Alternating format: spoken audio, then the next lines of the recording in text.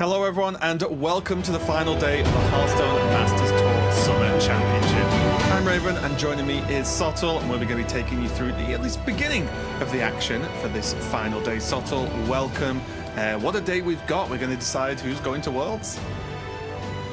That's what it's all about. We've got 4 quarterfinals, first up, each with a spot at the World Championships on the line, and then the remainder of the tournament to play out for the title of Masters Tour Champion, and of course the lion's share of that prize pool. But first and foremost, our initial hurdle is crossing off 4 more names on that World Championship roster, and it means that we kick things off with a bang. Like there's no gradual build. The matches that you see right at the start are just as important as anything else. Yeah, 100%. All of these players have worked extremely hard to get here as well, not only just this weekend, battling through obviously their own groups in the past 2 days, but also just through the playoffs, through qualifying to the playoffs. So it's been a long road for these players, but there is one final hurdle, at least in terms of world qualification, which, as Saul rightly pointed out, are these next 4 matches. So if you're just catching the start of the show right now, make sure you stick around for these next ones, because depending on how fast they go by,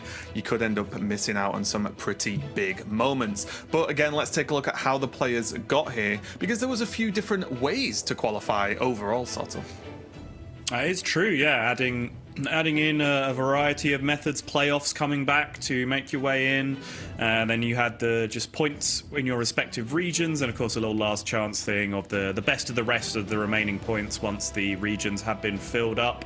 And we've seen a variety of those methods making it here, like FilFeel, for example, making it through the EMEA playoff and has made it all the way to top 8. Banter, likewise, in Americas. And then the points earners perhaps being the higher seeds, if you want to look at it that way, in terms of qualification. There's a lot of those hanging about in this top 8 as well. So really showing that there is a variety of methods that you can use to make it to this point, and they are just equally likely. Once you're in the tournament, you're in the tournament. You just got to play well on the day. You got to bring the right lineup. You got to not make crucial mistakes at crucial times. You've got as good a chance as anyone to making it to the World Championship, like these 4 handsome folks in front of us. Yeah, we already have Gu, Maxibon, Insane, and Fury Hunter that are already qualified for Worlds. They obviously came through the Spring Championship that we had not too long ago, honestly, but of course we are going to be adding to that list today. Of course, the players will be playing through Conquest, and a pretty interesting tournament format, but maybe not in the way people would assume, where a lot of these lineups, which we spoke about over the last couple of days quite a lot, yes, there's a lot of similar decks, similar builds, similar ideas, but the way they round out those lineups, I think it really is one of those tournaments where the 4th deck is the talking point, right? Because we've seen a few players have a lot of different ideas, and then there's some players that have even ventured with the, let's say, aggro or more aggro style lineups that have made it through. So we'll see how that goes shortly, of course. Take a look at the prize pool. We are going to be talking a lot about these first few matches qualifying to the World Championship. Of course, it's very important for these players. However, once that goal has been achieved, there is still a lot to play for. As you can see, that prize money ramps up pretty dramatically the further you get along. So definitely a huge bonus for the players that make it all the way to the end and get crowned champion. Yeah, already at the stage where you're playing, like $2,000 money matches straight up in top 8, and it escalates from there. So yeah, huge stuff. And as you can see, already a road to get here. We divided them into 4 groups at the start. Friday and Saturday we played out one of those groups each on the 2 respective days, narrowed it down to top 8, and now we're hitting the juice. Raven, it's time to see who's going to make it to the World Championship. And you can see here the 8 players, the 8 skilled, the 8 lucky, the 8 fortunate players who find themselves in this spot where they are 1 match away, 1 victory away from a World Championship appearance.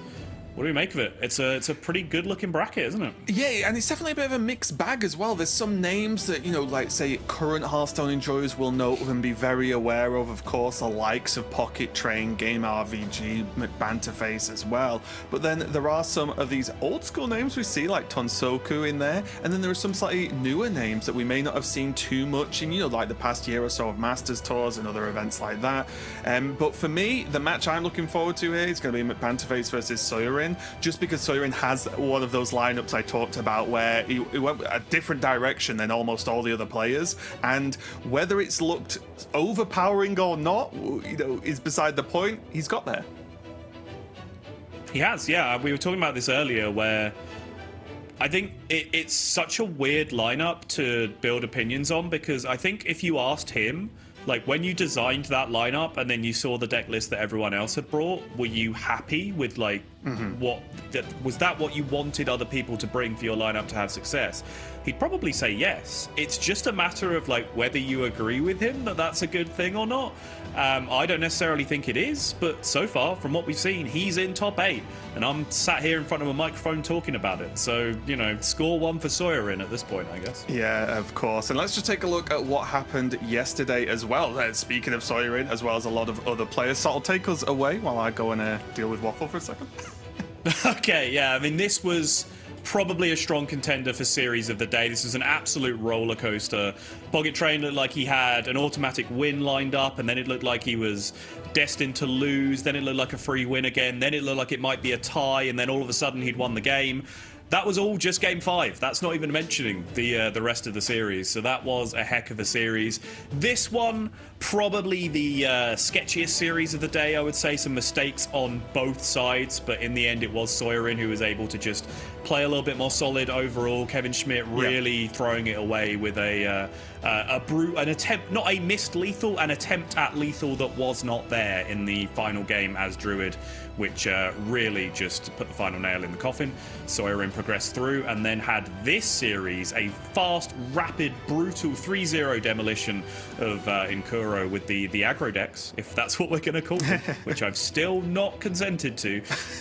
Just putting in fast victories. Yeah, okay. Yeah, 100%. There was definitely a mix of matchups and just the way the games went yesterday. We did see then Tobyka versus Banter. Tobyka had solid chances and probably wanted to beat up on this Death Knight, but it's a very difficult deck to try and target. There's a reason I think pretty much every player has brought it to this tournament, or at least did at the start of the tournament, of course. And Banter had a nice day yesterday, right? It was a 3-0 victory in the initial match, 3-1 victory in the winners match, and then done for the day. So pretty successful. Got to be feeling good coming into this top 8. And then we had, of course, Casey versus Chonsu. Chonsu was on the road to go to a quick 3-0. Casey managed to fight back, but it wasn't quite enough in that final game.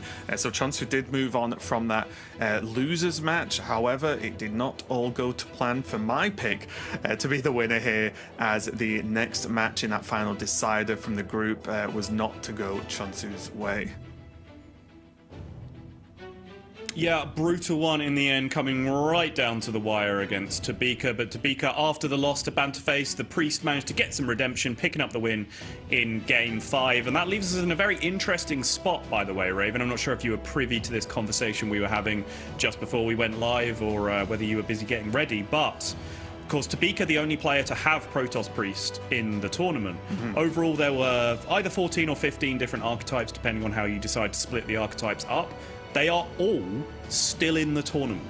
Every single individual archetype that was brought to the tournament is still in the tournament. They all made it through to top 8. So, when there was a couple of one-offs with the Drunk Paladin from Sawyerin, the Tobyka having Protoss Priest, multiple archetypes that only had 2 representatives, Quest Warriors, the BBU version of Death Knight, for example, all of them still here in top 8, which means in terms of the amount of diversity we had coming into the tournament, we still have maximum lineup diversity coming into top 8, which I think is a pretty great place to be in. Yeah, and speaking of the lineup diversity here, although there's a few classes, of course, that are shared between these two players, Tonsoku, one of the players who didn't bring Death Knight, and it's quite a rarity, right? Because I feel like Death Knight and Rogue felt like just the guaranteed decks, right, to be in pretty much most, if not all, players' lists before this tournament began. But Tonsoku making it work, going with the Warrior there, the Warlock, Rogue, of course, but then the Nebula Shaman, which although has not looked super strong, it's looked strong enough, clearly, to get through. It's had some strong wins, it's struggled in some matches, but I also feel like that's kind of the story of the Nebula Shaman. It feels like feels like a deck that can just beat everything. It's got its good matchups and bad matchups. It does, yeah, and I do There was a lot of things meta read wise that I got quite wrong in my predictions going into this one, but I had over 14.5 rogues and under 13.5 death knights coming into the tournament, just because I fully agree. Like, those are the two decks that you kind of start with in every single lineup. I thought enough people would think that Death Knight was targetable enough to want to then leave it out of their lineup, which would only be a handful of people, which of course ended up being correct. I think 12 Death Knights total, and the full 16 rogues made it into the tournament, even though they are not all Fyrakk rogues. Well, let's get into it. It's our first matchup of the day. The first quarterfinal, Tonsoku on the top on one of those rogues, and then Photon on the Death Knight. So the two sort of popular classes, let's say, going toe-to-toe here. And again, just a reminder, in case you've just tuned in, the winner of this match will get a World Championship spot. So a lot on the line for these players right now. It's a way to kick off a broadcast, isn't it? Like, there's no messing about. It's just we yap for a bit, and then boom, World Championship qualifiers straight away. Yeah, perfect combo. Some yapping and then some qualification, easy peasy. So far, though, Tonsoku does tick the initial box of, I'm on Rogue, do I have Scoundrel available on Curve? Yes, so that's a good job done. Although we have seen some games this weekend of Scoundrel being skipped on Curve for an even better turn, which is when you know you're about to win the game. Yeah. I know Lorinda is probably currently very happy seeing the cryo come down. Point of admin, because this always comes up. No, Tonsoku did not just miss a damage. Freeze is defined as you miss your next attack. So by choosing to skip the attack there for 1, that means his minion is no longer frozen and will be able to attack again next turn. So you are trading 1 damage willingly for the promise of 4 damage on the following turn. Whereas if you attacked for 1, his minion would still be frozen right now, and you'd be giving up 4 damage on the next turn. Yeah, not only the damage, but the flexibility as well, right? Is important to be able to, again, for example, this instance, just trade better, right? Which is going to be pretty nice. There is the metal detector as well in the hand for Tonsoku. There's, of course, coin Scoundrel metal detector for absolute maximum push, but the coin sometimes can be held to get onto these slightly bigger dragon turns, although the Scoundrel's part of those combos anyway. So I like this, just maximum board presence. Weapon goes down, you, let's say, get the coin back, even though it's sort of, right? You gain a coin and use a coin, so it's fine. And it's just absolute maximum pressure from Tonsoku, so I like this a lot.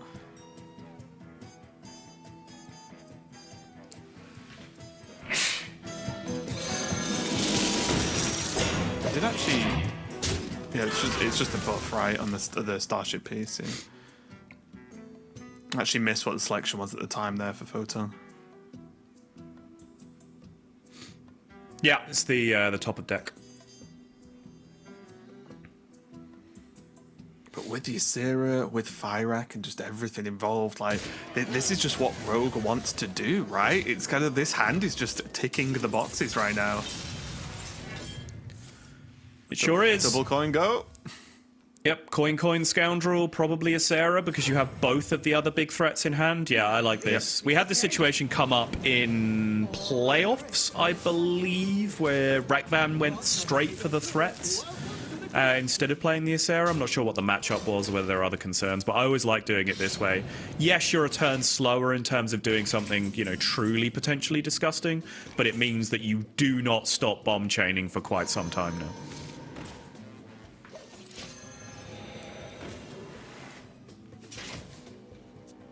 Photon just going to be dropping down more Starship pieces.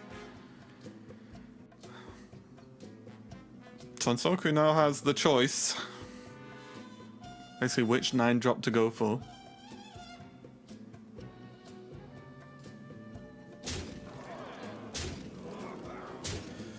Or just only lethal. 8 damage face is pretty tantalizing. It's about average, the outcome of face damage.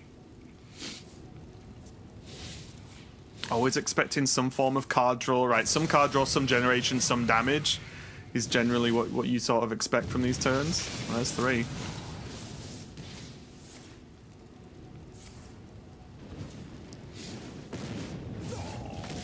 I think that's probably it, isn't it? Yeah, I was going to say quite a few expensive cards thrown out there, at least mid-rangey cards. So not quite there. Gets a very minimal amount of damage in the end. Yeah, you hate to see the double explosive trap, don't you? Because it's just not the best card anyway, and then it's stacking on itself. Okay. Could do with some relevant minions here. Okay, that's a very relevant minion. Clearing up some of the damage on the other side, because there is Ziliax to just go straight into this to clear it up. So without the extra removal of the Acera, Tonsoku would be in a much more promising position in terms of being able to clear this up and keep threatening damage.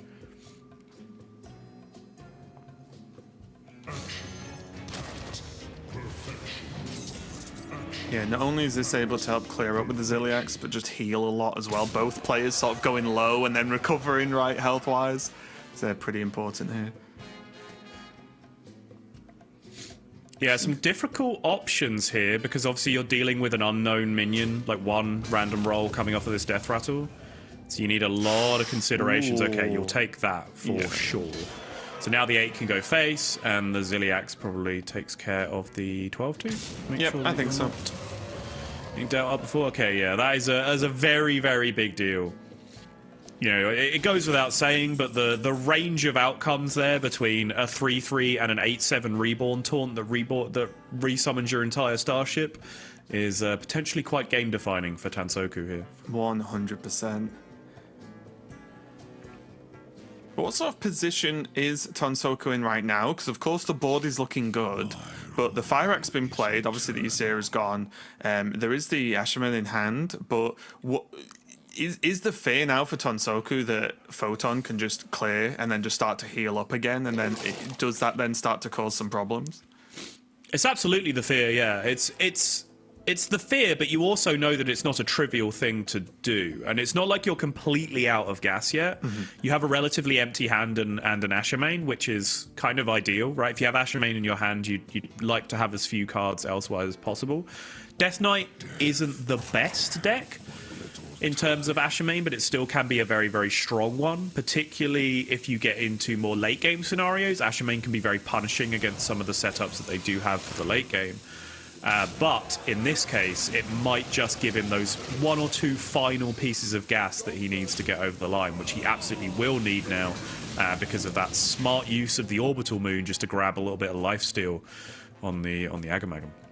Yeah, and without any actual ways to deal that 1 damage, it's going to get more, right? If it has to be traded into, that's a lot more health, and these leeches are going to start stacking as well. So, big questions being asked of Tonsoku here.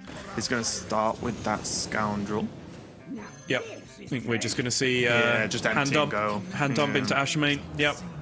He's used the prep and has not yet cast a spell, so that will still carry over. Yep, there you go. Oh. Wow, okay. Just look at the 3 Sanguines, double corpse explosion. Not super threat heavy. It does take care of the lifesteal without giving the extra 8 health healing, right? It Weird that the giant minion is the lowest health thing on the board, but there you go. My hand is too full. Ooh, Shadow Step being burnt's a little bit frustrating. Yeah, drawing those cards in the other order, I think, would have been phenomenal there, because then you had potential step on the mini pirate to actually play something else impactful this turn, or just to step on any of your high value cards, right? Step the Fire Axe back, go for it again later if you need to. That step kind of Fire Axe back, and lethal next turn with it. There you go, and game solved. Yep, easy stuff. Ziliax going to come out now and look at the health total now, right? The leech huge. Manipulation, Raven. It's going crazy. It's leeches all the way down.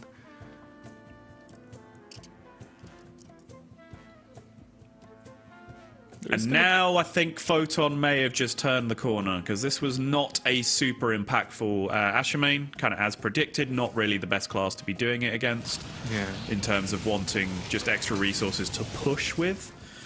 Tonsoku will be able to readjust to a bit of a long game here just because of the million leeches that he has available to be able to stabilize himself, but does not have a great deal left to play the late game with. There's a Grifter, the Elise is still there. We might be seeing the Raven special come out in a turn or two, maybe. When you were done yesterday, Sol, trust me, and you can check the VOD, as soon as you went, nothing but 5 cost locations left, right, and center. choose. They all came out to play when they know they were safe from you. Questionable. Check the VOD. Okay. It was actually a really cool game with the 5-cost locations. With there was the Xavius with the plus stats and Reborn, and then 5 cost to make 5/5s of them, and then that sort of stacked. That was really good. No, yeah. And there was okay, multiple 5 cost. I think it was 3 5-cost locations in that one game that kept trying to duplicate them. It was pretty sick. Ooh, Ceaseless on 26. For some reason, I expected it to be a bit less by now.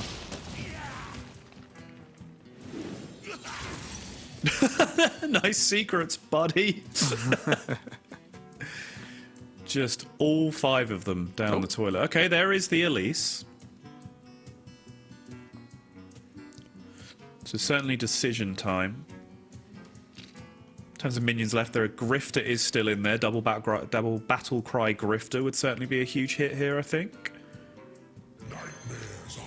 Oh yeah, there is the Shaladrasil as well, right? Which creates some level of push. Grifter costing 2 less. Not really the best.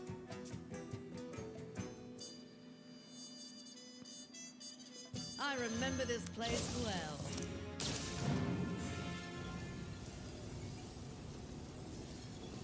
Oh yeah. Yeah, ends up just with a charge Robocooler instead, which...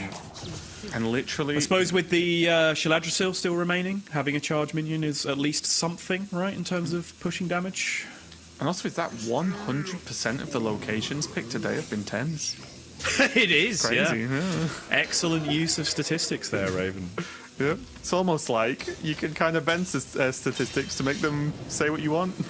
Nah, that's never happened.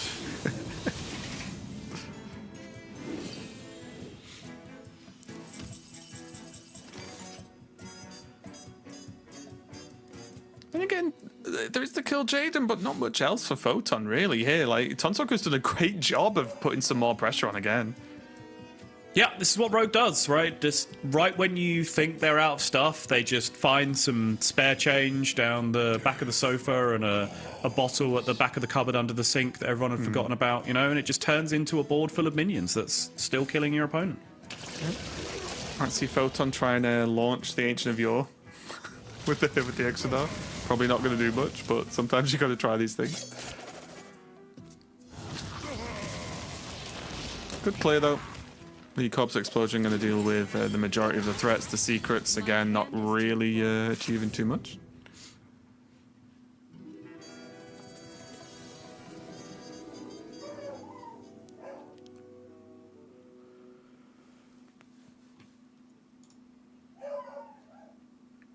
Still a Nightmare Fuel remaining in Tonsoku's deck, which I'm looking now at the remaining minions on Photon's side as to whether that can have any great impact. Not necessarily, because the Kill Jaden, for example, is already in hand, which is always the go-to in this plan when it looks like things might be progressing towards a fatiguey situation against the opponent. What was the location? It's +4 attack and something. Does it make the 10? Because I know the 10 was offered. I didn't see what the second The copy option was offered, but when I don't know if it was taken. Oh, let's find out. It was the copy, okay. Yeah, 10/10 copy, again, when you have charge, makes some sense, I think.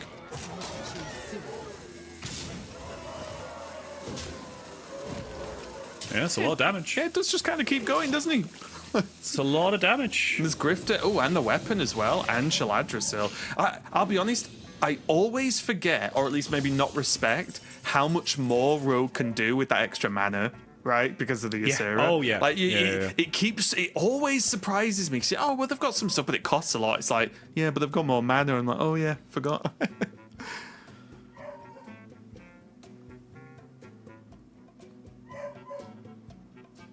Death calls.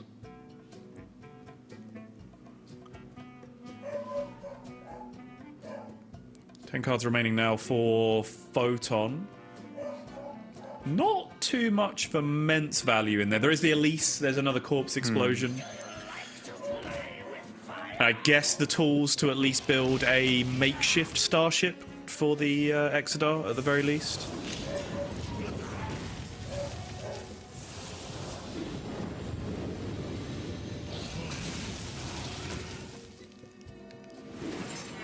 I'm almost out of cards.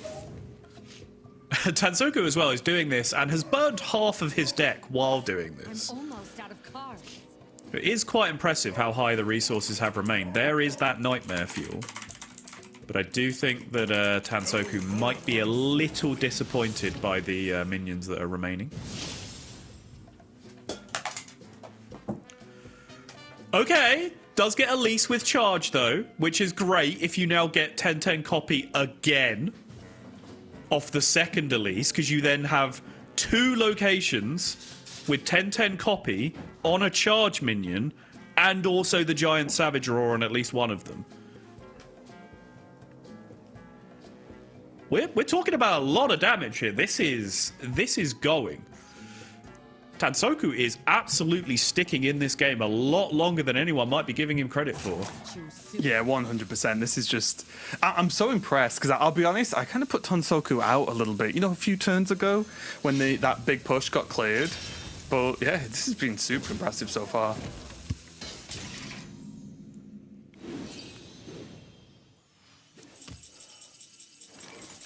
Yeah, Pyro, not really the draw. You're going to have to rip the Infestation here, I would imagine, just to try and find some sort of effective way to spend mana this turn.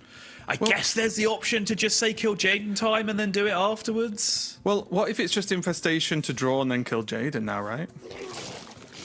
Well, because you could also do that the other way around, right? Where you just kill Jaden and then hold the Infestation for like maybe one turn just to draw a couple of buff demons for tempo, that kind of thing. Sure. I think I like getting the kill Jaden down because you can hold Ceaseless then, right? Yeah. I can see that. I'm worried about that Elise, though, that's still in the deck. Like, playing this game without access to that Elise does seem a little bit problematic in terms of overall value.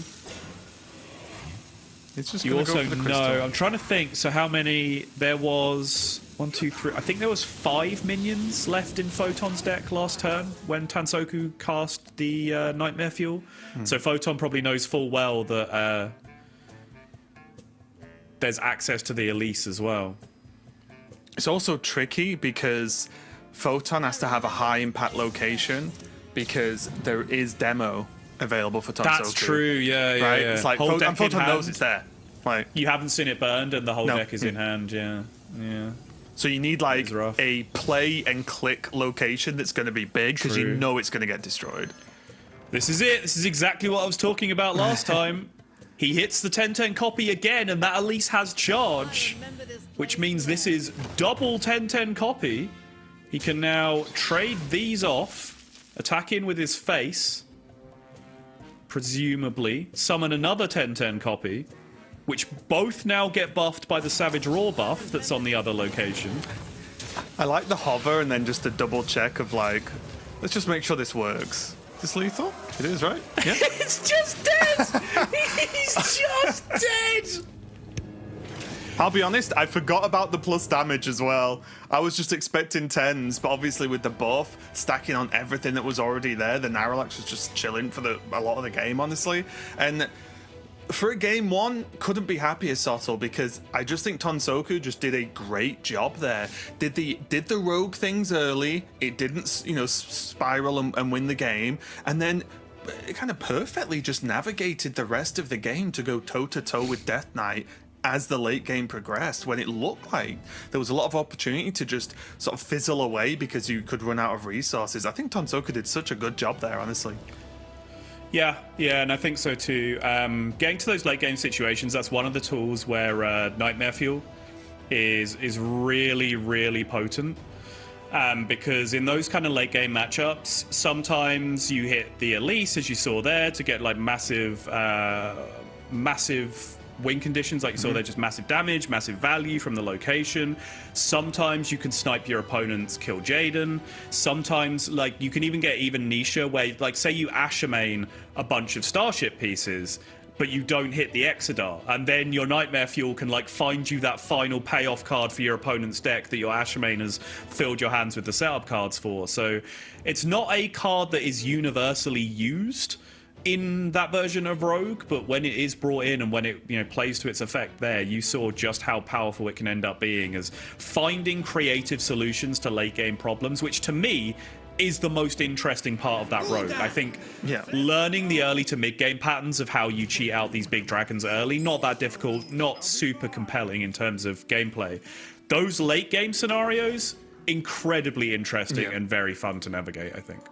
And I think just really display the skill level of these players, right? Because that's hard to do when you're against someone who's also very good at the game, right? It's kind of tricky to navigate overall. So, I like that a lot from Tonsoku. We are going to be jumping into game number 2, though. Tonsoku jumping over to the Shaman and Photon jumping over to the Warlock for this one.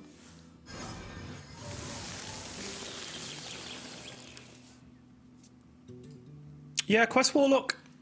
Bit of a mixed bag in this tournament so far, I would say. It's done okay in terms of pure win rate, but hasn't really been respected enough to pick up bans.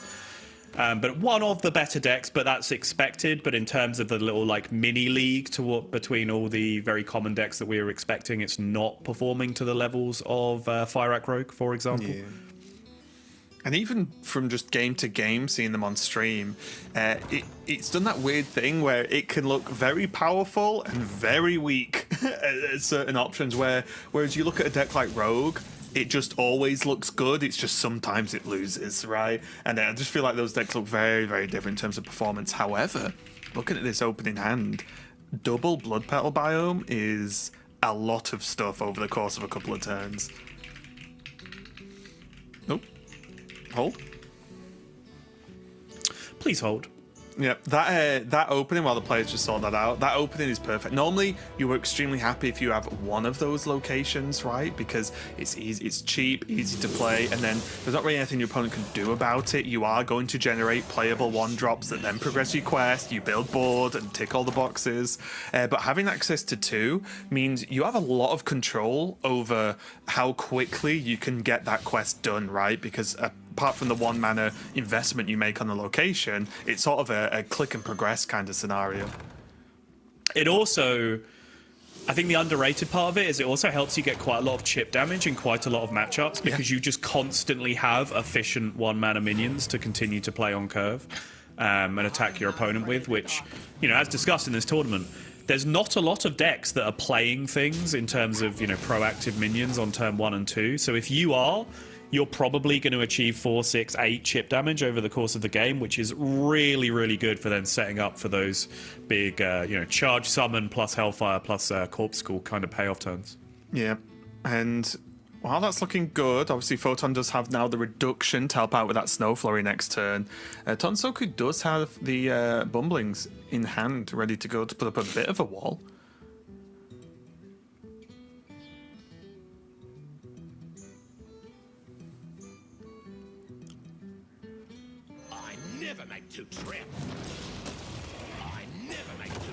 Yeah, it does get the Curious what the second consideration sanction. was here, because this hand looked very much like it had one play and it was this, but so I'm confused as to perhaps what else was being considered there.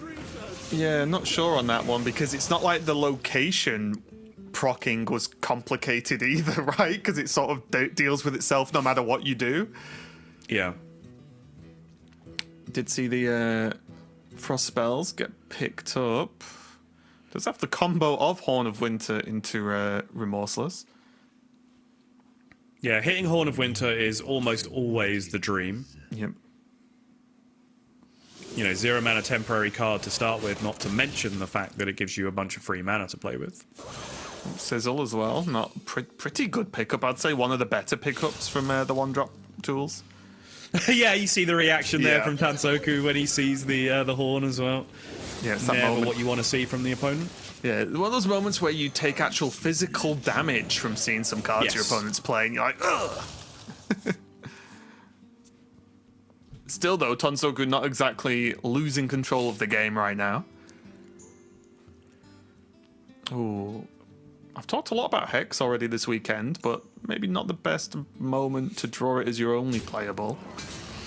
Yeah, not looking quite as good here, is it?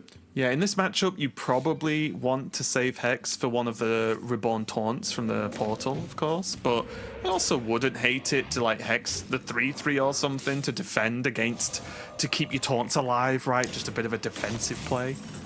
It's not the end of the world. I think Tonsoku is just hand read baiting, by the way, in regards to the delay on the previous turn, because even there, he momentarily moused over a couple of cards on the left-hand side of his hand before passing. So I think he's just trying to give some sort of misdirect to Photon if there's any hand reading going on. And I guess to an extent, you are always thinking about when you want to proc this location, because it's kind of just ramping on that given turn, right? So it is something that Tonsoku will have to think about, and because especially that turn was not too many options, may as well take your time and have a little look as well.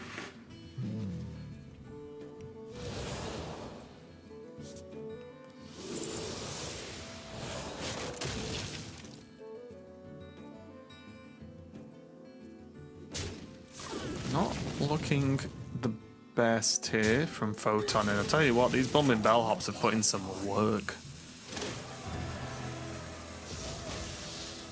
Yeah, the solitary reason why Tonsoku is anywhere near this game right now, just having that massive push of 2020 of stats on turn 4, was it? Yeah.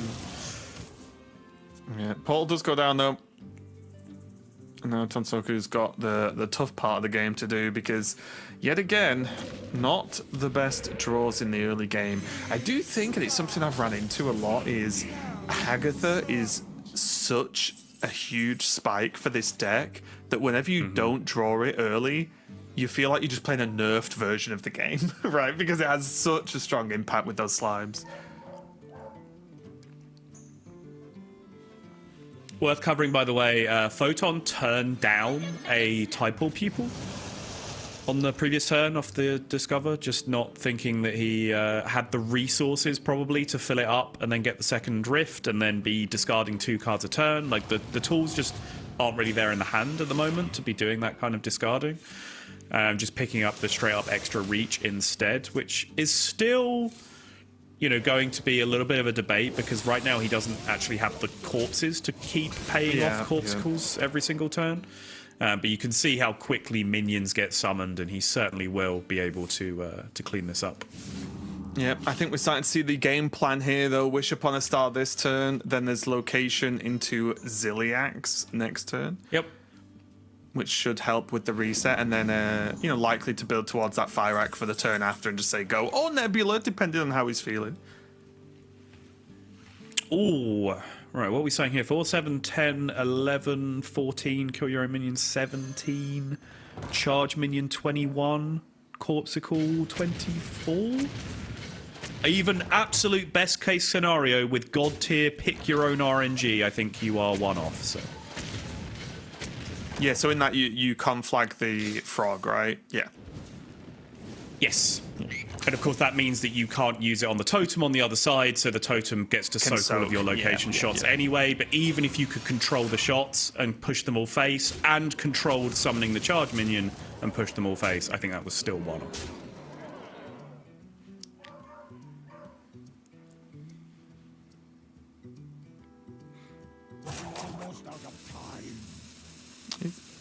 Is Photon considering live tap over Corpsicle here? I wonder what the pause is for, because to me, I'm throwing that Corpsicle out and pressing the button every day of the week.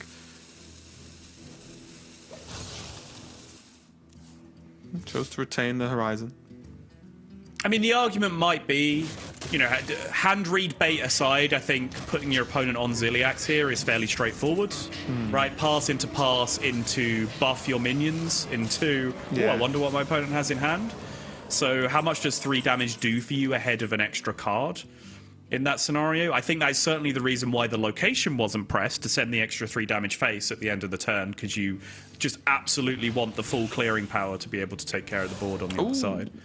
Conflagrate number 2 is a massive pickup. Yeah, absolutely huge, because it's just so much less damage to deal, so many more minions that can live. Yep.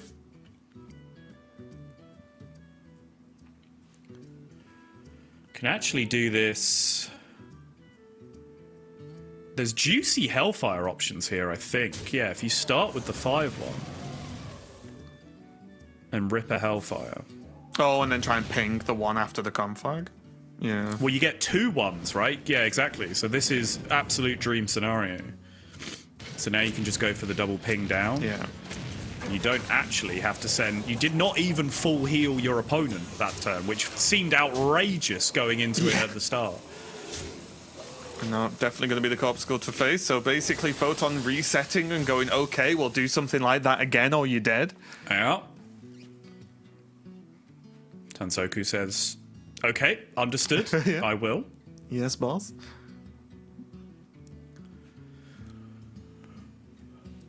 It's awkward, though.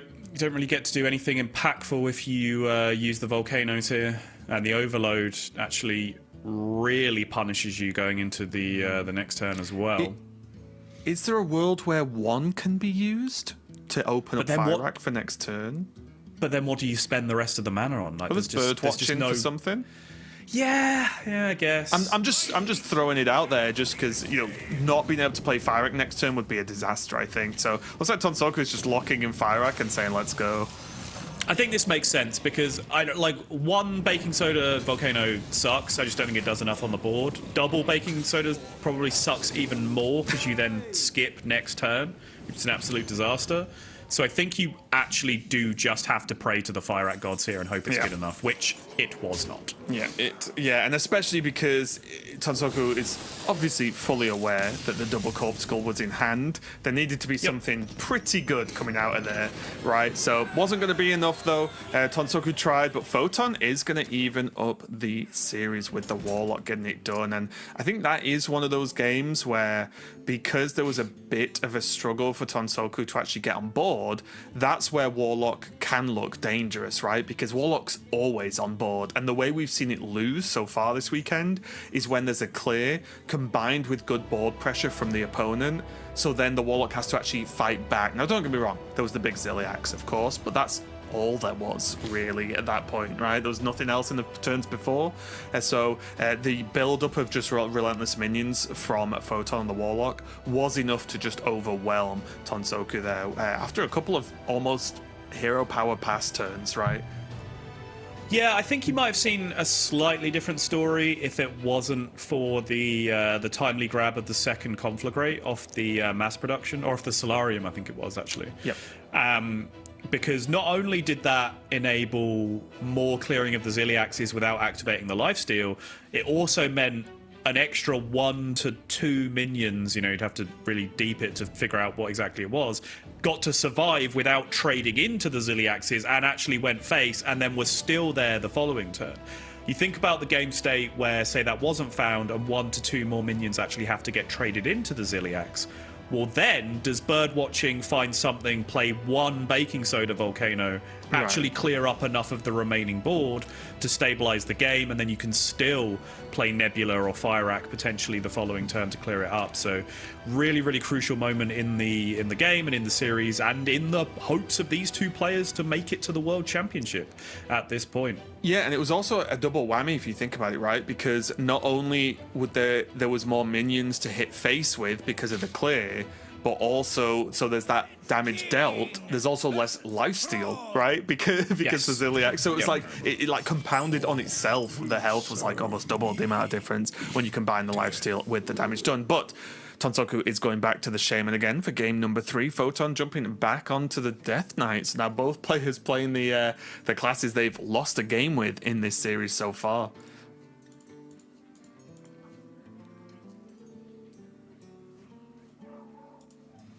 Here though, starting off with the bird watching and throwing everything else pretty solid for Tonsoku. As we saw there, this Shaman deck can get a little bit funky, which is why I talked about Hagatha earlier on. Like the difference that one card makes, just having that on curve, is so big with your mid-game spiking sort of power level in this Shaman. It's huge, so be no doubt digging for something like that. Whereas Photon does have Guiding Figure and Infestation, and now Crystal for the opening, so not too bad at all, having a little bit of a curve himself.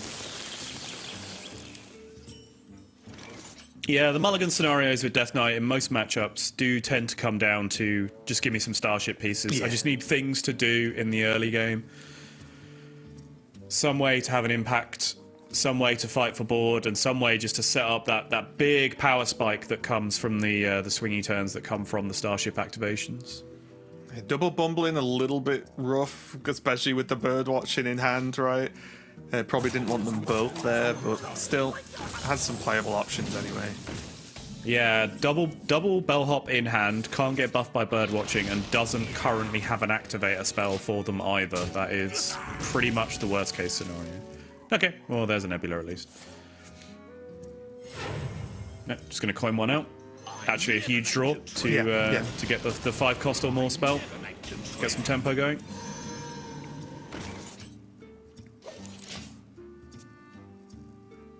Yeah, I love this.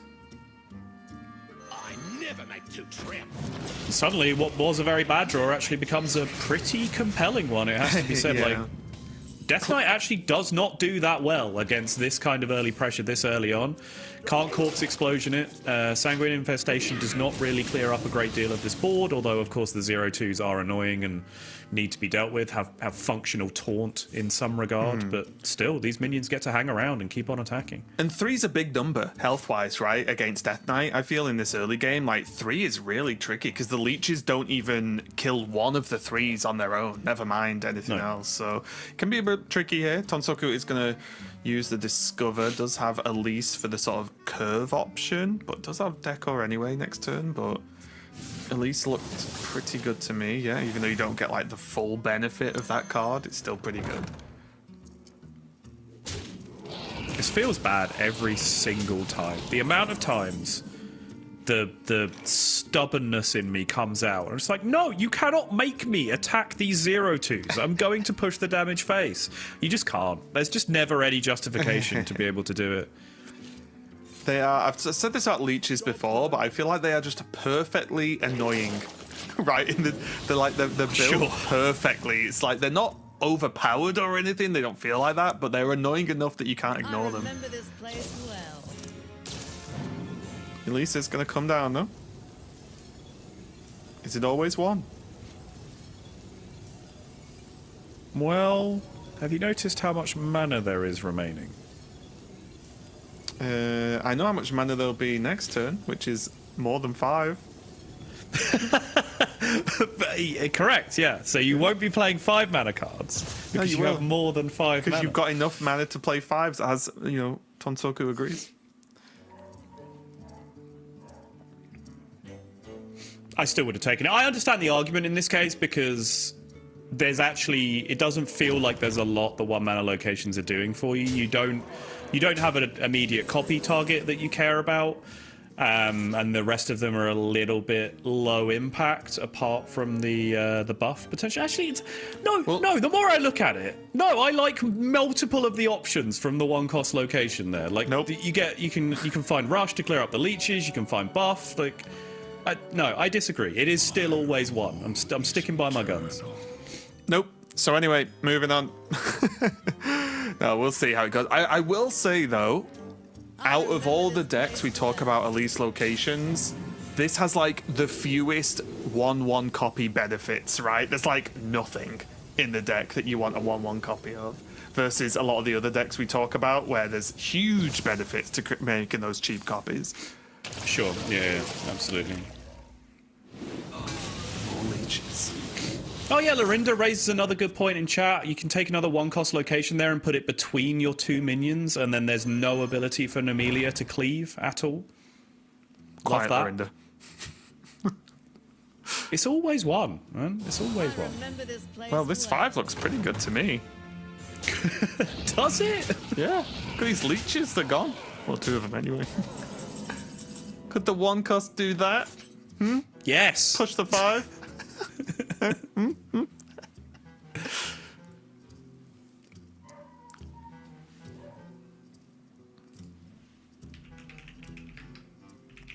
Photon does have options for clear. if he wants them, but he's going to get the, again, in the opposite fashion to what I was talking about. Death Knight, one of the classes that really wants the cheap copy, just to get more of those Starship pieces, or copies of Starship itself on the board with those effects. Oh, there it is. Finally.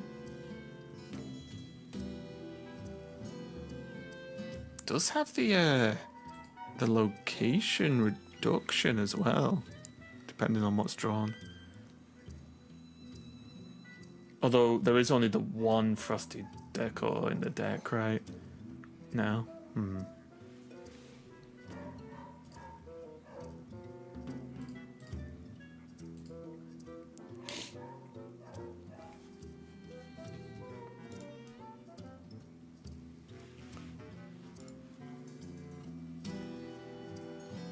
Yeah, very awkward turn, actually. Yeah, just gonna go for big dudes. Yeah, it's awkward in the sense that there's 3 or 4 actually pretty viable plays. It's not one of those awkward turns where you can't find any line. It's... you have multiple lines and they all look equally fine against the board state. They're all just average lines. They're just normal lines. Just normal lines. It's been too long.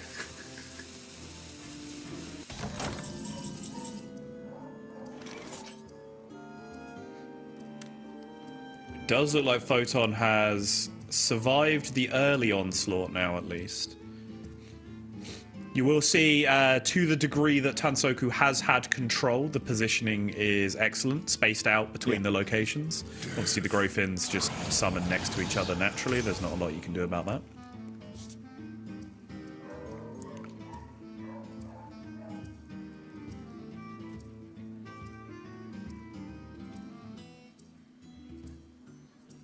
It's going to be tricky as to when Photon wants to pull the trigger on the Pyro. It does have even the Orbital Moon now as well, so could use it to gain a lot of health and to clear the board. But against this deck, it's just a fear that there's just another board going to be made. This location's coming off cooldown, so it can create another 5/5 copy of something that's played next turn, right? So it's definitely tricky. You can't just say, oh, well, this is the big push, I'll stop it, and that's fine. But you are taking damage though, right? So it does look like Photon is going to commit to it and say enough's enough. Get some health, get some clear, and let's see how that one goes. Good amount of heal as well. Yeah, I don't mind it also because it does stack up a bunch of corpses for you as well, especially with the Reborn on the Pyro getting you one more. So you have the Corpse Explosion in hand to back this up. And look at this. Could you one cost location do this? Look at this damage.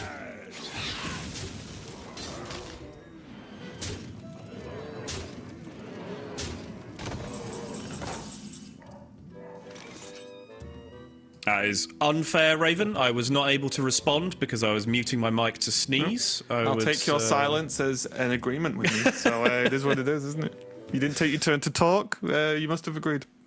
That's it. You have forfeited your right to have a point. You had exactly 1.2 seconds in which to respond. Imagine if we did that. We had just like strict timers to talk. It's like, right, it's my 15 seconds now. For casting. yeah. I'd be out so fast because I ramble, so I'd just be out really quick. Yeah. Oh, the old Raven looping claws. Oh, it's so good. Pull that. It's not done that for a while, honestly. It's because we've not cast for a while. Whee. I'd have loved it if you'd have just done it then. Just looping clauses, explaining why you don't do looping clauses anymore. Now that I'm thinking about it, I know I'm going to do it. Oh, no. It's just that the seed has been planted. It's because you'll now try and be overly precise with everything you're saying, which will make you over-explain everything, which will cause the looping. Yes. If I keep my answers short. Thanks, Raven. Can't happen. I will only cast in answers of Ragnaros. yes and no. A second Double one. Ragnaros. Okay, now we're gaming. Sometimes your name's just on the trophy, Raven. Well, not your name, obviously. That would be ridiculous. Not just a direct burn.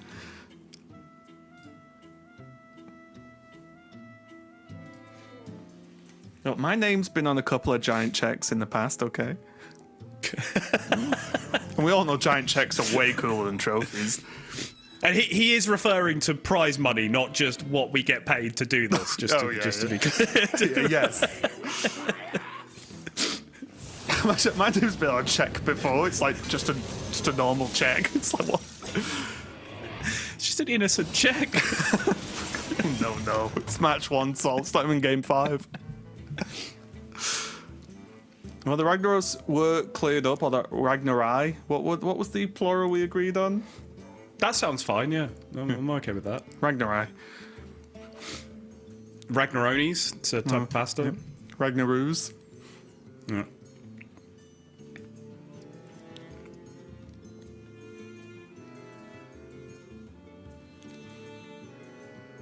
It's a little bit tricky though because there is Ziliax and Copy again, but then that's all your fancy shenanigans with the copies done, and it doesn't actually do anything extra, right? Having the copy just gives you one more thing on board, but it doesn't feel super high impact.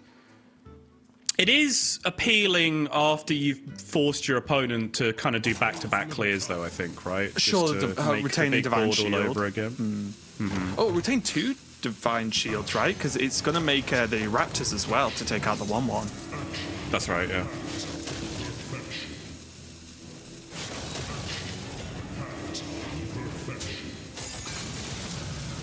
Yeah, pretty nice actually. Yeah. I'll be honest. I sort of forgot about the Raptors clearing the 1/1 because if the Ziliax 6/5 had to go into a 1/1, you'd feel pretty bad about losing it there. But Tonsoku feeling the pressure by the looks of things here. So close, but maybe so far. Yeah, and the little roll of the eyes here is because that location came down last and should be placed to break up the Ziliaxes as opposed to being on the right-hand side of the board. Yep, he knows it. The Doesn't need me to scold him for it, but I'm going to do it anyway. Oof. Shame on you. That's shame on you, not shaman, because I don't say shaman like that because I'm not an idiot, just to be clear. Sol is feeling spicy today, isn't he?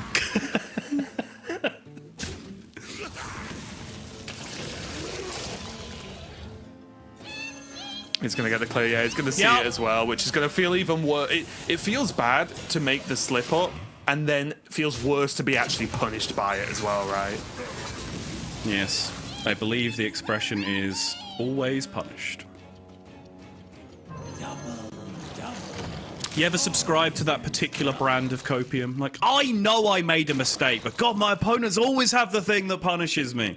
Every day of my life. Okay. I think I've only ever lost games to being unlucky. That sounds right.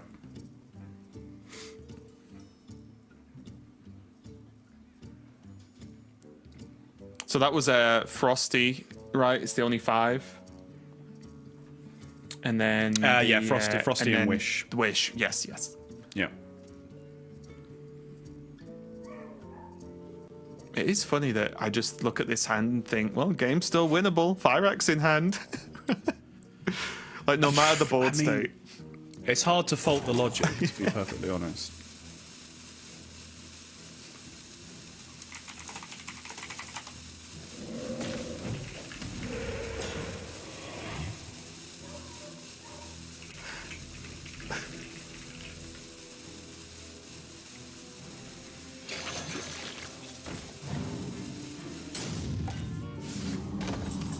Okay, the Wish Slime does go down.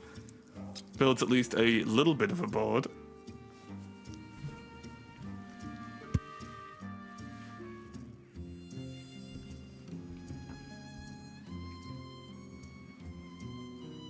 A little bit resistant to this Nomelia. Tonsoku definitely not making any more mistakes with placement after that one.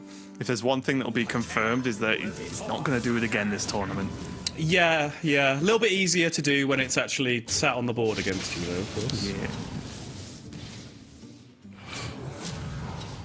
Double Spire from the Heron. Okay. The board has stuck again, though. Like, again, very similar to the Rogue game. Tonsoku is doing An excellent job, Nomelia Slip aside, of just continuing to present threats for the Death Knight to deal with. The Death Knight is slowly running out of removal options, but we are about to get into the Ceaseless Expanse activation.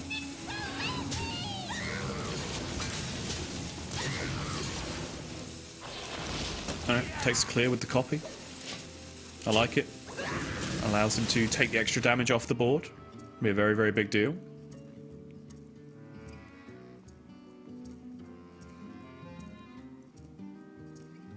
Wait, could that have been done the other way around, or am I just not remembering the board state already? Other way around, meaning The Nobelio that went into the bigger minions was the 1/1, right? Like, did they need to put the big one in to clear the taunt? I'm not sure. yes, yeah, I think so. Yeah. Oh, did they? Okay, my bad then. Yeah. There is as well still that double hex in hand for Tonsoku, so if anything truly annoying comes out, it can be batted away to an extent, right? Oh, there's Exodar pickup though.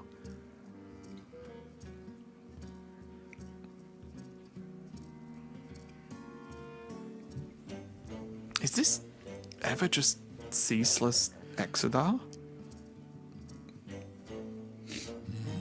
The problem with that is you don't activate your ship, so you know you're just walking into Hex, right? You really want to activate the spell burst on the turn you launch it. It's not the end of the world because, you know, you do still have a 10/10 and an Exodar in play alongside anything else.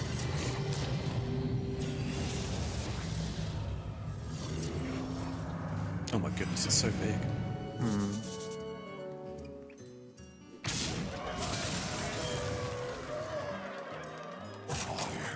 Just one of those moments, isn't it, where with this play, with leaving stuff up, there's a slight fear that, well, that Hex is going to do a ton of work and maybe push a ton of damage as well.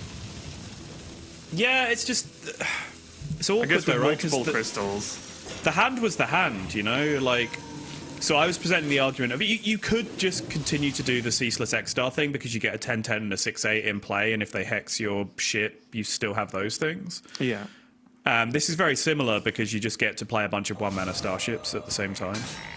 Yeah, I just thought like this way, the other way round, of course you spend the Ceaseless, right, which is a big deal, but Yeah. it's not leaving these pretty threatening minions on board, right? Yeah.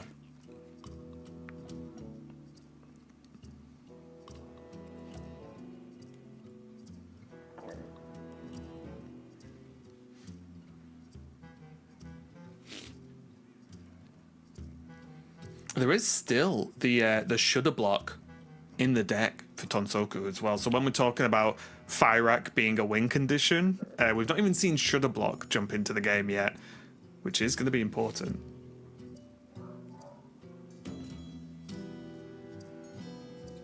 There's little time.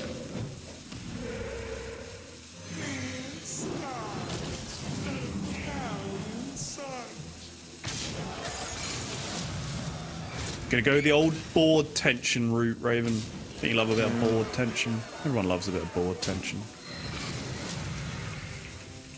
Lorinda actually raised an interesting point of just the whether to hex the statue or not, but I don't think, like, knowing how much is left, I think even just saving it for the actual second ship might be better here.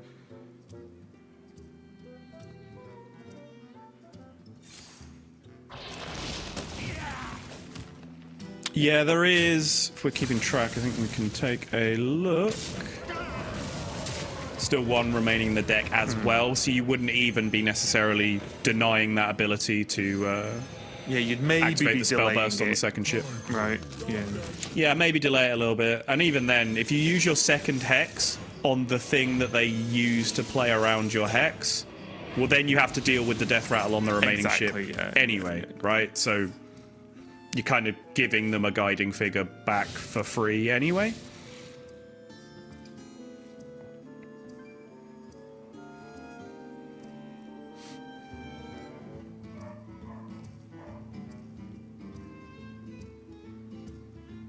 I think at this point, there's the one Nebula left for Tonsoku, and the Shudder block And I think that's basically what he's waiting for, right? Is to go Shudder Block, probably Shudder Block Fire Rack, and say, it is what it is.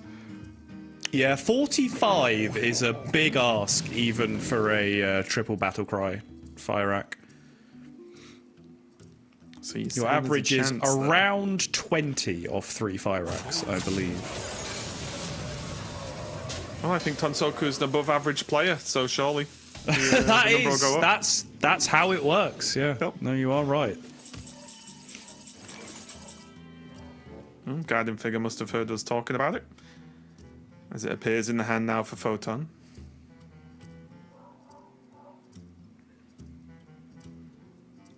It is this funny game, isn't it, with Death Knight, where at this stage it's always like, is this the turn I ceaseless kill Jaden? And then, is this the turn I ceaseless kill Jaden? Just one after the other in this late game.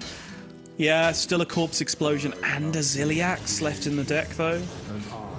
Which feels a little bit spooky to be going down that kind of route. Yeah, I'm just going to go with the other minions instead. So much mana available that even after all of that, even after the Yaw came down, it could have still been kill Jaden at the end of the turn. But yeah, there we go. So 50-50 now on the last 2 cards on the draw for Photon between a Vampiric Blood and a Corpse Explosion. I think you massively favour the Corpse Explosion. Yeah, 100%. Nebula is picked up now from Tonsoku.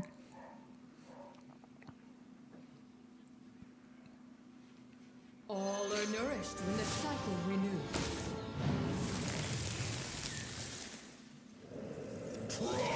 Not quite as exciting as the previous Nebula. Nope. Meadow Stride. I knew it was coming. Want to stride through some meadows with me, Saul?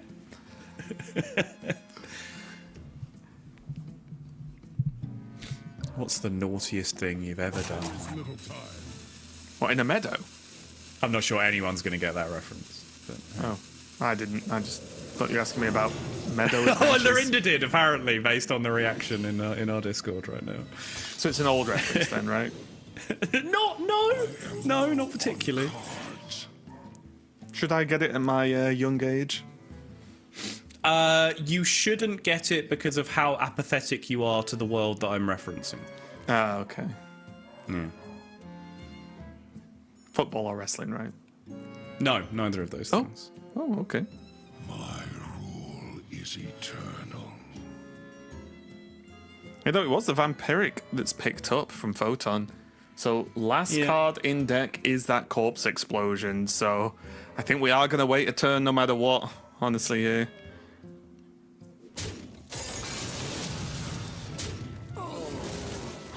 Well, it's just the mana. It's just 2 mana restriction of having to. If you wanted to do it, you just have to spend an extra 2 mana on playing the Vampiric Blood to get the Corpse Explosion, and then have the kill chain is the only real limiting factor. And they Still don't really want to have to spend that 2 mana. But yeah, I think having to clear up the board is the more limiting factor in this spot. We'll just wait, get the Corpse Explosion naturally. Oh, Okay, there's the Shudder there Block. is the Shudder Block finally. Time for lethal.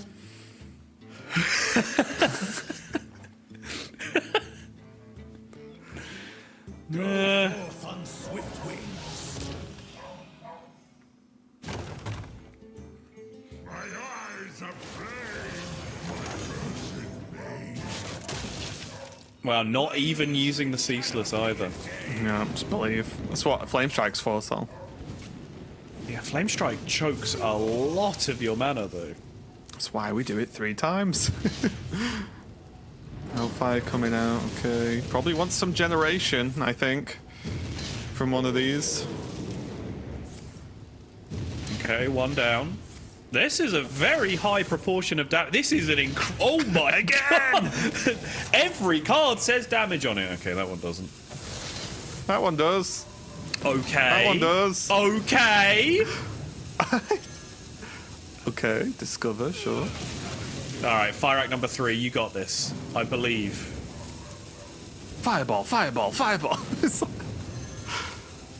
I think the most efficient method I've ever been able to think of, by the way, is Fireland's portal into Gnome Muncher over and over again. Yeah. Oh, got the hero power as well, though, which is a big deal. Probably did not have the animation time to be able to see it before the end of his turn, though.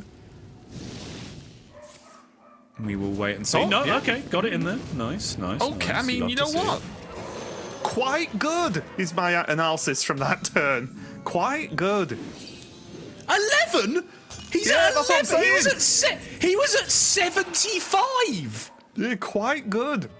What do you mean he's at 11? And no, there's the that's three- not okay. And there's the death rattles that was spawned as well, right?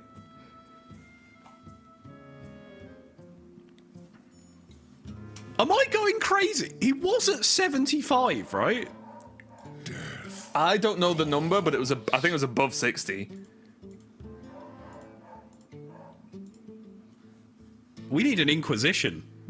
How was this allowed to happen? Yeah, look at but damage, pretty relevant from the death rattles as well there. Getting a little bit more chip damage to the face. Does have Vampiric Blood though, and the Starship, but there is that Hex.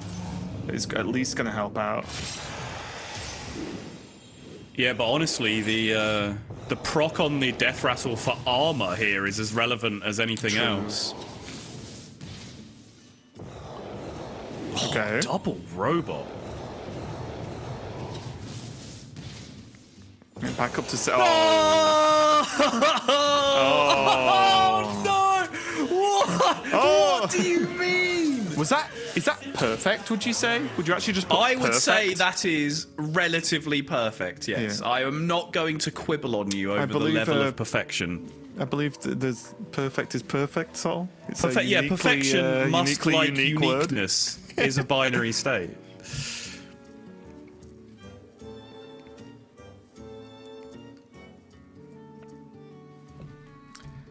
Oh. I think again, like, Tonsoku did so well again. Obviously, the firework was very good, right? Don't get me wrong, but has done a great job at keeping up the pressure, keeping up the being able to deal with the threats from Photon. But how do you even mentally recover from that Starship turn? I don't know.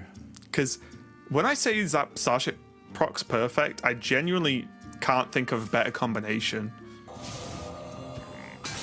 And, like, the really twisted thing is, I think you win the game against anything that isn't recursion summons, right? Like, as long as none of the minions that come off the spell burst have a resummoning ability in some way. Here we go. This is your turn and the board is already clear. Like, at this point now, the board is clear and you have an 18-18 in play and your opponent has nothing to do except play Kill Jaden. Okay. Hold. Oh, we're holding. Is it baking soda again? And just hero power? No, baking soda ooze, maybe? You need 7 out of 10 shots to win initial 3 out of 4 favourables, diminishing over time. That sounds possible. Oh, we're gonna get the big boy. Okay, I like this as well. That's just a lot of stuff, and the taunt is just nice, right? Holding the hero power, Yeah. no problemo. Yeah, Tonsoku is still just kind of in this game. Yeah, so unfortunate to be dealing with the reborn taunts off the spell burst, but then fortunate in the fact that the Starship did not come back after that point, which has at least kept him in it. Means that we have a real nail biter now coming down to the wire.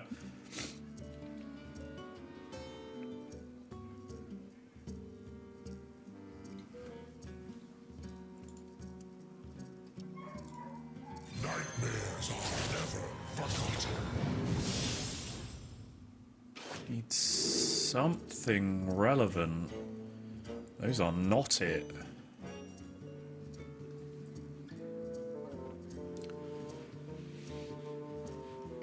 Exortoth, theoretically powerful with an empty hand, but not playable this turn, and it goes top of deck anyway, which is useless in this scenario. Like Photon to just maybe try and help with some clears of whatever stuff's left over.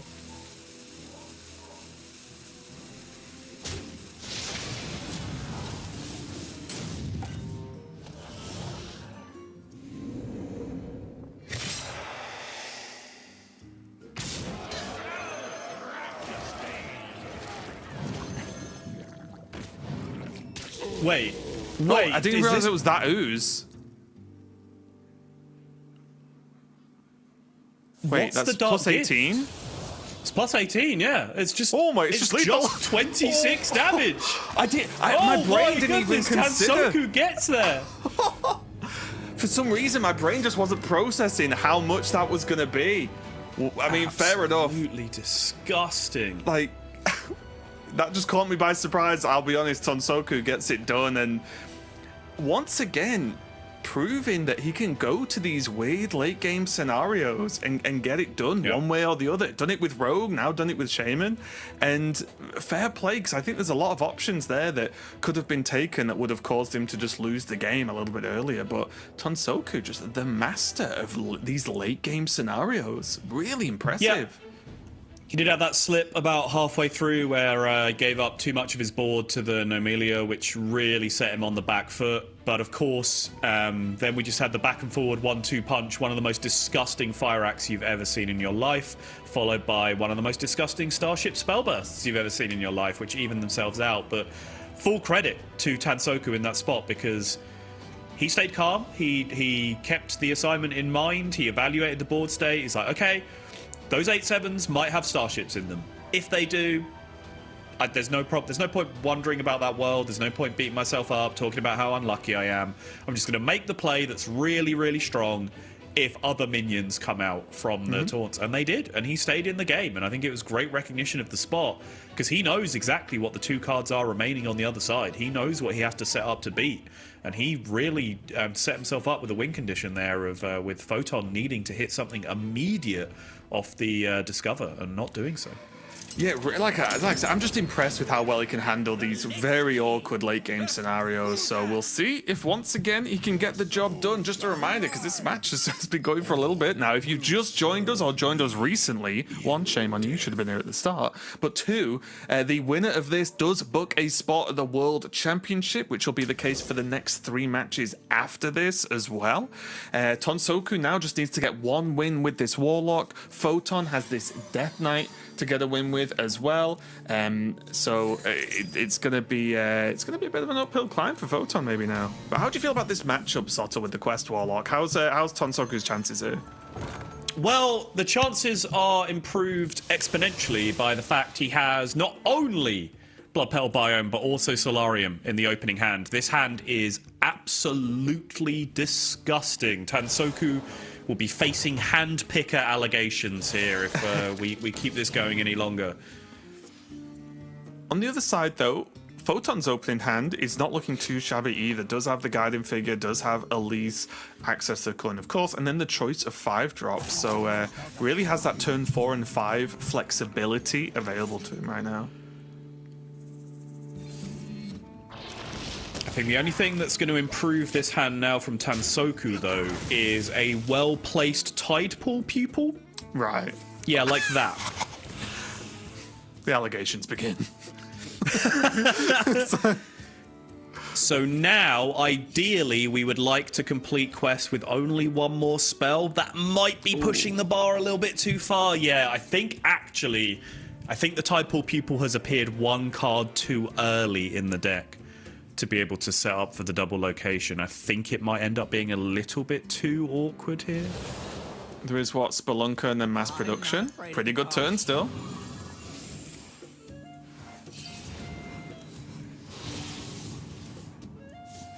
Is there still 1 left on? Hang on, I thought that filled the pupil. No, 1 left in this location. There's still 1 left now. Okay, well then never mind. Location. Yeah.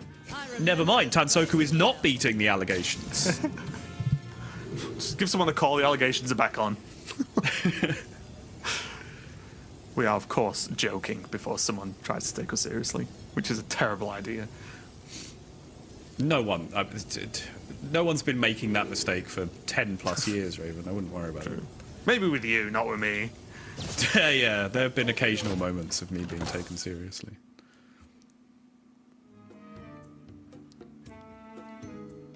No, people's wait, no. active. You lied to me. It came up with 4th. Did it? Shouldn't it have glowed before? You lie. It wouldn't have glowed before because you didn't have the mana to play it. You have to have mana to play it, and stupid. it's Yeah, active. I didn't see the glow, so I was just fine. Allegations off again. Chat. This is what I get for trusting my co-caster. Honestly, More for you. never make that mistake. Definitely sounds like a you problem. Okay, though. It really is.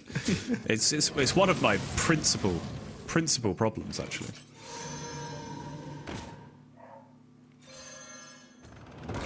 Does get copy, gain armor on the 1-cost location, so he's able to start stacking the starship. But this, regardless of pupil shenanigans, this is about as good as you get in with Tonsoku, right? Like, you're getting that pressure early. Photon hasn't been able to overpower the board, so these minions, I think you spoke about this either yesterday, maybe even today, but the location giving you those minions to start chomping some damage away early. Oh, now there's demo Renovator pickup. as well. Oh, Yeah. Dark Moon getting the Rift, and you've picked up the Renovator to deal with the Elise location. No more copies coming out for Photon. He I'm can interested. hold off for one turn if he wants to and do something a little bit more aggressive instead, but I'm not sure what that would be with this hand. Exactly what I was going to bring up, yeah. Like, Renovator you can hold because there's still a cooldown period on the location, but what's the follow-up? Roll the dice on a random card, and it might not do anything anyway, so yeah, I like this.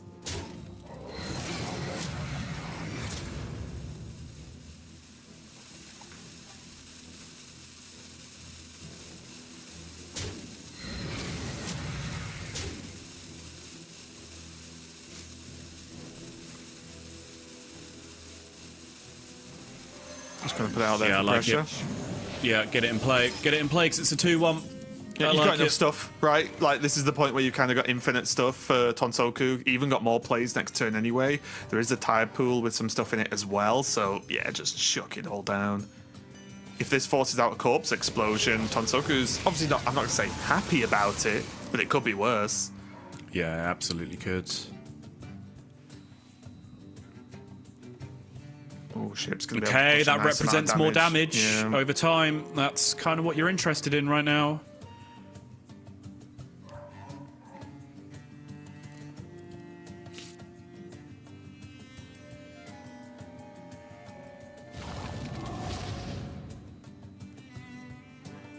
Charge again. Horizon's Edge coming down.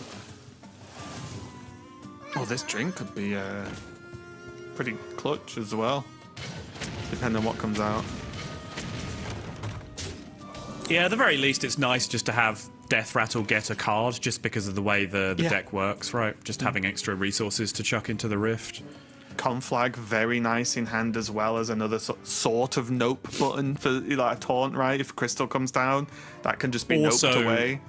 Excellent lethal synergy with the Horizon's Edge as well. Yes, yeah. But in this case, Reborn Death Rattle Taunt with Lifesteal on the other side. Ooh. But there is. Oh, he's got both. It's got Silence? both. It's got to be Ooh. lethal. It No, what- has to be lethal. Well, I was thinking there's also Librarian in the deck, right? So there's still life tap. Oh, true. yeah, the silence Royal is Librarian. clutch. Yeah. All mass production now to draw another 2. Is it not just lethal without it? You only need to do. Oh, you what, do the 18? maths. So Also, 4, it depends on 9, the portal as well, 11. right? Like the portal changes things too. The portal changes things, yeah. But just from what you can see, you've got 11. Wait, could you not have just picked Hellfire there? But then you'd 9, have to 11, when we 14, oh, 17. 3. So you'd conflagrate the lifesteal version of the thing. No, it's awkward because you can't. You want to use the charge of the location to deal this 1 damage to the Reborn Taunt, but you can't do that without one of your minions dying then first, you which of lose. course would then involve running it into the Taunt, so you end up losing some damage no matter what you do, I think. So how much is this now though with the charge? there's 4 there, down to 4. Oh, no. Yeah, it's fine, right? Conflagrate. And then that's going to get... That's 3, so it's just 1 off? It's 1 off. Oh, it was Tap Librarian. I'm not afraid of the dark. Oh, no, it was Tap Librarian. Oh, Tap Last. One of the Tap Classic. Lasts of all time. Classic. Yeah, I think there were multiple routes. I think if you just took the Hellfire, or if you'd have tapped and seen the Librarian, then you have lethal there regardless. Well, let's see what gets summoned. There's a ton of... Oh, wait, no, there's no, right? There's no summons, Yeah, no sorry, Spire. the figure... yes. Yeah, the Spire, sorry, yeah. 11, 12, 14, Okay. opponent on 22. You do at the very least have the silence. Inside voices, please. Got to make sure you have the board space first, sure. Yeah, the trade away to... Yeah, 2, 3 definitely trades, just because it reopens your location anyway. Yeah, and you want the space. You want the space, yeah. But then you could also have the argument about trading something else. Yeah. But I don't think that works out in terms of average gains. Do you just roll charge? Yeah, so if you trade in, you get a charge minion plus another activation on the location, Yeah. right? Which is arguably better than the 5 damage you gave up. But you also have to consider the worlds where you don't hit the charge minion. I think on average it was probably just better to attack with the 5.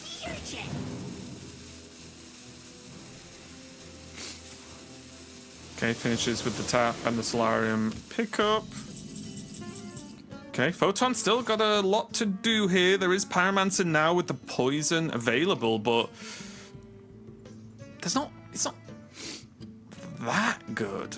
What's available to him right now, right? Because there's no second spell. And no lifesteal to Yeah. pair with it either to really rebound, which can't even get the defense crystal or the Ancient of Yore in there alongside it. Yeah, none of this really adds up, right? This hand from Photon. Tonsoku is cracking. There can be no dispute about that, and you can see he's hands on head. You can see the hair has got more dishevelled as he's trying to find some way to refocus, but he still looks to be in a pretty strong position. Yeah, I do think it's really difficult because this Warlock deck, there are so many different paths to take during a turn, right? Because it depends on what the portal spawns, depends on what you get from these cards, like generation, depends on what you draw. I'm not saying that the play couldn't have been better earlier, but it is a hard deck in those situations when there's a lot of what ifs. It is, Raven, but standards have to exist, and we are dealing with qualification to the World Championships here, so I am going to demand the highest caliber from all of our players. So that's 3, that's 6 from Hellfire. Gonna Solarium go digging again? Can put Hellfire in the tide pool. There's still Corpsicles, right? No, I don't think we've seen any Corpsicles burnt away.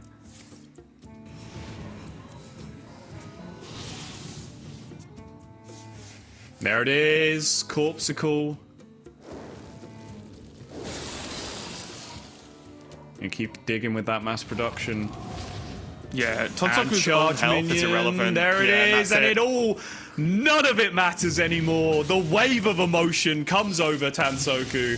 He's on his way to the World gone. Championship. He's on his way to locations unknown out the door. But most importantly, he is on his way to the World Championship. And that is how you put those mistakes behind you. You don't have to play perfectly. You just have to play well enough to get the job done. And that is exactly what Tonsoku has done.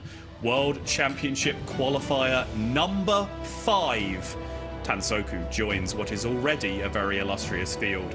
And I said right at the start of this broadcast, it'd be really difficult to add a player to that pool that you don't feel like is bringing the average down. But yes, Tonsoku made some mistakes in that series. Yes, he made some mistakes on Friday, I believe he was playing as well. But in terms of the caliber and longevity and name value and contribution to Hearthstone esports, competitive Hearthstone, over a long number of years, decade plus at this point, Tonsoku's a great name to have in there. 100% agree. And I think what we saw in that series, genuinely, because of how well some of the plays were in the earlier stages of that match, was just the pressure building up and just causing him to slip. We kind of saw it even on camera, right? Of it calm at the beginning, then building when the pressure really mounts. So definitely a tough one. And then, you know, a huge shout out to Photon. Fantastic performance to get this far, but only one player from each match can progress. That's just the way these things work. So that was just our first match of the day. We've got the next 3 matches are going to qualify 3 more players for the World Championship. Then, of course, as the day progresses, we'll be crowning our Masters Tour champion. So make sure to stay tuned, because we've got plenty of Hearthstone coming right up.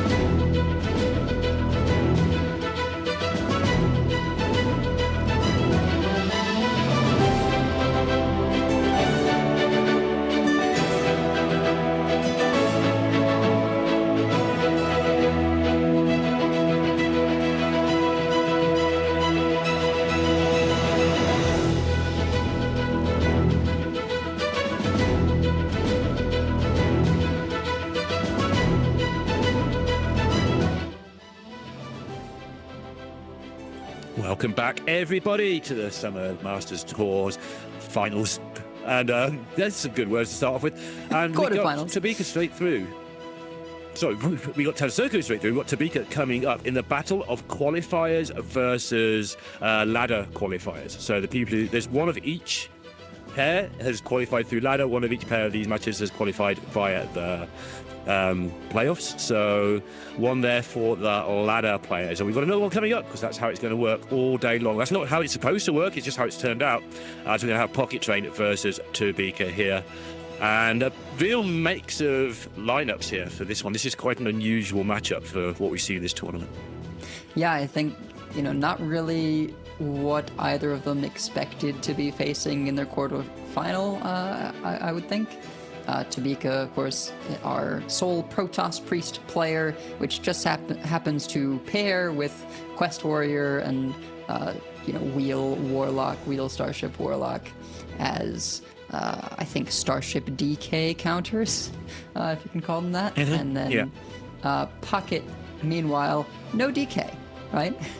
On Aulonius Druid, Mill Starship Warlock, Starship Rogue, and then the Discover Hunter, which I think is just a very challenging but extremely flexible deck that Pocket's brought as sort of his unique pick that no one else has.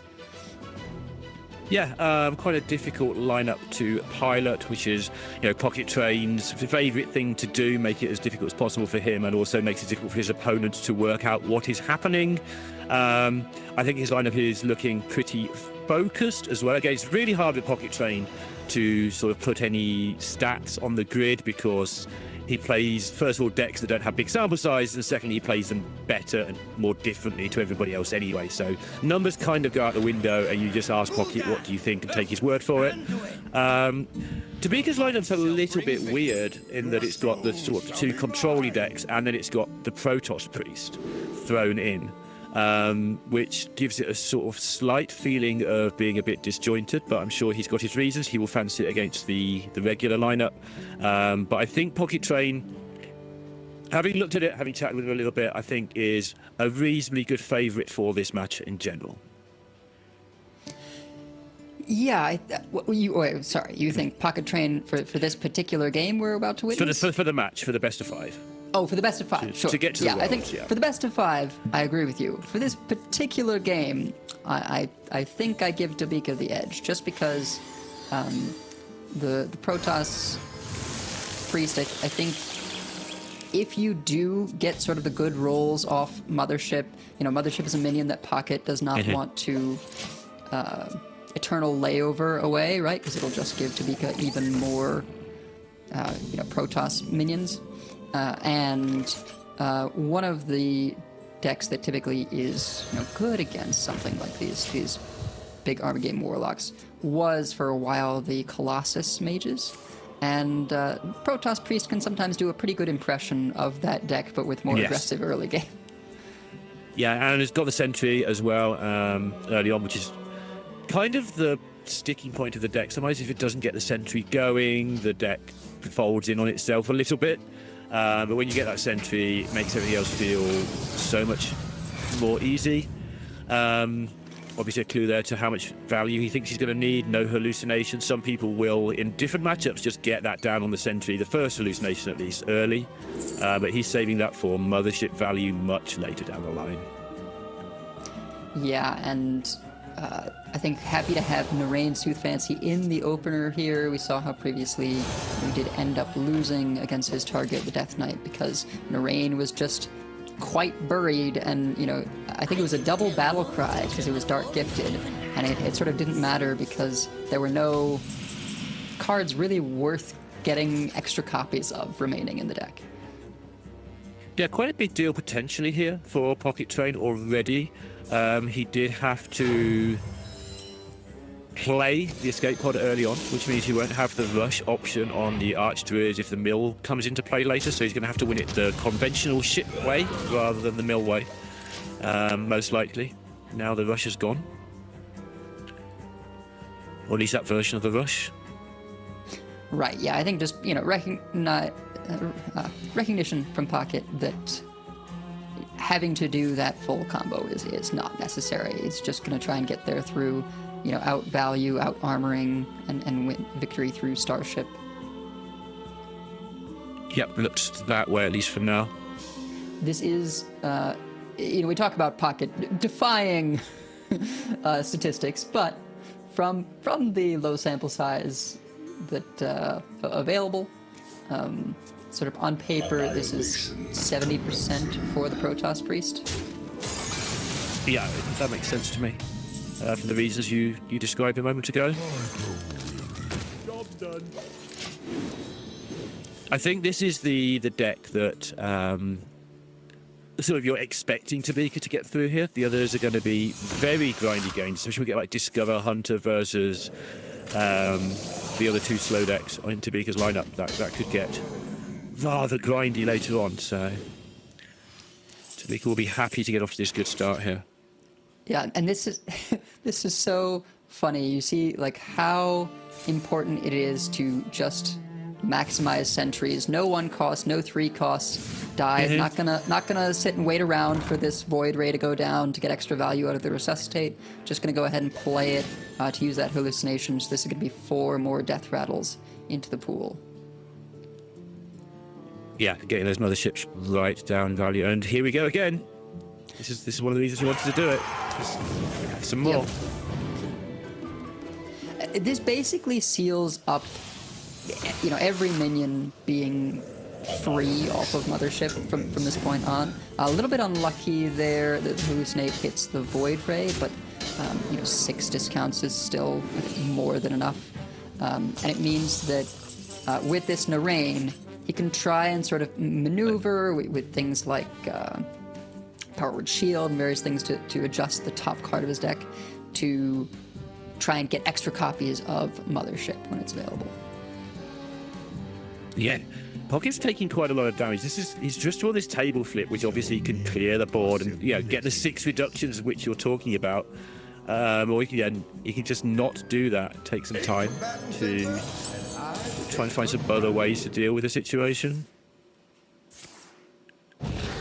Try to generate a little bit of tempo. Maybe he can get some damage inserted at some point. Yeah, I think with the table flip available, he's sort of hoping to pick up one of those harder to play things like an Arcanite Defense Crystal to be able to, worst case, maybe just getting that second Ancient of Yore down, since he knows he has access to this table flip into Ultralisk Cavern for, clearing up basically everything but Sasquatch. Yeah. Also has the double consume ready. So at any point, if he draws the Dark Marrow, he can, attempt to make a game-winning board in theory with a couple of 8/8s. I say in theory because there is the Shadow Word in the opposing hand. So. Yeah. What it was.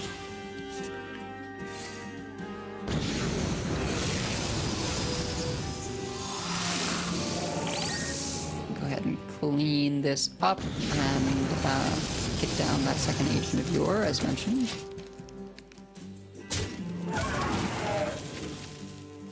Because there is a world where your opponent does, as we can see, doesn't have the Mothership, at least for now. Yeah. And, top of the deck, not really something he wants 2 of. This might be where he, plays something like another Resuscitate, reapply that pressure. Could even, do this Power Word Shield to draw the actual Fishing Rod. Not something he wants copies of, but he is willing to play it to fish out those Catch of the Days. Also thinning the deck for bird watching to just make sure he's got maximum chance of getting what he wants from there. It might even be already guaranteed. Yeah. Hopes that he hits the one that is on top of the deck here. Lost the 50-50 though.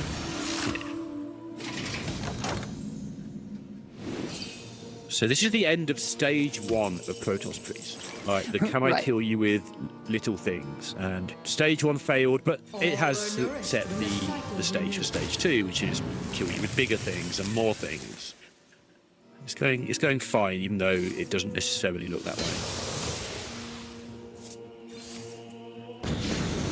Okay, just expertly, managing hand size here, trying to minimize damage taken. At this point, it's very obvious that there's as many discounts as Tobyka wants. May have to just search for that first Mothership here, because it needs to start doing the...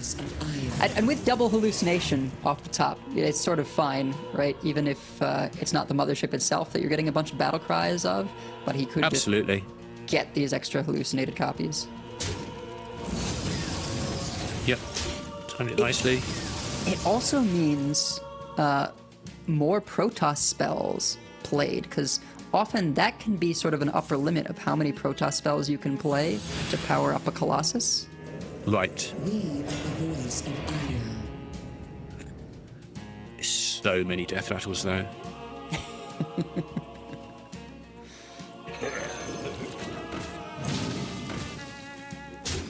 I think every time I've cast this Warlock deck, something bonkers has happened, so I'm currently still just, waiting and seeing mode to see what craziness is going to happen this time around. like a regular game of Hearthstone so far. We can't be having that. Just to point out, we've emphasised the point a lot that the winner of this quarterfinals goes to Worlds. There are a lot of people rooting for PocketTrain, not just because he's a really cool guy, but because he is currently very high up in the standings for the 3 players who get the world spot based on points.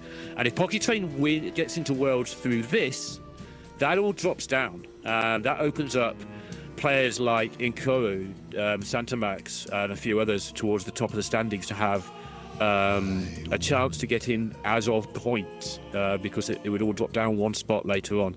Because PocketTrain and Gabby are they're not guaranteed, they've still got work to do, but they're a long way clear in that race. And PocketTrain qualifying would make that a lot easier for a lot of people.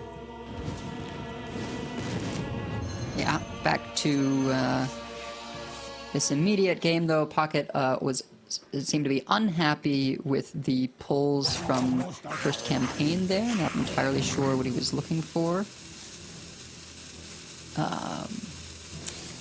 But it is not having any luck here. Maybe it was that conflagrate. I think so.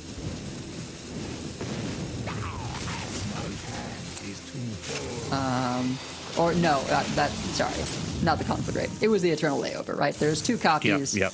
And it took forever for him to find it. Ended up having to burn quite a few cards. Does get the clear. And the Archdruid down. Yeah. And so this will make him immune to fatigue, even if it can't do the fancy, rushes in. I'm assuming he is alive because Tobyka hasn't just thrown all his cards out, but there's a lot of stuff going on there with the Temblers and, of course, the Colossus happening. Yeah, I'm seeing an Archon and 2 Colossi, along with hallucinations, so it's a lot of Archons here. 3 Archons, 2 Colossi. I don't think there's really surviving that again. Colossi doing 4 was starting to set? Must be more than that, surely. Well, with this hallucinate, it's 5. It's 5 now. So 10 per Colossus. There we go. Yeah, there were no chrono boosts or photon cannons played that game. But this is plenty. That is so much. You called it right at the start, like how much damage they're likely to do. Tobyka managed it nicely. Got the reductions as quickly as you can, and then just bird watching into what he needs. And got infinite hallucinations on them, and there we go. 1-0 to Tobyka very quickly. Again, I think that is probably the easy part done for him. But even so, if you don't do the easy part, you can't do the other parts. So, good start for him. Yeah, his other 2 decks are much more centered around long game plans, right? Wheel of Death, and then, of course, the Quest Warrior. So, there's certainly possibility of just having those defensive tools to get to a big time warp turn, like that's a thing the Quest Warrior can do. But if Pocket's given time, I think certainly he'll be able to pull out a win with this Mill Warlock. Again, no dirty rats around to even make stuff a little bit more challenging there. So it really is, I think as long as he sort of hits reasonable draws, I expect Pocket to get a win there. And then I really want to see him on this Discover Hunter in these long matchups as well. The Discover Hunter has such an inevitability about it, especially in a meta with no dirty rats to pull your biopods, because you can make 4 or 5 biopods without too much difficulty, again, depending on Elise a little bit. But you can set up your deck so you can pretty much guarantee to draw 2 with the scout in play, so you end up with 3 or 4 of them, and then you trigger them 2 or 3 times in a turn, and that's sort of 50 twice, and that's enough to win the game. And the Warrior really doesn't put on the pressure enough, so I'd be expecting the Discover Hunter to do well in this one as well. Then there's a Starship Rogue, which I am told by Pocket that over the course of the game, he's about 70% to hit either the Spire or the Biopod, which is what you need to get your Rogue Starship into a good shape. If you don't do that, things get a little bit awkward, apparently. Makes sense, otherwise, yeah, your Starship is just sort of a big thing. Particularly, I want to say Pocket hasn't got Arcanite in there. I may be wrong about that. Let's just double check. No, there is Arcanite. You gotta have it. Gotta have Arcanite for the taunt. But yeah, we're on biopod count for this game. There's a lot of other things going to go down. He's going to play 0 mana 2/5s and repeat them, and he's going to try and make big boards that the warrior can't deal with. Of course, you know, why wouldn't you try and do that and get some chip damage and distract the warrior's game plan and all that other stuff? But the thing we're watching for is how many biopods he can create. That's the number one thing that happens in this matchup. Yeah, no other starships in this Discover Hunter. It's just about getting copies of Biopod. Which amusingly means you don't want to draw biopods. Of course, you're better off copying them by ripping them out your deck after you get an AL to copy them that way when you get to tracking into them with a scout in play. Mm-hmm.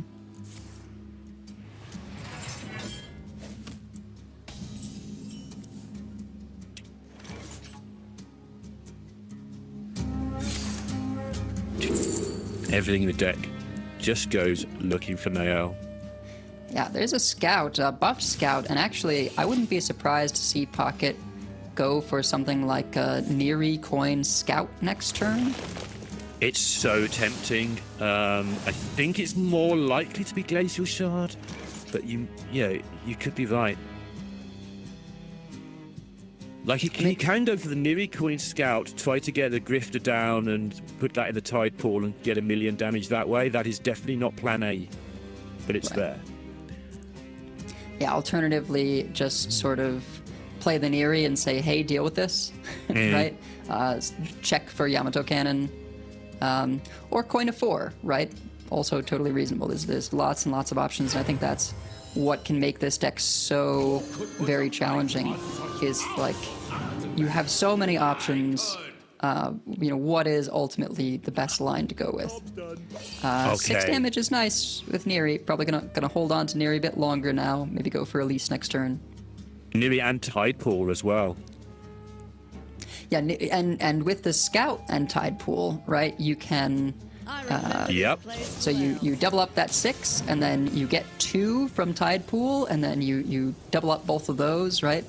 That is 12 damage each, right? And you get a total of 3 of them, 36 damage. Pretty good. And this is why it's a hard deck, because this is very much Plan B, I think, at least in the matchup, but it's a very strong Plan B. Yeah, absolutely. I mean, it's. I hesitate to even call things Plan A, Plan B for this deck, because it's just sort of like, well, what's in your hand to start with, right? That's fair. That's very fair.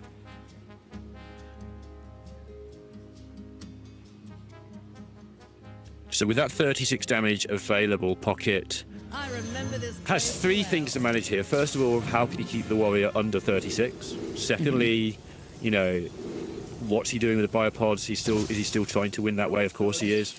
And thirdly, if he thinks that doesn't succeed, not ruining his hand trying to make it succeed if it won't, because that could be a disaster. And also, he has nothing else going on apart from Bob right now. Right, yeah. This location, though, did get copy, which is quite good on Rangari Scout, right? That'll mean, another instance off of the Tide Pool Pupil. But we may even see, actually, just doing the 6 without the Neri to get it in the Pupil. And just sort of do this multi-stage setup instead of going for it all in one turn. Now he's got to think, right? Whether he wants to go for that right now or just start immediately copying biopods. For those who are probably asking right now, because I always ask, but I know the answer this time, Neri doesn't give you 3 of a thing. It does say specifically it does it twice. So no matter how many Neris you have, it still just goes twice. Yeah, tracking, excellent pickup there. Probably not going to play them this turn for... Oh, I was going to say for hand space issues, but I guess here we go. Yeah. Infinite scouts for later. Yep. So, I mean, this means with those scouts that we're waiting to play the Tide Pool Pupil. Did what you And- said as well, which is put the spell in the pupil so he could just continue with his turn in a normal fashion. Yep. I'm not sure what's normal about this turn, but you know what I mean. And this is the kind of crazy stuff that you can get up to, right? He's just going to take Yeah. sort of the low value stuff here, since the board's already full. But suddenly, board full of stuff. You've got a free alien encounters for next turn. You've got multiple scouts to get a ton of deal 6 trinkets out of Tidepool Pupil, and just set up for this Neri turn. It very much goes back to what you were saying again about Plan A, Plan B not quite being a very good way to describe all this, because this is very much, here's some stuff because I can. We've got all the 6 damage in the pupil set up nicely and all that, and potential to copy biopods later, but just here's some stuff against Warrior who has to get rid of the stuff now. Yeah, there's even, this is not super likely that it ever comes to this, but there's even sort of a staving off fatigue scenario where you get, corrupted Shaladrasil from your Ziliax and store the Shuffle of Minion in your Tide Pool. And you can, with Scout, get multiple copies of that, shuffle the pupil back in, right? And Is this lethal? I need to count. we need board There's a lot of space. damage on the board. The scouts have stuck, I think, is what's crucial there, but I think there's just not quite enough mana because the pupil hasn't been played, so Pocket's just trying to get all this junk out of the hand to be able to make space for getting as many of these 1-mana trinkets as possible, even playing another scout. There you go. Exactly that. Had to kill a couple of his own minions to get these 6 damage then to make the space as well. Nicely worked with Neri in hand and 4 lots of 6. And I think there's 48 just damage?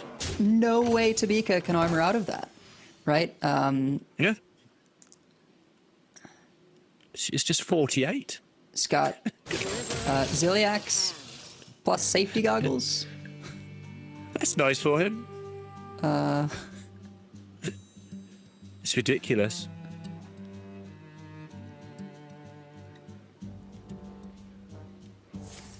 I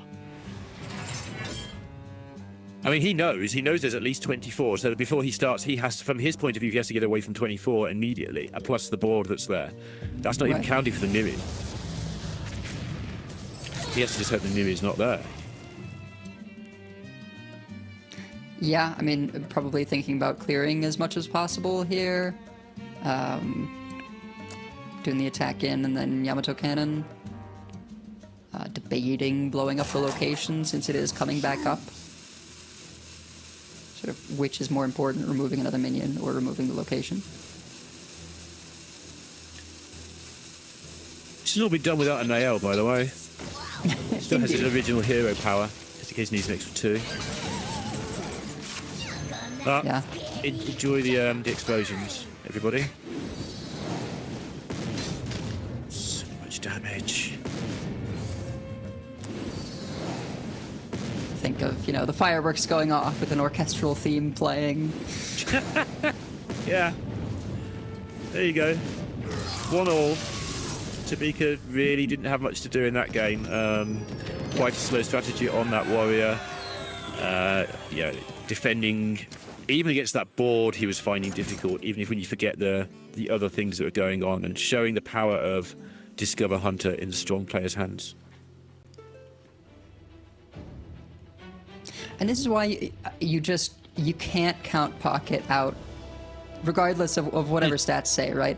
I don't think you can even really find stats on this Hunter because no one's playing it, and if they are, maybe it's seen a spike after people have looked at lineups because it is a more unique deck, but it's just so challenging to play so many lines. Understanding of when you want to hold on to your Neri and when you just run it out on 3, because there's those games too. Yeah, absolutely. Quite often you just run it on 3. We both wanted to there as well, but Pocket saw the potential for the victory by coining out Grifter wasn't really on my radar. As soon as he did it, I know what he's looking for, but I'm never seeing that as the play until I see Pocket do it. That's the difference. Like, he just knows that's the play. But yeah, his hunter is out of there, so he's left with the Mill Warlock, which you would expect to get a win against the remaining 2 decks for Tobyka, and then the Starship Rogue, which is definitely the more sketchy of the 2 remaining for him. From Tobyka's perspective, we're describing from Pocket's perspective because his lineup is the one that's making the running here. Because of the Mill Warlock, you just have to say that's probably going through. But yeah, Tobyka has to find a way to disrupt the lock, maybe put some tempo down and kill them. And against the Rogue, he has to really take his opportunities and beat it twice, I think, is what's going to happen for Tobyka. Yeah, I mean, the Rogue, let's see, into... it is favored into the Warlock, and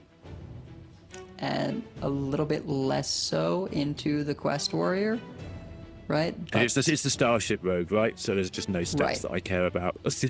being facetious there, like, yeah. Crazy small sample size, right, on this data, and having to filter through, you know, a larger group, larger breadth of player skill than you not dissing your research there at all. It's nice to hear what the stats say, but also... It's what's available, right? Yeah.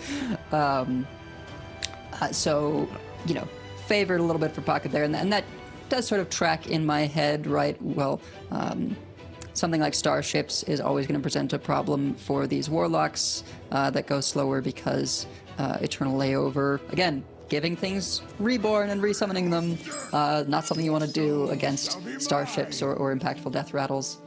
And then, yeah, the Quest Warrior just... it gives you lots of time, and if you give Starships lots of time, sometimes they just build up something sort of unbeatable.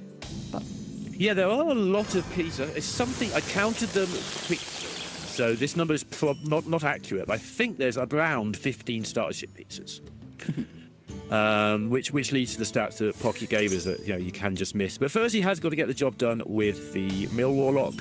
I think we all, when it comes to Pocket and actually playing this deck against a slow deck, just assume it's going to win. But, there'll be some pitfalls along the way that he has to sidestep for sure. Well, and because of having to tour into Druid, that means Tobyka must play Ham the Hungry. There's no Dirty Rat, but if Ham were to come down on 6 and eat, say, the Amalgam, Pocket would not be able to combo. He would not. And that's why this deck is weird, though, right? Because you do still have the Starship sort of attempt, although I think Warrior will probably deal with that fairly okay. They have quite a chunky amount of removal. Always slightly less removal than you think, but there's still plenty with those cannons and stuff. I remember this place well. I'm gonna check if he rolls copy first. Does hit the copy. Nice. I'm surprised. Generally, this is not even a decision. Yeah. Yeah, nice to have a think about it, though, just in case. Do I want to just try and beat up this deck that has loads of defensive qualities early? Just check yourself. I think it's okay in a tournament situation, but yeah, take the poppy, get on with your life.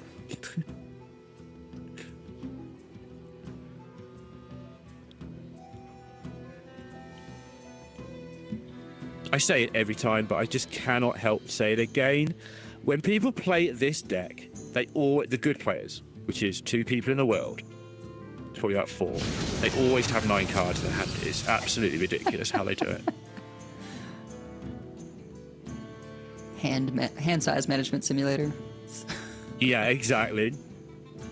It's incredible to me that they only ever overdraw if they choose that is a safe thing to do, or something weird happens from a roll on the other side or something like that. Yeah, safe or just like necessary risk. Yeah. And then you watch somebody like me play it, and like 7 cards get overdrawn every turn, and then I play another Ancient because I'm stupid, and then I draw some more cards, but I have some armor, I'll be okay. Story of Sulfuras is interesting, would only be reduced by 1, but it still potentially represents 16 damage. Yeah. Yeah, he's definitely paying more than a cursory nod to just getting damage put into PocketTrain where he can. Not that easy with his deck, so 16 damage potential is very nice. And it's all gone.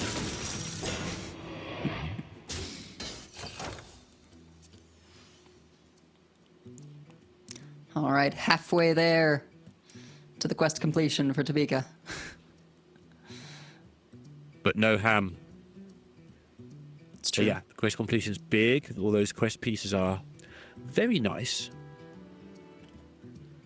Yeah, I mean, a ham hitting Amalgam would be the no-thinking victory, right? Like, well, you just play it and see what happens, and most of the time it doesn't matter, but sometimes you hit. Just the kind of victory I like, honestly.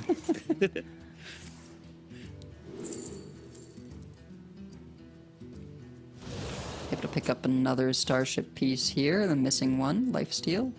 Mm-hmm.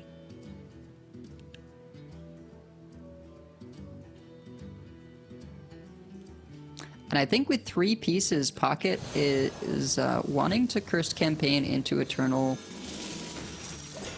Layover, but decides, you know, too risky if he doesn't hit what he wants. Yeah. Has Ysera as well for the other side, and again, like with the Hunter, we're watching multiple attack angles here. There's a Starship angle going on, but without Ysera, there's going to be so much mana available for the mill angle, but also with the Exodar and all these Starship pieces you've just described, especially if they come back, that's a massive Exodar. So Tobyka once again, with a fairly good hand of his own, faced with multiple issues. And what if he just slams the man in and says, let's see? Yep, I was considering this. You know that damage is not primarily how Pocket is going to be trying to win the game, so you do have that flexibility. The risk, of course, is Eternal Layover now suddenly, you know, hitting all of these and giving Pocket just an absurd amount of value. There it is. There it is. Ship everything face. And then we rock. I like that. Ship everything face. Cool. Because they're all ships. No, you're supposed to say yes, I know, because that's my joke. You're not supposed to give me the benefit of the joke. You're supposed to steal it. Yeah, it's going to be large. How much is in there, actually? Like, Quite a lot. I mean, for damage is on the cards now, right? Yeah, exactly. You know, there is no ceaseless for Pocket, so you're not able to do that thing, right, where you ceaseless the board and then Exodar, it all hits face. But it is certainly real. But even more than that, right, the toughness, the health scales so much more rapidly than the attack for the Warlock Starship. And Exodar for armor, like for as good as Exodar for damage, you know, might become, maybe it sneaks out a lethal out of nowhere. Exodar for armor is just going to be an absurd number. It really is. Oh my goodness. Yeah, in the region of sort of, what, 5, 10, 15, 20, 35 or 40 twice. Yeah, nice. Have fun with that.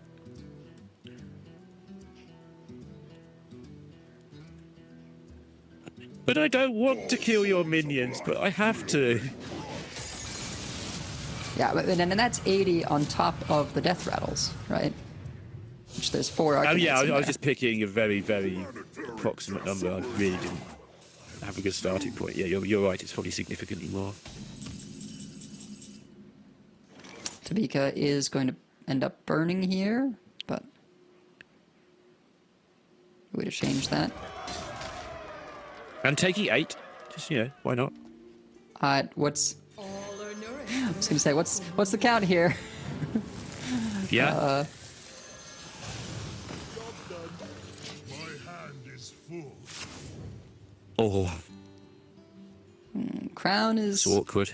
like, you don't know how good or bad of a burn that is. There's potential there, but sometimes you do just get bad hits.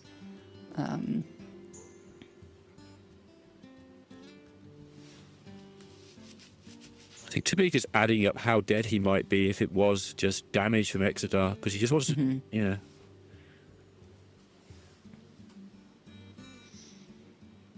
It's not pretty, is it? None of this is pretty. Yeah, I mean, could also go right. Tobyka does have copy in the location, right? Could have gone for continuing to build his up. But this is a pretty reasonable size already. Kind of. I mean, it is. You're dead right. But then there's pockets. Sure. But yeah, Tobyka can't match that, obviously. Not designed to match that. A bit of strange ordering there, not attacking the hostile invader in first. Yeah. I believe we are looking for, that 1 and copy, just because there's a lot of death rattles in there, and so even if you're copying the launched ship itself instead of the pieces, you can pick up a ton of extra armor.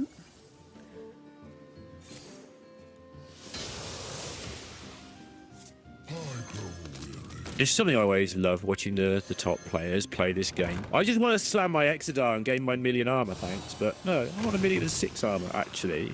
It's got a piece on board. Yeah. You need that extra. Look, we're adding another 8 health to it, right? That's another 16 armor. It's very true, and it's definitely correct. Just, I can't help myself at this point. I want to see the number go up. But he wants to see it go up more, and he knows he's got the time to do that, so why not? Oh my goodness. Okay, well, now is the time. All the tech cards, Ham and you Demolition Renovator, I would imagine, the release location. Has been holding on to that, not trading it this entire time, sort of waiting for this moment. And reasonable odds to hit the Amalgam here. Yeah, you fancy it. Pocket, only 9 cards remaining, 2 shots. I'm actually not sure Pocket was supposed to play that location, by the way, because of this. Wait, what did we get from a Ham? I missed the animation. Rush and Nomelia. So both pieces. I think he thumbs up because he said, well, I'm going to have to work harder, but the deck has not broken. Yep. Because Amalgam is the one thing that you absolutely must not burn. And as long as he has either Prize Vendor or Nomelia, there's sort of hope. Here we go. Yeah, I can go ahead and clear this up, no problem. Yeah, that's definitely no problem. Those Hams are so dead.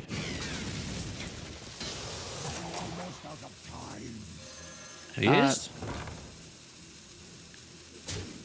I believe we're saving the layover at this point for the combo, right? Yeah, as many deaths as possible is helpful. My hand is full.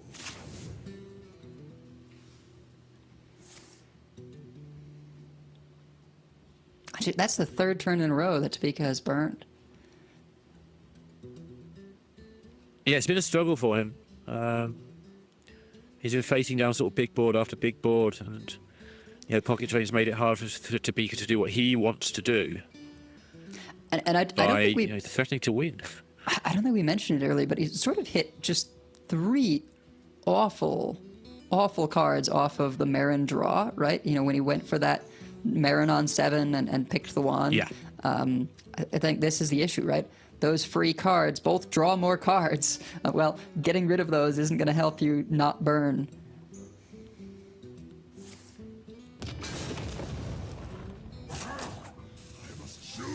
Wow. Trying to make some hand space to be able to get this quest reward down. And now all you can eat is real. I don't think there's a ton of minion types. I did pick up 2 beasts there. Carnassa is going to be another beast. It's Dark Mode. Yeah, that's another good piece to have. So, how's the deck? Here we go. Yeah. Set it all up.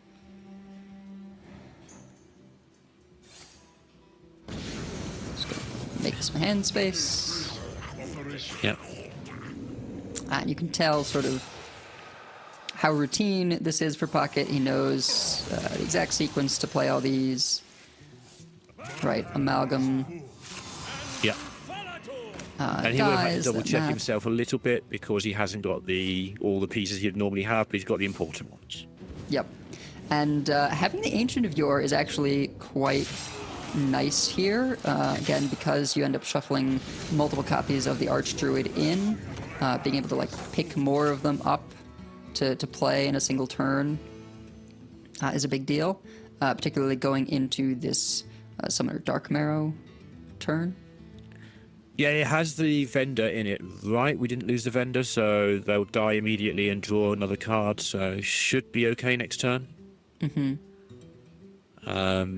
After the first one, you do end up just, as we saw yesterday, you multiply through, we know that, but also you do start drawing the cards that you put in on the same turn that you put them in, which means they're all very powerful. Yeah, so I think Tobyka's probably going to want to, I was going to say, try and just make hand space again. I guess this is presenting as much threat as possible. I think this is just effectively a discard. I would have liked to see something from Tobyka, like, Barnabas to make stuff free, and then I think the only beast remaining that he can pull from All You Can Eat is... I guess there's Draco Rex, but there's also Karnasa, which shuffles a whole bunch of 3/2s into your deck that happily, maybe buy you some time, right? And perhaps you burn those instead of stuff that you really want to hope you hit, like Time Warp. Yeah. Yeah, Pocket was saying no something. I'm not sure what it was, but whatever it was wasn't there. And now he gets to do the thing with all this mana created by the Asura. Yeah, I think Pocket there, seeing Basiliax play, was probably worried about, like, Galvadon Time Warp or something. Not enough mana available on that turn to do it, but... Here we go. Now he's got it.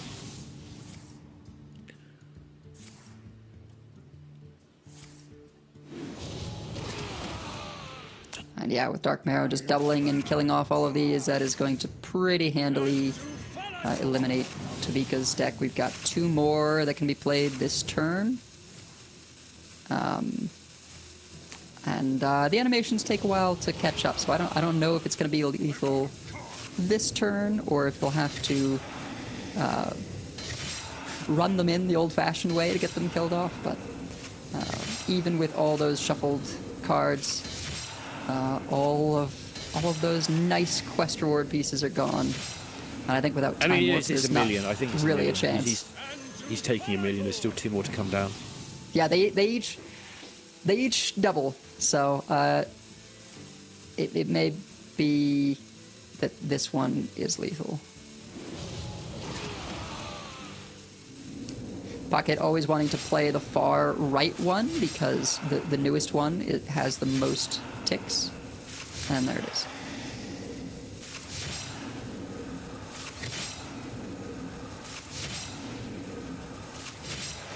Yeah, Stop! there we go. He's already dead.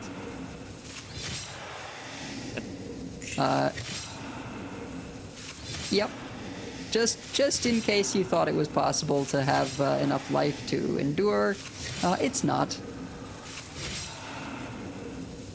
Pocket's gone. He'll be back when this turn ends. New high score.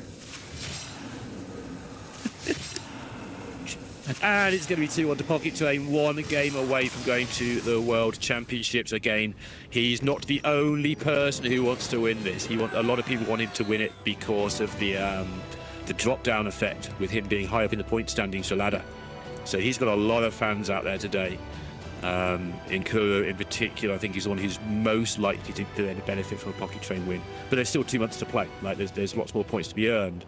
But if PocketTrain does go through, those people have 1 extra slot to fight for. It's a big deal because him and Gabby are a long way in front. And as you mentioned, it is going to come down to this Starship Rogue, which, if anything is sketchy in Pocket's lineup, it's probably this one. Yeah, I mean, for sure. it does rely on getting the right pieces. It can just straight up miss and just get like not good pieces. Again, I think it's 15. I'm giving myself like a plus or minus 2 on that. Well, a plus 2 because I've counted 15 different pieces. There's at least that many, if my search is correct. So you can just not get Biopod. It can just not happen. And if you don't get Spire as well, you don't have much value. Right, yeah. Sort of hoping to Starship better than the ones that actually run those cards, but getting the gravitational displacer copies can just mean that you present these massive boards, and it creates this, again, sort of multiplicative factor where you Exodar, you get those pieces back, and then you can make another fleet of starships, right, with displacers summoning multiple copies. Yeah, I love how PocketTrain has once again brought a lineup that helps to maximize, we'll regard him as, I'm going to treat him as if he's the best player in the world. I think he probably is, but he's definitely one of them, if not. He maximizes his abilities by making the decks intricately complicated and many multiple routes to victory, which lowers your variance on, I didn't draw Amadrizzle. Amadrizzle. There we go. Let's get it right before I get shouted at. And yeah, he just gets to show off all the things he can do, all the interactions. Whereas something like Protoss Priest, and again, there's nothing wrong with that. It might be the right call for the lineup. I'm not picking on Tobyka at all. This could just absolutely be the lineup, and he's run into a bad matchup. But you have slightly less ways to express your ability with those decks. Yeah, I mean, Aulonius Druid, sort of the most normal deck in the lineup, right? But of course, it is exactly the kind of deck that Pocket gravitates towards. So I totally understand the thinking of Tobyka, and I think it was a lineup decision as well. But banning the Aulonius Druid, that one's a real deck. I'll make him play all this other stuff. But I wouldn't be surprised. The Aldra is just so good into Tobyka's lineup. Right, the priest kind of goes through it, but again, the warrior and the warlock have a pretty tough time dealing with just owl, copy owl, you're dead. Yeah, but I wouldn't be surprised if later in the event we see people starting to ban that hunter and just saying, I don't want to deal with that. I have not prepped for it. This isn't something I want to figure out. Well, figure is a gamble here, right? Sure, yeah.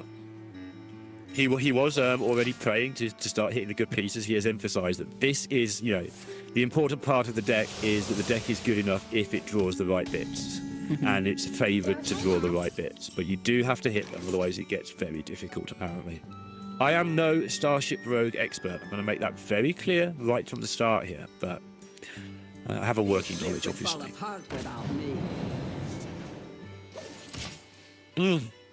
It's okay. Not really for this matchup. No, it's just a thing.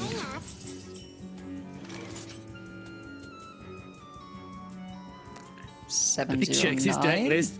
Do I have a 0, a 7, and a 9? What even is this? You know exactly where on his monitor his deck list is positioned in his deck tracker. Yeah, I was going to say, guaranteeing Shadow Step is nice so that you can step this, 3-2 that gives you a random starship piece. Also guaranteeing Exodar, but the drawing 3 cards means he's going to have to toss a coin. Yeah. Toss a coin to your Witcher, as it were. I remember this place well. That's over my head.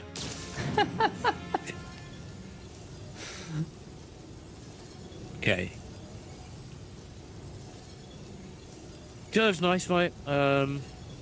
Even on the basic level, at least into 5, into, good stuff is possible. He may want to go for even more than that. Go for Mixologist, buff your health totals. Yeah, he's quite fond of that one. On the other side, Elise has rolled copy. Summon a friendly, less good when you've had this start, right? If you sort of open with the spell, discovering a starship piece, and then you play that piece, right? Then, but yeah, this is also just good tempo, right? Kill something off, resummon. Yeah, keep basing Hearthstone, which is something that is very easy to say and very hard to do. It's just put some things on the board. You're busy, if you're me or if you're 90% of the player base, thinking, how do I execute my plan?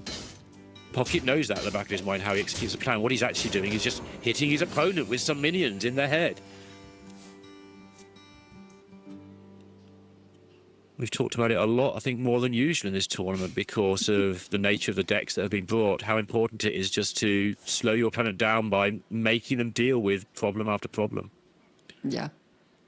And there could be a scenario here where if Pocket is able to, once again, sort of show off this hand size management, maybe scale this hand back, get everything played, hopefully pick up a Scoundrel. Maybe he could even sort of Ashamain early enough to pick up additional Exodars from Tobyka. It's not super likely, but Tobyka here sitting on the good location, and that's the first Starship piece he's drawn, I believe. Yeah, and we can see it's not possible, but I'd have found it amusing if PocketTrain had Ashamain into a wheel and just said, well, your deck doesn't actually have much damage in it. Here, kill me in 5 turns. Good luck. All right, there's Copy. Going for maximum mana efficiency, and then next turn, probably going to see Gravitational Displacer with the Copy. Makes sense to me.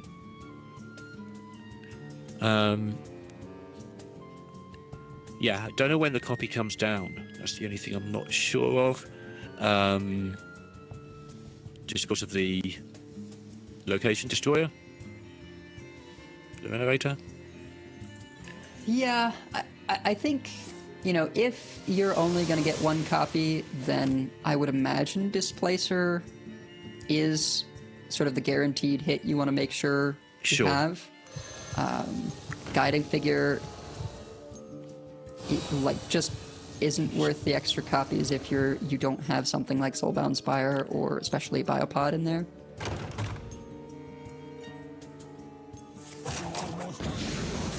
Yeah, the Starship is a little bit of a mess at the moment.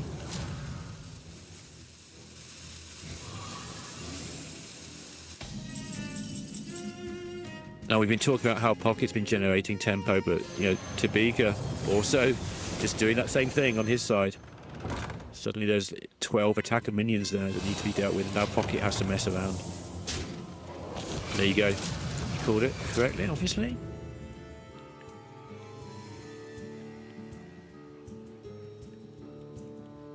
He used his 1 charge immediately, just in case of accidents.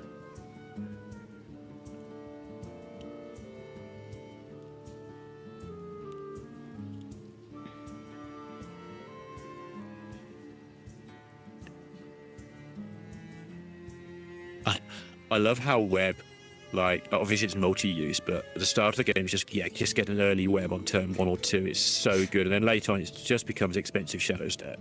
Yep. Which is, worth it if it means another round of Exodar. Yeah, it's still fine, for sure. I think Tobyka working out.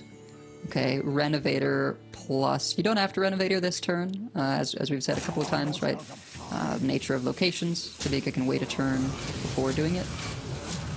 If he wants to... Wow! This is excellent recognition. Yeah? Right? Tobyka, can Renovator next turn, has access to Curse Campaign plus Eternal Servitude. Has Bob for 1 turn. I guess one thing that confuses me, though, right, is yes, he can get a lot of Ancient of yours, but won't the Fatigue outscale the armor gain when you don't have Kill Jaden? Yeah, he's relying on his random spells to be good. He's relying on his Bob to freeze things. He's relying on his Clear to clear, and that's 3 turns. And then he's got 2 turns to account for somehow. But I think he also knows, he can't beat this any other way, so let's find a way from the random spells, right? Well, he's and not beating this with Hearthstone. Right, it invalidates Ashamain, right? Yes.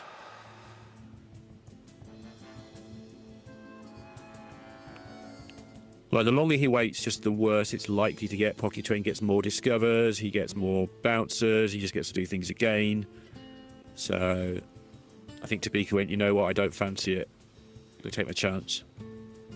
Yeah, it is extremely risky. I don't know off the top of my head exactly what pieces are in the starship. You know, if it's just that Heart of Elysian, I don't think that's enough, but if there is also the Fellfire thrusters, then you know, maybe he figures he has a decent shot of making it through this. Yeah. That's the first clear done.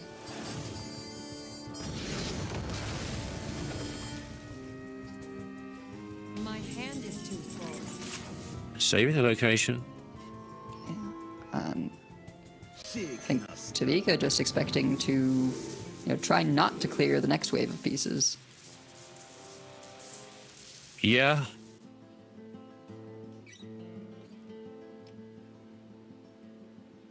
Has the consume, has potential another 8/8, has the bob.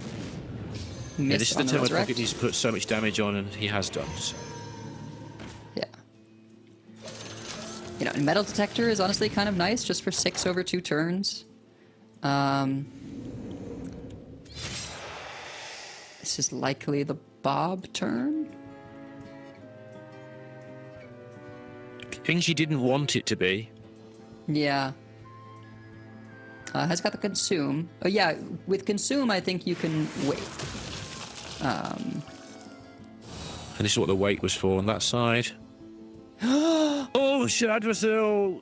Shaladrisil is huge. You've got hand space. You can do it right now, and actually just clear this, right?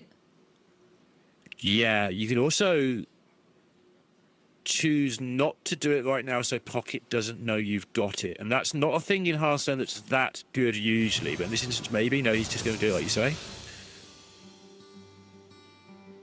It's a lot of mana that he wasn't going to spend this turn anyway. Yeah, I mean, if your goal is to not bob this turn, you want to spend the mana.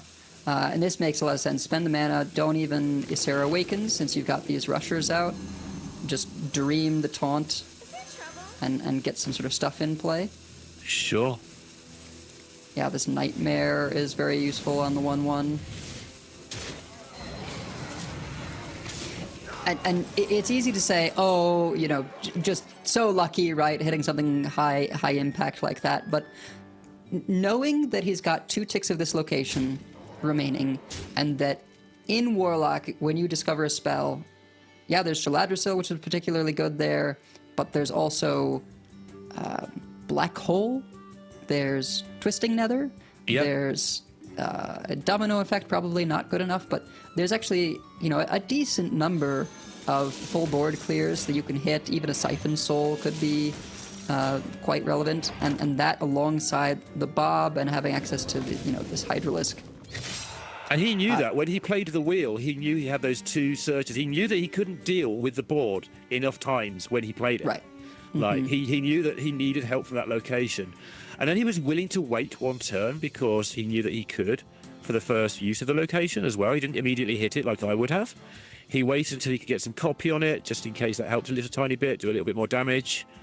And yeah, he hit the card he was looking for, but the whole plan was to do that. So... And I think sometimes... campaign onto the Hydralisk maybe as well. I don't know if there's actually enough turns left for that to matter, but that probably factored in. Mm-hmm. Yeah, if he gets there with this, it is because of how he played, choosing to get there this way. That is what he was trying to achieve. So, yes, it's a good roll, but he played, like you say, he's got 2 goes at quite a few cards to hit. Yeah. And again, he didn't bob. He knew that was the turn to not bob, so that's the turn where he chose to use all of his options up.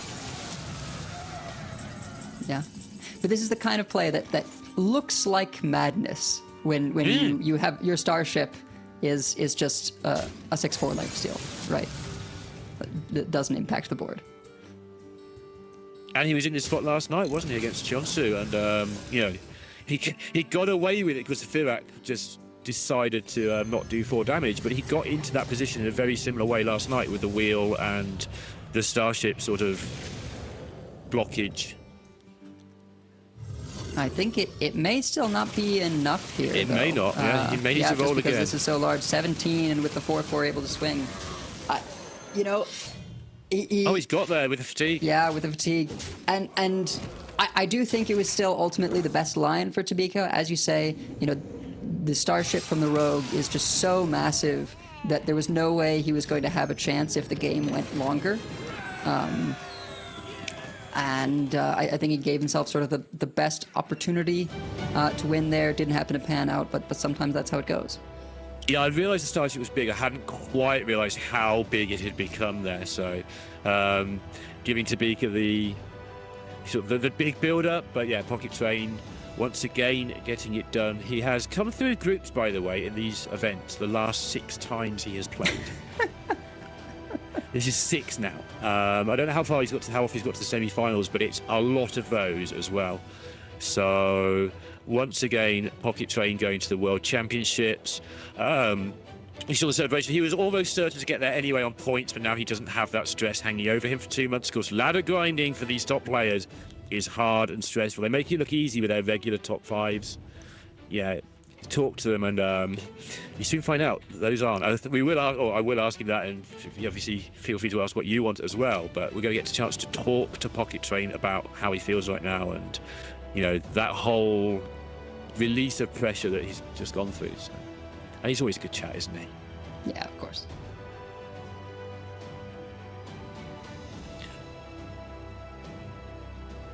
So, anything interesting I can ask you? That's cool. Yeah, I was a bit scared there for a second. Yeah. There's a lot to talk about there. Like, you just go to the interviews like, how do you feel? Great, well done. But there's so much going on with that lineup that, yeah, can be Yeah, I mean, you know, curious about sort of which decks he was confident about, which ones not so much. How he was feeling, you know, when he first saw the lineup of his opponent, right? Yeah. I imagine he was watching that match between Tobyka and Tonsoku pretty intently yesterday. He was. I know he was for a fact, yeah. He, as soon as he got through, he's like, do not want to play Xion. So I don't know the specifics of that. We can get into it if we want to, but yeah. He did not want to. Anyway, here he is, the former world champion, looking to become the new world champion. It's PocketTrain. Hello, PocketTrain. How are you doing? Can you hear us yet? No, we're still waiting. We're chilling. It's becoming a bit of a habit as well, isn't it? Slight technical That's what he looks like anyway. issues there. In case you've not seen PocketTrain before. Seen a good close-up of him? Yeah, always a little bit tricky with, you know, bouncing around regions and tethering multiple connections together. You know, God forbid the audio issue is on the player side, right? Always more challenging to... Well, I mean, we're set up for it, right? He's just had a finals of a world championship to reach. It's far more important that he gets that sorted out, and then we work this out. And hopefully you enjoy bearing with us with this. Obviously, we get a lot of feedback. We'd like to hear more from the players, so that's what we're trying to bring you. And if it involves sitting around for a moment or two, making sure things get set up, then that's what we'll do. Yeah, absolutely. Of course, very fun. Last time we were broadcasting, we of course had Pocket right alongside us. So I think all of us have a little bit of bias, you know, all picks aside, towards PocketTrain for an event like this. And I don't know, have we ever had a 2-time world champion, or has that title not been claimed? Glory got really, really close. Glory won and then got to the final. Yeah. But we haven't had a 2-time yet. So PocketTrain will be giving his all for that. I just checked Discord instinctively there in case I've said something really dumb, and someone goes, yeah, but what about the obvious thing that you just forgot? But I apparently didn't say something really dumb for the first time in history, so that's good. I feel like there may have been someone else that had the potential for like a back-to-back.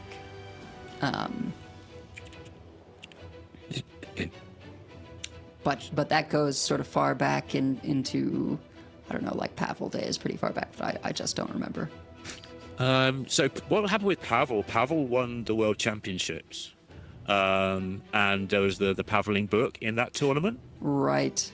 And then what happened is everyone said he didn't deserve to win. Not everyone, but the people who like to say things like that said that. And then he just went and won every tournament he played for an entire year, but not a second Worlds. Anyway, PocketTrain is here now. We are going to actually talk to the man himself.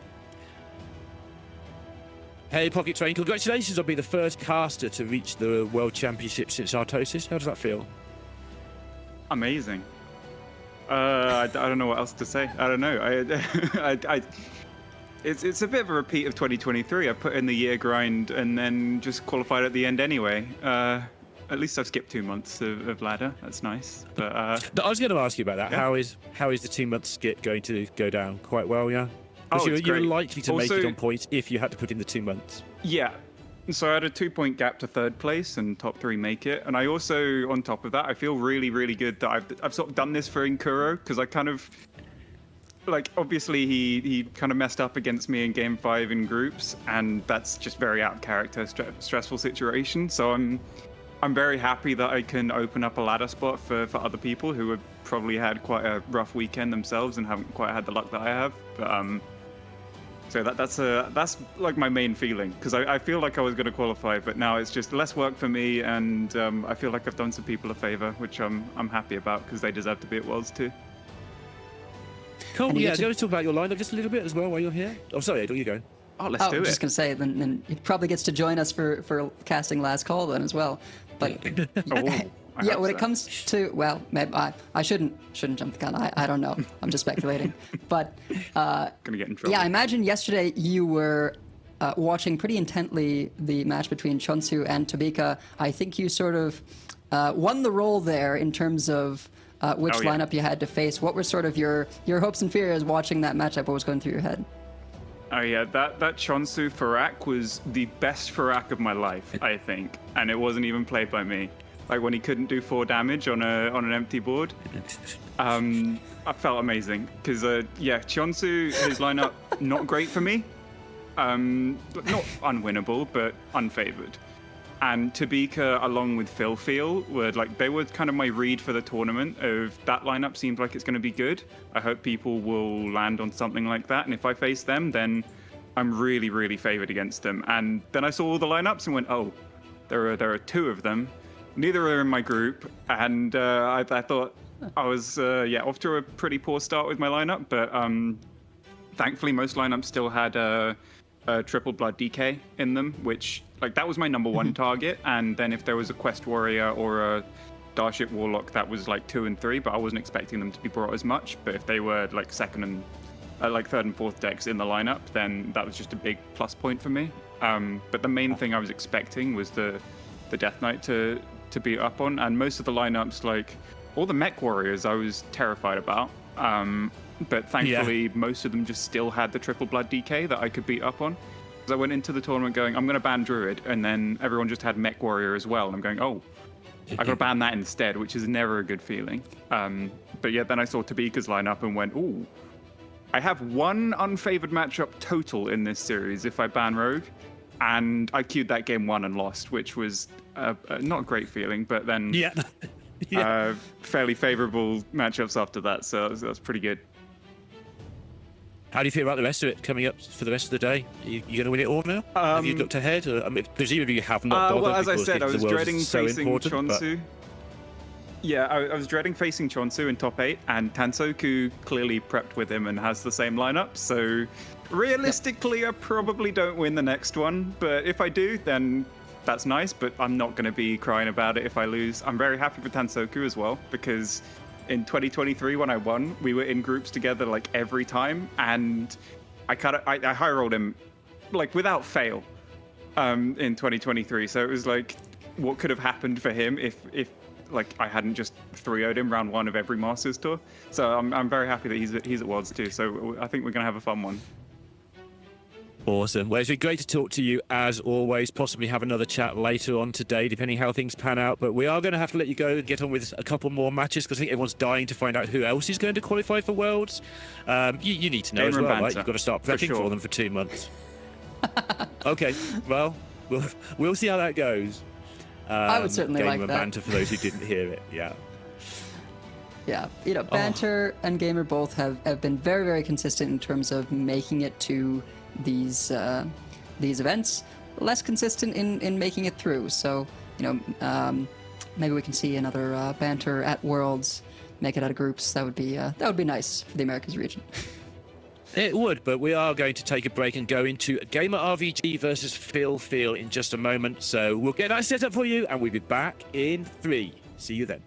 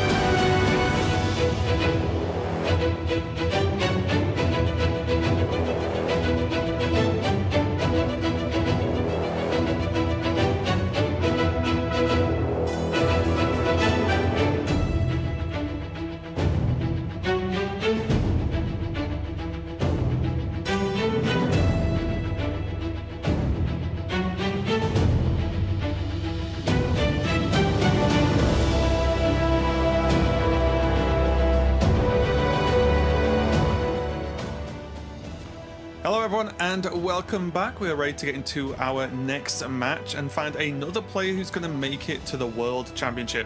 I'm Raven, and Lorinda's hanging around for this one. How was that previous match, Lorinda? It's always good to see Pocket do well and also get to interview. That's always nice. Yeah, the only thing with PocketTrain matches is because he always plays his own style with like complicated decks, you tend to just commentate on PocketTrain and forget he has an opponent, but hopefully avoid doing that to some degree. Yeah, it was a great match again. Multiple routes to victory for PocketTrain in all those games. That last game was right on the edge. Like, Tobyka looked like he might have found a way to get through there, but the Starship just got too big. PocketTrain getting through to face Tonsoku in the semis, and also the World Championship is settled for him. And speaking of Starships, we have the Fleet Commander himself, FilFeel. He's going to be up in the next match, going up against RVG. FilFeel basically bringing a lineup full of Starships across pretty much every class. Going up against RVG here, RVG definitely feels like they have the, I'll just say, like, standard or Yes. close to standard lineup, right? As far as you can take that. Obviously, there's the DK, there's the Rogue. Druid is also has been fairly popular this tournament as well. Whereas FilFeel definitely doing their own thing here. We can see the Druid has been banned away though, and the Warlock on the other side as well. So what are you thinking going into this matchup, Lorinda? Do you think anyone particularly has much of an edge? So today is 4 matches, I've said this before, of the ladder qualifiers versus playoff qualifiers. And the ladder people are currently 2-0 up in that regard. So you'd give that to GamerRVG. FilFeel has, I think, delighted with his personality through both the playoffs and through this so far. And does have the much slower decks going on. And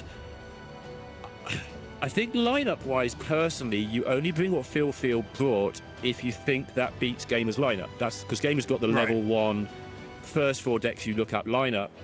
So unless FilFeel was sort of going levels above levels and above levels, at least he thinks that he will have the edge in this.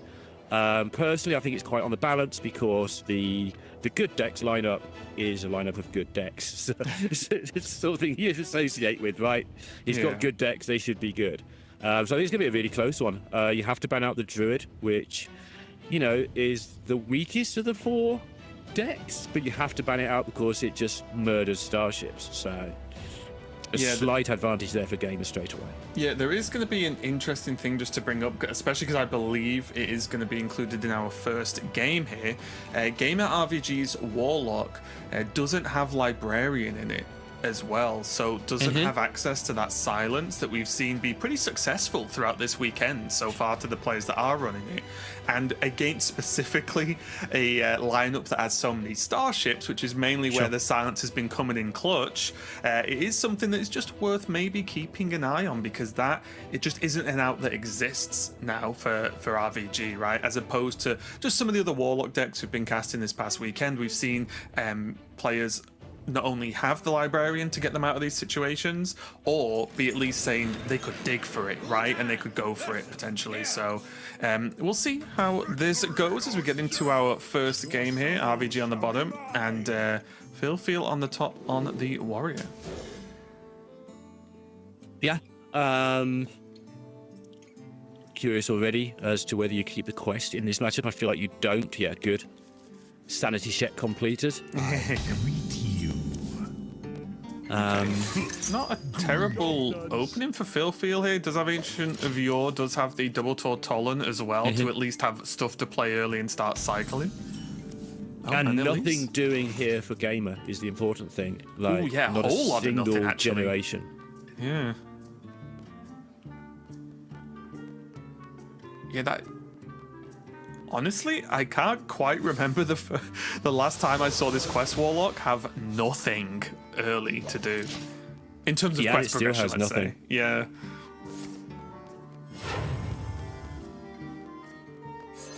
I think 3 into 3 into 4 into 4 or 4 into 5. The Yamato cannon is there for any shenanigans as well, for a bit of tempo if required. Yeesh. That's the word I'm going for. Yeah, that's the word that comes to mind. Oof. Not the best at all. There's the questing there to just try and take down this taunt over the course of the next turn or so, but I could also just see tap from RVG, a game RVG at this point, because just try and get something that's going to get this quest going, because we talk about the quest being completed on, maybe turn 4, mostly turn 5 to 6, and I don't think that's going to happen. And yeah, look at FilFeel. Exactly what I was saying. FilFeel is like, I cannot believe this. This is about as good as it gets. This is something FilFeel is going to have to deal with through this match, by the way. FilFeel very much sits there and is excited to see what's going to happen, what his opponent's going to do. You've got a long wait when you're playing this GamerRVG to find out what he's going to do most of the time, because he uses his time. Very slow, considered player. And so FilFeel, who very much likes to walk around the room and, please hurry up and play your cards, I want to see them, he's going to have to deal with a slower pace than he's been playing the last few days. Always find that interesting, that it can definitely put you off if you're, I don't know, a rhythm player? I don't know what word I want to use here. Yeah. You know what I mean. A tempo player. Just describe tempo. Okay, sure. Yeah. But yeah, I think it is also a funny juxtaposition, because FilFeel He's a bit more of, like active, get stuff done, but he's also bringing the Starship lineup, which can go very, very late game and be quite slow sometimes. So yeah, kind of amusing there. The generations, sorry, I know I said discoveries, but the generations from the Frost there not looking so good at all. Just 2 unplayable cards, which is a shame because there are some really good 1 costs you can hit. Yeah, absolutely. You can hit a 0 cost as well sometimes. Oh, yeah, true. Yeah. And look at this, just good tempo here for FilFeel. Piling on the pressure on GamerRVG, and we're already on turn 5, and this quest is not really getting done. It'll get done next turn now, though, with a sketch artist if Gamer wants to. Sketch artist location, so it'll be a turn 6 completion, which is a turn slower than you hope for. But he is able to complete it next turn, at least that way and maybe other ways. Because your sketch artist, you just play out your temporary copy anyway most of the time, just because why not? It's a temporary card, so it ticks up the quest, and then next turn you play the real copy.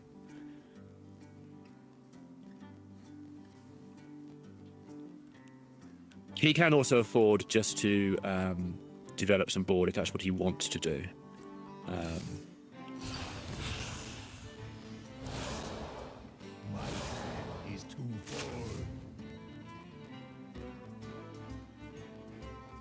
Okay.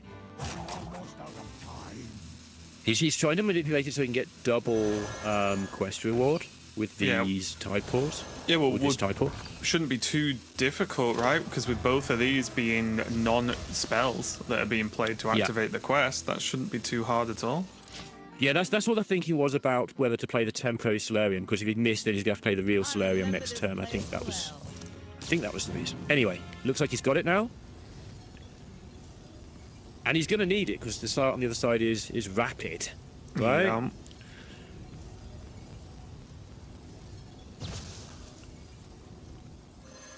Probably went for Raptor, I imagine, to clear off this 3-3, sorry, with the trade.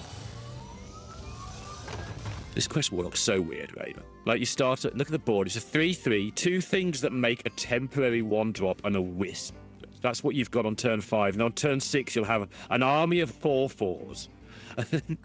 From nowhere. Yeah, definitely an odd one, but I'm just impressed with how much FilFeel's really sort of dove on this opportunity of the slow start from RVG. Yeah, I mean, in that there's just a lot of pressure.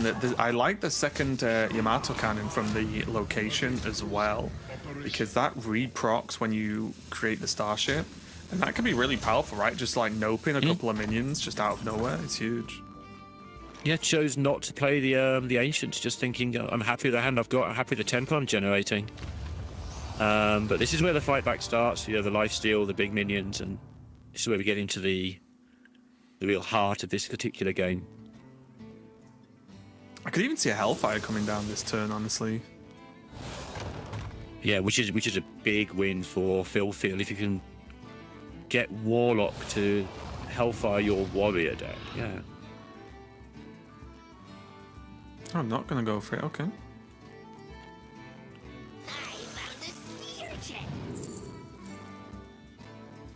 Does get the second Underfell though, and that's what we were talking about earlier on.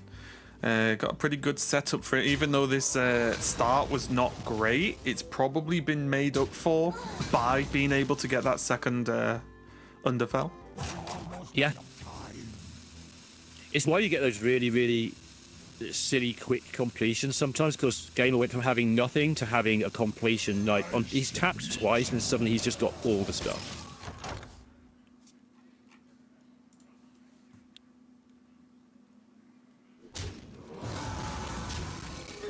Obviously, just a reminder that FilFeel did mulligan the quest because it makes sense to.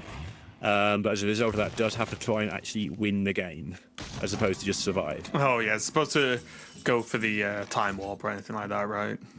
Right, exactly. He may draw the quest and sort of it may come into play, so if he draws it soon, but basically he has to win this with starships and things, which is, as you said, no librarian, so very doable. Yeah, and the big question is, with how smoothly FilFeel's got there is a third Yamato cannon available. There's now the starport as well. There's a big question of, even with all these summons, can GamerRVG hit through the potential like back-to-back Starship turns, right? Because those, at least the first one, the first couple, if we're going from Reina as well, they're not going to be small, and there's a lot of clear as well. So it's not like FilFeel may have to launch the ship into a full board, because just the Yamato cannons so far are going to clear up a lot of the stuff normally. Yeah. On the other side of that, with the double portal and double corpsicle, you'll be able to fuel those things pretty well. So when we get to the mid game, there's going to be a lot of corpses, and those corpsicles are just going to be turn after turn after turn, throwing out 6 damage. Whether you get over the top of a spaceship maybe with that.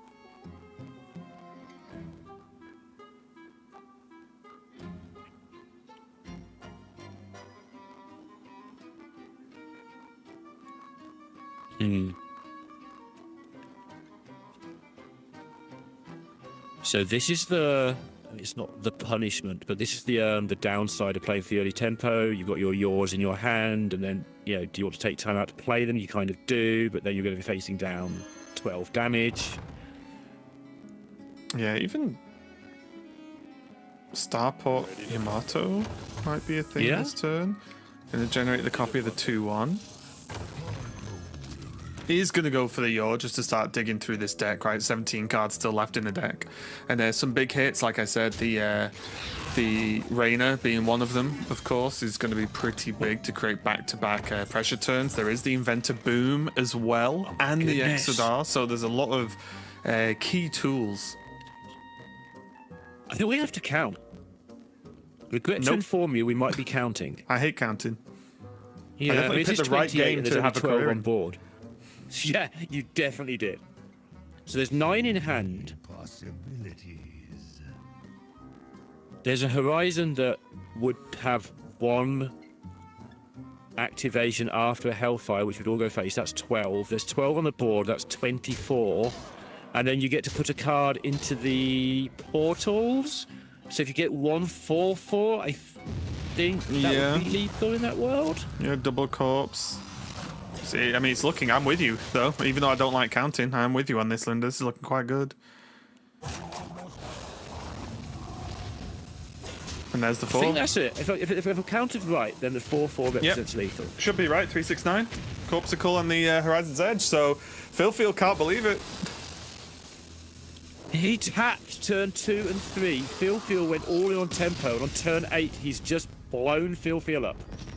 Yeah, a really tough one, and I think a tough one. It's going to sound weird, but like a tough one even mentally for FilFeel, because we saw how excited he was at the start, and I don't blame him. I was the same as if you were listening, right? Like I was exactly like, this opening is what you would want your Warlock opponent to have, right? Tap, not progress quest, but GamerRVG kept his cool and recovered and actually managed to create the scenario where there's double portal, which created even more pressure. And although the build-up to the late game was going to be good for FilFeel, it just needed a bit more time, right? If he lasted another turn or so, draw some more cards, then suddenly the first Starship could be launched, then the next, and so on, but just didn't get the time to be there. And when you start looking at Corpsicles with Hellfires, and then, as you said, the option for maybe hitting a charge at a good time, that is a lot of damage, right? You cannot just defend from that. And this, even though it's a arguably slower warrior, it's not like Control Warrior, right? It's not gaining hundreds of armor every turn. It's not got tons of removal outside of a few pieces. So we saw FilFeel just take damage over time, and it ticked up really quickly. So a really big win there for GamerRVG. In about 30 seconds, in fact. Yeah, it was, and even he was surprised, right? You saw it. He was like, "Wait, what? Like, stop with the damage." So yeah, really big win there for GamerRVG, because if you start that bad on your World Championship qualifying match, it must feel rough, right? That Warlock opening, but well recovered. And that is the deck you highlighted, and we nearly saw why with due cause that without that Librarian, maybe against all these Starships could be a bit of an issue. And I'm with you. Like the fact that's out of there, it becomes a bit different when you're playing, the normal rogue deck. Your Dubious Purchase, Starships explode quite quickly with that, or you just hit them, and then you've just got the good grindy Death Knight for later as well. So getting a Warlock out there would make him very happy, and it did. And also credit to him for spotting it. It's easy for me to sit here and go, I think it's 28. He has to know it's 28. There's a difference. I think with one of the benefits is when you're playing that Warlock deck, and any deck that has this sort of similar style, but when your hand is double Corpsicle, I think you're counting every single turn, right? Because you just think, okay, because it is repeatable, like arguably guaranteed damage, right? That you can bank on. It's like every single turn you're like, okay, I push this much, then I need this much. I push this much, then I need this much in every single turn. So GamerRVG definitely a good position there. But it turns out not having Librarian isn't a big deal if you just kill them before the Starship comes out. Right? Just, I might struggle dealing with these Starships without Librarian. I'll just beat them before it happens, so it's fine. Just life tap for a couple of turns just to give them a bit of a chance, just see how it goes. Just don't do anything till turn 4. I don't know.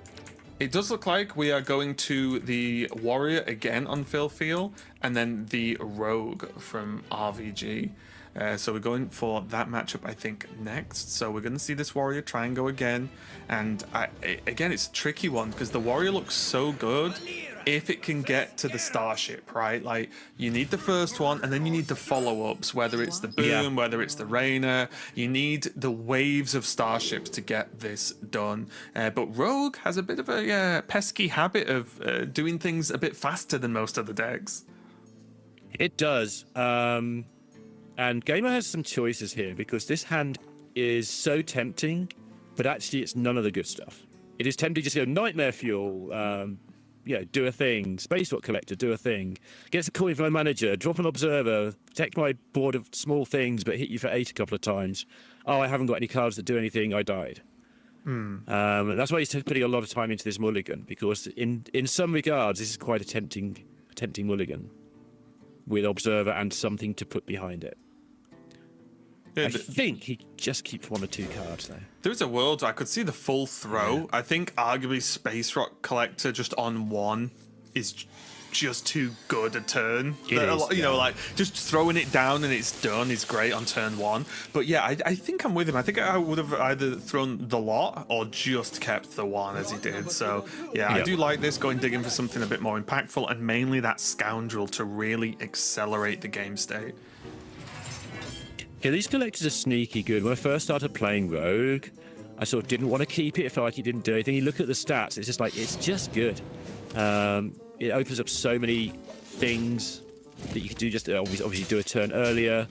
But later on, that banked mana, especially as you get a minion on the thing, it just helps you so often.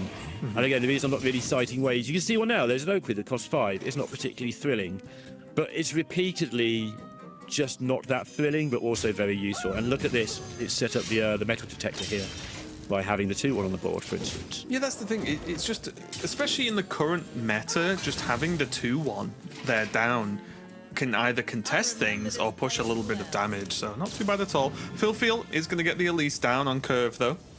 No doubt, to no one's surprise, you may have heard us talk about this before, probably looking for a copy, and misses. And didn't get it. Yeah. Also went for a 5.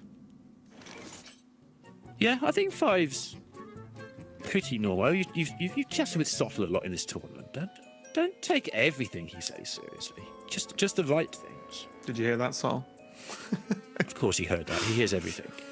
If I'm streaming and I say something slightly dumb and he's been out of town for 6 months, he just appears in the stream and tells me I'm an idiot. Yeah, hang on. He hears everything. Oh, this is why you're saying this. You're not casting with Subtle today, are you? No. Oh, so you're dodging him so you get away with it. Oh, I understand this game. Okay, I respect it. Yeah, so coin Opu set up, getting the coin, get a 6-4 on the board. You only get your coin back, of course, but yeah. Yeah, pretty clean though. Draw 2 cards, have a minion down. I like it.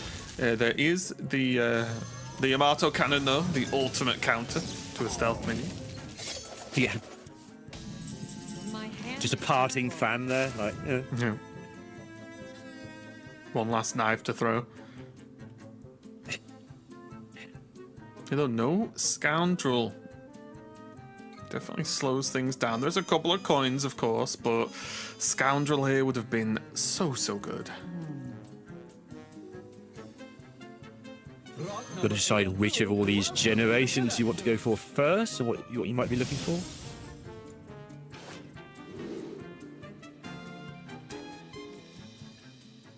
Hostile Invader with copy is kind of good. Not for a gamer, obviously, but you know, just as an outcome of that discover. Ham? Ooh, Eat their good stuff? has Divine Shield as well. These are all good. You can play the Yawn now. It costs 2 less. Oh my goodness. I was in for the ham, but I changed my I mind. think I'm in for the ham. Clear. Get some bread and there's a good sandwich going on. I was going to say you're going to try and cheese your opponent and have a ham and cheese sandwich, knowing you. Weapons cruiser operation.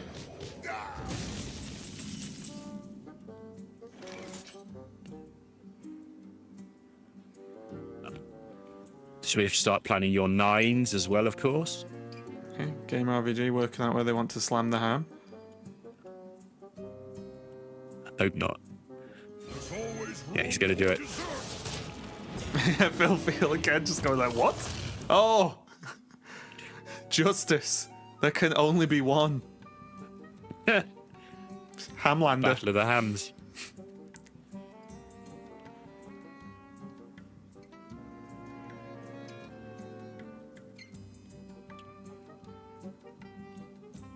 Divine Shield is Gotta really deal nice with here, it. though.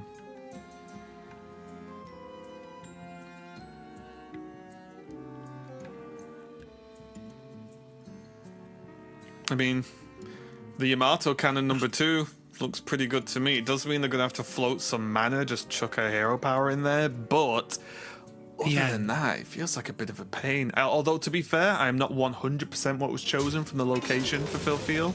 So maybe, is it Raptors? Oh, okay, it's Raptors. Fine then, yeah, sure. Raptors discover spell reduced by 4. Yeah, this is fine. My. Dwarf planet? Kinda like it. I mean, it's only cost 6. It's not the worst. Yeah. Kinda like it, honestly. Going for the armor. Yeah. me and you, as always, as soft as identified, just going for the quickest way for something to happen. Dwarf planet, see where you're at, see if you've won or not. I mean, to be fair though, a 6-cost dwarf planet, that is a pretty good board in a box. Yeah? Yeah, I liked it. So Gamer not struggling as such, but no Scoundrel is making this a little bit of a nuisance for him. Everything's just going looks a little bit slow. It looks so much worse, doesn't it? The deck, right? When it's nice. It looks so much worse when you're not cheating stuff, because when you're playing a more of a fair game, it's definitely not the best. Does now have Ysera, but no way to get to it. He might have to prep Shaladrasil here.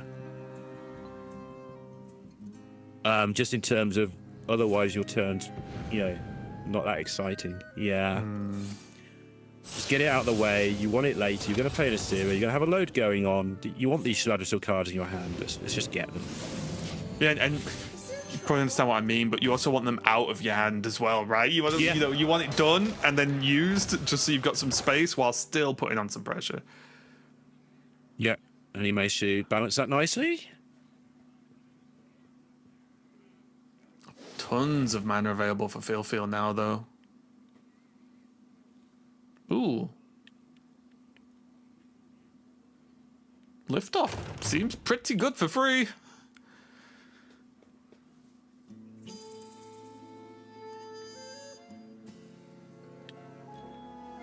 I do think with this advantage, FilFeel will really, really want to be getting these starships out now. Yeah. Ooh, is this the launch for the Yamato cannons? I think it is. Trading the 2 wants to make space for other stuff. This just deals with the 2 minions. And then there's a very quick refill for another ship. And he can't mess around for long, right? Because... Yep. This is nice. So gets the copies back 2 more cannons. There's the starport. There's still liftoff to help out as well. Like there's, excuse me, sorry. There's a lot of value being generated for FilFeel, which is a pretty good response to seeing the prep Shaladrasil, right? Absolutely. And, you know, All are nourished when the cycle plenty of removal generated there for Future. Still got Ziliax to go with those cannons as well, so it's going to be a little while before he's really worried. Unless, of course, Gamer just plops down a Firak and it does 26. You've been seeing the big Firaks. I've been seeing the tiny ones. Here, though, FilFeel has the opportunity to just start really pushing, right? Contest a Raptor into the 2-2. And then put another one to go face. And then could just drop Yamato cannons to start building spaceship number 2. Yeah. Or has other options as well. There's Marin for things. If you're Goblet, not Goblet, the Crown. There's just a lot of stuff that can be done here. And a lot of damage put face, which is a big deal. Yeah, gonna test that. Sees it's not explosive, which means the 2-1 is safe for now. The Yamato kind of comes down to deal with the Ysera. That dies, but who cares? It just starts building the spaceship fine. And then Marin's the follow-up now. This is looking really good. Yep. Play around Rat as well, I think, this way.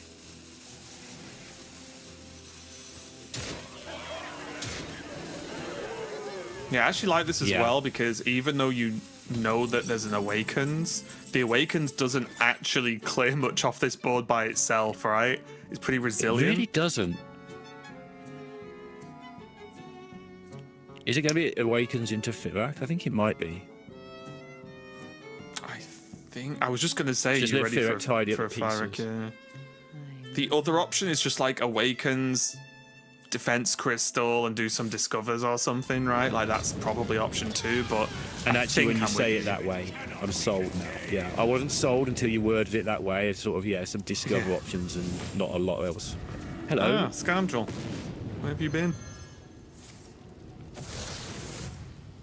I'll never... Oh. It's one of those Firaks.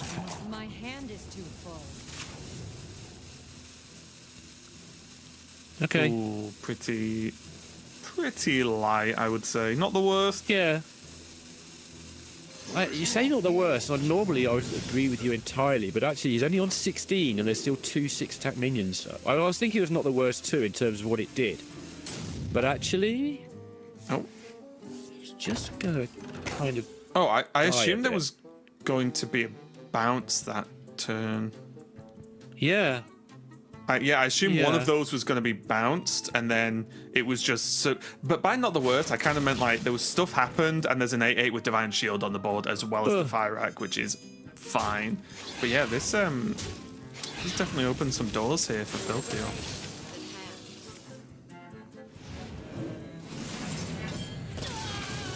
Growth there, going to build up that starship again. Does have another Yamato cannon. And a Ziliax. This just has everything, because again, I keep forgetting that Ysera's a card that's been played. Yeah.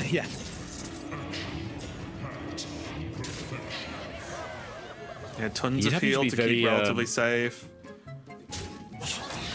Yeah, he's having to be very precise, right? Because if he does get it wrong, he can just die on the backswing, so... Yeah, well, the good thing is, it just has Yamato cannon, right? For one. Yeah. So he doesn't even have to trade if he doesn't want to, right? Can just play. Yeah, going to take the health and then Yamato cannon to finish it off. And then every day of the week, these 6 attacks were going face, right? Yeah. Yeah, he just had to make sure he got the ordering right and didn't leave himself exposed.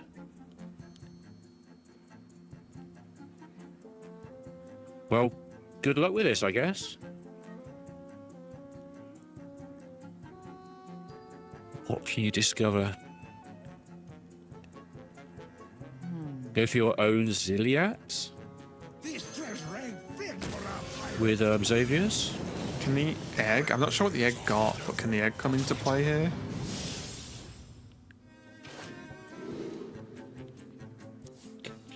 Rifter and look for...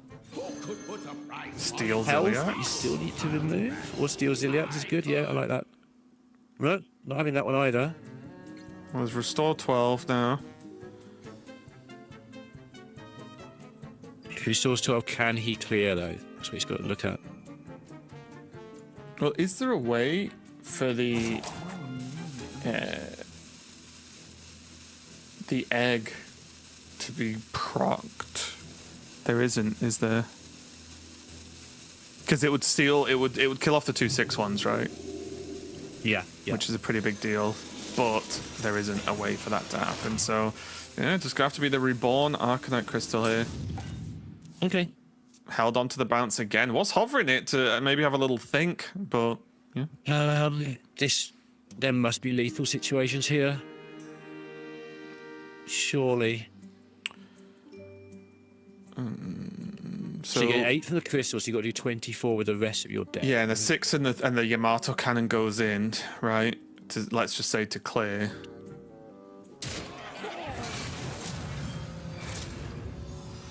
And then is it just crown shenanigans? Oh, not putting the Yamato cannon in. Depending how big the new ship is, there's also just wall and make a new ship and just have that out there. But yeah, crown shenanigans it is.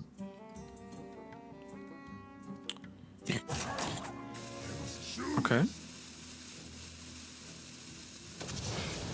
I mean, Nomeli is fine, right?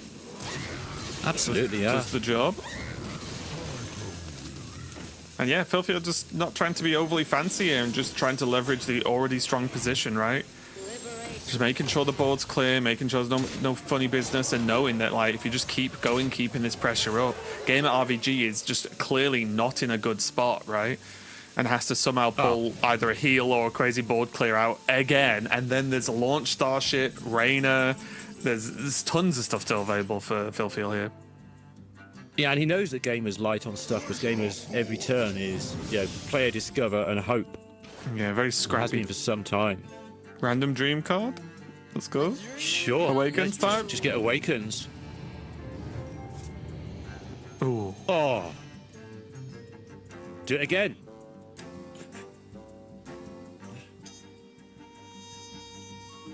Bring it back to your hand and replay it. Try and get awakens next time. Honestly, I'm not seeing that much other option. I forgot what was even in the starship at this point. Yeah. Can I see? It's super hard to keep track of all the starship pieces.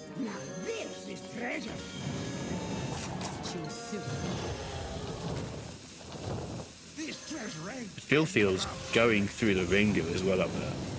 Armament upgrade complete. It's a lot of stuff.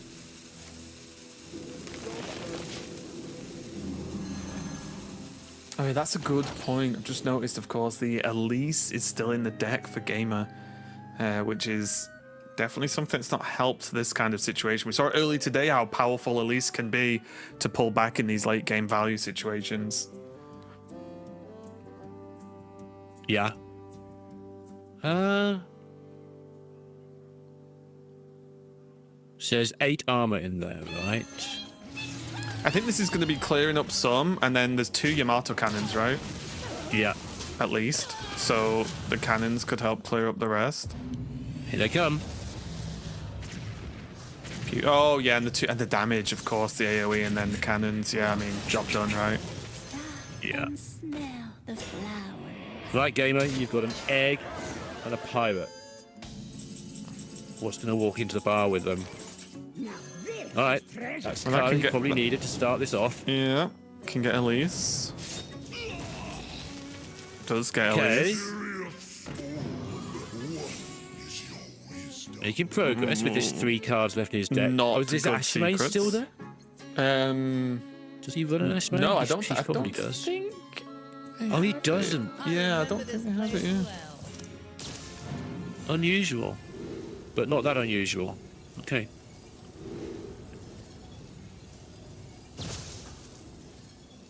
Okay, does get the. Oh no, it went Discover. I thought it went Raptors. Okay. I remember this place well. He's got a great spell right now. Yep. Survives another turn. Rough though, because those secrets are horrible, right?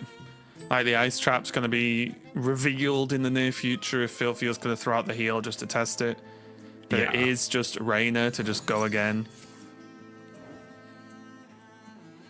Yep. And this, the mage secret isn't hyper impactful. Game is off. Yep, had enough. Taking his ball. He's gone home. Gonna go climb up the ladder. He did that really well to get to this tournament, honestly. The last day of the tournament, the last day of the qualification, he needed rank 1. I mentioned this a couple of days ago, and it was taken from him several times. I want to say 7 or 8. It was probably 4 or 5. And every time he had to go play one more game, and every time he won it. And he was playing the really slow Death Knight. Oh, right, yeah. So it's the last sort of 10 or 15 minutes, he was absolutely terrified because if he'd been overtaken the last 10 or 15 minutes, as this goes to 1-all, he would not even have the chance to get back to rank 1 without queuing a deck that he wasn't so comfortable on. But he didn't get that one. But he is going to be climbing that ladder again soon. Yeah, it's definitely a tough one there for GamerRVG. Just ran out of juice, and we saw the impact that not having Scoundrel makes, because GamerRVG had the cards, right? There was the Fire Act there, I think, relatively early. There was a few other options as well, but without being able to ramp into them that effectively, it just let FilFeel keep up, right? And it obviously at some point take go ahead as well. So really good game there for FilFeel. Got a win with that Warrior. Was maybe not feeling too good about the deck after game number 1, but is pulling it back. There is still some questions that I do have about this the rogue list from FilFeel, because it's just a weird play style, right? It really is not my style whatsoever. Doesn't mean it's bad by any means. FilFeel much better than me, of course, but yeah, just a deck that feels a bit weird sometimes to play and to execute on, but FilFeel has made it work so far. So I'll have a quick look to see what the next matchup's going to be when they decide. I mean, the Starship Rogue is... I don't think it's going to be upsetting to the people who even play that deck. It is just a collection of some cards. And you have to make them work for you. It is don't die, make Starship. Please don't die. Okay, make Starship. Oh, do some stuff. Biopods, you're dead. Loads of stuff. Oh, I've got 3 13s, 17s. Yeah, that's also enough.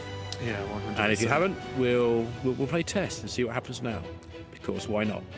Looks like GamerRVG is going to be locking in Death Knight and just having a quick glance at the list. You're just having a quick panic while you're looking for the other side of that equation. Yeah. No, I'm just looking at GamerRVG's list, but it looks what I would call incredibly standard, right? I cannot see a single card out of place in this list. It's the Heron list, which is basically the standard list. It's not the list with the 8/8s in it. It's just a Heron, Starship, Kill Jaden, do your thing list. Yep, and there's no tech that I can see in there either. So yeah, pretty standard overall, which, to be honest, is what GamerRVG's lineup feels like, just going for the good stuff. And I do think it's been interesting to see that in this top 8, considering we were expecting, because of the way the meta is right now, we were expecting a lot of similar decks, and we did get a lot of similar decks. However, we have seen a mixture of different approaches, which has been really fun, right? It's why I really enjoy tournament play.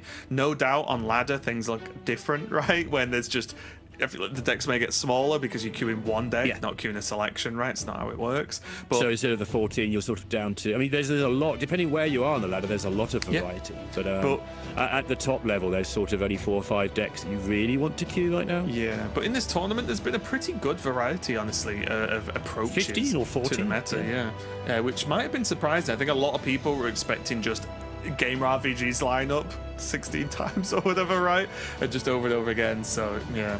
It'll be pretty interesting. I've been back in the drum for a couple of days, and it was nice to hear Pocket sort of also say that it scared him. The Mech Warrior, which is also a deck that is played on ladder. Like, these are all seen at top ladder, to be fair. But that Mech Warrior has just got a good spread into the light he brings. And Pocket was saying, I bought this lineup and actually saw the Mech Warrior. I was like, well, I don't really want to play against that. Yeah. And that's, I mean, Pocket's another one to talk about. I think FilFeel might have just stepped away for a short break here. So, but I think that's something to talk about as well when we're talking about lineups and stuff. Is like, look at Pocket, who just qualified, and his lineup, right? By no way means really standard, right? I think a lot of people were surprised to see the only hunter in the lineup. Obviously, Pocket also had Starship Rogue, which we talked about as well. So, pretty different lineup there from Pocket, and making it work. So, regardless of how the ladder meta may or may not be for any given people, something I always say is tournaments are always really fun because Conquest changes everything, right? Best of 5 Conquest really mixes it up.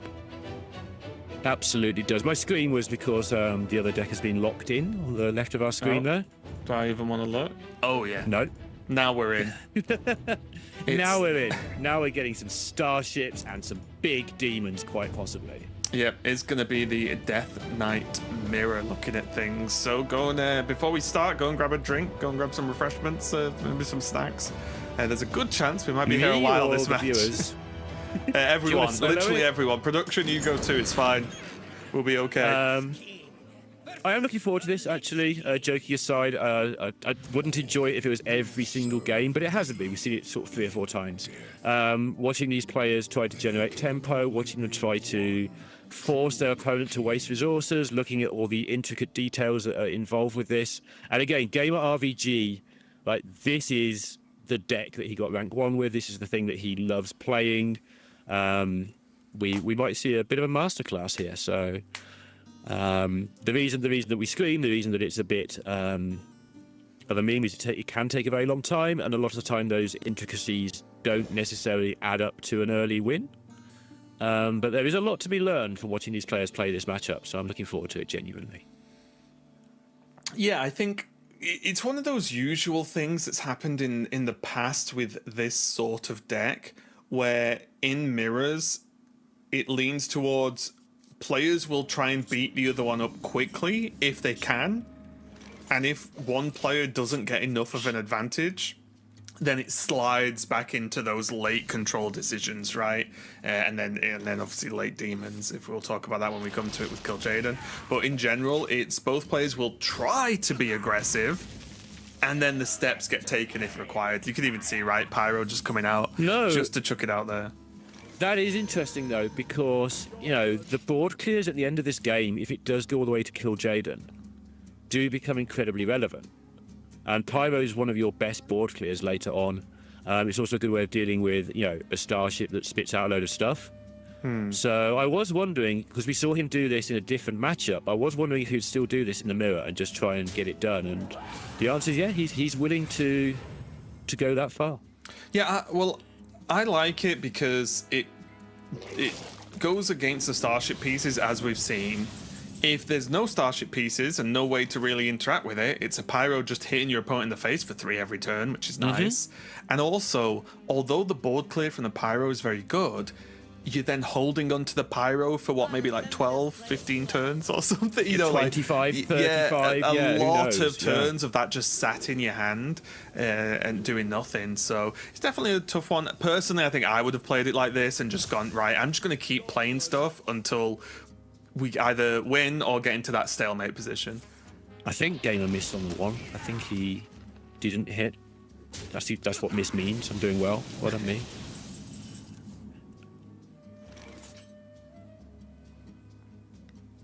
I think FilFeel is leaning forward, wanting to see what came out of the location. Yeah. Does have a good turn here, though, with Xavius as well. Oh, I think that said 1-1, didn't it? Oh, did it? It was a quick I see the word glance. summon. So it's summoning a 2-1 is the top one. Oh, maybe I saw 2-1 and thought it said 1-1. Oh, no, it might be summon a copy. Yeah, it might be summon a copy. You might be right. Summon A. Hey, 1-1. 1-1 copy. Yeah, he did hit. Oof. Okay, I could have sworn he missed. There you go. That reaction reading time. Yeah, when you get to my age, you can barely read at all. I feel like I'm nearly there, Lorinda, to be honest. Yeah. You got ages to go yet, Raven. I had my birthday recently. Felt like it was a +5 onto my age. I'm sure I woke up that day How and does that just work? Because it's less about the number and more how you feel, Lorinda. And I'm tired. Okay. I feel like an old man. It's sad to hear that, Raven. I'm sure you'll work it out. It's just so many spires. Yeah, and a lot of pressure though, right? Because it's like the difference between trying to pressure with minions that aren't starship pieces and then doing this with starship pieces versus your opponent, because not only is this decent damage, decent presence on board, but it's also building your late game or arguably mid game pressure in this matchup. Yeah, it's 3, right? Yeah. I know it's not 3. You have to pay mana for them, but it feels like it's a free minion because if it dies, well, I'll just get it back later. No biggie. I know it's not quite that simple, but that's how it makes me feel. That's what matters. Well, it's the way of looking at it where the minions themselves are like a bonus most of the time because the goal is to create the starship, and the minions sticking around to hit face, great. Yeah. GamerRVG, definitely not thinking about tempoing Kill Jaden, but I am. Let's play He has no removal. Is eternal. You don't need to remove stuff if you're winning and you're ahead and you've won with big demons. I am I wonder joking, if of he course. is giving it that much. I mean, now you've ravened me. Now I'm thinking about it. Like he's got a big starship ready. I can be pretty persuasive. Yeah, he's got an Yor in hand. Doesn't you work can. versus Sottle though. Didn't you convince him of something earlier and it was just wrong? That was good. I try to do that every cast. Big fan. So yeah, I started writing down exactly which starship pieces were going into the ship, but with all the reborns and the fact he drew all of them, the answer is it's just now a lot. impossible. Yeah. The ship is very big, or will be. Like, we got pretty good before, because for those of you who don't know, we have effectively a deck tracker tool to help us out during these casts now. But we didn't used to. That didn't used to be a thing back in our day. And we got pretty good at just, like, mentally deck tracking, right? Of just, like, going, oh, there's this, and this left in the deck. Just from watching and obviously casting the game. But tracking the starships with reborns and resummons, and so it can get so hard sometimes. And when there's multiple starships on the board as well. Left. But if somebody said how many arcane spells have been cast, you wouldn't have a clue. You just guess, and it would be 3 too low every time. But you know what was left in the deck, so you could work it out. But with discovers and stuff, it became hard. FilFeel's struggling to gain traction here against this ridiculous RVG board, honestly. Yeah, I mean, that's just a good amount of damage more than anything, right?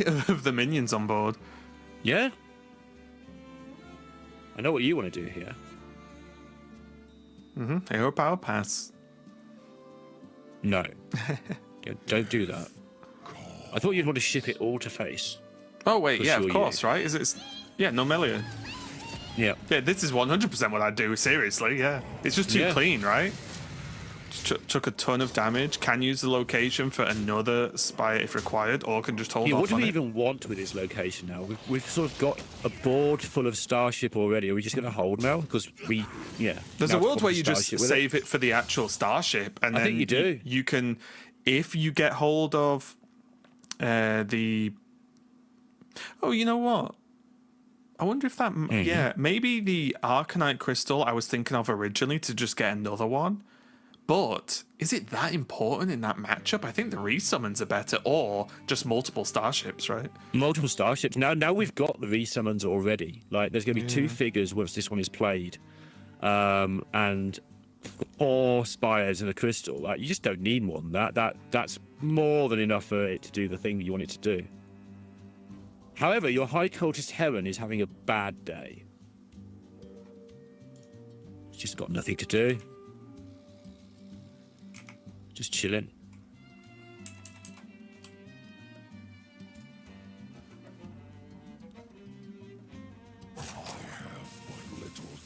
Might have to start exploding some stuff soon, FilFeel, but you don't really want to put all this into the ship. That's the problem. Yeah, the frustration is the clear on this can just give them a better turn, right? Yep. So I actually like this from FilFeel. Just say, you know what, I'm gonna start adding to my starship, and then we just get into Star Wars, basically. Starship Wars, sorry. Yeah. Starship Wars. Yeah, just definitely different. Yeah, kinda. That's no orbital moon. Death calls.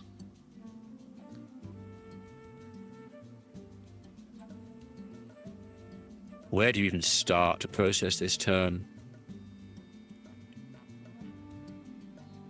Put the 3-1 into the 4-3. That's where I start. Seems like a pretty good start, because I don't think there's a way to clear it regardless. So if you could clear it and go all face again, that is a ton of pressure. Yeah, it really is. The ghoul and the 5 makes sense. See what pops Sure, out. yes, starting to actually keep the big board and get the stuff into Starship.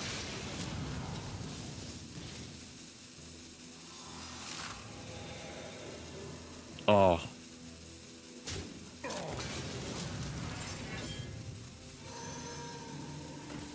Okay, that's enough Starship stuff.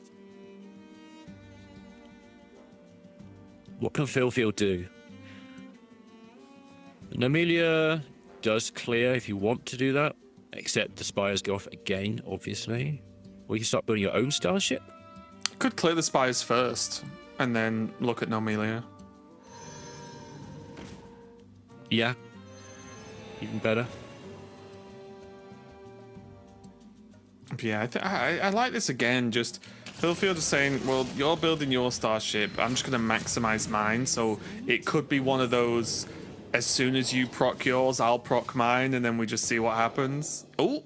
Oh, well, that's yeah, big. Gamer who had this game well and truly under control, I felt, now has to really speed up. He can't just take it steady now, because that biopod will end him at some point. Yep. It's like, oh, they got the good one. At least in hand for FilFeel as well. Yeah. Yeah, this could get dangerous really fast. In case you are, you're not aware of what biopod do, it's going to do a ton of damage. FilFeel has just turned into a pair of hands. There we go.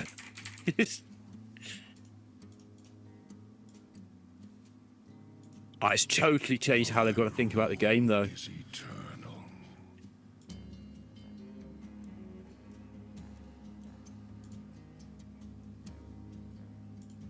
No Exodar for Gamer either, and there is an Exodar for FilFeel, so he can get parts and get the biopod back and start building a second biopod of spaceship with an Elise to get more biopod parts, potentially. Yep. It's a game plan he can go with.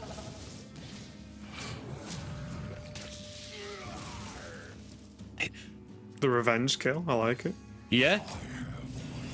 Much better than the final fan.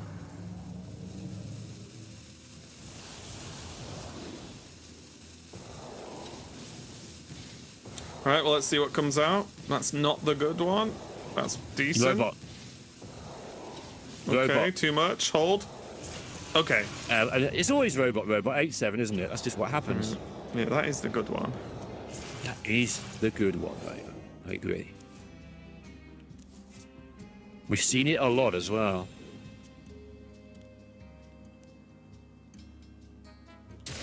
This is good though, right? You can clear this off. He can.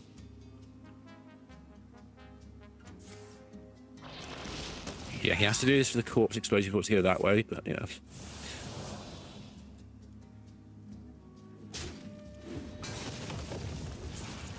You notice that earlier he got rid of the pyro, but the poison still ended up just being all he needed. Yeah. Because the where the corpse explosion is going to work. Not going to be the bomb shuffled in now, though.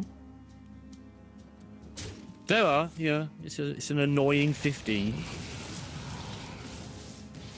But as long as they're not stacked, it's not that big a deal, right? Because of the heal potential. Right. And Gamer does have to rebuild his ship now. I was going to say no Exodar, but there it is. Looking at what's left. Yeah, there's no death rattles left for GamerRVG. So Heron's That's what like... I'm saying. The Heron's is a sad boy. He just... Yeah, it's likely to be a post-kill Jaden play, though, right? Which is normally Yes. fine.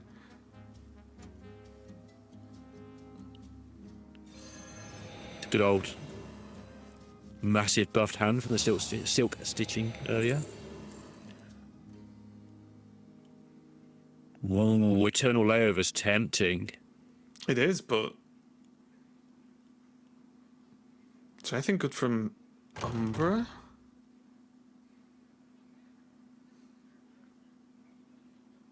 He's just going to build another spaceship.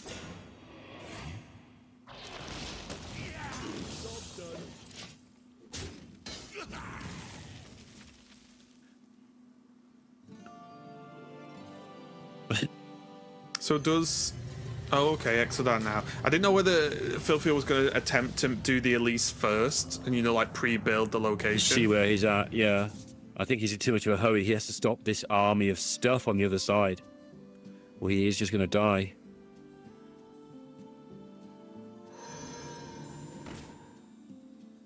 He does get Or the did he whiff Reborn on the ship, biopod? which is Yeah. huge. Didn't have space in the hand for the biopod. Right. Hello. Spitting out 20 damage. Okay. And that's the a 8-7. scary one. Another 20 to the face. Oh my Ooh. goodness. Okay. Another 20. But if that went to face, that could have been so big if that second one, well, third Yeah. one, sorry, went there. Could have just killed him. And remember, there's still the death rattles to go, right? Like, the ship still Yeah. has death rattles in them, and it has Reborn. The reaction of the two players to this game has been absolutely exceptional, right? Like, just Look at them it's both. gone so crazy. Need to find the differences between these two pictures.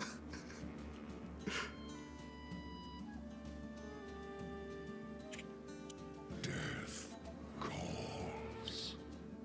Ah. They're just taking it in turns to look stressed or happy. That's Hearthstone. I'd be pretty stressed in Gamer's Seat right now. I'm not going to Yeah, lie, Raven. I don't even know what, because you could delete all this board except for the starship, and it's still a pretty stressful scenario because that's still Yeah. got the biopods in them. Has to do this way. Yeah. Yeah. Okay. Another biopod coming out of this would be crazy.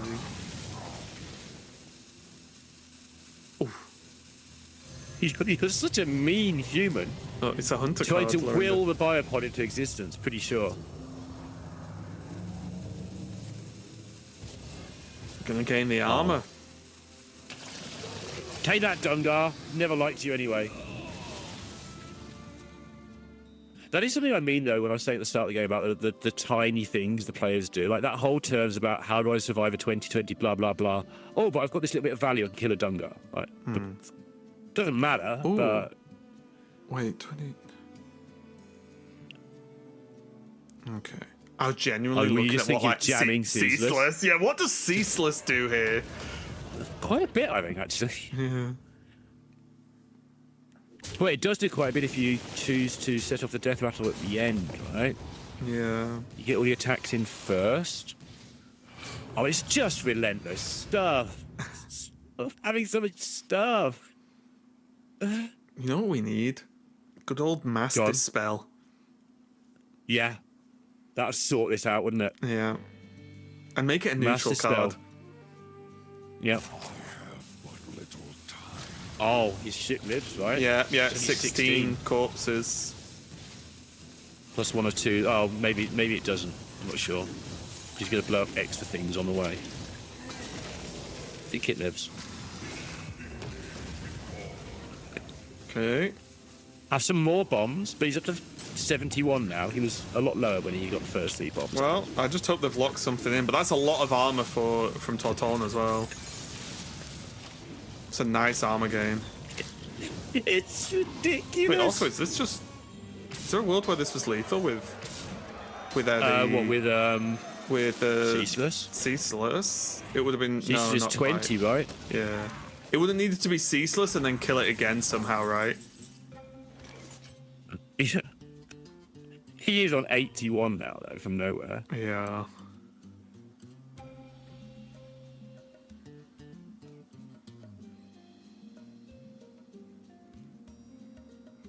Game has gone through the grieving stage of this turn.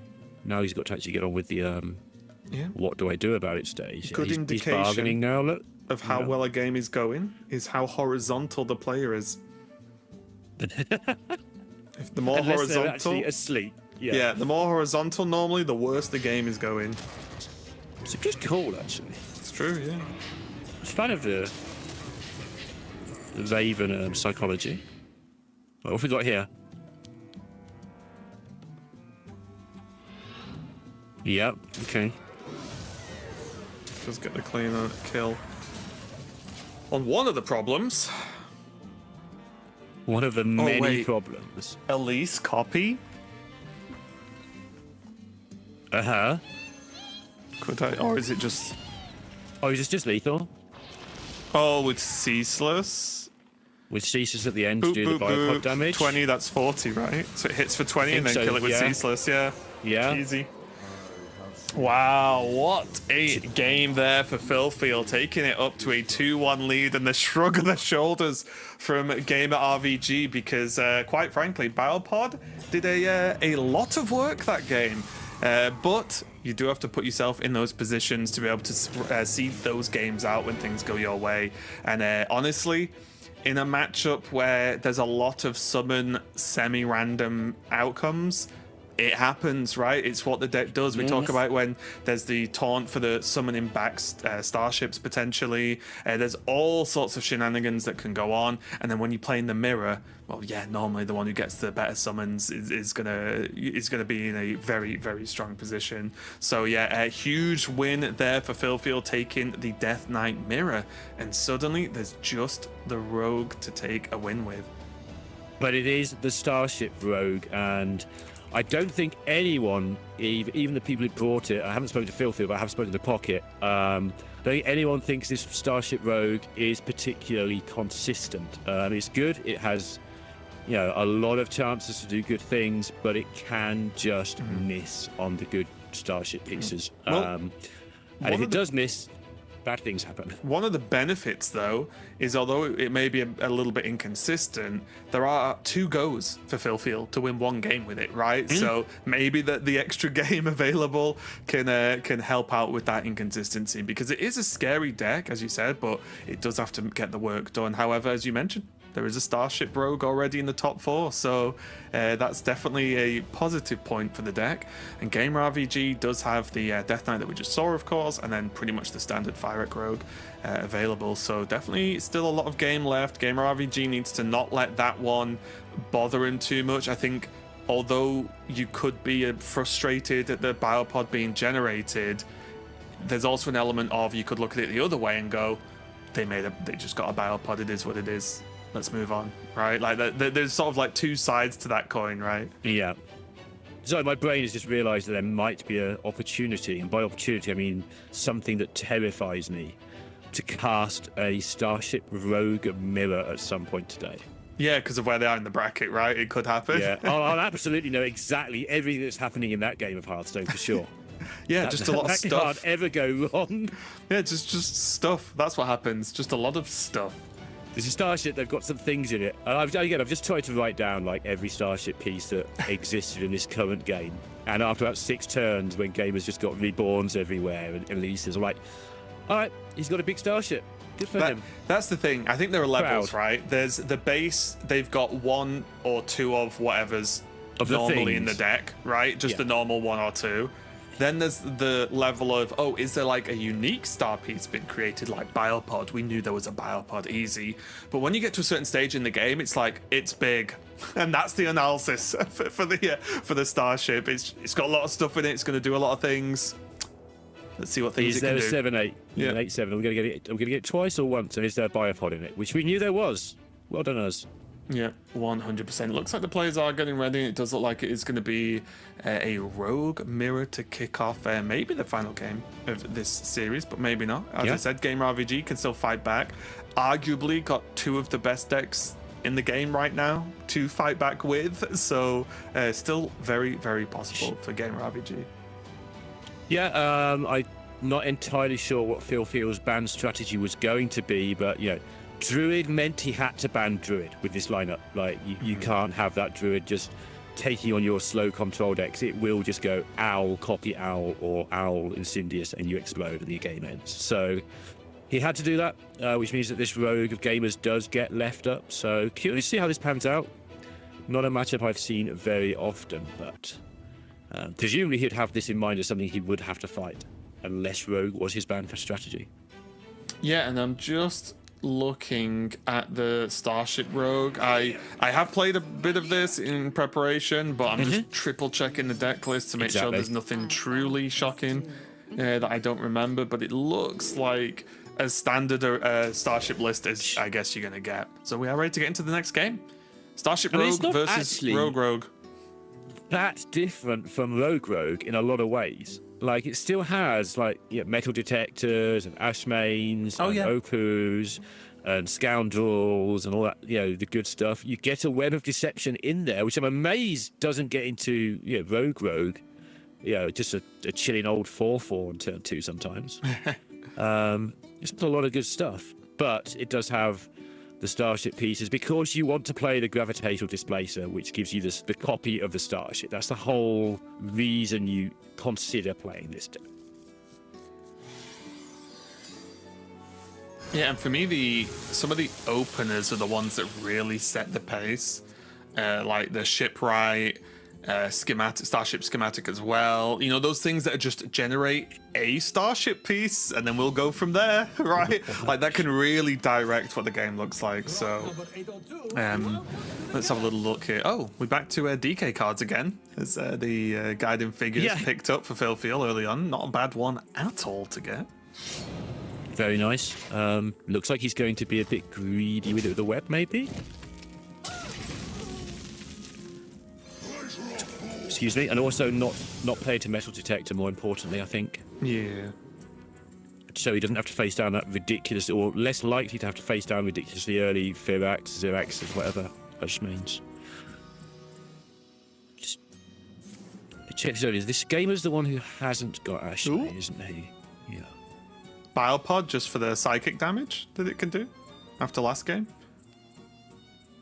I mean, you want Biopod, I think. Oh, I think you want it anyway, but I just think you really want it after the last game. Oh, I see. Yeah. You're doubling down on Biopods now. Yeah.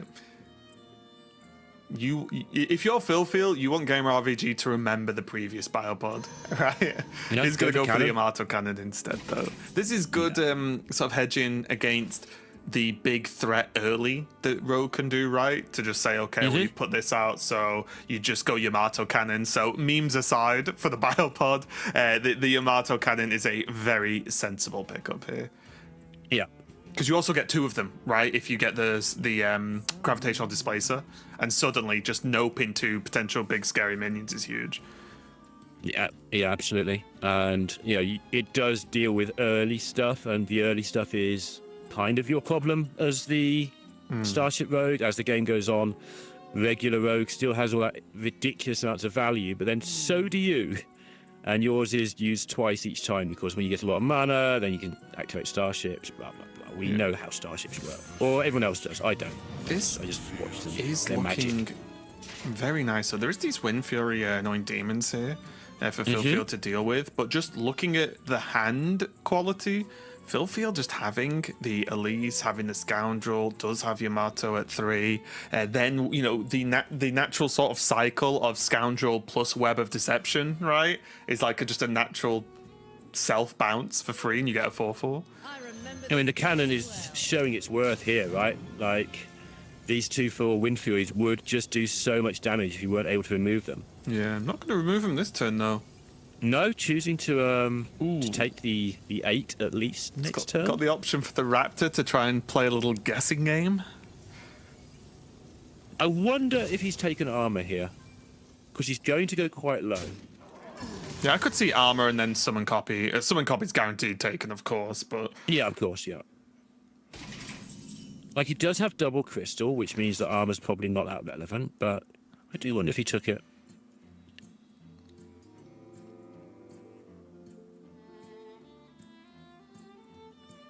yeah, the problem with crystal is you need the time to play them, right? Yeah. Like, obviously, being 5 cost after they got nerfed a while back, like they are an investment to play. You can't just rely on getting them both out smoothly because it's good to get them in the tank, but the turns you play them, you need to feel at least a little bit safe. Gamer's got 2 chances at Scoundrel here. Well, there's one. Yep, good start. Is he considering Ysera for a second there? With I think he's Wind just Fury? taking his time to make sure he does the things right. Oh, Can I interest you in next turn playing a 6/8 mixologist? Do you need the cards? I'm not just. Or do you want to staring at cease the this for later? ceaseless. Yeah. Yeah. Although to be honest, the gravitational displacer with summon a Sure. copy of gravitational displacer is actually kind of filthy. Sure. Yeah.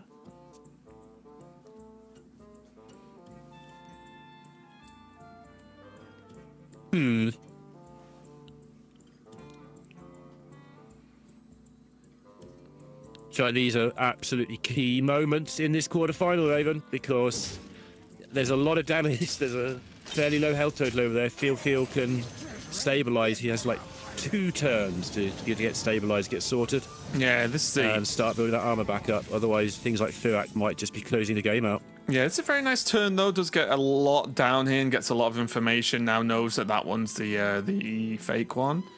Does have solid stuff next turn because next turn there's the miniature scoundrel, Arcanite Crystal and the Ungoro for the copy of probably Arcanite Crystal at that point. Yeah, and be aware, this Grifter at any point could just steal an opposing spaceship and hit you with it. Yeah, true. That's at the back of his mind the whole time. Or just do 6, obviously, but at the back of his mind he's going to be, make big spaceship when you're too low, and I'm going to kill you. No displacer in FilFeel Starship, yep.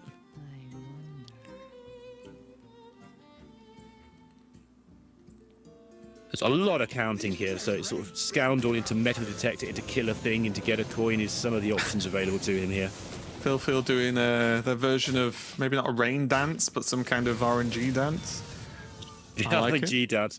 I think it's the hurry up, please gamer dance that I was talking about earlier. Yeah. Yeah, I think this is just the Arcanite Crystal copy, right? It just makes too much sense. Yeah? Can also use Really the does.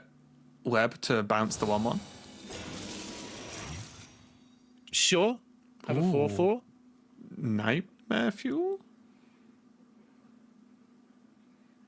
Looks pretty good to me. Okay.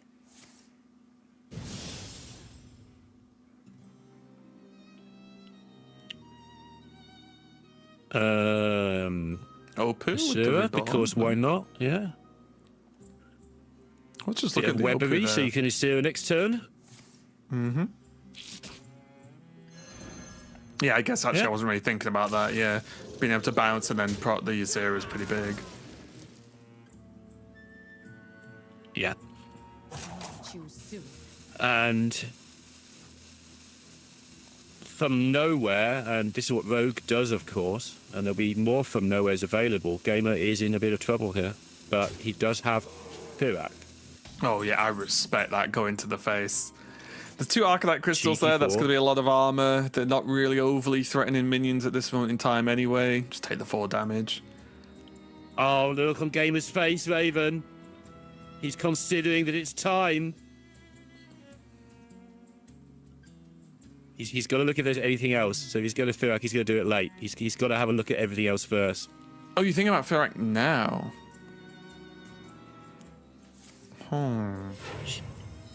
Okay. Or at least thinking about it. Yeah. He's starting That's to have problems.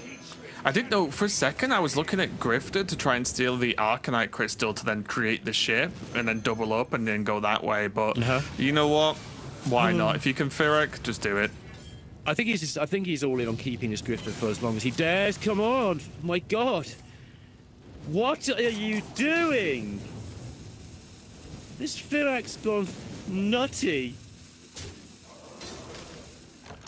Okay, cool. I can breathe. I thought it was just going to keep going face forever. I was going to say, I think you were imagining a lot more happening than I was there, because it was a good Fyrakk, of course. I think the flames like eating up 7 mana was more mana than I was thinking. Yeah, I was. It was fairly. I thought I missed like the quadruple pyroblast or something at that point. It's because it cleared the board first. Sure. At the start, I'm like, oh my God, that's damage to face, and you've cleared the board, and then the Phirak's can't. That's where the crazy Phirak's There was no hidden shoulder block or overreacted. anything. I'll go back to talking slowly and boring. So. Are we going to see potentially going for Resurrect? Isn't going to get it, but does have 2 damage to all, or just deal the damage to get rid of the 5/1. Was it damage and freeze, I think? Yeah, pass. I was still getting over the Phirakk that wasn't even that good. Do have the Ysera locked down, though. Like 6/12 elusive Ysera is pretty scary.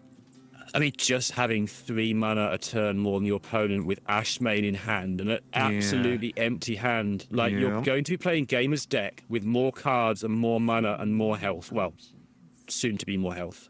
Well, it'll also be interesting that taking away the Ashmane, there's a world where FilFeel just launches the ship, right? If he's put under a lot of pressure. Which he might, because Gamer might just press the button. So many options. He's pressing the button, isn't he? Otherwise he'd have traded into the 2/1, surely. Yeah. Okay.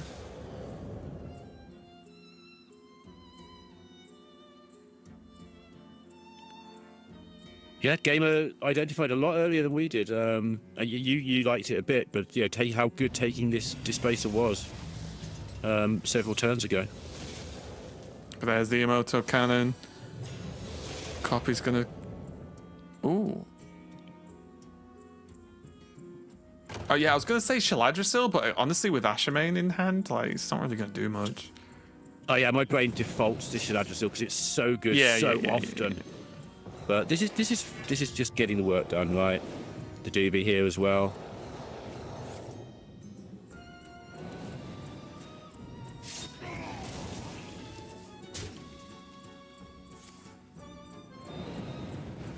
Oh god, probably gonna dig for either for a freeze, I imagine here.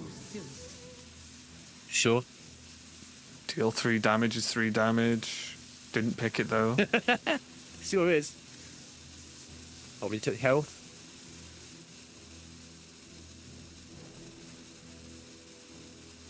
Yeah. Makes the ship not a hero powerable, right? Which is a nice little bonus, I guess. Yeah. Alright. Plenty of health.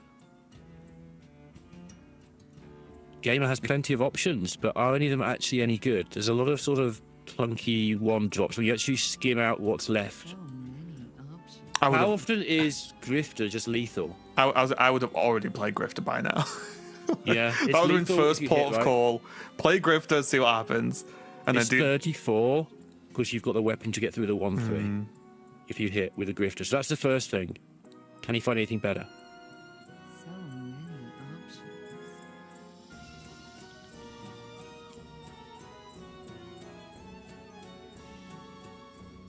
Oh yeah, there's.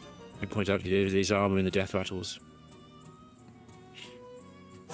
Choose soon. This treasure ain't fit for our pirates. Mysterious. Okay. This is treasure.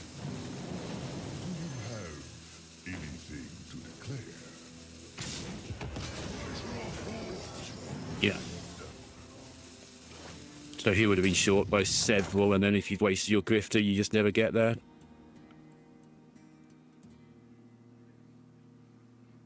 Or you grifted the little ship to gain the armor. Big brain plays. That's one of the most Raven things I've ever heard you say.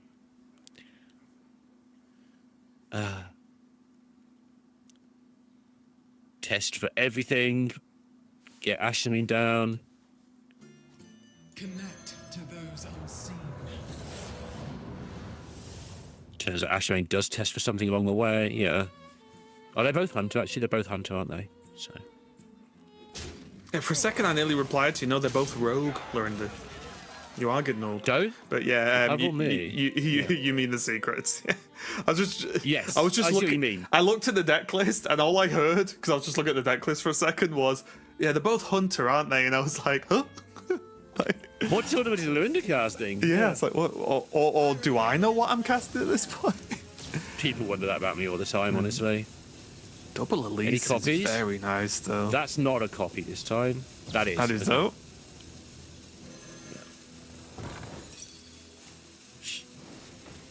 Oh.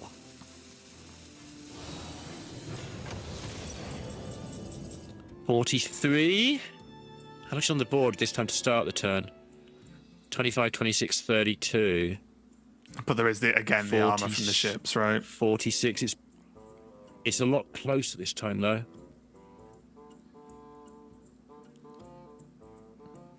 So many options.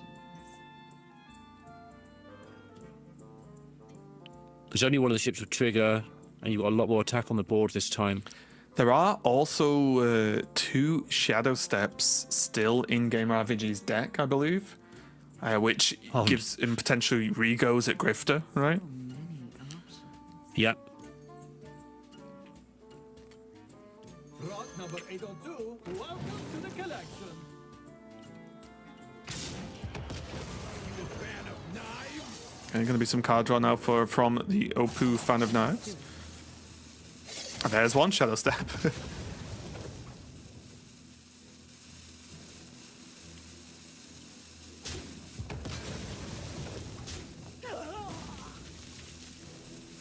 you have anything to declare? Okay.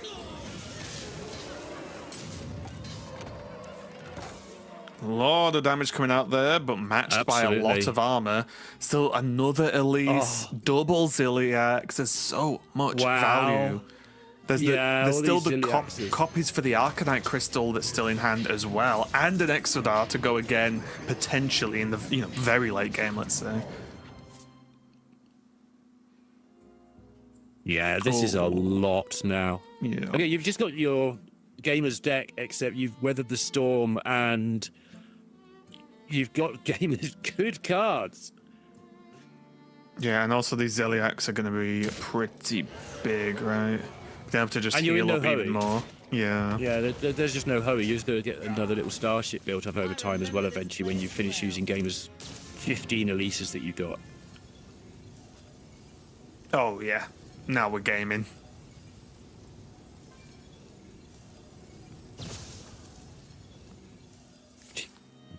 The Elises are just like getting bigger. Yeah. So it's, oh, another Ziliax. Oh, my. Oh.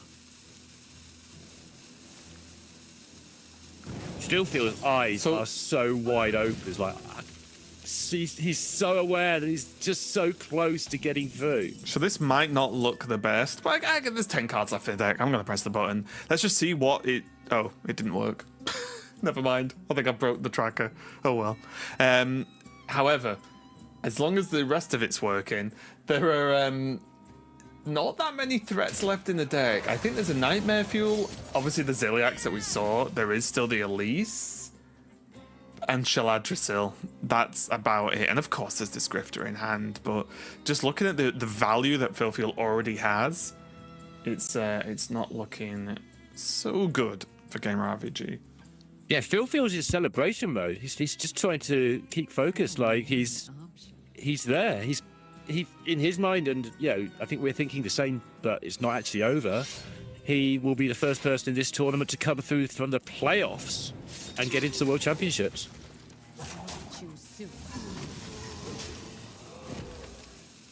And the previous two have already had a go today and didn't get through. I remember this place well.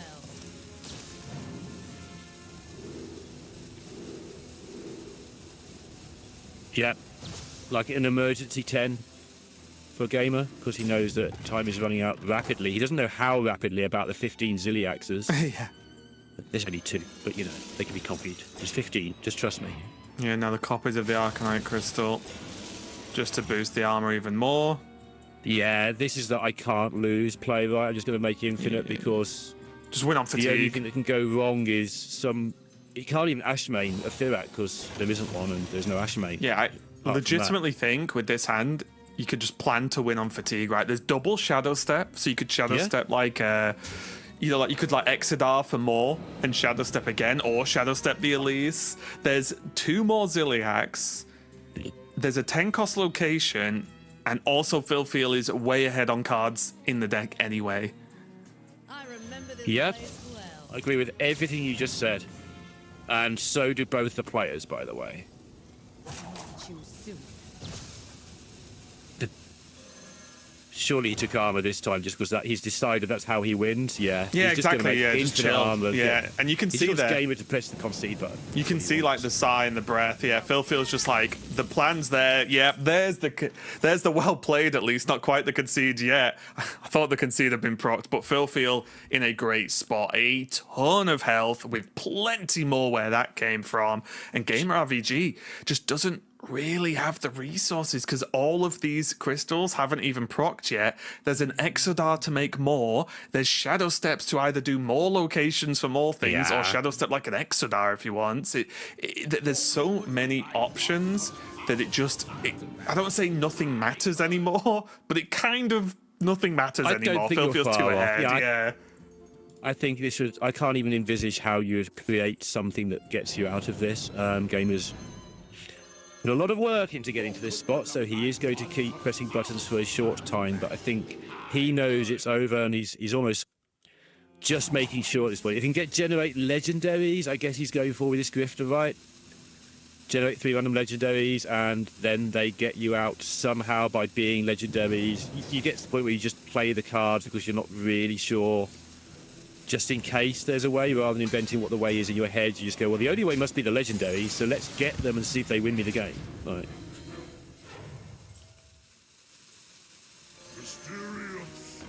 Yeah. Yeah, GamerRVG. Go on. Still obviously sticking around to try and make something work, but I think FilFeel would have to blunder to the craziest of extents here to make this actually fail. I mean, these 3 legendaries would have to be something that I'm not good at random legendaries, but they would have to be something absolutely ridiculous. Yeah, very generate dramatic. More legendaries, like a Sneed's old shredder into something else type. Or somehow just generate the golden monkey, right, and then just go from there or something. It would have to be really, really silly. I do think this is a big improvement in Gamer's game, by the way, where, this was a concedable game of Hearthstone, but he found a way that could potentially maybe win, but FilFeel's going to the Worlds and celebrates, as he has been doing for the last few moments, all the way from the playoffs into the World Championships, and has looked good for it throughout the playoffs and today. So, congratulations, FilFeel. Yeah, fantastic. And still a tournament to play as well. Fantastic performance, and genuinely, I thought the same in playoffs as well. I thought the approach he takes, obviously, the Starship lineups and so on, just another lineup that I don't think people were expecting. Who would have agreed that we're going to get 2 players out of the top 4 beyond Starship Rogue, right? For a start, never mind the other differences in the lineups with FilFeel and Pocket. I don't think anyone was calling that. So for me, expecting to see a certain thing going into the tournament, as I imagine a lot of the community did, seeing these lineups and these decks get the work done has been really, really fun. So, unfortunate for GamerRVG, of course, but huge congratulations to FilFeel, and I am very, very happy to be seeing them at Worlds in the near future. But we've got plenty more Hearthstone coming up for you lot, so we're going to go to a quick break while we set up the next match. Don't go anywhere, we'll be right back.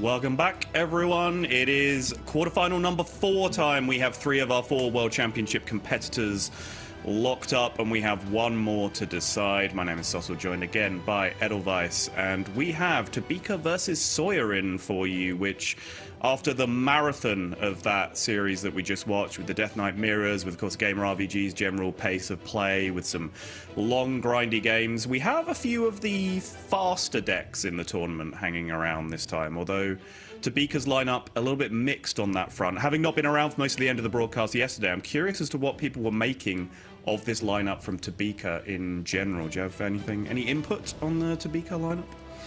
Yeah, the sole paladin of the event, it's been mentioned earlier by Raven, I think, that every single of the unique decks from groups had made it into the quarterfinals. This paladin being one of them. We saw the Protoss Priest earlier in Tobyka's match against Pocket, but yeah, now we get to see how this paladin does against sort of the bog standard level 1 lineup from Banterface, who has just sort of brought these are the 4 best decks. I'm gonna play them to the best of my ability and hope that it goes well. Yeah, my apologies. I'm off to a flying start. I said Tobyka like 15 times there when I obviously meant Sawyerin, but we will move on regardless. But yes, thank you. You picked it up beautifully, regardless of what an idiotic boob I was being. Of course, we have Banter on the other side, another America's representative looking to make their way through, and another America's representative looking to fulfill the PocketTrain prophecy, which has so far not worked out so well from PocketTrain's winner interview.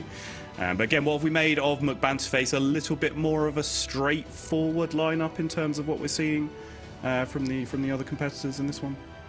Yeah, I think so, right? Just Starship, Death Knight, Quest Warlock, Aulonius Druid, and Fyrak Rogue. I think those are 4 of the decks that you see occurring in the most lineups. Whether or not everyone has all 4 of those, they are the most frequent decks in this tournament, and Banter has brought all of them, not trying to do anything fancy in terms of like, oh, I'm going to soft target this, I'm going to take a little bit of polarized matchup here. Just nope. I think these are the best on offer for this meta, and we're gonna just run it and hope for the best. Yeah, and I think it is really going to come down to this idea because, again, whether we get to talk to the players and elucidate this ourselves, we'll never really know. But, we've theorized coming into this that this is the sort of lineup that Sawyerin probably has a little bit of an eye on with the way that his lineup has been put together. It's just a matter of disagreement that comes a lot in modern Hearthstone as to where you think the edges in these kind of matchups are.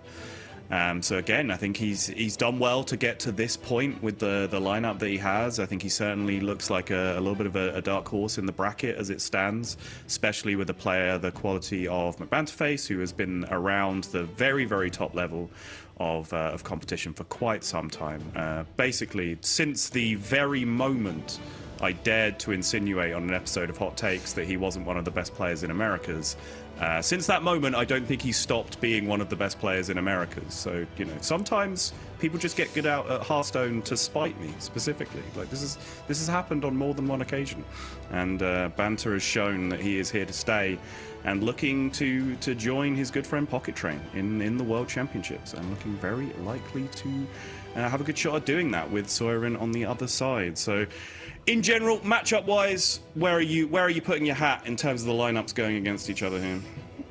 Well, I have to say, you know, Sawyerin must have a read here with going with this Paladin, but I do not have a lot of faith in it. Right? It just you can't even find good stats on this Paladin.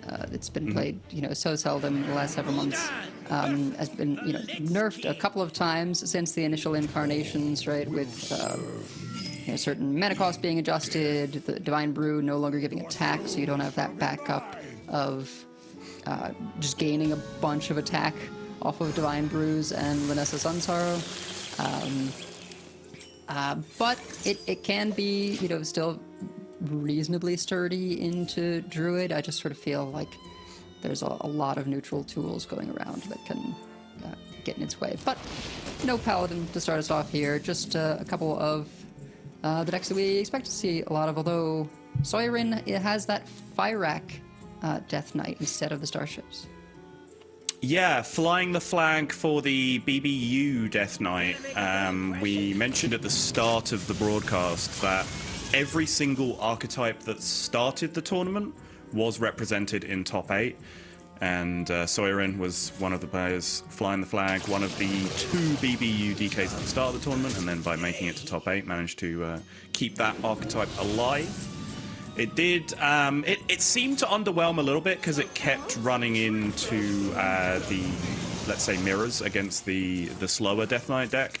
And it looked, for all it was worth, that in Sawyerin's qualifying match yesterday, that he was going to fall apart in that matchup as well. But in the end, just managed to turn the corner and actually ended up sort of outvaluing and out-pressuring the deck in the late game, which goes to show some of the gas that it can have. But have you played a great deal of this version of the deck, or are you more of a vanilla DK? I much prefer this DK to Starships. You know, we've had Starships around for a little while now. The Fyrakk deck turns around certain matchups, right? I think it is, on the whole, considered to be a little bit weaker into this matchup in particular.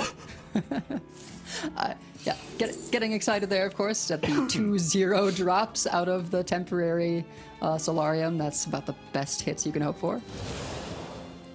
Yeah, I was talking yesterday, I think, about how it's not all that common to see the temporary Solarium get used. Banter's curve here worked out nicely where he could just rip it on the 4 and didn't really have anything else to do, but if you're going to do that, hitting the double 0-cost temporaries is absolutely dreamy.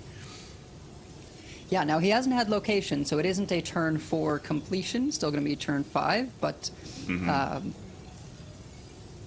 decent odds, you know, depending on what he hits off the second Solarium, of getting it completed and played will depend pretty heavily on whether he can find something cheap enough.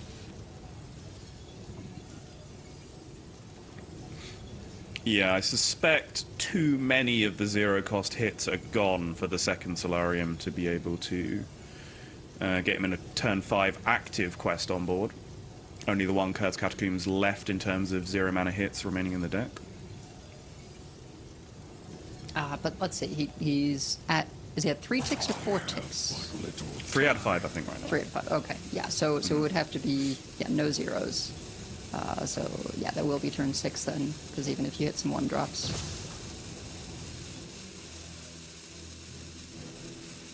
Sawyerin really taking his sweet time on the location choice there. The second choice did offer a 5/5 copy, which goes to show something that I know you've talked about throughout the tournament, that when you are not playing a Starship deck or some kind of combo win condition like Owl Druid, Summoner Copy does become slightly less attractive than it is in those decks where it is a snap pick.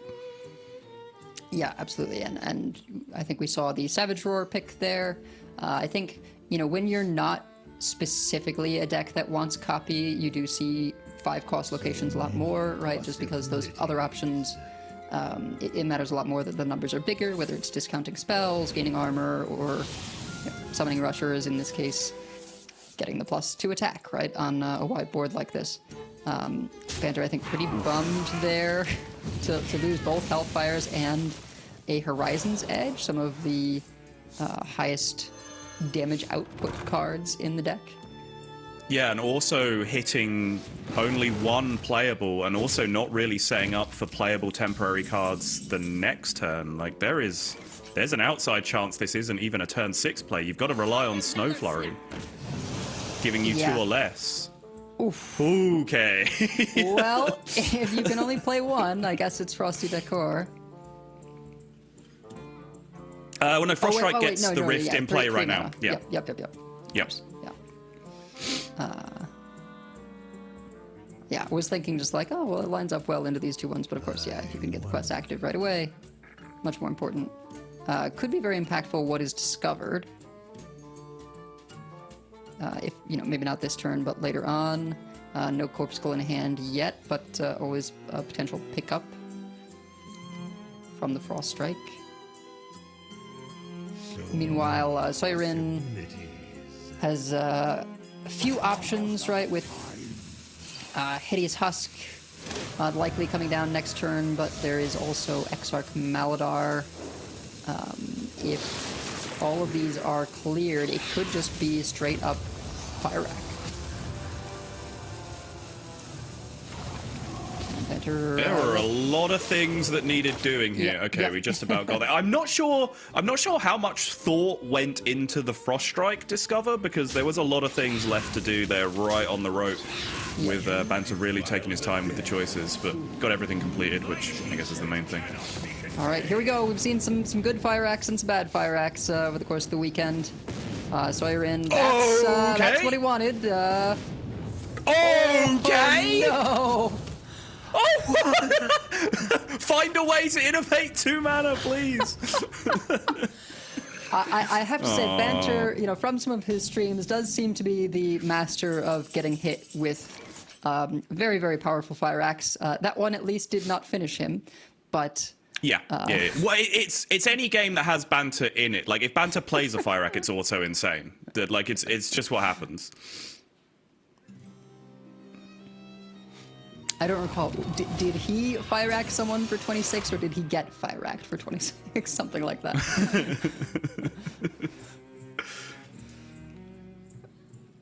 I still can't go. Like, the triple Fire Rack did like 50 earlier on today. I still cannot process how that happened.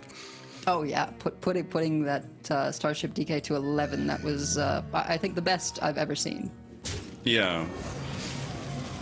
Because, one Fire Rack doing 26 or whatever sounds more impressive than that, but when you increase the sample size that large and it's still doing that high above average damage, like, that's so wild. Anyway, meanwhile, Banter hit the Lifesteal Rush, which means he is at least purely out of range of the hero power that he can see. Yep, and no Corpse Explosion in hand for Sawyerin is going to burn 1 card.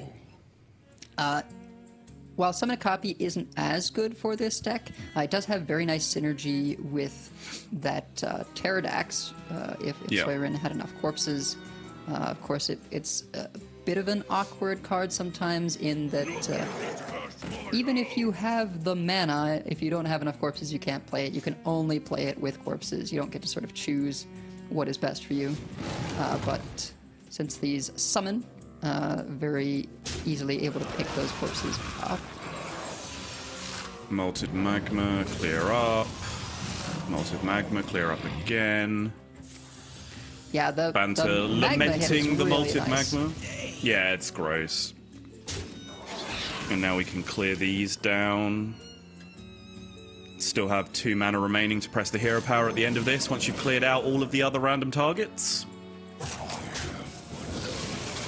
Yep, good order. Get the Pterodax in play first, because if that soaks the hit from the Therissian, you're very happy about it. You don't want to gain? I just gain the health, personally. Yeah, me as well. I understand the merit of just wanting to keep the bigger minion up, but I think I just take the health where you can get it. Yeah. 10 damage, so Banter has to create a sticky enough board to keep from getting hit again, as the maximum life he can gain is 5.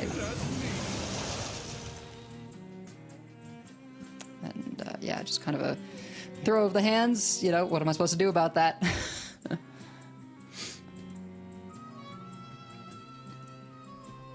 Yeah, not much.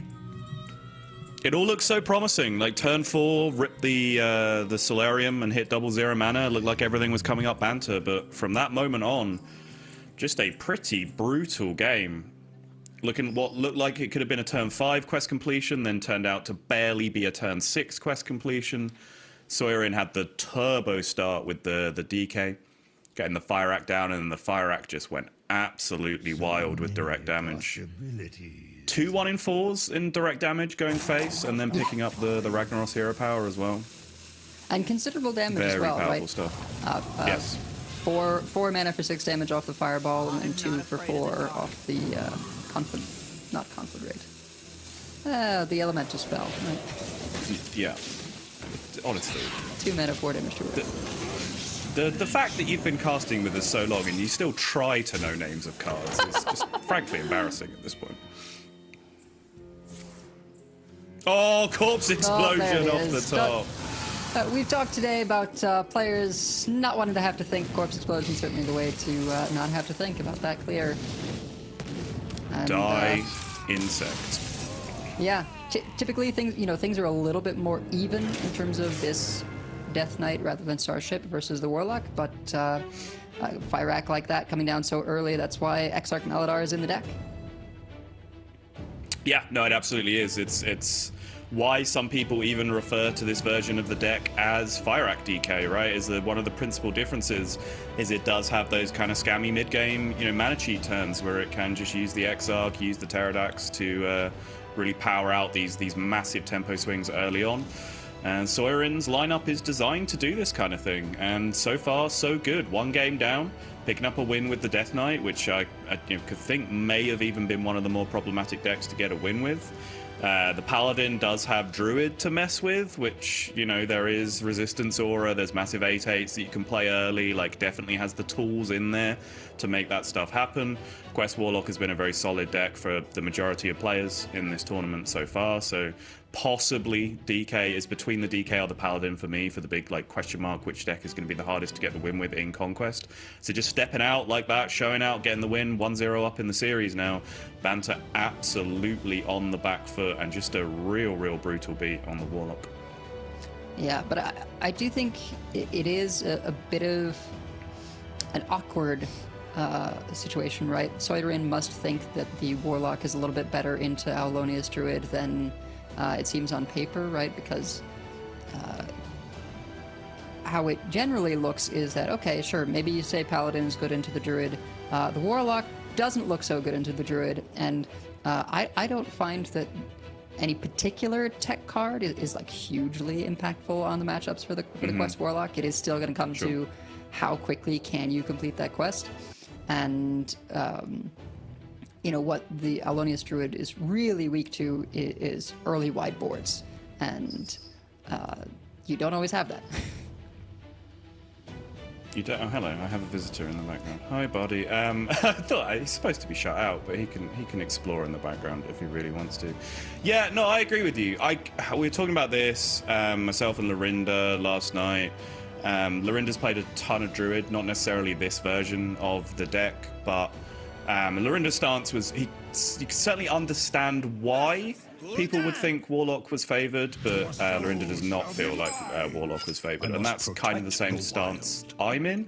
I think it's close enough that I'm, not going to sit there and call you an idiot if that's what you think. But personally, I think I'd take, an experienced, seasoned Druid player who knows their way around the matchups, because I do think probably with time and experience, the skill edge moves further and further towards the Druid in that matchup. But certainly, again, we've said this a million times. I feel like I'm repeating myself at this point.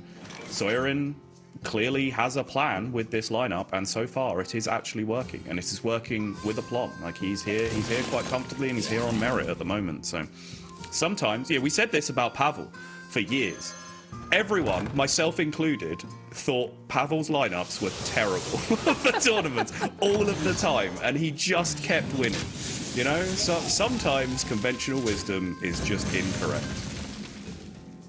Yeah, or at least, incorrect for some players. But Banter, while not having the ramp that I think can be, very crucial in this matchup, particularly if you can do something like get out an early Ziliax, early storied Ziliax often can even more shut the door, since Story of Barnabas adds that +5 health, giving you a pair of 6/10s.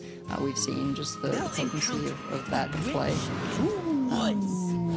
But despite not having the ramp, has got kind of other things that he's interested in. Dollhouse, Elise, should he roll copy, can sometimes just steal wins.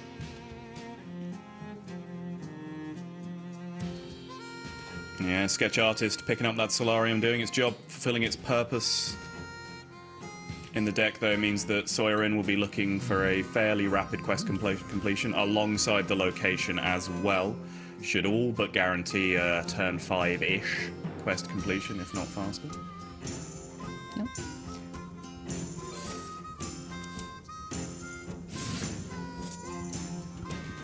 Discounted swipe, certainly a reasonable pickup.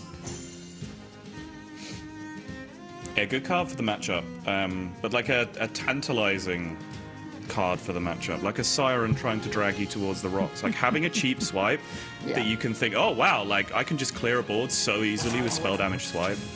And then if you get into situations where you've like missed copy, for example, sometimes you then sit looking at your hand and you don't actually have the damage to win the game. So I think viewing that as discounted being more helpful for your win condition, for your actual burst turns. Banter thought long and hard about whether to Chalice there or Dollhouse. I think there can be a tendency to say, oh, well, I can Dollhouse, and then coin Mista Vista, and then all my Chalices get put in. Well, that's great, but these minions, if you're going that line, are going to be hitting you multiple turns in a row, right? And even if they're not as big as some of the minions coming later on from the quest, the minions that stick early and long are the ones that often end up doing the most damage. Gonna conflagrate his own minion here. Yeah, just using the temporary card. Like this a lot. Oh, and that is a wonderfully timed pupil. Not the most impactful matchup, I would say, for the double portal. Not one of those real requirements, but it's never something that you're gonna turn down the option for at the very least. Yeah. Meanwhile, Banter, following the rule of I'm not dead, I'm gonna Ancient of Yore. That's right. A lot of 5-drops that do that. Scoundrel, Yore. I think Scoundrel's the harder one to get your head around, though, right? Because it's easy. Okay, I'm not dead. I can play Yore, and Yore stabilizes me. Sometimes the feeling of I'm not dead. I have to play Scoundrel, but I'm only alive at like 3 or something. Sometimes that can be a little scarier, but yeah, the rule still applies. Meanwhile, Sawyerin very happy with that Cursed Campaign top deck into a smooth turn 5 quest. Again, with that pupil locked in, although we'll see whether he ends up bothering with the second portal. Choosing to toss the Glacial Shard into the Rift, which I like. I think it makes sense. Not a deck Druid that is going to offer too much in the way of like massively impactful minions that you want to lock out. So I think otherwise he has a lot of high value tools in it he doesn't want to get rid of. It's just not often that you see the cheapest card in your hand getting thrown into the Rift, right? It's not usually the way things pan out, but I do think it makes sense there. Yeah. Now just going to see the rush, go for Horizon's Edge. And I expect actually that we won't see 2 portals, just because it does take up a spot on your board. The Druid doesn't have so many minions to trade into, and you'd much rather perfect shots. Banter can't believe it.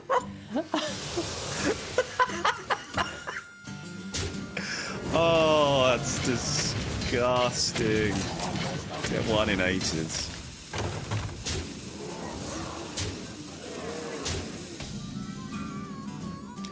And, certainly if you're seeing this, yeah, all right, fine.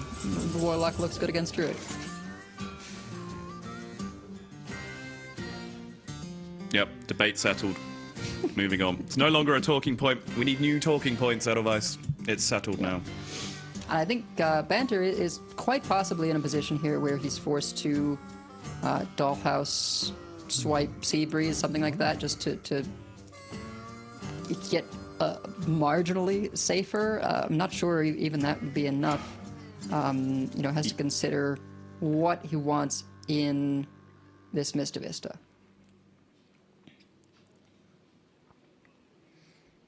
And if he can even survive long enough for it to activate. Yeah, frustrating. Like, the good clears here actually, I think, involve using file and swipe, but yes. I don't think you want to commit that much burn to clearing up the board, but you don't want to explode and be 2-0 down in the series either, so needs must, I think. Yep. File, swipe, single chalice to clean it all up. Will be 1 health remaining. Extremely favoured to be on the big one there. Just it's a massive favourite when it has 2 health and everything else has 1. Charge rolled again. And actually, I think this is where Sawyerin gets to counting, right? Because, certainly if he gets just as lucky with Horizon's Edge and playing the additional one. That's Two-Face. Yep. Yeah, looks pretty good. Let's go again. How many coin opponent flips? Is at 8. If this goes double face again, yep. He died. That's it. Yep.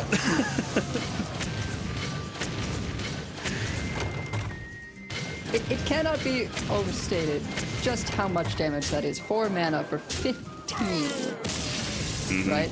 Yes, they're 5 3-damage shots. Sometimes they don't go your way. But it is just so many cannons fired. It is, yeah, and I wasn't a huge fan of the card for quite some time, and I'm a much bigger fan of it in this deck now that it's much less token-based. I feel like before there was too much focus on, Reborn minions and Ghoul's Knight and all that kind of stuff, like trying to have tokens everywhere to constantly refresh it. And the more I see it in a deck like this, like, you don't need it. Like, if your deck is aggressive, it's just a card that you can play at some point where you just have massive tempo anyway. And you are going to get that 15 damage to go face, because if you have tempo, you're in control of whether or not your opponent has minions, right? That's how tempo works. So it just turns into this disgusting level of damage that you can then back up with the Corpuscles and Hellfires and whatever else. You have perfect support for it in cards like Conflagration, which can clear things out in a timely manner to allow those shots to go face. And yeah, if you can just 1 in 8 your opponent for 3 free damage at some point, and then get the extra damage to go at the end, then yeah, you're going to be in great shape. That is 2-0 for Sawyerin, and I think, Edelweiss, we're getting very close.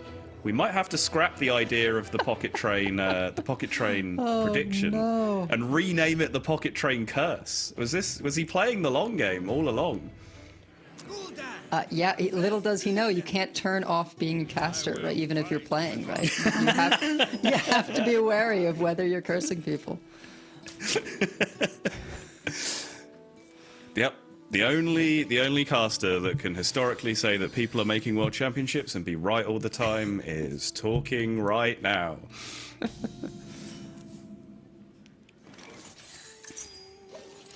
But Banter is gonna switch off the Druid, go ahead for this Warlock, which, should, I think, have a little bit better matchups. That's a pretty solid 2-drop roll there. I mean, not the most impressive, but reasonable. One of my favorite recent moments of Lorinda playing Hearthstone on stream is they were on massive tilt one day, and Paladin played that card, and Lorinda decided to complain. Every time they play this, it has taunt. It's so ridiculous. They're so lucky. They get a taunt minion every single time. Yeah, literally made gives it me taunt. yeah, the card literally gives it taunt. Yeah. Fire Gill, new card from the new set, not in fact a taunt minion. No. Just gives your Murlocs rush. Or actually, I guess it gives your minions rush, but it's a kindred effect for Elemental or Murloc. Metal detector, Banterface descending into the worlds of, yep, of course, right now, which is something you do generally want to avoid when you're in these positions. But certainly, I think, justified in those reactions. Yep, gonna try Gonna go coining the Temp Solarium again. One Wisp already pulled, so it does reduce the odds here that anything... Ooh, both Pupils and one Mass Production, he's got the other. You don't really expect to be able to play anything there, so it's really just sort of like, okay, mill 3 cards and hope it's not anything I'm gonna need. Yeah, you're spending the coin for the speculation that you might hit something playable and speed up your quest. But yeah, this is something. So this was the only keep in Sawyerin's hand, and Banter has got location, but it hadn't really occurred to me like just how tough that can be when the Warlock is still in sort of this desperation of trying to complete the quest as early as possible. You know, everything you can get from Snow Flurry as a spell, a lot of the things you want to be playing off Solarium or spells. You know, this only leaves him with 2 mana. He would have to hope for Spelunker plus another minion.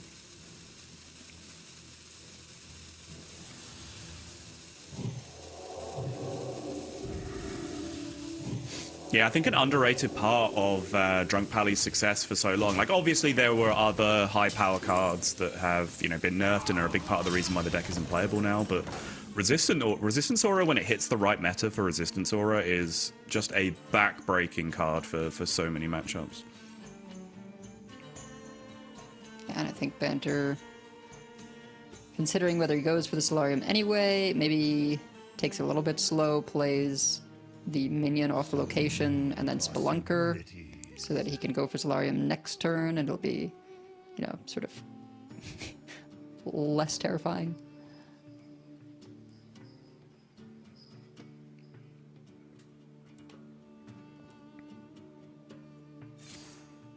Yeah, just gonna go for it. That's a no. That's good. That's the one. Yeah. That's the boy. So, well, I mean, he doesn't get to play 2 things, but he can play sort of the Spelunker from his hand, then the temporary one, and still have a discount to go with, you know, potentially Snow Flurry next turn. Yeah. I'm not afraid of the dark. And the good news here for Banter, if you are really fishing for good news, which Banter and Banter fans will be right now, is that, yeah, Sawyerin's Pally is being very annoying right now in terms of disruption, but there's no power spike on the horizon too soon. Oh, there it is. Banter has now seen the Libram of Clarity, but it did hit Lanessa, which means the relative impact for how big this initial turn is going to be is quite low. Yeah, and actually, since he's been so disruptive so far, he might even just sort of chill here. Yeah, go for a brew, maybe do a hero power to turn that Dragon Scale armaments into a ton of draw, and call it a day. Next turn, Lanessa, you got 2 coins to generate mana. You can, you know, double Aegis, just draw a ton of cards and see where it takes you. It's so much card draw, yeah. And I think this demonstrates just how familiar Sawyerin is with the deck. We sort of wrote him off in a previous series where it seemed like, oh, Alonia's Druid has basically cleared up all the threats. And then he managed to pull out the win with just like the randomly generated minions from Aegis and That's right, yeah. a couple of dragon rolls from the hero power. Yep.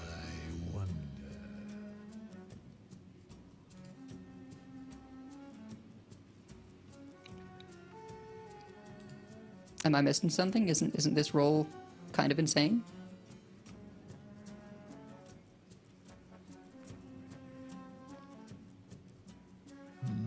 Almost out of time. It looks pretty good to me. Oh, I see. He's still taxed, right? So it's not as he can't. Oh, you don't play- get the thing in play. Yeah. They use because they still had the discount applied from the second thing played last turn. Yeah. So it didn't truly cost 0. Making the tax a little bit invisible. The sun shines. Although, hang on, couldn't he have refreshed with the 0 cost and then used the location to get a 1 cost and been able to? Would that not have been enough? Well, you couldn't then play the Corpuscle as well because he plays the Corpuscle for 1 instead of 2. But yes, I think you theoretically could have done it that way without playing the Corpuscle and just clicking the location instead, unless in case the I think you could. I'm sort of suggesting no Corpuscle. You use your discount of 2 to keep the refresh being free, and then I thought that would put you to 4 mana where you can then tap location, but maybe not.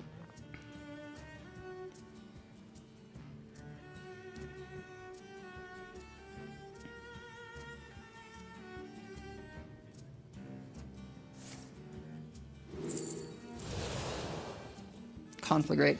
Conflagrate pick is up there. excellent. Yep. Because you know if you don't remove Lanessa that's basically game over. Yes.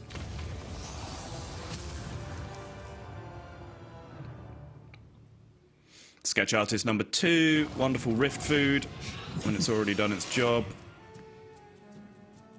Gets the Lifesteal Rush, which is the premium hit here. I think I imagine would prefer Rush Charge on this turn over the Taunt, just for maximum flexibility as to how these things get cleared. Yeah. But certainly the Rush was the most favoured option. Yeah, is going to want to generate enough corpses to get this corpse gold back while eliminating the Lanessa. And start chipping away at that giant. But the scary thing that is a difference from old versions of the Drunk Paladin is the story of Galvadon, right?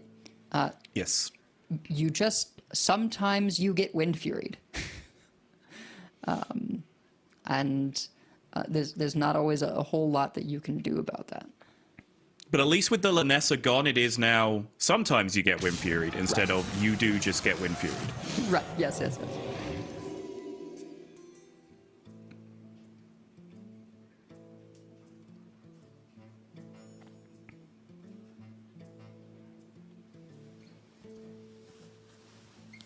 Imagine Sawyerin is going to be looking to, get down Lightbot and its bigger half, along with some Divine Shields to protect them all, just considering how to lay out the mana and what, if anything, to hit with the Holy Glow Sticks.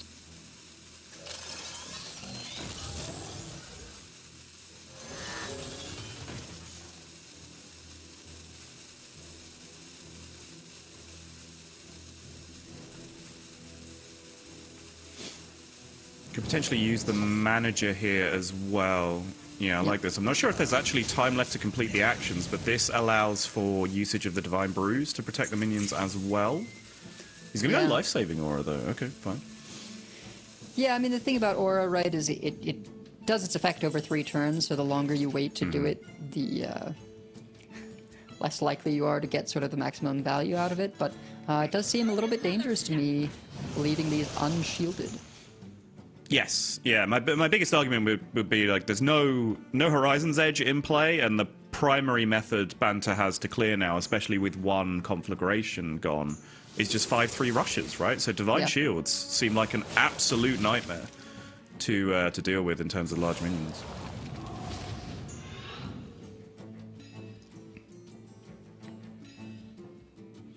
And yeah, I think with the Hellfire, Banter can pick up a full clear here.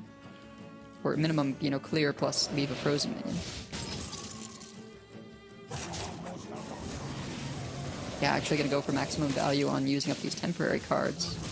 Just eliminate the most threatening thing, freeze the other one. And this is one of the most frustrating things about playing against Paladin for me personally. I love disrespectful face attacks. It's one of my favorite things to do in the entire game, is just to go face when most people would trade. Against Paladin, that is spelling your demise on so many occasions because they're so buff-based with their minions. A little bit less so if Linessa is not available. You can get a little bit greedy with it, but you see there with Banterface just absolutely having to respect the 3-3, especially seeing the life-saving aura getting into play on the previous turn.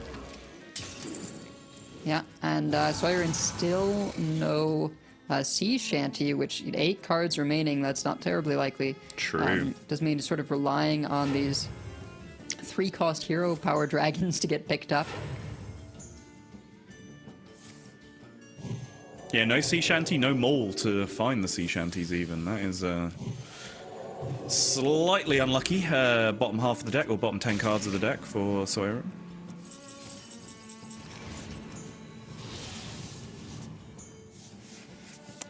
It may well just come down to the fact that the minions summoned off of the quest reward have a lot more immediate impact, right? Whereas Sawyerin can, present threats and make you worry about the buffs. But if Banter is able to just, remove them before they have a chance to actually attack, it doesn't really do a whole lot of good.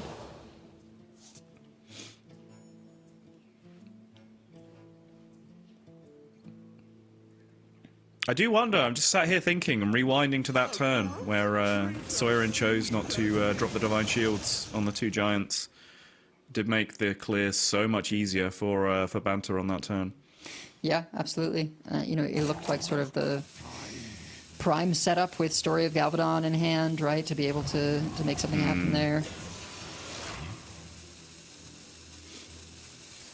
It looks now just turn by turn like Banter is creeping away with this one. The kind of game that he needed. You could see him dooming at the start of the game, right? When he saw the metal detector, you could see the mentality was just slipping away a little bit.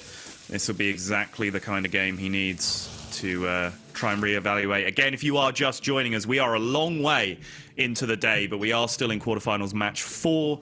As you see on the left there, all of the quarterfinals matches qualify you for the World Championship. We are sending all 4 semi-finalists from this tournament through to Worlds. This is our final one of those final 4 qualifications, and that means that Banter is on the precipice right now. He has to win all 3 of these remaining games, or he is not going to the World Championship yet so far this year. And of course, the opposite is true for Sawyerin. Sawyerin is 1 game win away from booking a spot at the World Championships. Yeah, and I think gotta be a little bit frustrated with the way his draws have played out here. Gonna try and keep this alive, giving it that story sort of preemptively, along with some health buffs. Probably going to maybe play the other life-saving aura. But I have to imagine he was disappointed with the glow sticks pickup instead of a sea shanty. Mm-hmm.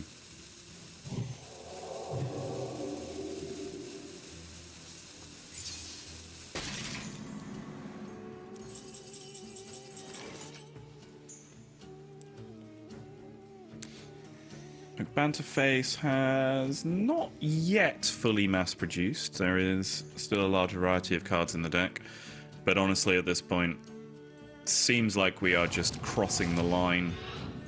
Hits charge again. That looks lovely. How much are we pushing now? 7, 10, 14. 2 sources of 3 damage. Yep. Looks like Banterface is going to take this one down. It is going to be 2-1. Banterface is going to stave off elimination. He is going to keep the World Championship dream alive for one more game at least. Sawyerin is going to have to go back to the well with this this risky deck. Probably one of the most unexpected decks, if not the most unexpected deck we're seeing in anyone's lineup in this tournament, the Drunk Paladin. And his world's hopes now hinge on that deck, with just the matchups against Druid and Rogue left to play with. We talked about it a little bit even before we went into this game against Warlock, but with the remainder being Paladin versus Druid and Rogue, where do you think the weakness is, if it does exist? What do you make of Sawyerin's chances in general? Yeah, I mean, I think the Rogue, you kind of can't really count out ever. I don't feel like it's particularly favored for the Paladin there. Rogue can always just scoundrel you, right? And the scams on the paladin, don't usually happen that quickly, and rogue is pretty good at just keeping you from having minions to buff in the early game.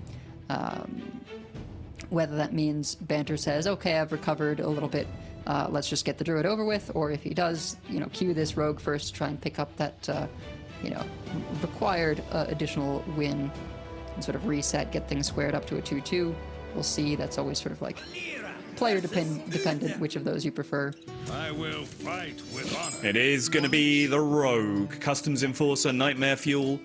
Helpfully, Banter doing my job for me in terms of pointing out two of the unique cards in the deck in Banter's particular build that he's chosen to bring. How are you feeling about Customs Enforcer, current meta? Is it disruptive enough to these decks? I think it's disruptive enough, sort of to the mirror, right? Where there's, yep. If your opponent has those coins, right, from the weapon, if they play Creature of Madness onto, right, Customs Enforcer can be quite strong there. It's also pretty good in this matchup, which that's not what it's there for, but I think Banter will take it, and you see how he kept it there, just thinking, okay, well, if they want to play drinks, if they want to play metal detector coins, a 2/5 that says actually don't do that seems pretty good. Yeah, I think this is what they refer to as collateral damage. This is certainly not the intended target, but it is possibly going to work out really well here. Not to mention the gigantic bots as well, right? Could be a huge impact. Yeah, of course, right? You can play the first Flicker bot if you're able to get the holy spells to make it free, but then you'll need 2 extra for the second half. Preemptive metal detector loadout for Sawyerin. In truth, did not really have any other plays available. Drew a 4-mana Lightbolt. Back in the day, that would have just cost 3, and he could have just slammed it on board even without having played any other spells, but choosing not to do that, of course. Or lamenting the nerf. I like this from Banter, though. He doesn't really want to see that weapon be spent over 2 turns on his Customs Enforcer, so if he goes with the Observer first, he can play the Enforcer alongside Sandbox Scoundrel.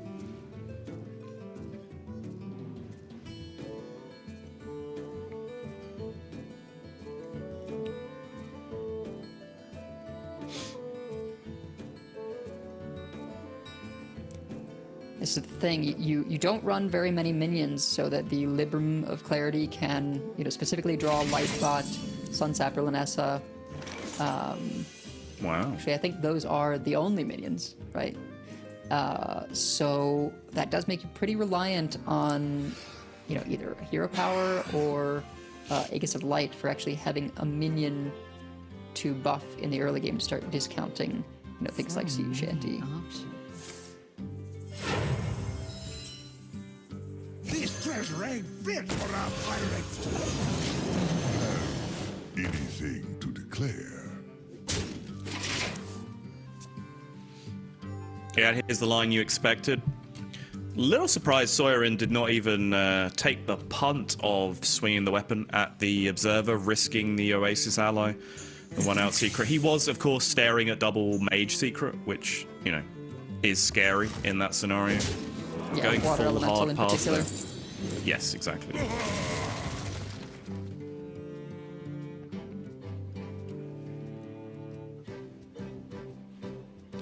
Yeah, that Enforcer making the coins look bad.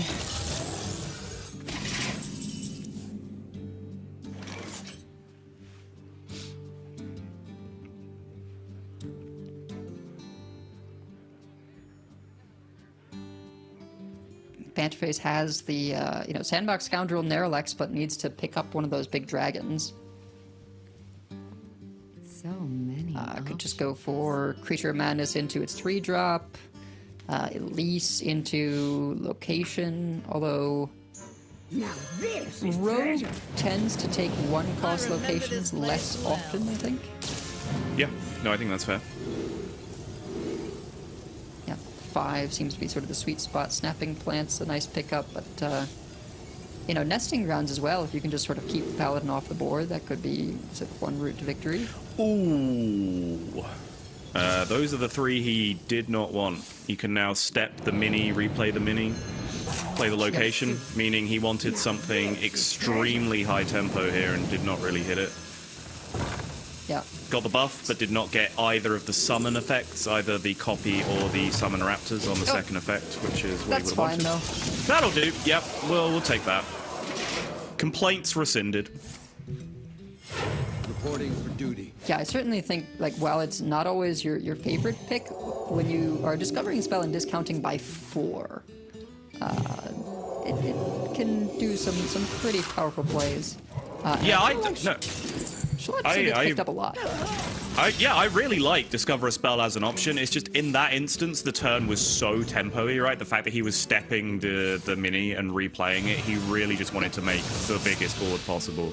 But Shaladrasil here just ends up seizing victory for McBanterface, and so far the Paladin is running into a brick wall in this series for Sawyerin. He now has one more chance, but we suspect this might be the greatest chance in the series up against the Druid, because if he gets that double resistance aura draw, he's going to be a hell of a lot more disruptive against Druid than he was against Rogue. It wasn't pleasant against the Rogue. Banter certainly had to navigate around it, but Druid is so incredibly spell-based that if you get a resistance aura early on and you can time it right, or even if you get pressure early into Lanessa resistance aura later, suddenly the lockdown is just so immense that they can't answer your board, they can't find the lethal just to ignore your board. It really is a serious lockout for the Spell Druid in these kind of situations. But it's still a fairly inconsistent deck, right? We can see it fall short on pressure when it doesn't get the Libram of Clarity. We can even see these turns where you have the minions, you hit the mid-game Lanessa, but Sawyerin's done that a couple of times in this tournament, and actually the board state that resolves at the end, I think we all have these like PTSD flashbacks to what used to happen with the like full power version of the deck before all of the nerfs when the Lanessa came down, and actually it's not looking as impressive these days. So Banter, an extremely experienced player on the Spell Druid. Possibly the number 2 Spell Druid player in the world after Neil Lorinda Games Bond. So if anyone can do this, I'm sure he can.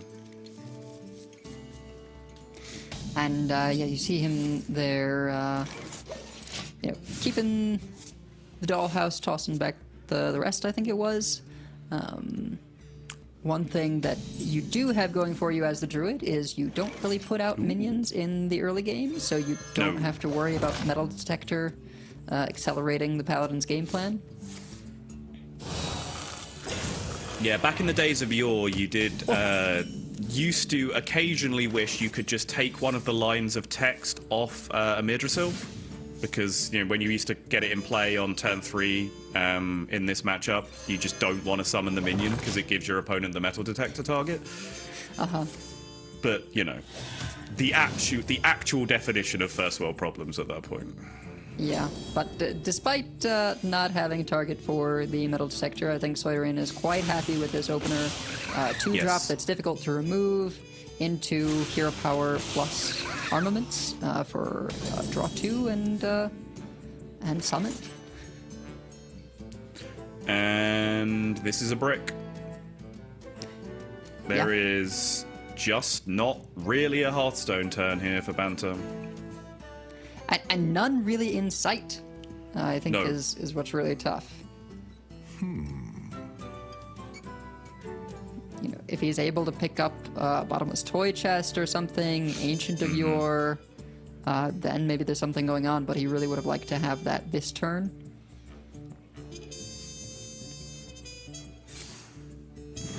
Yeah, it's not even worth trying to relieve some of this pressure, right? No, there just literally isn't a turn. Just the specific outcome of the egg being the summoned minion has just made even the sad world of clicking spell damage and removing some of the board, it just doesn't work. There's just no Hearthstone turn here. And Libram, of course, giving him the bad news that the essential minions are now found for Sawyerin. Go ahead, and that's one of the worst ones he could hit, I think. My hand is too And yeah, he's gonna have to clear that Lanessa if he can. But it might just be getting hit with the Story of Galvadon if Sawyerin wants to protect it by giving it Elusive or something. Oh, true, yeah. That's a great point. Yep. Yeah, immediately, no messing around. First thing he does. Yeah, and then Resistance Aura comes down, and it sort of doesn't even matter what he has in play.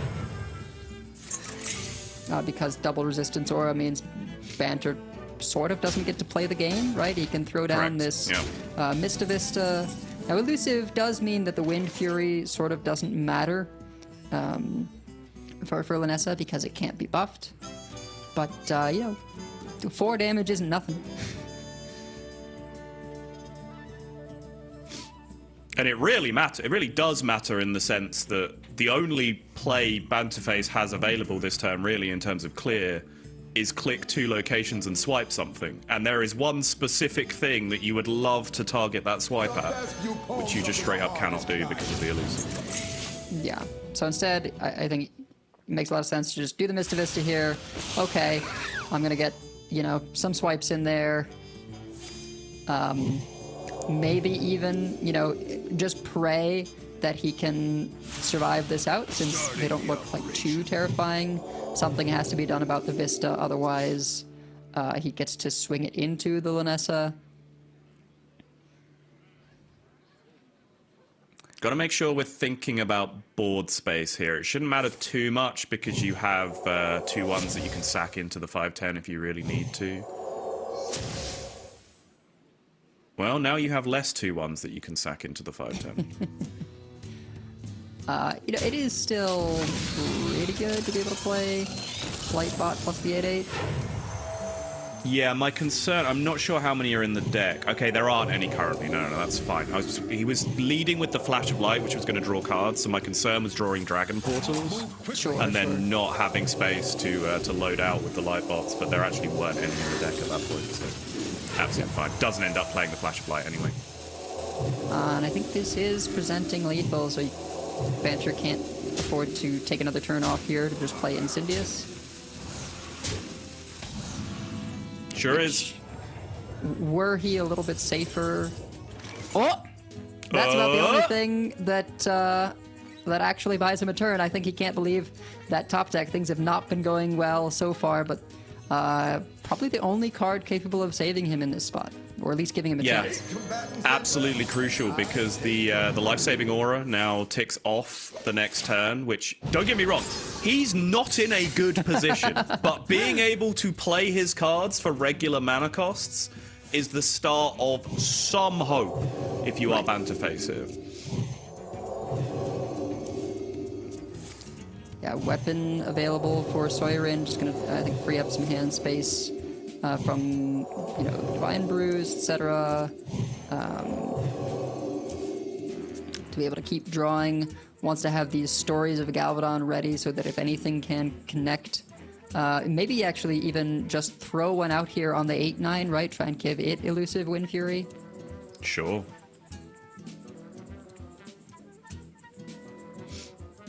Yeah, giving your large things elusive certainly seems like a great way to secure this board. Yeah, and you see Banter's reaction to it. Did get it by the looks of things, yeah. Can go for the Sleep to start, right? With Refresh and Innervate available. All good things to get put into the Mista Vista.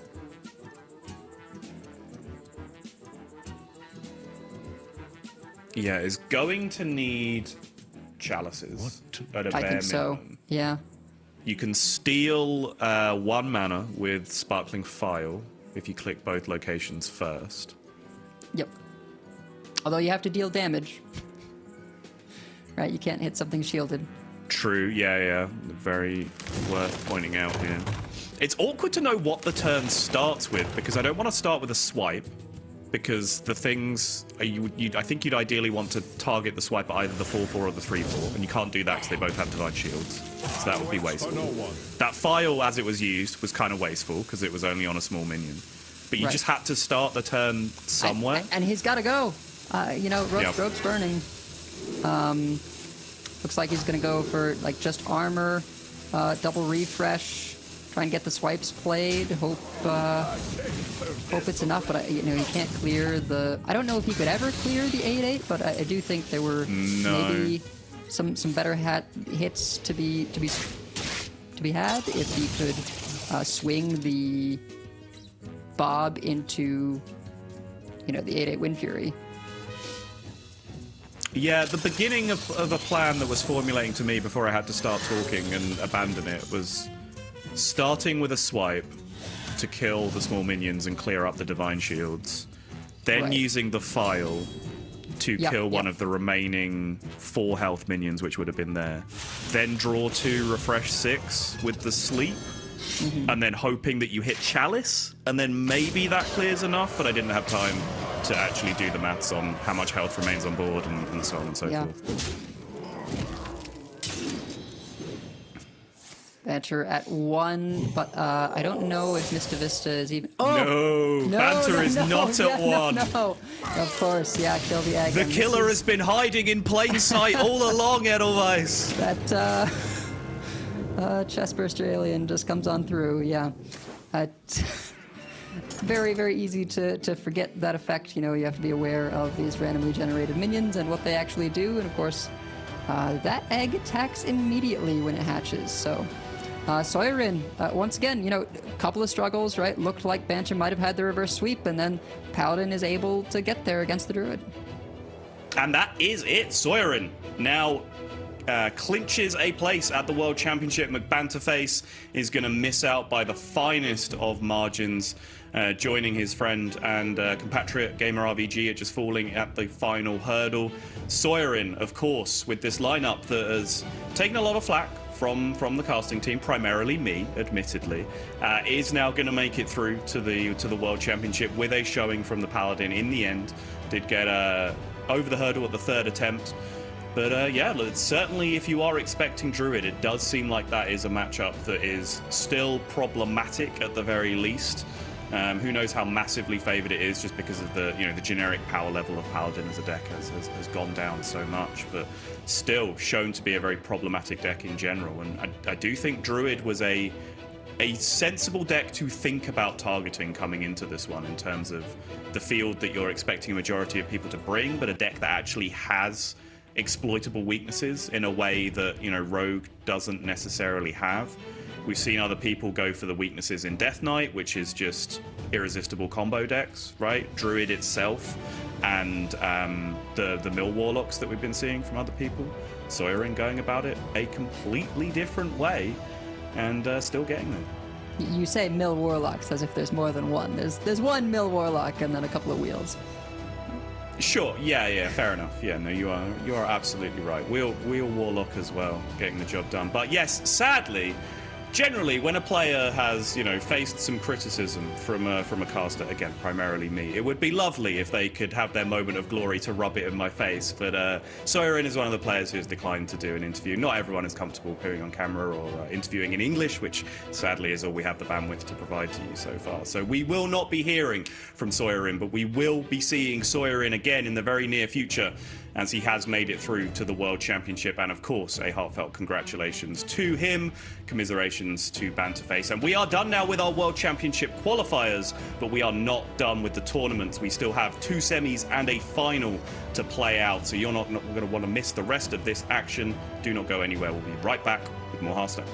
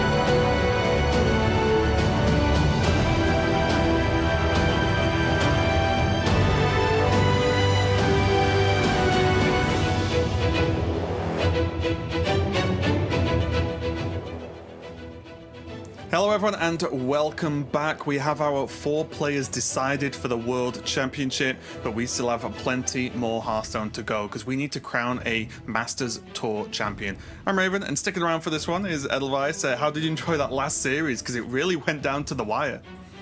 Yeah, you know, it's of course exciting to mix it up with something like that Paladin, even if we have, you know, some questions about it. We'll see how far it can go, but so far, you know, can't argue with success. And sad to see McBanterface go.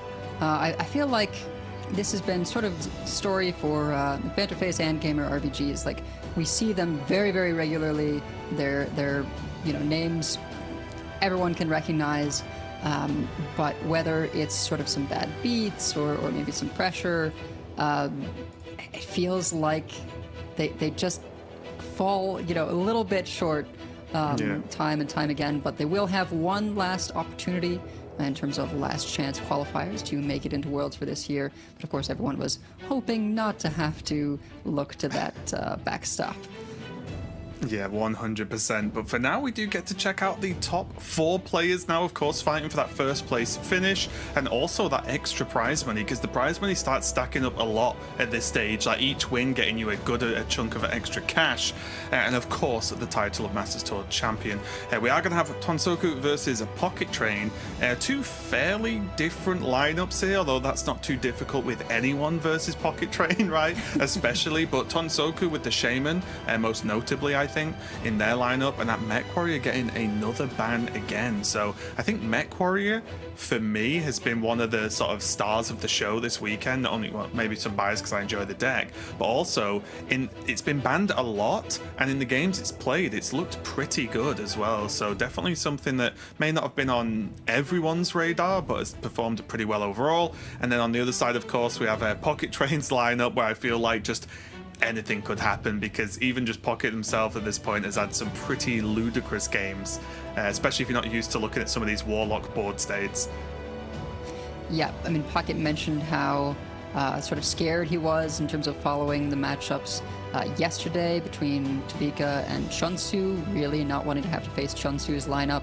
Well, he's happy that he didn't have to face it in the quarters because now he's qualified for Worlds, but he does have to face it now since Tonsoku has basically the exact same lineup.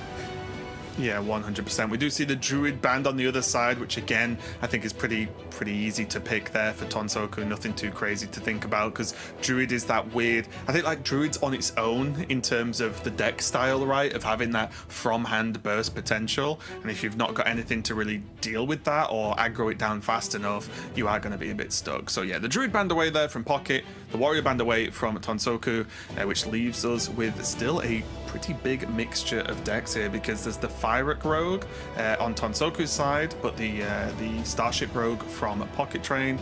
Then of course we have the 2 Warlocks that are different, Quest for Tonsoku, and then whatever the heck we're calling PocketTrains at this point. And then of course we do have the Shaman and the Hunter. And the Hunter honestly been one of the most interesting ones, because you do have to take a look that a player bringing like the only Hunter in the whole of the 16 players and making it to top 4 is worth a good look here. As a Hunter fan myself, I love to see it. But otherwise, we're getting into the first game. It looks like it is going to be the Rogue versus the Shaman.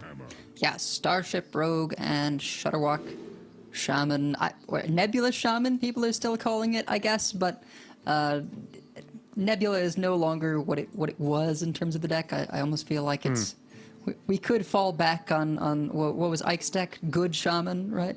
It's just we come up with the best names in the Hearthstone community for these decks. I always remember being as many years ago, but I was like, can we think of some like cool names for these decks and not just name it after a card in the deck? Like, can we make something a bit cooler? It's like, I guess the answer was no most of the time. We are just going to pick a card and go with it. So yeah, I'm okay with it. Good Shaman here. Looking at the opening hands though, okay for both players. Tonsoku does have location, plus some of that card draw as well. And Pocket, I think, if my eyes do not deceive, I should probably open the track and just check. Yeah, it does have some of that early Starship piece generation, and this is really going to give us an early look at how the game's going to go for Pocket in terms of what is that first piece going to be made and how impactful is it. Yeah, not the most stellar pickups there, but I do think you're okay with this pickup from the Druid just because it does have elusive, right? And if you are going to be making a big starship that you don't want to get hexed, elusive is sort of nice to have in there. The spell discount is also just sort of an extra little nice to have. Remember this place well. Yeah, definitely not the worst starship piece you could pick up, right? Especially in this matchup, as you mentioned, most importantly with that hex. So yeah, not bad at all. Tonsoku is going to be going for that 5-cost location, as he has been doing throughout the whole weekend, honestly. Mainly because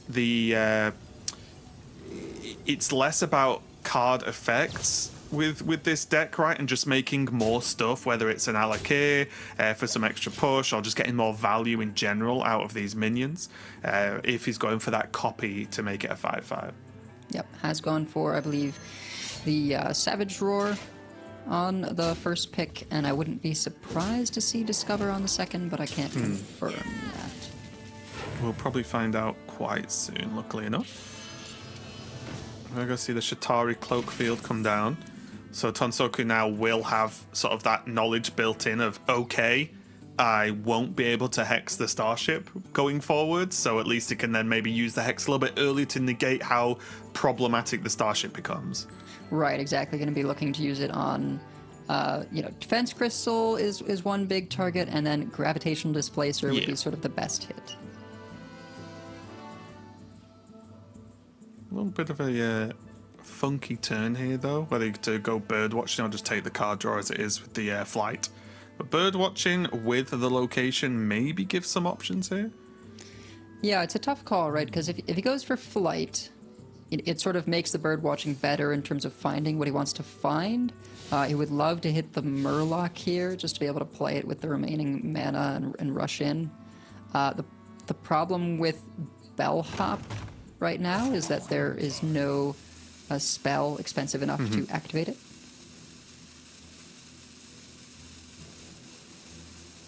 Interesting thing here as to whether Tonsoku feels like the trade is worth or to maybe push some damage and let them trade. But I think because the 1/4's a 1/4, right? It just makes those trades into the Murlocs a little bit too nice for Pocket. Yep. Does hit copy.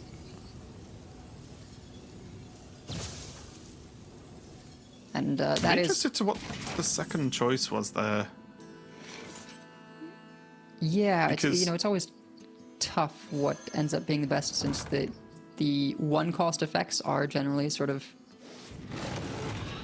so small that it's not a big a deal once you've already got copy. I think a lot of the times we see players lean towards even just making the one Rush Raptor, right? Because that's still pretty good to combine with whatever. But the one Raptor against specifically this deck from Tonsoku, the 1/2/1 doesn't feel like it might actually be that good. So I wonder if it was just like discover a spell, right? And make it... Oh, yeah, I think it was. Yeah, there you go. It makes sense, right? Because in this matchup, the point of the deck a lot of the time is to make big minions. So, like, is the one Raptor really going to change anything? Whereas one extra spell or a few extra spells over the course of the game could be pretty big. Yep. But there's Agatha. Yeah, Agatha, huge pickup. Activates the bellhop. It won't activate the bellhop. Sorry, will it? 'Cause it'll go into the minions. But still, very good draw.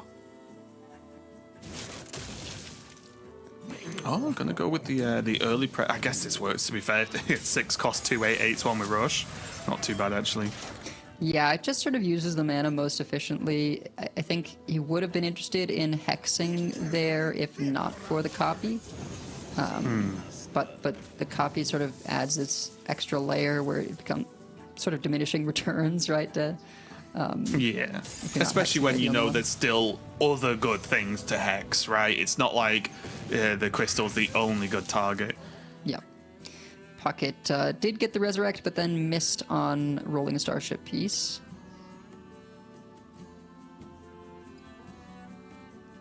Now thinking about the prep web potential. Yeah, could go for another release location or something. Yeah, don't hate it at all. I think if the one-cost Scoundrel was down, it would be a no-brainer, right? Because you Right. always want to bounce that back. But the Elise might be worth just holding on to for now, deciding that maybe it's going to get more value in the future.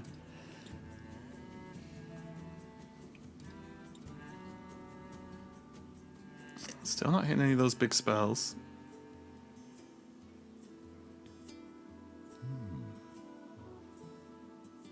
Yeah. There's so many hits for Hagatha in this deck that I'm not even sure like which ones are your favorite. You sort of adjust the game plan depending on what you pull.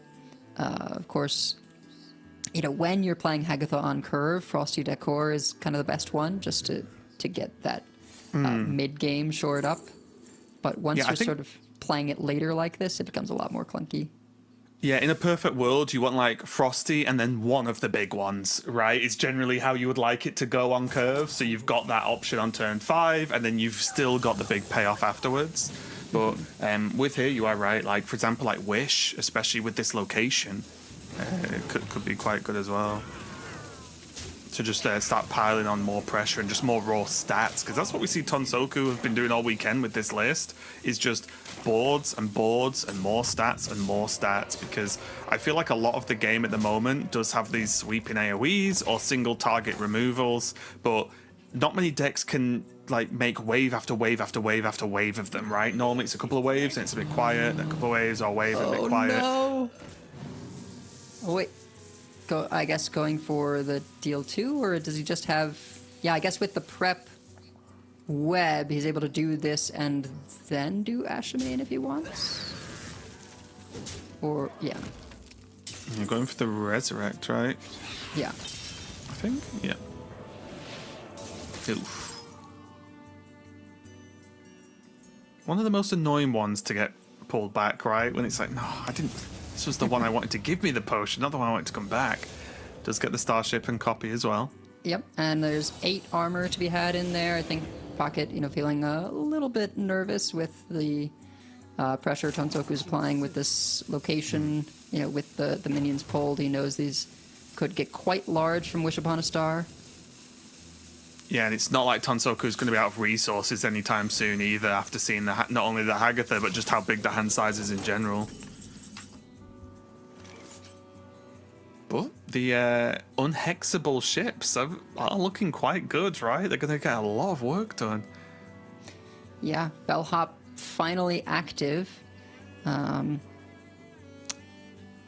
yeah, with that sort of swing here, Tonsoku now has to operate a bit more defensively.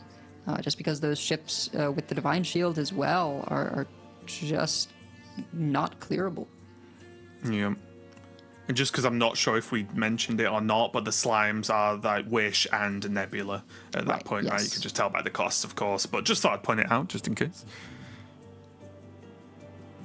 Also, no shudder block yet, right? Which is another way that Tonsoku's shown us that can put a lot of pressure onto the board in a few different ways, whether it's through Fyrak or something else. Yeah, absolutely. You know, we've seen before Shudder Block into Ysera for like a full mana refresh, get all the way up to 15, and then you know, be able to more easily play 2 of each of these really big cards every turn. And then there's like the multiple locations you can create, right? There's a lot of routes you can go with this list. But for now, Tonsoku on the taunt up and try and, you know, keep making big boards for that fairy tale slime of Wish Upon a Star. Yeah, trying to just whittle down this starship as well, right? And just, I think the idea here is like clear this board and then you'll be in a good spot, right? If these ships and now the spiders can go away, then Tonsoku has the resources to keep pushing past, whereas Pocket will have to rely on this Ashmane and or the Elise. Yeah, however, it is a quite full Ashimane. Oh. 9 cards, all discounted by 3. And Tonsoku, you know, it is a deck of threats, so some significant juice left there. Yeah, Shudder Block and triple Ziliax. So that could be Shudder Block Ziliax into Shudder Block Ziliax. Yes, it could. Yeah. And the Elise. and Nebula, just you know, a lot there, along with, you know, the other 18 cards still remaining in his deck. Yeah. And even the one-off Hex in the hand is probably quite useful as well, so Pocket can just like nope a card without really any investment whatsoever. Yeah, absolutely. Looks like Tonsoku's hovering this Nebula slime. Yeah, they do. Does have that location open for a proc, but we'll see if it gets used up this turn or not. Yeah, I don't think Tonsoku really wanted to be using that location so defensively as he's had to. Oh, well. Probably going to get used now, though, with the +2 attack for the Alakir. And the frog. Yep. The little frog that could. Yep. I would imagine we, clear up the small minions for Rag. Probably Nope. just, Nope. Oh, Just okay. shipping it. There is the other Alakir in hand, which is buffed for +2 attack. So it's 5/7. And should he, you know, get Wish Upon a Star down beforehand, you know, Tonsoku doesn't know what's been rolled, right? In his mind, he's thinking like, well, if there's no taunts and I can just sort of clear the way, then maybe I can sneak one through with Alakir. Or even if there are taunts, maybe he can just sort of buy enough time to get to a ceaseless into Alakir turn. Yeah, this is going to be a little bit unfun, though, for Tonsoku, as there's a good chance, the army of endless Ziliacs are going to start hitting the board. See, here's the problem, though. Yeah. Tonsoku's upset about this one push. Well, there's a few more after that, my friend, unfortunately, and this, I think... I don't want to call games, especially ones this early with so many resources on both sides. But I don't know how he's beating, like, there's still 3 more Ziliacs, and there's still the small Shudder Block as well to basically do this again. Yeah, I mean, the other thing, right, is the very fact that Pocket was able to steal these is because Tonsoku hasn't got them, and they would be some of his most powerful cards for dealing with this. And Ceaseless is quite the way away still. 20 cost right now in Tonsoku's hand. Yeah, I did wonder if at any point there might have been space to like get a Ysera down, sort of just to sort of smooth things out a little bit better, so that you might be able to do something like a bird watching into Ziliacs, right? But now he wouldn't be able to play both of those at the same time. Yeah, I mean, even just this board is tough. Never mind the hand from Pocket. I do think it really shows, though, how, like, you know, the Starship Rogue, even when it misses, right, just being able to, if you get the copy from Elise, right, and you build up this Starship very, very quickly, Pocket was able to stabilize with the size of that thing. You know, huge difference that it could not be hexed, right, with that elusive. Oh, yeah. Yeah.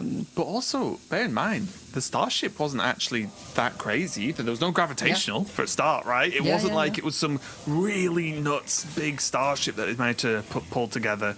It was just the untargetable, some armor, and that was more or less it, right? Yeah. Big But taunt, it was big enough. right? Yeah. And Pocket trying to count. There is a world here that Tonsoku is just defend, draw Shudder Block, and go Shudder Block Fire Rack, and just hope that does it, right? Oh, Shadow Step in the Shudder as well means it's just It never ends. I think it also highlights as well how sort of weirdly balanced Ashamain is, because like Ashamain against this deck is so much more powerful than versus some of the other decks in the meta right now, because a lot of the other decks, you know, run a lot of small pieces that need to work together very well, sort of thing, and need to synergize. Ashamain's still good to fill your hand with cards, of course, but the fact that this deck specifically from Tonsoku just has so many like bombs, right? It is just, the value potential is through the roof. Yeah. Hoping for a Flame Strike here. Yeah. Oh, that's 7 mana. That's not doing enough.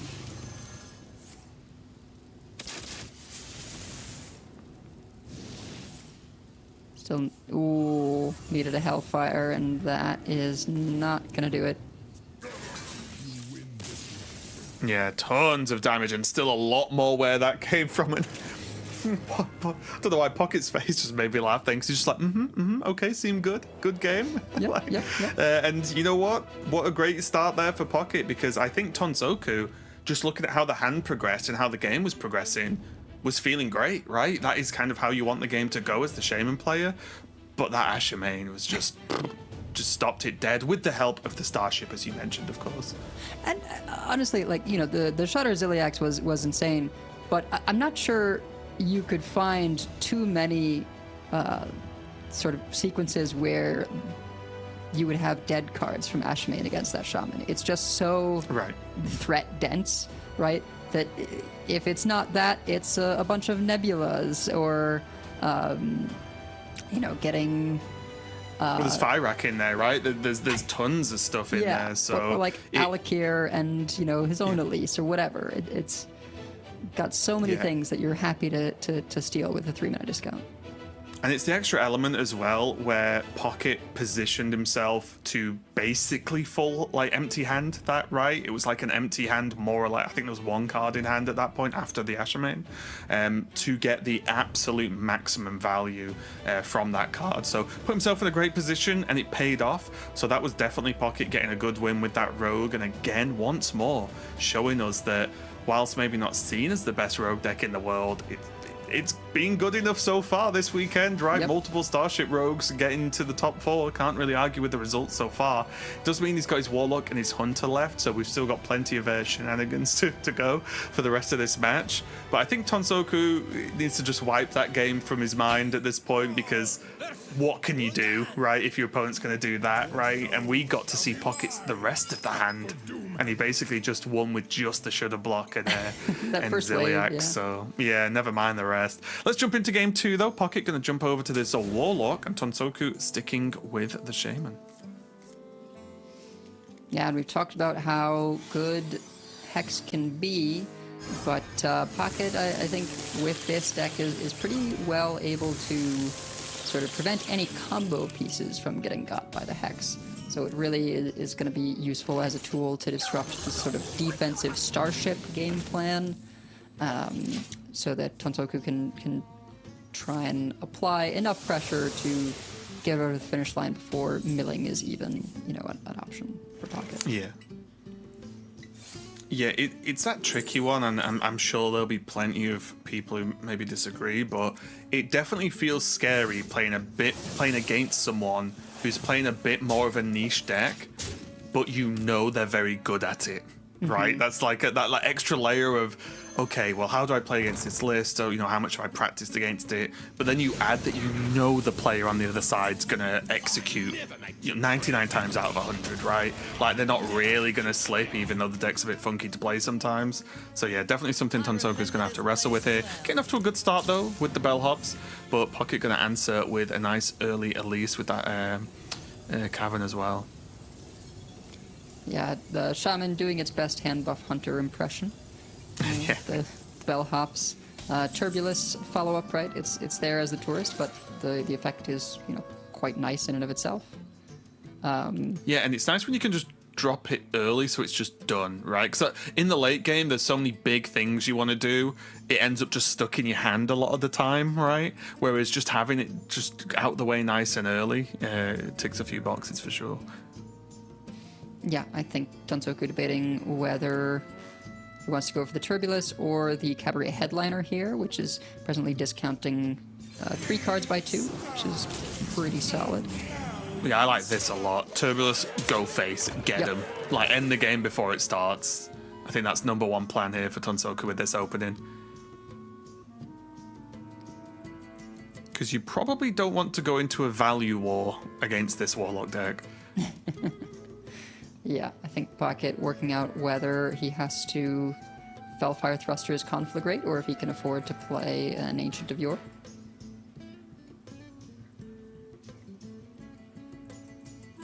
It is a Thrusters plus copy and then Conflagrate, so a little bit better.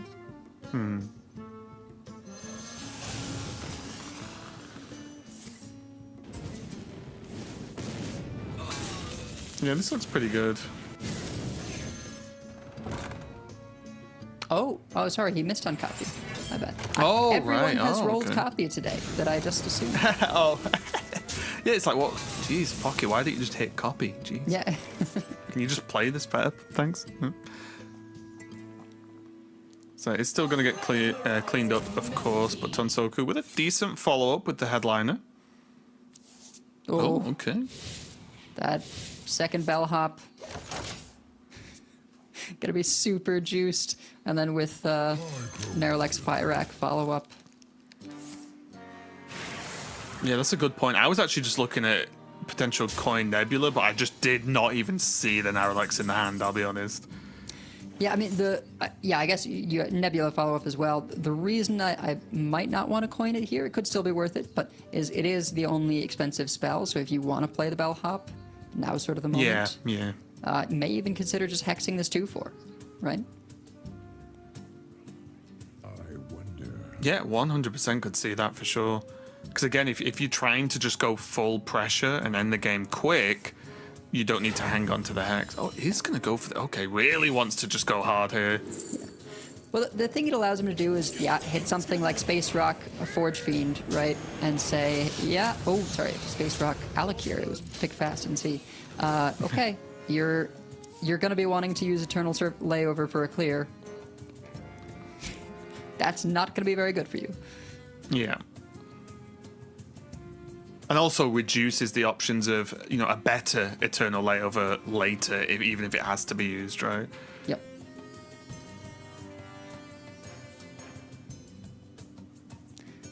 It also makes things scary, if there's a Wish Upon a Star in hand. Creating a wide board from the Space Rock or leaving the Alakir up is, extremely, extremely terrifying. It's a lot of extra damage, isn't it?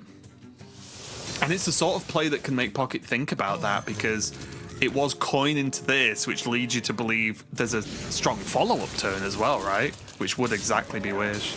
Yep. Gonna go ahead and clear up the Alakir.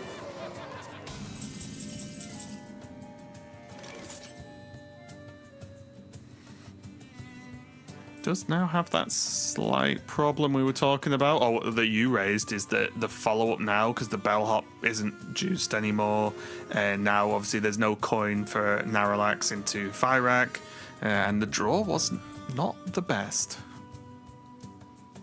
Yeah, if Sanctuary were already in play, of course, then you could go Naralax, tap Sanctuary, reduce Fyrak to 0 and play it, but no such luck. Probably worth just playing the 8/7 anyway. Yeah, there's also a question of whether this is like a hex to get rid of the free trade on the first version of the taunt. Again, not the best hex target, but also do you just want this to be brought down so easily? I don't know.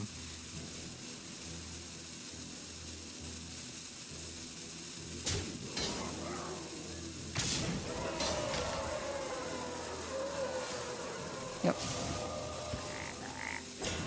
Yeah. Nope. I don't know if that was intentional or just sort of couldn't decide and missed the opportunity. But there's argument for not playing the bellhop, right? If you assume, like, well, the only way this can be dealt with is, like, a lot of resources or an Eternal Layover, then my board's going to be full anyway. Yeah. And to an extent, the bellhop's only one draw away from being a lot more powerful, right? Yep. Pocket is going to heal up, start reducing down those locations. Basically having all the Death Rattle locations to proc next turn if he so chooses. There's the Shutter Block.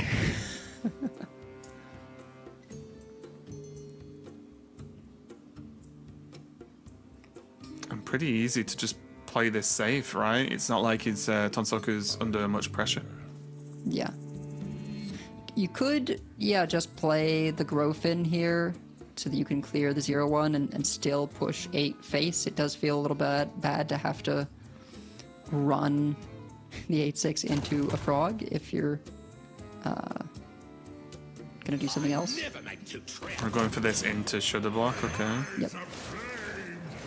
This is still pretty good, right? Again, like you said, not pushing the damage, but setting up in... This is a threatening board. This has to be dealt with, and if it is dealt with, you've got a very powerful follow-up. Particularly with Ziliax being that nasty minion that it is in terms of having Divine Shield for Eternal Layover, they will get resummoned with shields. You need two AoEs to clear up the Reborns that summon. Yeah, and also with this, Tonsoku has options, right? Whether it's the Fyrak turn or a Ziliax turn. Because if it's Fyrak, then there's then going to be the man of the turn after for the one-cost Shudder Block and Ziliax, right? So there's just a lot of good options here for Tonsoku going into this. Yeah. But things taking as long as they did, Pocket has now gotten to get, extra Arcanite Defense Crystals in the Starship, able to refresh both Ancient of yours, and so now suddenly sitting on just a ton of armor and hoping that there's not, a Wish Upon a Star available to buff these up. Because without the buffs, they're actually, not that threatening, and they do take up the whole board. Yeah, it's funny that we're at the stage of the game where that much damage isn't that threatening, isn't it? Yeah. It's like it's a good amount of damage. It's just when your opponent's gaining tons of armor, it doesn't look so cool anymore. But here comes the Fyrak. Let's see how good it can be. All right. Didn't destroy the Fyrak. We've drawn a lot of cards. There's a lot more left. Oh, that's sort of a bummer, right? Lost the Hex.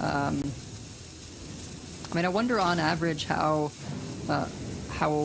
frequently you try and hit some of those buffs before you swing. Well, they are elementals. I've totally forgotten So they're gonna this. get buffed. There's a lot of ways to buff. Okay, so outcome from this: bigger board, very threatening so far, but also did end up throwing away or discarding the Hex, which could have big implications. Oh, and there's another EV. It could, but Wish Upon a Star, I think, is sort of the biggest issue, right? It is a lot of cards burned, but... So Wish is gone, Elise is gone, which is kind of like Wish Upon a Star to an extent, right? If you hit the Savage Roll. Sure. Yeah, Hagatha not doing much. Let's see what's left here for Tonsoku. We've got Birdwatching, Parrot Sanctuary, Baking Soda Volcano, Frosty Decor, and Nebula. So, while he doesn't want it for the draw, Hagatha could pull, a Nebula and Frosty Decor. Also, as well, the charges of the hero power aren't anything to ignore either, Very right? true. It is relevant damage. Yeah.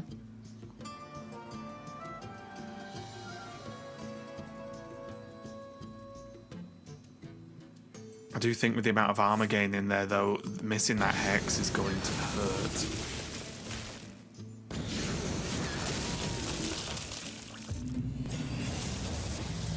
Yep, and there it is. Summoned, and it's going to have to take the Amalgam here to just play it. And as you say, with both the Hexes gone, no opportunity... Oh, never mind. I think this was a known explosive runes, right? That it was going to die. Oh yeah, Mage Fire Secret, right? Which is still 4 damage, right? For making sure to proc the Felfire Thrusters. Probably the best burn there. Oh yeah, I just realized the Overload as well means that there's no Shudder Block Ziliax this turn. Well, there could be, right? You've got one tick of the location left. Oh, sorry, yeah, of course. I just wasn't even looking. I'm looking at so many cards in hand. I wasn't even looking at the location on board. You're completely right, yeah.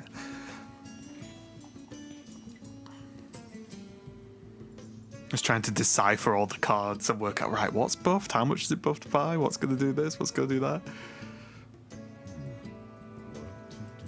Yeah, I'm trying to think if there's anything better to save the shutter block for, and I don't really think there is. Yeah, not that I can see.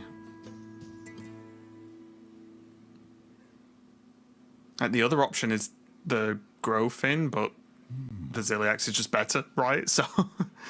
Yeah, I went in particular better into Eternal Layover. And that Ziliax is big, isn't it? I think it's pretty large. Yeah, 13, 12. Yeah. Bit of a nod from PocketTrain, just going, yeah, fair enough, expected this, or something similar.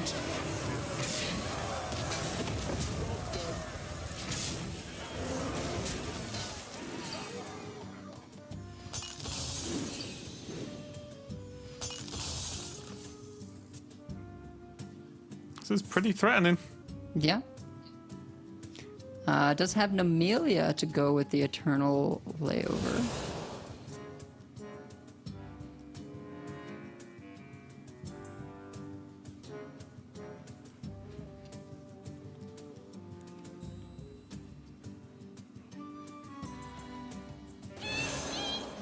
Which is, I think, kind of perfect, right? Because you resummon everything, her death rattle will trigger. Yeah. Clear up a lot of these. Oh, okay, so it doesn't actually hit the... Oh no! Because of the space rocks, the primary benefit of Ziliax was sort of negated there. Yeah.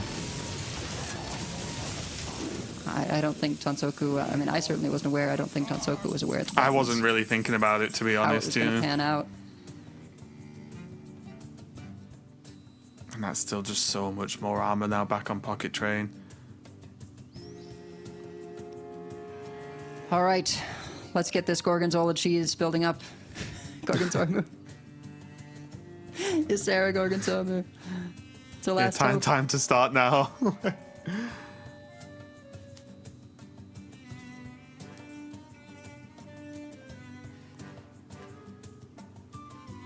Could actually go for, you know, Hagatha into Nebula. Oh, interesting. Just, I want an 11/11. Well, the thing is, I think it's just, well, what removal exists? Yeah. So what if I just make another massive board and say, well, yeah, let's go. Again, there is that hero power as well to push extra 8, since the board's arguably empty right now. Oh, it draws both. Yeah, perfect, right? I guess. It's fine. We hit the moss monster every time. But of course, now Pocket doing has the the whole old deck. counting on the fingers. Yeah. No Sarah played yet, right? So I think he actually he does have to kill Tonsoku this turn. Or figure out a way to sort of rush in as much as possible.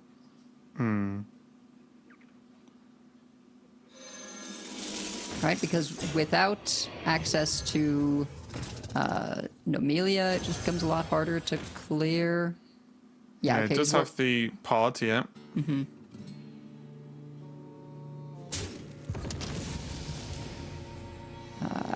At least for now, you know, the draws are outpaced by the armor that those Ancients of Yore are gaining.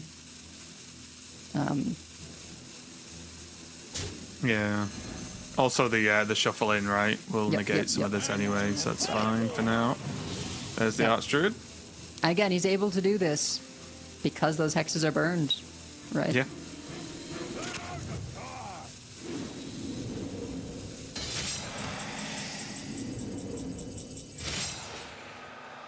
Because this was the only way to kill off the amalgam. So this Archdruid does not have rush itself. It in fact just has that it will give its neighbors rush when it dies. Yeah.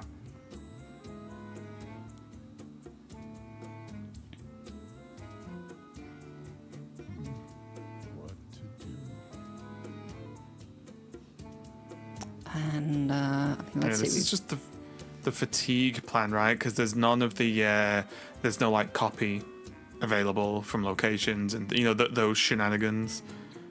Oh yeah, full fatigue plan, and I think Pocket just has it next turn, right? Since Tonsoku doesn't even have a deck that Pocket has to burn through. So yeah, I think it's. Yeah, sure. Do not click that, Octosauri. Whatever you do, don't click that. There's the Meadow Strider, but you know, not so significant at this point. Keep it together. Keep it together. Just wants more stuff. Yeah.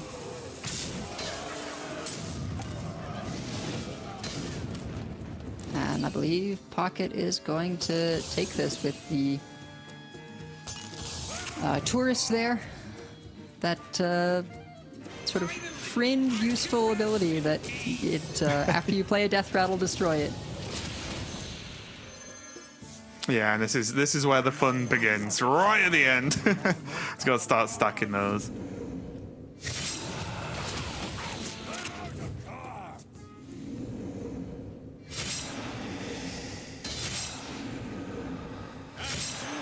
And I think it'll only take one or two Archdruids for it to be enough. And, you know, I think it's understandable going for, like, the Aulonius ban, right? If you just look at Pocket's lineup, you're like, well, this is the only, you know, real deck among the four, right? Aulonius Druid alongside Mill Warlock, Discover Hunter, and Starship Rogue. But of course, you know, you can't really count Pocket out when it comes to executing on something like this. He's going to go ahead and head off and get some water or use the restroom or something. He knows these animations are going to take a while. Yeah, and that's the thing, and this is sort of what I was talking about right at the beginning of this game, is it's obviously all these players are very good, right? But with this deck specifically, I just hate to queue it against Pocket, because you just know he's not gonna, you know, unless something goes really wrong, he's not gonna mess it up, right? He knows exactly what the plans are, the different, you know, slightly different routes you can take depending on what death rattles you've got available, and so on. Because we've seen a few different like those Archdruid plays throughout this weekend with Pocket. And it must just be frustrating, because it's a bit of an awkward deck to play against anyway. I think Tonsoku pretty much did the plan right, just build boards and boards of stuff and say, well, if they don't clear or don't get the, you know, the starship loaded up and so on, it could be a little bit easier. I do think the Fire Rack was a little bit rough. Getting rid of the Hex was a bit of an awkward one, because then the starship got to just mess around and get all that extra armor. But yeah, tough one for Tonsoku. Does mean, however, that Pocket is 2-0 up and only has the Hunter to take a victory with, and just for how numbers work, Pocket extremely favored now in the matchup to be able to go to that big final. But particularly just because the Hunter, I feel like he might correct me on this, but I feel like Pocket feels most confident in this Hunter, right? In terms of its just flexibility to sort of go up against anything. I think for him, it just sort of is, you know, another Fire Rack Rogue or something. And is able to come up with all these different game plans, you sort of adjust to whatever the matchup is. And it's just a deck that his opponents don't have a read on at all. Yeah, I think there's definitely just so much value to it's that combination, right? We all know Pocket is a fantastic Hearthstone player, right? There's no questions about that. But you combine that with bringing a lineup that no one's really prepared to deal with, and you think, oh, well, that's a dangerous combination, because the decks are good enough. We've seen plenty of players in, you know, the many years of competitive Hearthstone where they take a chance on a lineup, but it doesn't pay off because, like, maybe they thought in testing or the decks were better than they actually ended up being performance-wise. Whereas so far, I can't really argue with the performance of the decks with Pocket, and then you add on to its Pocket, you know, piloting them, and you really, you know, going to cause a stir there. So yeah, this Hunter, I'm a bit of a Hunter fan, as people may have known from the past 10 years or whatever. But this Hunter is it's a weird deck to play, because as you mentioned, it's sort of just build a win condition, like go whichever way you need to go in certain matchups. And Hunter's rarely been a class that can do that, right? Hunter's not known Yeah. to be that kind of class. It's this is my one job and I will do it well, is what Hunter's kind of historically has been. So it's definitely fun to see this sort of extremely flexible Hunter with a lot of these different routes to go. So we are going to jump in. Looks like Pocket is back. Maybe got a fresh drink or something. And yeah, Pocket currently leading 2-0 up. The winner of this does go to the finals of this Masters Tour. And yeah, we'll be pretty excited to see how this one goes. Hunter on the top, of course, for Pocket. And Tonsoku just saying, you know what? May as well stick with the Shaman. Yep. Gotta get it through at some point. Exactly.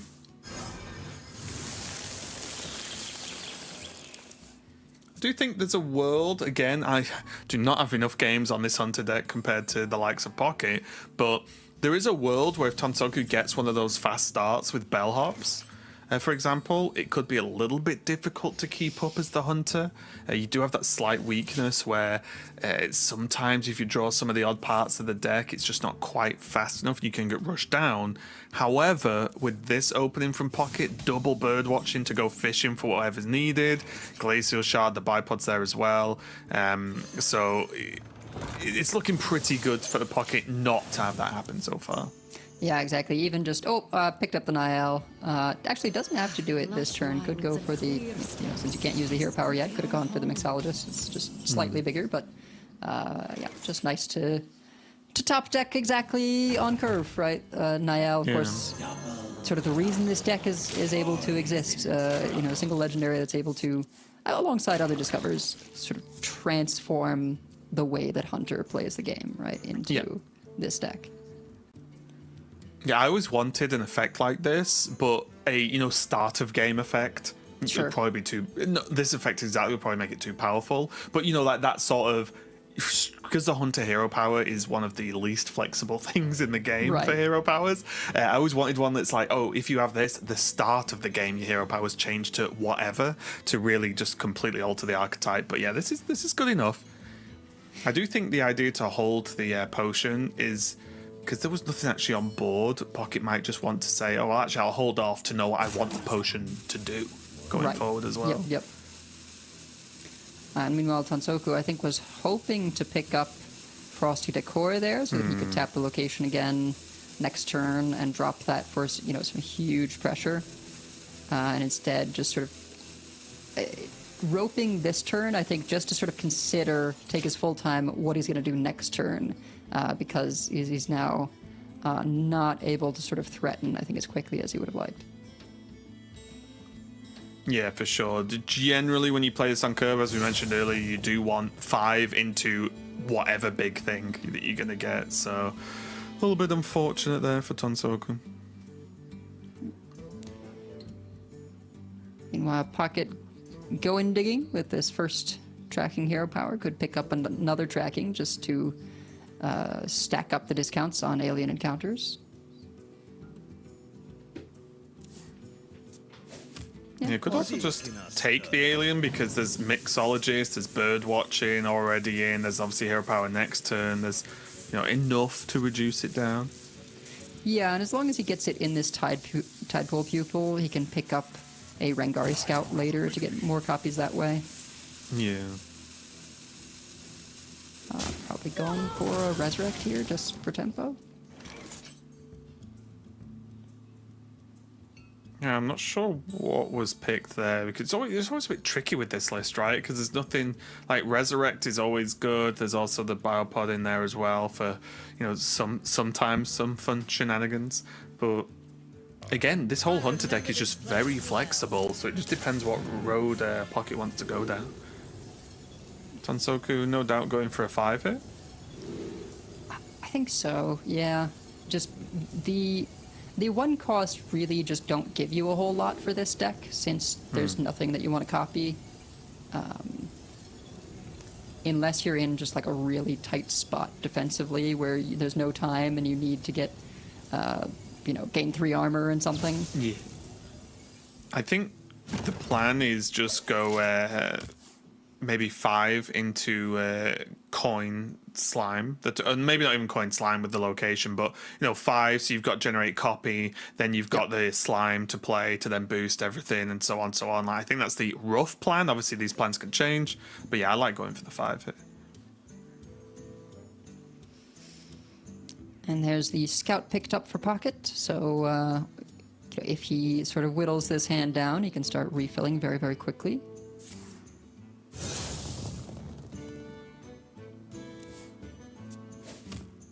Other mixologists picked up, and these are pretty big, so kind of fine just for tempo. There's another potential resurrect, although maybe on this one he wants to take 3 damage while it's offered, just in preparation for something like a Neri turn.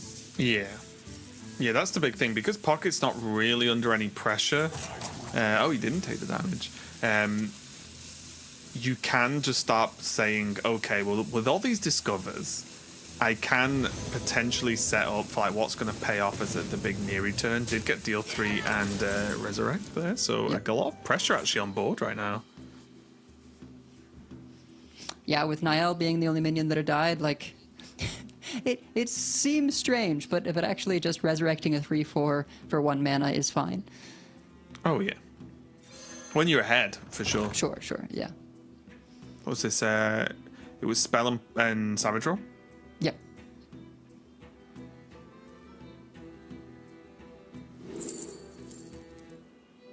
Probably going to be the Fire Breath here with a swing into the 4/1. Because he doesn't want to be overloaded.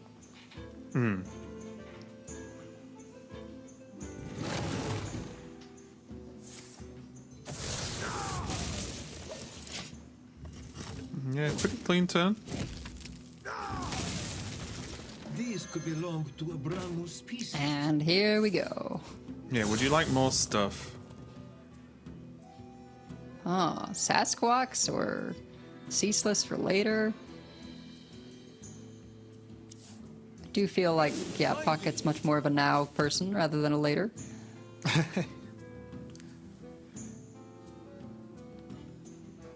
Get this alien encounters down and then follow up with Tidepool Pupil to get 2 of them back in the hand.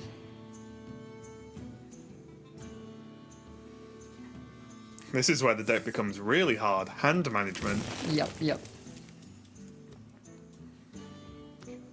Extra Rangari Scout? I was going to say, scouts, anyone? Send out a whole scouting party at this point. So, yeah. Quickly. And with that picked up, doesn't have to play the Pupil this turn, can just sort of, as we say, manage that hand, get the location down, and chill. Yeah, straight into Nebula now for Tonsoku, or at least the Slime Nebula, let's call it. Yep. And let's see what the outcomes are. Ooh, Meadow Strider, I guess? Yes.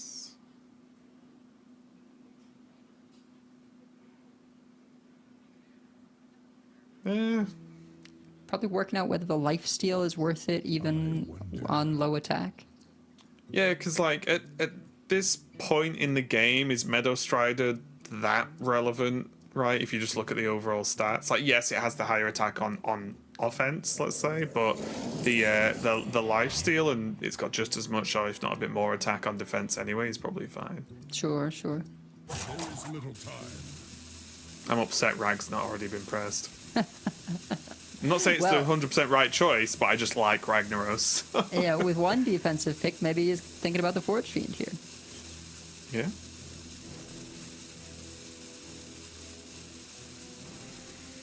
But we do have to pick something and then make it. There it is. Yeah. Oh, and Rag knows where to go. Yeah, except unfortunately for Tonsoku, there's a lot more scouts where that came from. Yep.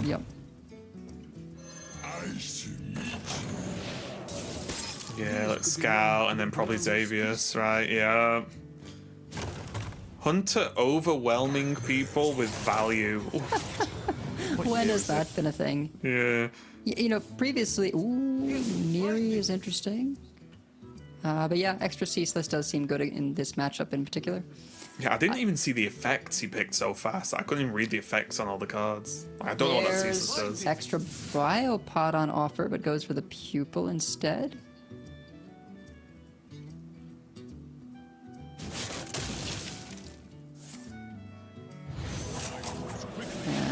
Yeah. Okay.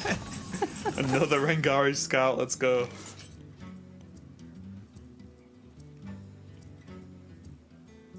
And this is, right, the sort of weirdness that this Hunter presents, right? Just like full boards every turn, full hand every turn.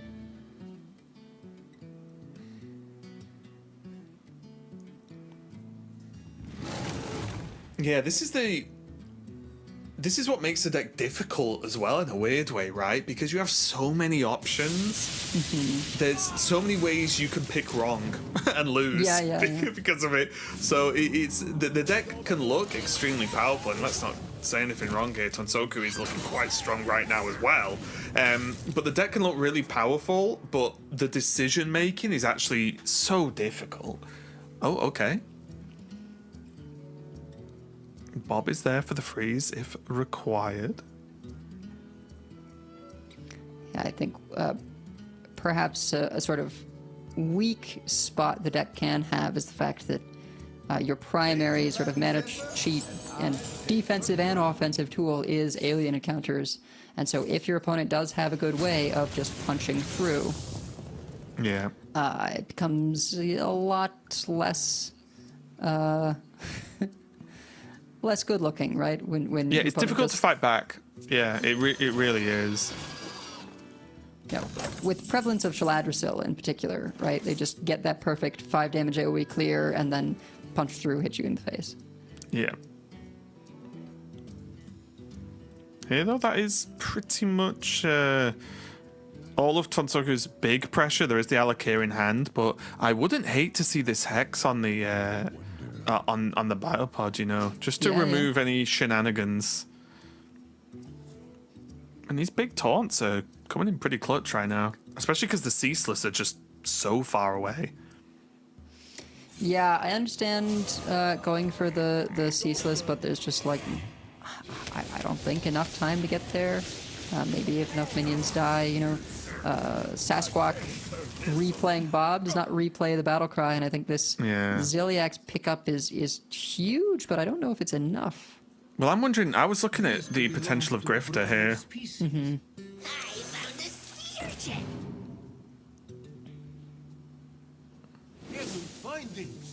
Just saying, this is summon friendlies and resurrect. I think Pocket's just hoping to, like, you know, he knows how risky it is to just go in on the taunts, right? And so he's hoping to go for these freezing potions, right, and stall out that way. Yeah, 2 freezes. Oh, sorry, 3 freezes there. Obviously can't play them all, but... No, freezing the rag is useless, though.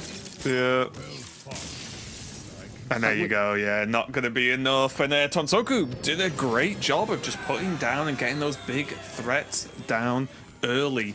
Because, again, that is something I found. I've not played as much as Pocket as I mentioned on this Hunter deck, but it can be tricky if you lose the board, if your opponent either pressures you early. Like, if we saw early big bellhops, that would also be, I think, a bit of a problem for Pocket to deal with. But if you do get pushed off, it can be hard to get back on properly, especially when there's all the stats that are there, because that's one thing that this Shaman deck has shown us this weekend, especially from Tonsoku, is that it's the waves of minions combined with those minions having big stats that are the problems, right? Like, they're not that easy to clear for most decks, and to do that repeating, it's going to be very, very difficult. So Tonsoku is going to get a win on the board with the Shaman, which means he has his ability to fight back right now. But PocketTrain still has another 2 goes on this Hunter at least. Yeah, I think, as you say, the Shaman sort of laughs at these potions, right? Dealing, you know, a mere 3 damage, or even if they were AoE, you know, 2 damage. And that's why Pocket was sort of forced to count on freezes, just hitting the right minions. And I suspect he'll have a little bit of an easier time against something sort of that he's expected to see a bunch of, which is the Rogue.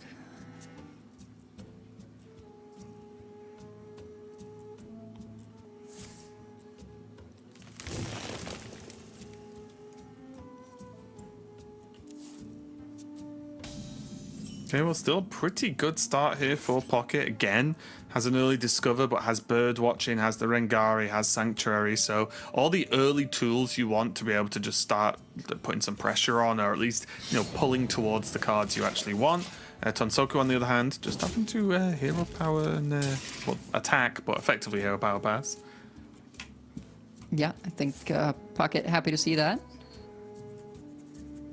Pupil may be coming out here to go with the Mixologist. We saw how comfortable he is with that game plan. I think with Neri in hand, he'll be looking to play the Mixologist and go for a impactful potion, you know, in terms of probably like something that summons a minion, you know, like Resurrect, maybe a +2, build a board that way. Well. Yeah, this looks quite good.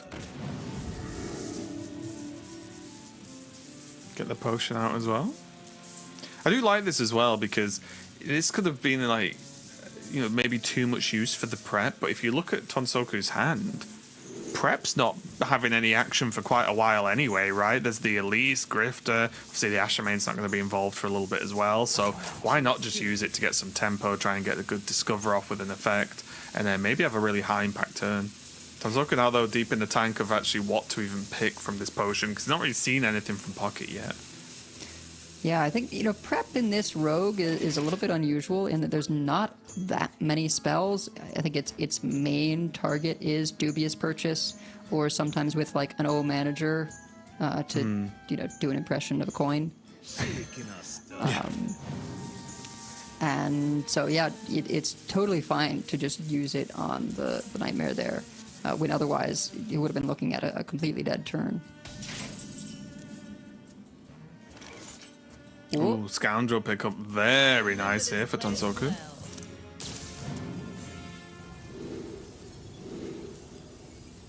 Yeah. 5/5 is solid, Rush is solid.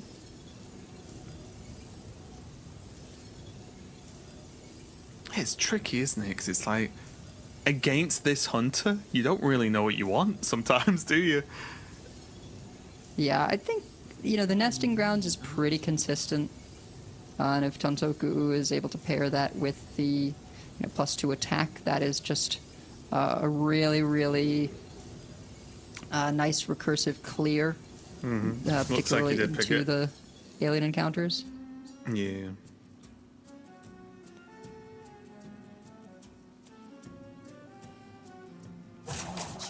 I like the trade here. Can put one in, swing the weapon.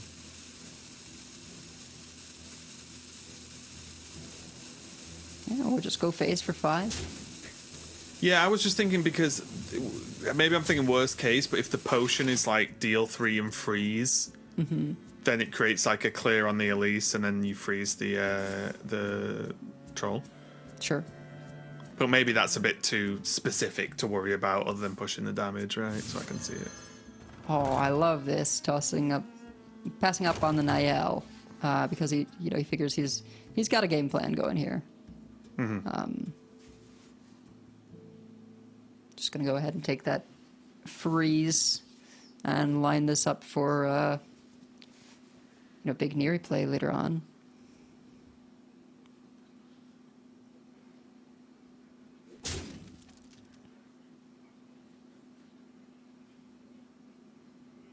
I think Pocket would still really love to see alien encounters.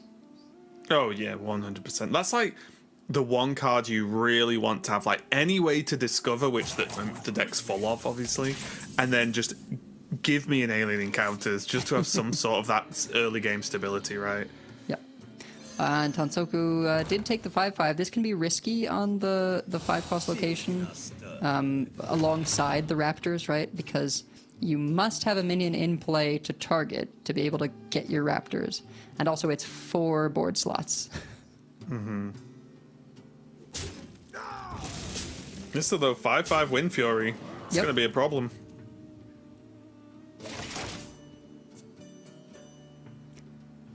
Another Glacial Shard. And this is just going to be a very weird turn. Yeah. I wonder if... I was going to say, if Pocket ever sort of intentionally played the Glacial Shards for 1 to get them, you know, doubled in stats. Yeah.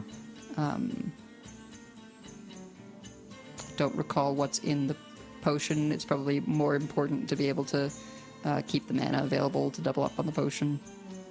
It's interesting though, right? Because now the Sasquatch war... Oh no, it will be available, right? This coin, I'm being stupid. Yeah. Yeah, so the... Oh, no, never mind. I didn't know whether he was building up, you know, for a Sasquatch turn, but it is going to unlock. Still has 1 proc of the location, so still has that on form as well. So yeah, pretty big, pretty wide board.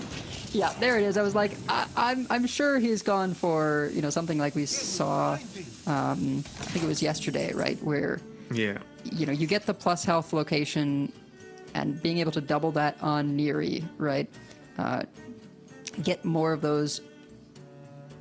Oh, actually, he didn't pick up more of the potions. He ended up picking the bird watching, which makes a lot of sense to me, right? This is a significant board that has to be addressed.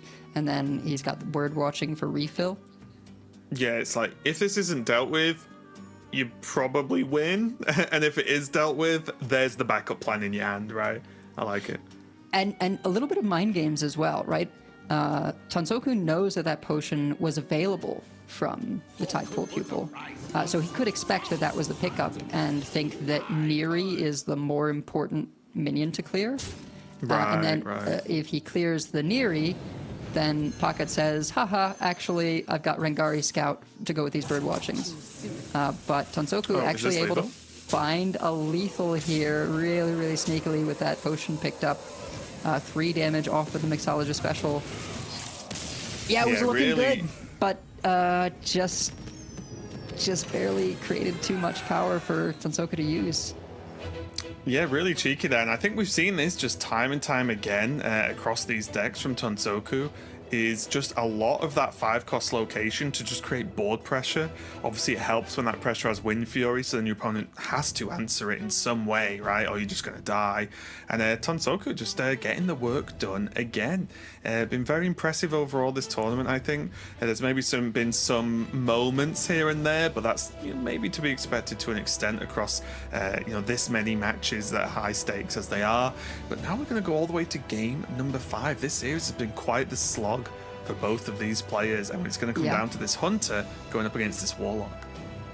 You know, I think, you know, very, very exciting games, right? Pretty differentiated from what we've been seeing throughout the rest of the tournament. And yeah, you know, Tonsoku taking the 2-0 deficit, but able to square it up here. Just totally level-headed. You know, he's had some bad beats, but then of course some good ones too. And I think really, really solid mental there from Tonsoku. Yeah, and there might be an interesting sort of scenario here now where we were talking about if the Hunter gets pushed off board, it can sometimes be hard a little bit to come back fast enough. Well, the Warlock can push people off board, right, with those summons. So we'll see how this one goes as we get into the final game of the first semi-final for the day. We've got Pocket on the top on that Hunter once again, of course. Tonsoku finally on this Quest Warlock. Seeing what he can get done this time and how fast he can progress that quest. Yep. Tracking picked up for Pocket. Gonna go ahead and start the dig. Could pick up the alien counters to have it now or get the Parrot Sanctuary rolling.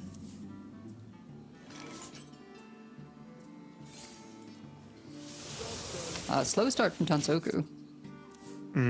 Does have the sketch artist, but... As seen earlier, I think, what was it? I was casting, I think it was GamerRVG, I think. Got off to a terrible start, but then managed to end up on double Portal and just take the win. So even with a bad start, this deck can still get it done. And with cards like Sketch Artist, you can at least move towards getting this sorted out with that Solarium.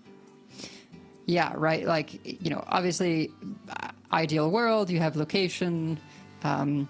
if you're going to have Spelunker, maybe you drop it on 2, but as long as you have Sketch Artist, you have the potential to, on turn 4, get, 2 to 3 ticks of your quest taken care of, dig for those other cards that maybe you didn't have in the early game. Pocket able to pick up Copy here? At least I assume so. Yeah, it's a tricky one, this choice now, because I'd normally lean towards the armor, but in this deck, I could easily see the +1 attack being picked. Yeah. Particularly if you're on Alien Encounters plan. Oh, no! Oh, wow. Oh, it's all gone wrong. I mean, the best you can do is attack in and Hellfire and take what you're given. But that is about as bad a pull as you could get. Yeah, I'm trying to think what's worse, and it's hard to pick, right? Like, what could even be worse than that? Yeah, because even if it was Librarian, you can trade it right away to sort of save it if you want to.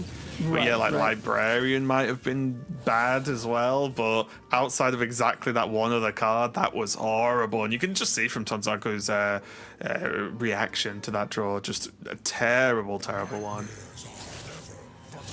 And Pocket gets to just quite calmly just drop a Xavius and see what's on offer. Yeah, I think... on Pocket's side, very, very pleased to see those get discarded. Yeah, and Rengari's Scout with 2/2 and Elusive.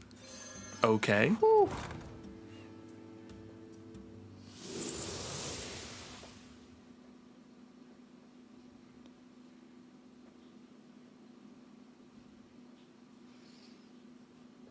Since you have to play it this turn, maybe it's just... Firefly, right? You go double Firefly, play the Spelunker.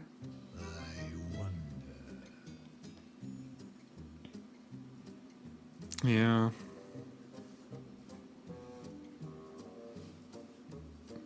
Glacial Shard could just freeze the Xavius, right? If you want to go that way. Yeah.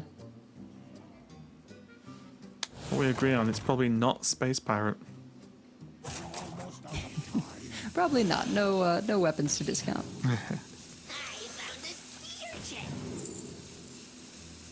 Yeah, it does have that other Solarium, which is nice for the tide pool. Yep.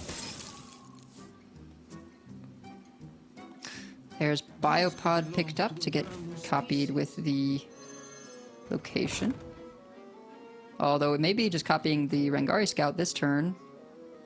Yep. It didn't get copy. Oh, we didn't get copy. I thought... Was it Discover Spell Armor? Yeah. It was offered copy on the first one. But I do see the merit in Discover a Spell for this deck in particular, right?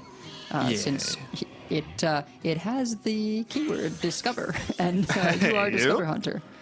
And look at these trackings, like just. Oh my goodness! Is to the extent Pocket could almost pick the cards he wants from the deck, right? Like almost. Yeah, and we talk about Warlock, obviously wanting to have the quest done on 5. That box has not been ticked. Not being very good at dealing with flipping boards, and that box is also ticked for Pocket here. Yeah, bear in mind Hellfire used super early, right? Because it was down as a temporary card from the first Solarium. Yep, probably Wisp just because it's free. These were... about the best hits Tonsoku get this time around. Yeah, this will get it done, right? No? Yeah, question then whether he wants to use the Hellfire here or just focus on playing the quest reward this turn. I think it has to be getting the quest reward down. So many possibilities. Because in this board, it's going to kind of act like a Hellfire anyway. Sure.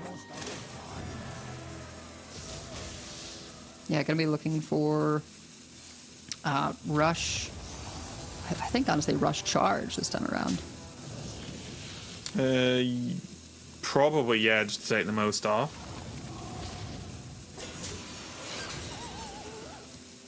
Okay, did end up with. I mean, the taunt's not bad either, right? It's a decent shape, but Tonsoku just slip in here. Yeah, I think a little bit frantic, knowing late completion, not able to get a trade in for the third corpse to then play that corpse skull and get it back. Yeah. Meanwhile, Definitely slipping there. And, not the first time we've seen Tonsoku punch himself in the head. Yeah, and that elusive, quite relevant for the Rangari Scout in that, no ability to be corpse gold, no ability to be conflagrated. Yep, it's able to just there. Sit behind these taunts. Yeah, and Pocket effectively kept a free taunt that turn, right? And got to do this trade, I guess, for free. Because it should have been killed off. Or at least could have been killed off, let's say. I don't know if it should have been. Maybe there's other targets or a different play, but and now there's double Grifter, which then's going to discover these spells, which is going to create some more. Yeah. Mana discounts, please. Yeah, would you like to do whatever you want in this game?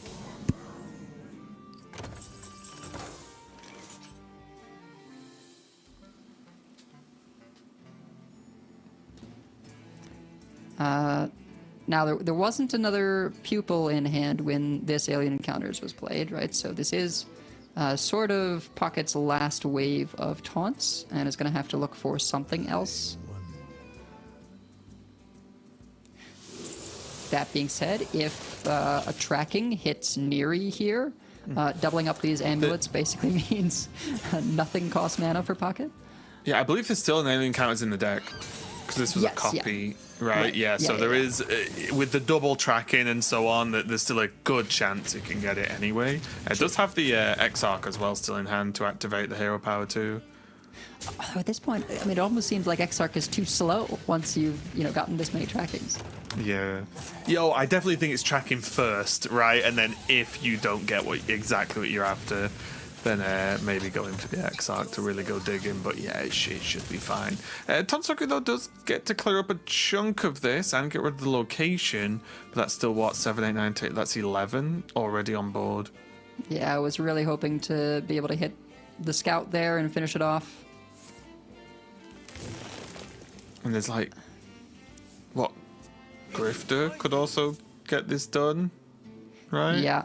I think their Pocket was looking for Neri, but getting extra scouts is pretty solid as well. Gotta get the sequencing right for maximum, mana reduction value.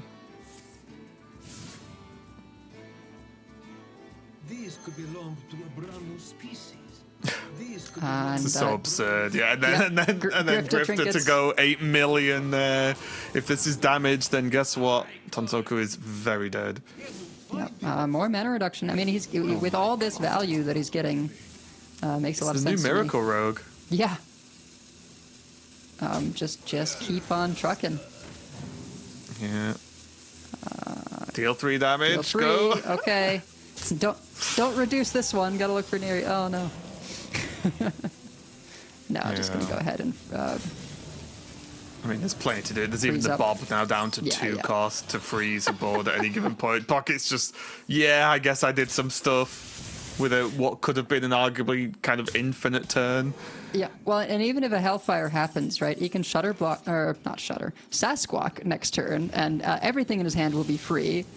It'll get, filled up with some additional cards from all those trackings. We'll get another Biopod, potentially. And most importantly, I think here for Pocket is health-wise, he's very safe for now, right? Yes. Like, that didn't need to be some ludicrous turn that stabilized or won the game necessarily on the spot. He has over 30 health right now, so he isn't going to really be overly pressured this turn. And meanwhile, Tonsoku is sitting on 11, right? And 8 because he wants to Hellfire. Oh yeah, Tonsoku could easily be burnt down out of nowhere, right? This game, like without much effort. Also, funnily enough, if okay, yeah, I was gonna say it's unlikely the Grifter's going to be left up here, but there's some dangers that could have happened then as well. Well, you know that you're gonna roll either the charge or the lifesteal, right? Yeah, exactly. Yeah.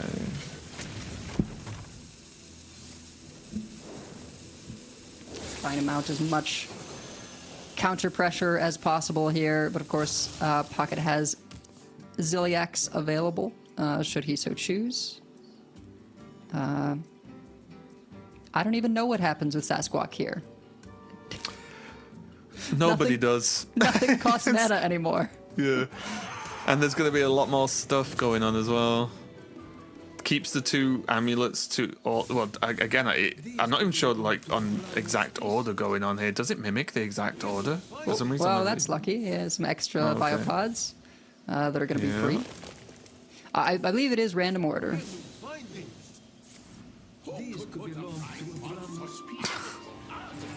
Yeah, extra armor there, and freeze. More reductions, because why not? And yeah, biopod in play. Okay. Well, I gained some armor. Figure it out. And he knows that both Hellfires are gone at this point. Yeah. The only drawback to that turn is none of the cards really were playable after the Sasquatch, right? Because the board's full. So that was the only, like, you know, arguable drawback that happened. So there's no way to, like, bob and freeze to cause some more problems for Tonsoku. You know, stuff like that, but, you know. Yeah, the only thing he has to worry about here is a bizarre lethal from Tonsoku, right? Because as long as he survives, he's got a 0 mana Zilliax next turn. Yeah.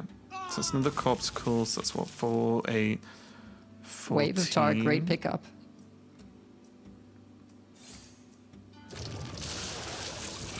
I don't know if it matters, does it?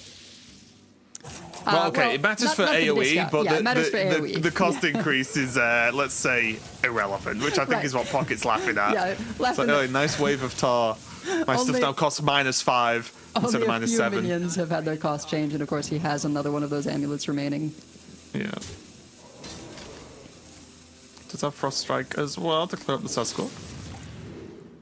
Not a bad turn at all from Tonsoku. Yeah, by no means. A little bit unfortunate there because there was a horn, right? So it could have been horn corpsicle. Lush wilds and clear skies. This could be our home. Here comes the Exarch for the Discover. Oh, there's Pretty powerful when it costs nothing.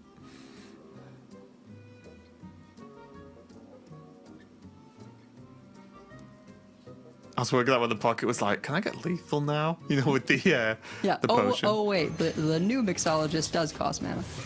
Yeah. How dare it? But yeah, I mean, just being able to Zilliax and then comfortably play these biopods, right? Like we have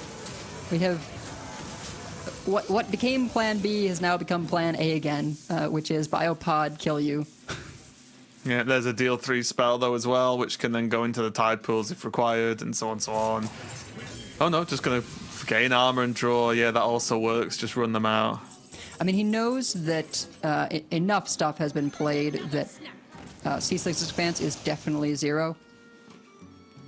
Yeah. So I think he's like, okay, well, this is a good board. I don't know how he deals with it, but if he does deal with it, then what I have to fall back on is sort of drawing through my entire deck until I can get to that Ceaseless and go for the biopod, you know, Ceaseless Expanse plus Terror Scale Stalker plan.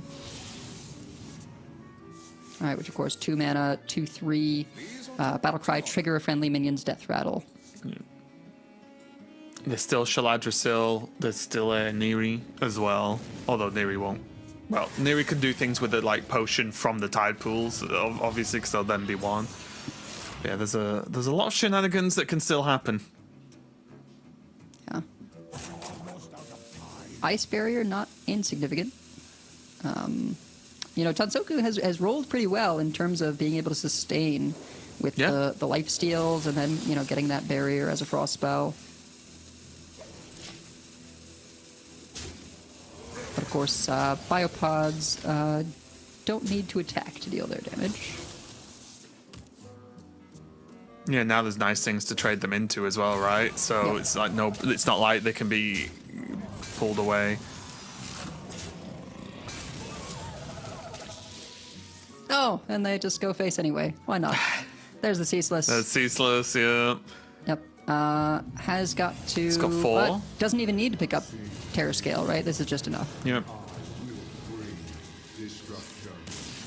And there we go. That is going to be Pocket going to the finals of the Masters Tour Summer Championship. What a match. And again, just a shout out to Tonsoku as well. Fought really well, nearly made it all the way back.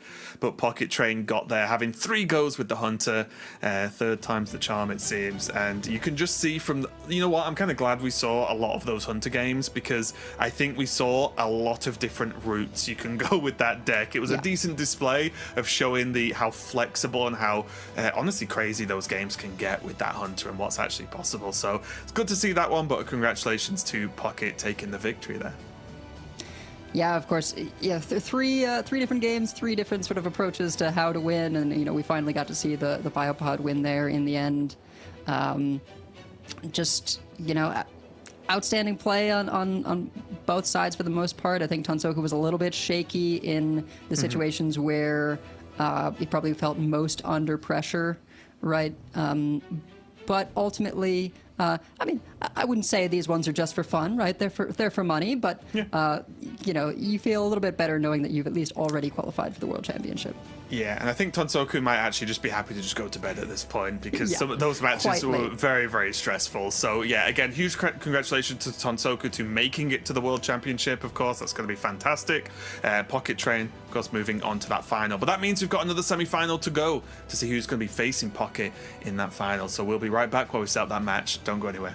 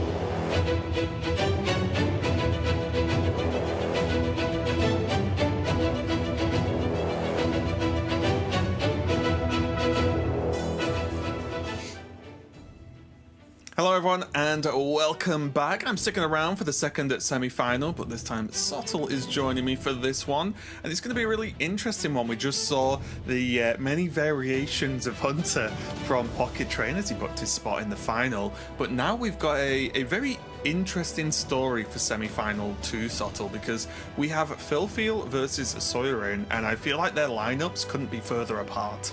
We've got the Starship Fleet Commander FilFeel here on one side, and then we've got the sort of, you know, almost just off-meta aggro-ish approach from Sawyerin that I think, looking at it going into this tournament, a lot of people did not put much faith in some of these choices, mainly probably the Paladin, right?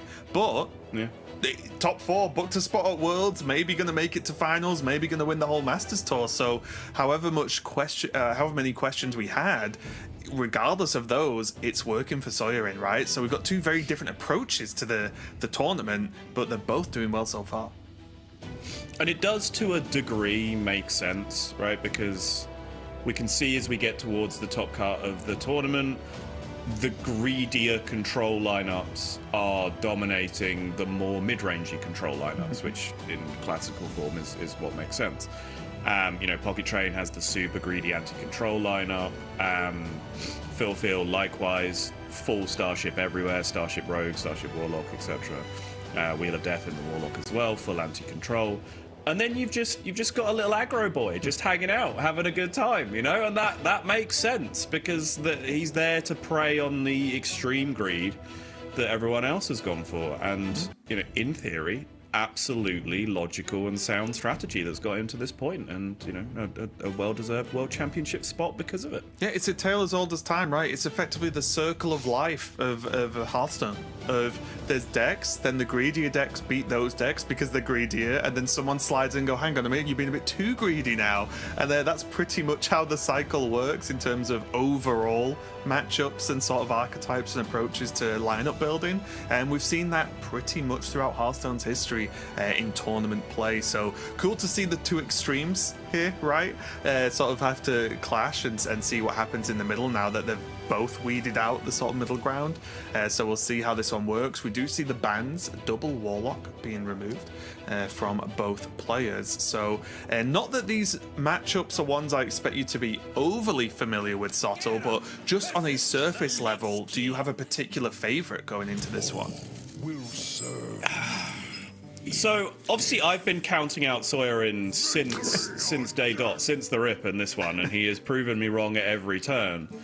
But I still, I stare at the interactions between these decks, and I just feel like the control decks are just in a stronger position in the meta, to the point where even with how absurdly greedy the likes of FilFeel and PocketTrain have gone with their lineups, they still should just be able to, you know, comfortably control their way through the early turns.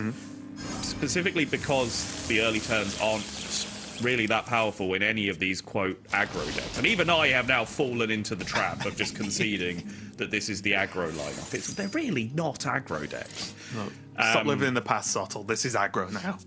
This is aggro now. Pirate Warrior's gone. Okay, get over it. Yeah. We get it. Aggro plays Wolf Rider and hits your opponent in the face on 3. All right, Grandma, let's get you to bed. Yeah, no, I get it, but still. You're ready to ride. Be quiet, Grandma. I've always been ready to ride. Since all of these decks are kind of mid-game power spike, mid-rangey decks, right? Paladin takes a few turns to save up and then explodes with some giants. This version of Death Knight, similar thing. Like, yeah, okay, we've gone minion into minion, but it's really about those big kind of turn 5 to turn 7 power swing turns, right? With the mana chi cards. Because it gives the control decks that time to do that, the control decks are also capable of doing those things in the mid-game, but they're just all around more resilient to complete the game after that point, right? And it just continues to surprise me that Sawyerin just continues to find a way. Yeah, and it's something that has been interesting watching Phil. There's a smile from FilFeel. It's like, okay, good card, let's go. But it's been interesting watching FilFeel's lineup, and it was very similar in playoffs as well, of the there are weaknesses in going for the more Starship approach in that you aren't running as many early removal tools, right? Like a lot of these games, especially for example in this Warrior, we've been staring at, oh, they need Yamato Cannon, and even that, whilst a very good card, doesn't do anything against like this type of board, right? So it's definitely, you know, it's one of those decks or one of those lineups where he does need the right tools at the right time, and I think one of the strengths from FilFeel is he's been grabbing fantastic wins in the slower, grindier matchups, right? So I do think this will be the test, but we are now looking, I mean, you saw his face, right? Hostile Invader drawn, now Brawl's there, there's safety goggles and shield block for some health sort of gain. So he is now in a pretty solid position, at least from his point of view. You know the outcome we're supposed to root for, though, right, Raven? We're all on board here. Oh, Sawyerin 3-0. No. FilFeel has to win because then Lorinda has to cast a finals with like 6 Starship decks in it. Oh yeah. Yeah. And they're not allowed to ban Warlock. Deal? No. Remember that deal? Yeah. Okay, cool. You know what? That's 100%. I'm staying up for that. If that happens. That's appointment viewing right there. Yeah, 100%. Should sell tickets for this. So, meanwhile, I was about to talk about this on the previous turn, and then it actually happened, and I really wish I did talk about this on the previous turn. FilFeel has been quite happily pressing armor here. And there has been 1 or 2 opportunities. So last turn, for example, because Sawyerin played the leeches and attacked with the minions, it meant Hostile Invader safety goggles was possible. Mm-hmm. And this time, that pesky 1 armor is actually preventing that from happening on this board, which is actually quite a big deal. Yeah, a little bit frustrating because also the board, maybe that changed with this draw, see if we could know this in the future, but the board also not really brawlable, right? Well, very brawlable, sorry, but maybe not the thing you want to spend brawl on in this matchup. So yeah, not really something you wanted there. So did end up just going for the shield block into the taunt. These are precisely the boards that Hostile Invader is for, so that you can save your brawl for like the disgusting mid-game power spikes that all decks are pretty much capable with at the moment in the meta. So. Nightmares are never forgotten.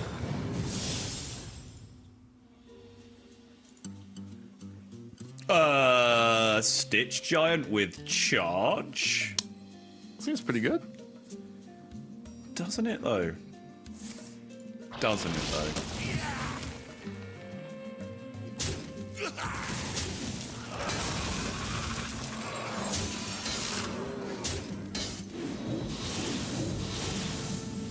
Okay, well, a lot of pressure coming down now from Sawyerin, and yes, there's the brawls, but there's been pretty relevant damage, but also there is just a 7-cost Ziliax.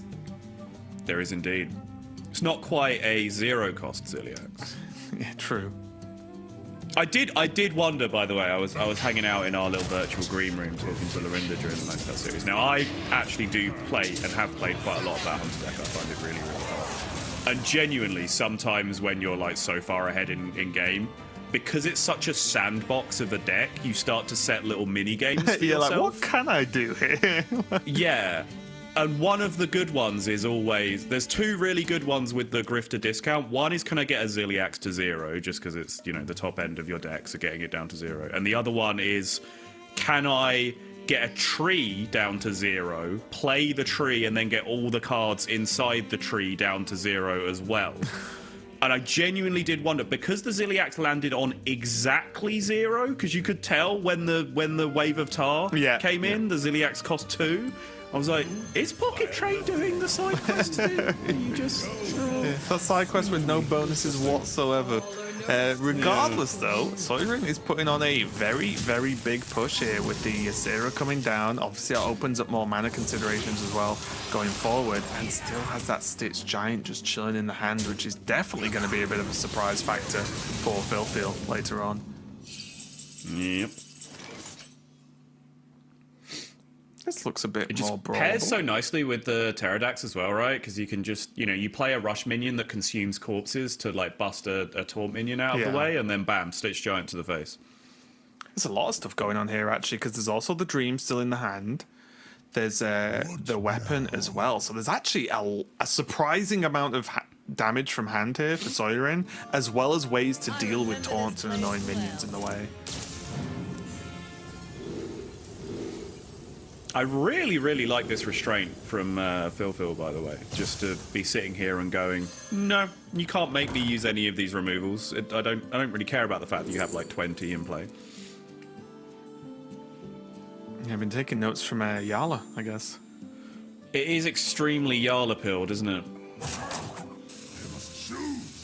In Hearthstone terms, that is about as glowing a compliment as you can receive. Raven online.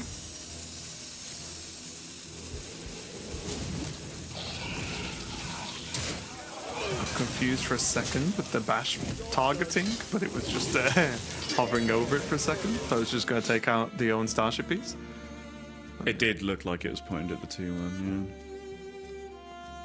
yeah. Just really desperate to start building that Starship, you know? Yeah, sometimes you just got to build a Starship. Makes sense. At least coming down now. I mean, you don't bring 4 Starship decks to the tournament unless you really like building Starships. Oh yeah, this is what I'm talking about. Aggro deck going for the 10 cost location, I like it. Yep, always a sign of an aggro deck. Hey, look, that makes 6 2-1s, okay? That's pretty aggressive. The other sign of an aggro deck, of course, is playing Ceaseless Expanse in your deck. That's always a thing that aggro decks do. Yeah, it's a 10-10. It's pretty big. Gets charged sometimes. Yeah. What little time.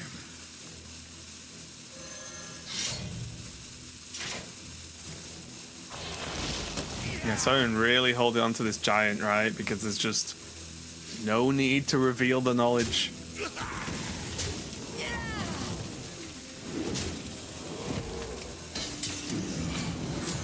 Battle cruiser operation.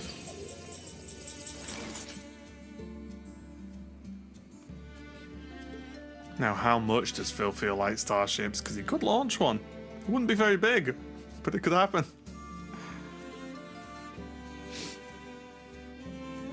This is the one really awkward turn now, though, I think. I do think FilFeel's done really, really well. Like, to get to this point, still at full health, and still have all of the resources available, both Brawls and the Hostile Invader still there.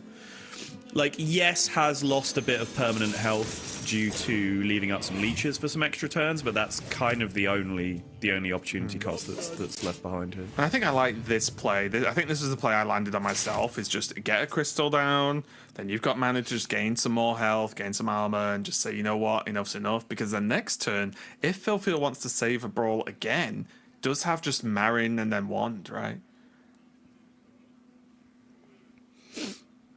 Yes. As an option.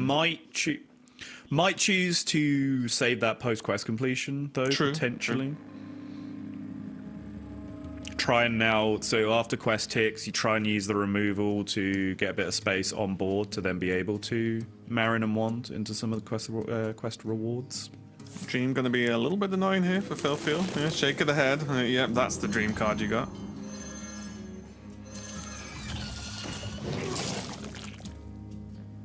It's a lot of damage. Really is. Enough corpses as well to keep this weapon going. Little time. Yeah, chuck the other leech down there, straight to face.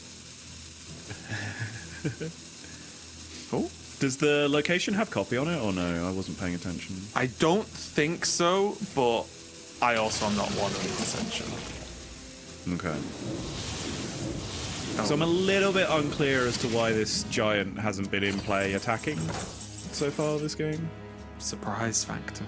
It's the lethal giant.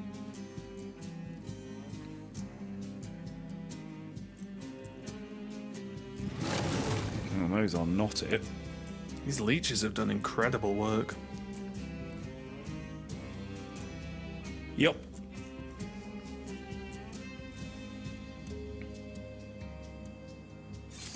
Finally. Brawl is going to have to be used up by FilFeel, but it's one of 2 brawls, so it's not, there's still a backup plan, right? Yeah. Now gets to land the crystal. Hopefully permanently from his perspective. Doing this lethal? very confidently. Yeah, this feels like it is copy with how quickly this has been locked in. It's just... Is it just lethal with the husk even? Oh.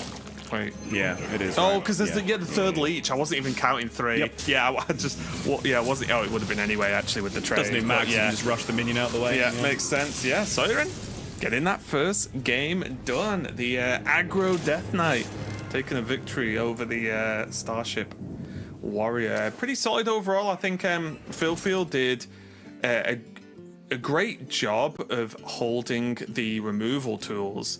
However, the problem with it was that it just didn't account for a charged giant, right, to do that extra damage.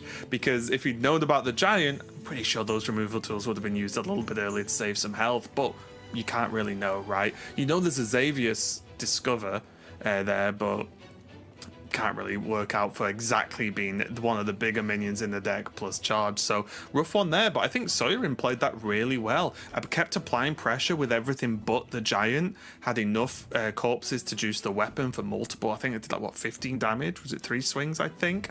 And then I think the only leeches, 10. I think I only swung twice. Oh, did it? Okay. And then and then the leeches as well, just pounding the work and just had that for that setup lethal. And as you mentioned, the rush minion clearing the taunt. Giant's good to go. It all added up. Yeah, that was the big one for me. Is the leech siphoning kind of stacked up, because leaving up the minions and just saying whatever, big deal. I play Tortola and it draws me Ziliax. I recover all that health back anyway. Yeah, sure. Like, I'm fully on board with all of that. But the fact there was so many leeches that were coming out, so much of that damage then becomes permanent just because it's siphoning away from your max health completely. And I think like after that first husk came down, I think even if FilFeel had fully renoed, he had like 18 max HP or something. I think it was around like 20. Like, so yeah, around that number somewhere. Yeah. So it was a real struggle. And obviously the giant was a huge factor. I think if there wasn't a charged dark gift of some variety, it didn't necessarily have to be the giant. Like Ceaseless, for example, would have been massive and very cheap very soon at that point in the game anyway, and could have done the same function. But without some sort of charge from the dark gift, I think he was starting to get pretty stable, right? With the crystals coming down, more removal to play, quest was about to complete. So even though I'm sitting here thinking, yeah, that was a lot of leeches that you left up for a long time, I still think his plan probably wins on average. Just your opponent hit a massive charge minion from the There was the factor with the dream as well, right? Because that delayed the crystal, so the crystal actually only died on the turn of lethal, whereas if it died before, there's maybe Exodar to launch, gain armor, recover that way as well. There were other options, but the dream just created that slight separating point where the death rattle didn't go off, so then there was no progression there with the armor. We're going to move into game 2. Got this rogue coming up to go against FilFeel's warrior once again. And this rogue is another highlight for me, honestly. I think it's performed so well, considering it's a deck like everyone was prepared for. I think it's just an accepted thing where it's like, yeah, the rogue's really good.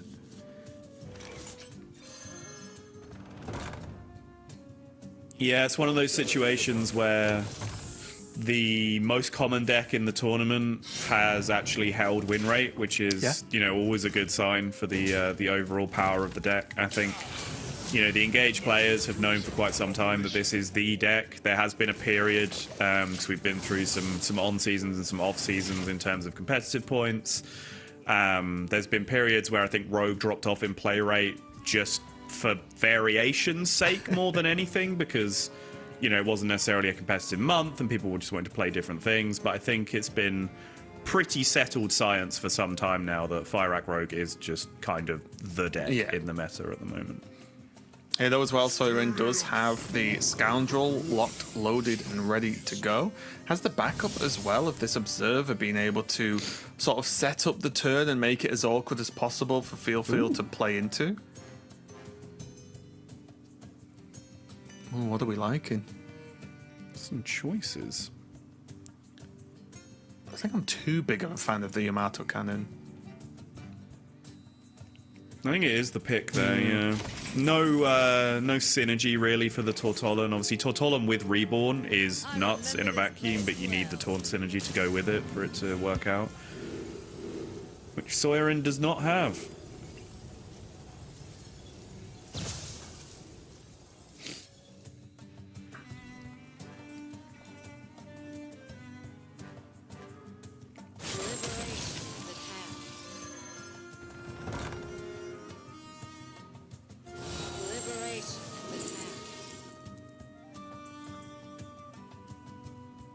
Huh. Well, those are all terrible. I wanted a Dwarf Planet pick earlier today, but it was not in this scenario. Of course you did.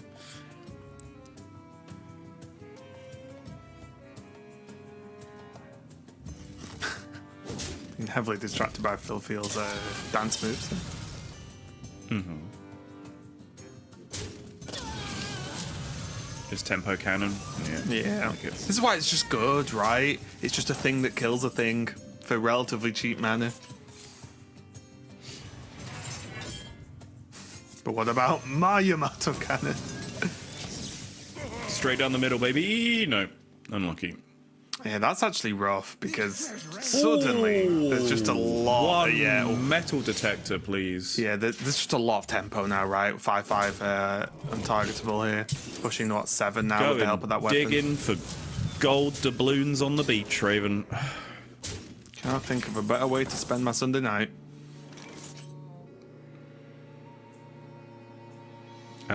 Watching a Hearthstone Masters tour? Okay, yeah. Whilst digging for gold doubloons. Yeah, true. You have the technology. Yeah, it exists. One hand on the metal detector, the other hand just on your phone, watching Hearthstone. That's the dream. I'd mount the phone to the metal detector. Oh, There now you go. we're talking. Oh, yeah. Yeah. I bet those exist now, actually. Metal detectors with, like, phone clips on them. Probably, I bet that's a yeah. thing. Because, like, every exercise bike or Peloton or elliptical or whatever, like, has an iPad holder on it now, right? How can we exist without being glued to it, right? That's a great question. Can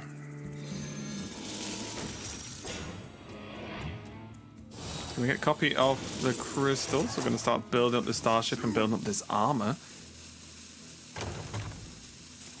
Oh, cheeky shield slam.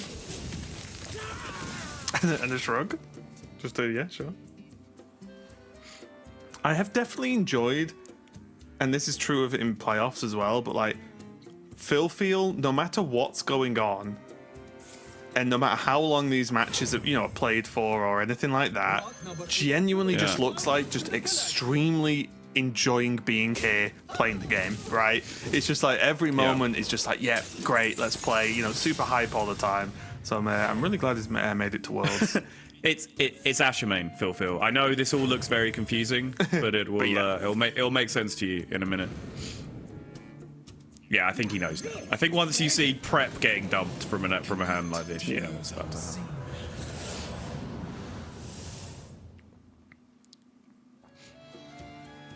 Nope.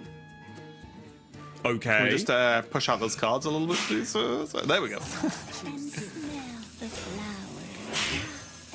Did you see the Ashamain earlier? Pocket trades? No, I don't think so. It was against the Shaman, which obviously, is one of the better Ashamain matchups. And it was just like Shudder Block and like 4 Ziliacs or something. And it was just like, right. Suddenly Pocket had infinite waves of death. And it was just, the game just flipped because he also basically emptied his hand. So he got like a full Nebula Shaman Ashamain hand, and it was filthy. Okay. Well, speaking of infinite waves of death, we've got one Yamato cannon. There's another Yamato cannon, 2 crystals, an Exodar, which can give you all of those pieces back again to make another starship and a gym. Yeah. That's what we got from the Ashimin.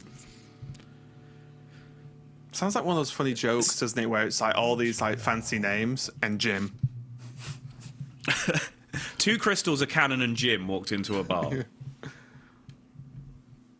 And the cannon said, "Ow."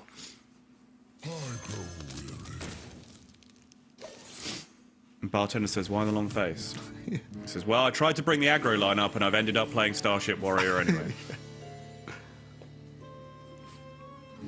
I lived long enough to see myself become the villain.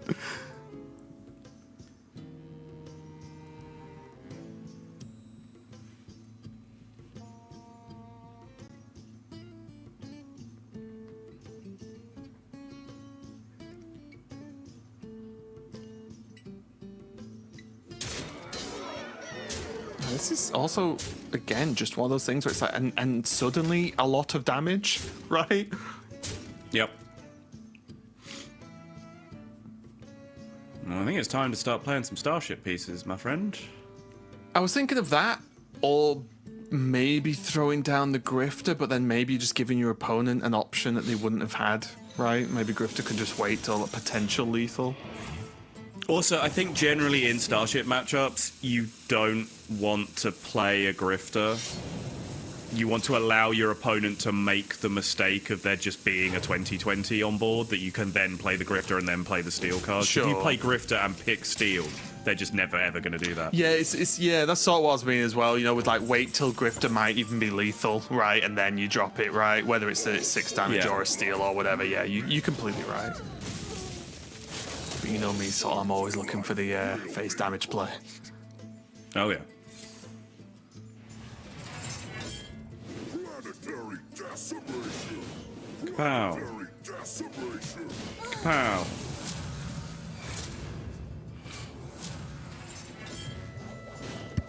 Did I mention? Kapow!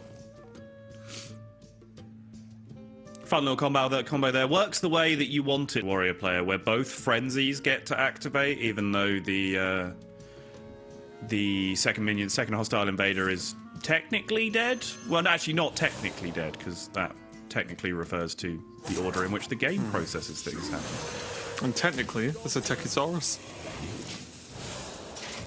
Techisaurus is an excellent name, by the way. I'm a big fan. Although I think the funniest Saurus is a "Do you think Saurus?" I knew you were going to say that. I nearly cut you off. Because it's hilarious. It's so funny because it's so smart. It's so smart. It fits so well, though. Okay, the first time you heard that joke, I bet you Proper laughed a lot. highbrow comedy, that. It is. Okay, the first time you heard that joke, I bet you laughed a lot. I was like 4. What do you mean? And did you laugh? I don't remember. Of course you did. Because it's genius. You can't tell me that's not one of the better jokes of our generation. It's so smart. My hand is too full. Oh, well, there goes Firek.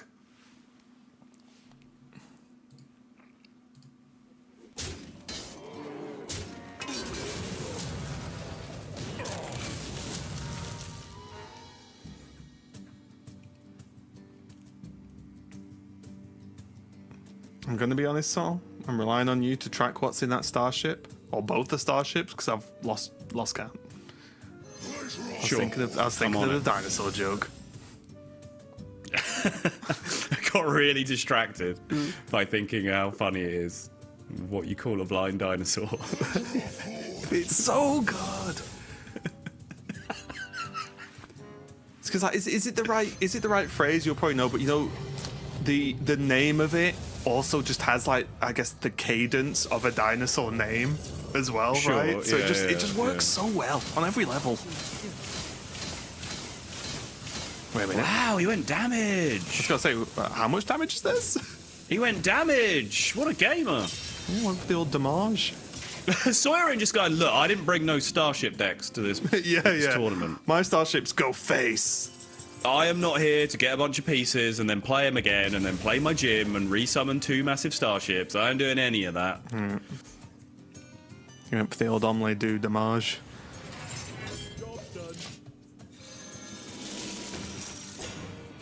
Yet more incredibly smart comedy from Alexander Baguli. You can't even pronounce the name right. You're doing the American way to pronounce it. I think it's you that doesn't know how to pronounce your name. Oh, sorry. Yeah.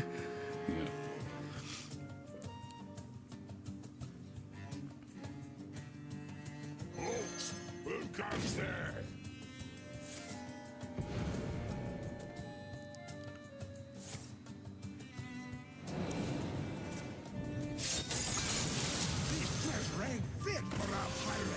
Okay, does have the follow-up for the Observer now. Also has just the double Shadow Step as well. So suddenly there's potentially even multiple goes at this Grifter if the opportunity arises, right?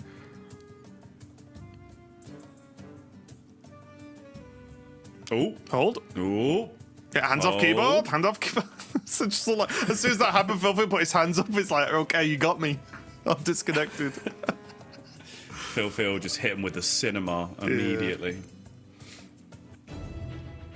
Yeah, a bit of a tense moment there as well because it's not me either. The hand's in the shot. There we go. Because that game was definitely coming to a head, right? Because as soon as a big starship's made, if it's not cleared, then the Grifter with the Shadow Steps and there's the extra mana as well, does have the ability to steal that. So a bit of a tricky one there, I think. Both players in an okay spot, but I don't know about you, but I think Sawyerin's just looking good so far. Yeah, look very, very clean. Obviously, very much favouring the damage, which surprised me there a little bit, but looking at the remainder of the hand, it does make sense. The remainder of the deck as well, because like you said, if he keeps the damage high, he really prevents the possibility for there ever to be a starship launch, which creates big problems for the Control Warrior, because it really does live and die by those compounding starships, right? You want to launch one, have it die, get it back from the gym, and then you'll boom, and then so on and so forth throughout the game. But if you're in that position where your first starship launch is going to kill you because your opponent is playing 3 Grifters to hit 1 steal, right? You're in a lot of trouble. Whereas I think setting out to play the long game, which is something that I actually may have got baited into there, but I think Sawyerin's might just be absolutely correct in this scenario where, yeah, he can play the slower game and use the X-Star for pieces instead and then play more minions on board. But then you are just creating this opportunity where possibly Sawyerin can find a turn to launch a starship that has 18 attack, but they have 30 health. So they're not super bothered by the Grifter steal. The problem as well is there you're sort of playing into the deck that's built to do the thing you're trying to do, right? As opposed to you're trying to be like, well, I'll go toe to toe with you, except you've naturally got the deck that does it better. So yeah, and I'm just taking a quick look as well. There is the Shaladrasil in hand for Sawyerin. I'm just trying to look at the snapshot of what I can see of what was available, and then looking at the deck. There's still the Elise, there's Xavius, and there is a Nightmare Fuel, I believe, still in the list as well. So there's still options to do even more sort of those big pushes, potentially. All right, we're back. Yep. Sorry about that, everyone, but luckily we have the reconnect feature. FilFeel just got an extra 60 seconds or so to figure out how you wanted to play around these secrets. Imagine first play, misplay. It's like, oh no! I had too long! It's like...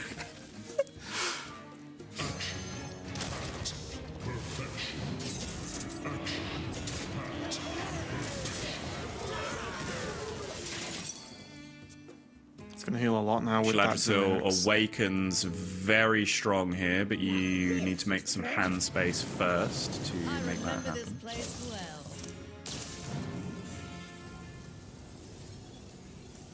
Interesting.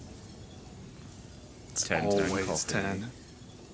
That was up against characters +4 though. Yeah, but you know what this could do? Spell? If you go copy, you can Grifter steal the ship. Then copy it, right? Yeah. Wait, will it go back? I've not even thought about that before. Well, not if you kill them with it, but yes, it would. Yeah, because it keeps all of the the returns to the opponent is an enchantment. Yes, if you mouse over the card, you can see it on there as text. So yeah, if you copy it, you copy it. I remember this place well. Going digging again with another release. Good way to use Shadow Step in this scenario. Yeah, Step in the Elise. Oh, 2 10s. I was wondering whether those steps were going to get saved for the Grifter, just for fail safes if the miss situation does come up. But Sawyerin has been a 10-cost gamer throughout this whole tournament, which I'm sure you are delighted by. Well, I knew I was right on Friday when I was talking to you about it, but I thought, I'd let the world discover it in time. We got there in the end. I'm a patient guy. I think that. I guess we didn't talk about this. I talked about this a lot on day one when we started seeing the Quest Warrior. But generally, it's agreed upon in this match that throwing away the quest is the way to go. Generally, you're able to fatigue the rogue as the warrior if it comes down to that. And if you play the quest and then just get all of these super-powered quest rewards into your deck, suddenly Ashamain just becomes the single best card in Hearthstone. If the rogue just waits you out until the quest completes. So generally agreed upon tech to throw away the quest in this matchup. Yeah, and I do. We'll have to double check and see what the location choices were. But I do like the double Elise as well, because it gives you an option of maybe you get the big Savage Roar on one, and then you get like the copy on another, for example. You can play the one that's relevant based on if this board sticks. Yeah. Well, that's a starship. Quest does now go into play. There is a starship, and there is, 12, 15 in play. It's also just Starship Shadow Step. Yeah, you can still steal it if you want to.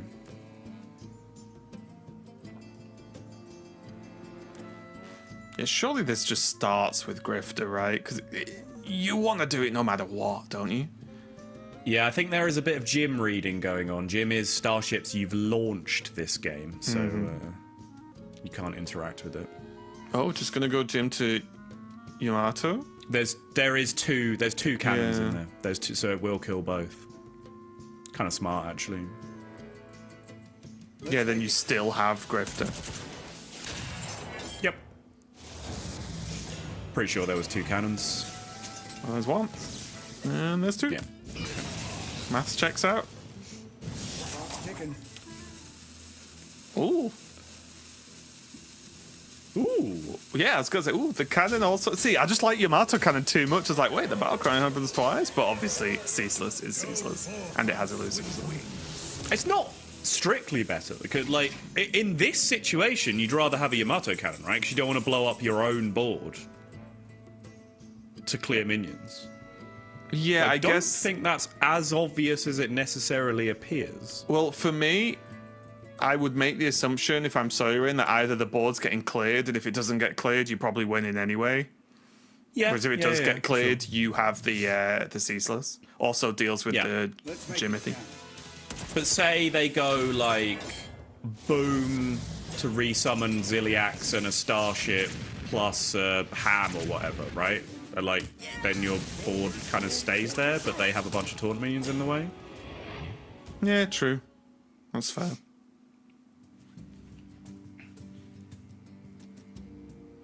Ooh, hover over those locations. Even again. right now, this play that literally happened, Yamato Cannon's kind of the nuts, right? Double Battlecry Yamato Cannon. Yeah. There is just Shadow Step the ship and then play Ceaseless. Then you could play it back and be like, what? Just dodge the Ceaseless. Evasive maneuvers. Chomp.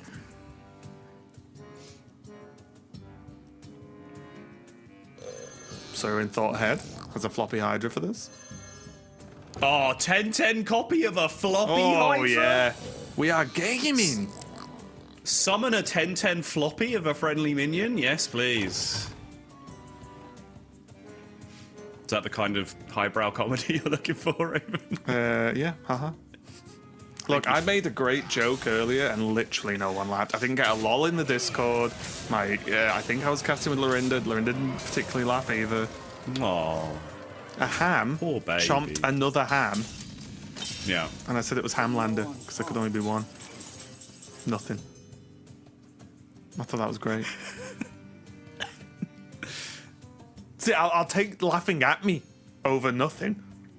Yeah. I mean, if there's one thing you know you'll at least get from me, it's laughing at you. Yeah, it's a win-win. It's why we're such good teammates on this casting gig. Yeah.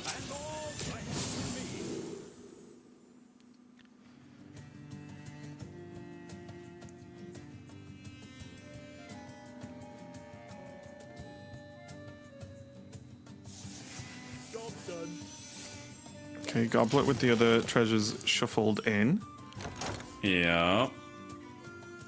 Going for the dream. Yep, FilFeel's preparing for some cinema next turn.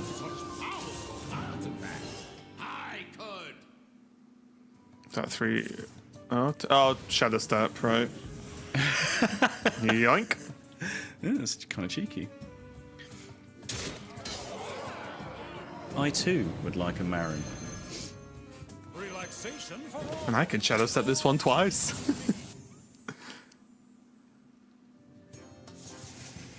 Goes crown. Okay. Can still coin it out with the metal detector coin, sure. Yeah, pretty clean. Discover a kill Jaden. Shit. Whoa. Wasn't that Umbra? Yeah, I was gonna say, whoa. What death What rattles has have we actually had? died? Let me have a look. Oh, Floppy Hydra.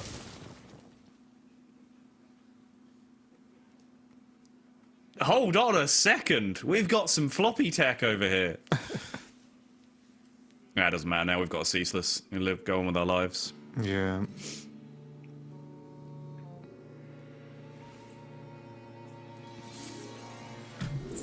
Wait, is Floppy Hydra even a death rattle, or am I trolling? Is it Battlecry or a death rattle? I don't even remember. No, it's death rattle, isn't it? Because it's on. Just after it dies, it goes in, right? Yeah, I think so. Yeah, death rattle. Shuffle a copy of this into your deck with permanently doubled attack and health. Chicken.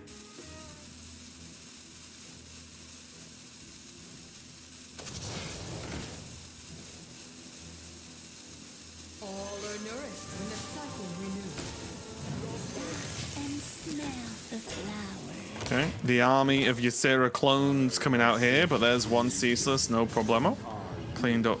Much of a problem. Sawyerin played the one that FilFeel didn't know about, which seems like a mistake. It is slightly bigger, if you wanted to make that on. And harder to see. Sure. But I think the concealed information is better than the +2/2 and elusive. I might be wrong. Wait, does he know about the other ceaseless? Was it Because it was... There's two summoned on board of the one that you get. Oh, wait, yeah, of course. I'm being stupid. Yeah, of course. So, yeah. So elusive, I couldn't see it. Okay, well, there's ceaseless counter. Also, we just snuck up to 21 mana, which just this is, guess this is our stone. Yeah, no big deal. I was surprised that the goblet wasn't ripped on the previous turn, because what's the one remaining treasure now? I haven't it's wand. Well then, yeah. I guess they're just cobbled bait, right? It's I suppose it ends up being a 50-50 in that situation either way. You either rip the goblet and it's a 50-50 that it hits ceaseless, or you wait and then it's a 50-50 that you don't draw ceaseless and then goblet guaranteed hits it. Oh yeah, Techisaurus. He's back. Oh yeah! That's I a didn't mech. thought of that. I probably shouldn't have played that, huh? Here we go. All right, full analysis, please, Sottle. I'm not loving it. There's a grifter. That's about the only thing I can see that offers there's any kind of enormous surprise here. There's definitely 10 mana crystals. True. Doesn't really get there though. There's does Verantus. No, it's not really called Verantus. It's Franus. You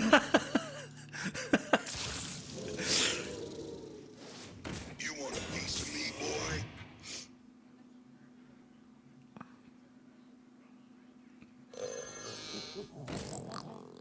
It's also shuffle a copy of this into your deck. So if we had gone to the Endbringer Umbra land, it would have been Umbra. Yeah. It shuffles Umbras into the deck. So that is unbelievably exponential scaling. Unbelievably. Okay, that's good. Yes, that's good stuff right there. Oh yeah. No, that's what we're here for. That's why they pay me the bucks. Yeah. It's a tricky one.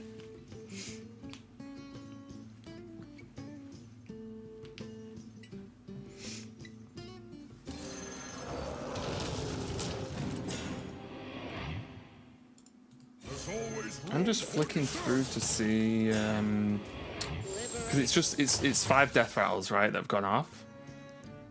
Yes. So there's the 5 death rattles of minions. Yes. Yeah. So there's the Tortolan Travelers as well, apparently in the discard. So those exist. There's the defense crystals as well. Mm-hmm. So yeah, if you just hit that Hydra plus anything else, that is a lot of value. Yeah. Okay, well, there's another Ceaseless.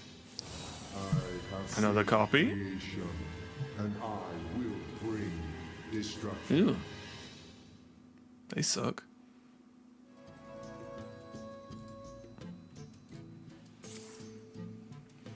Give your weapon +2/+2. All right, deal. Gonna web. Shake of the head for Phil for like, oh god, not again. The problem is with this hand, like, especially because he knows there's the AoE, right, from the Shaladrisil. Yeah. Knows like most, or at least a chunk of what's available. FilFeel's got a bit of an uphill climb here as this fatigue starts to tick. 4 more turns until the quest completes and refills the deck as well. So that's what, 3, 4, 5, 6. That's 18 more damage just to fatigue, plus this ever-growing board that he can't deal with.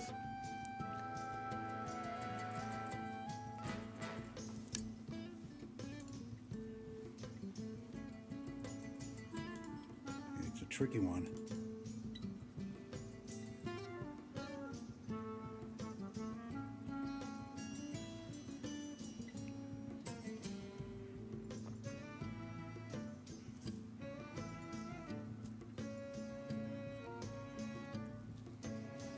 Chicken. Infinity. Sure, I mean, sure. I am infinite. Also interesting interaction with like Gorm and the hero power, right? You can like feed it. You want a piece of me? Go forth on swift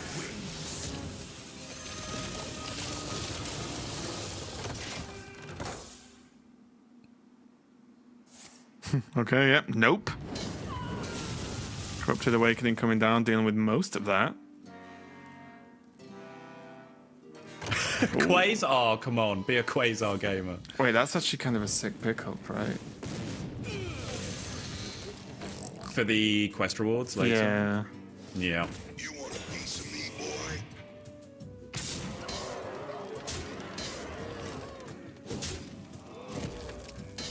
Yo, these floppy hydras are getting big.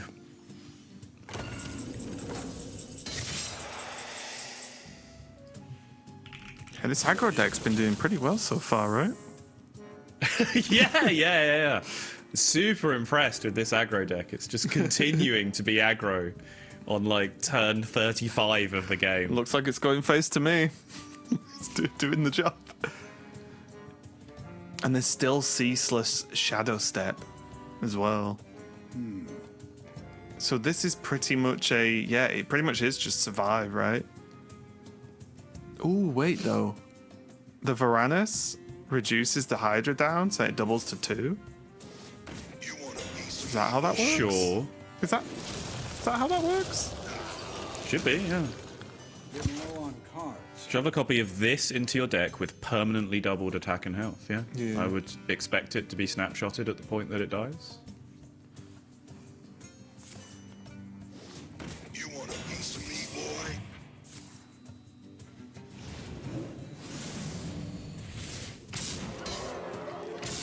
We make the big taunt, push a ton of damage. That's what turn... Was that 8 proc, I think? 8 out of 10, I think, yeah. Not looking good for FilFeel here.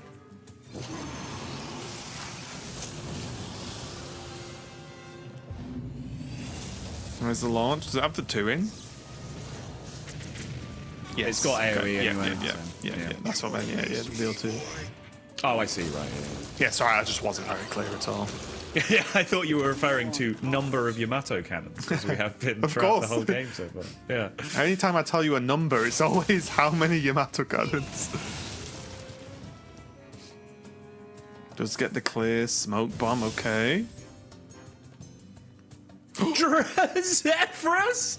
Oh, come on! And look at all that mana. Look at all that mana. Have you filled out the paperwork? Oh, yeah, see, aggro. Now this is aggro. Yeah, that's what we like to see. Yeah, oh, Frostbolt to the dome. Go again. Wait, if this is lethal, what a way to go. FilFeel's now just like, oh, not like this. Oh! Wait, with the buff? Can he damage? Wind Fury, and then the buff from the hero power. And then the weapon swing. Oh, wait. Oh, no, it's just, it's not, it's not that. Yeah. The hero power doesn't work, does it? Yeah, the hero power doesn't work. It's Terran. Yeah. Wow. Fatigue ticks anyway. Yeah. What an aggro deck. What an aggro deck.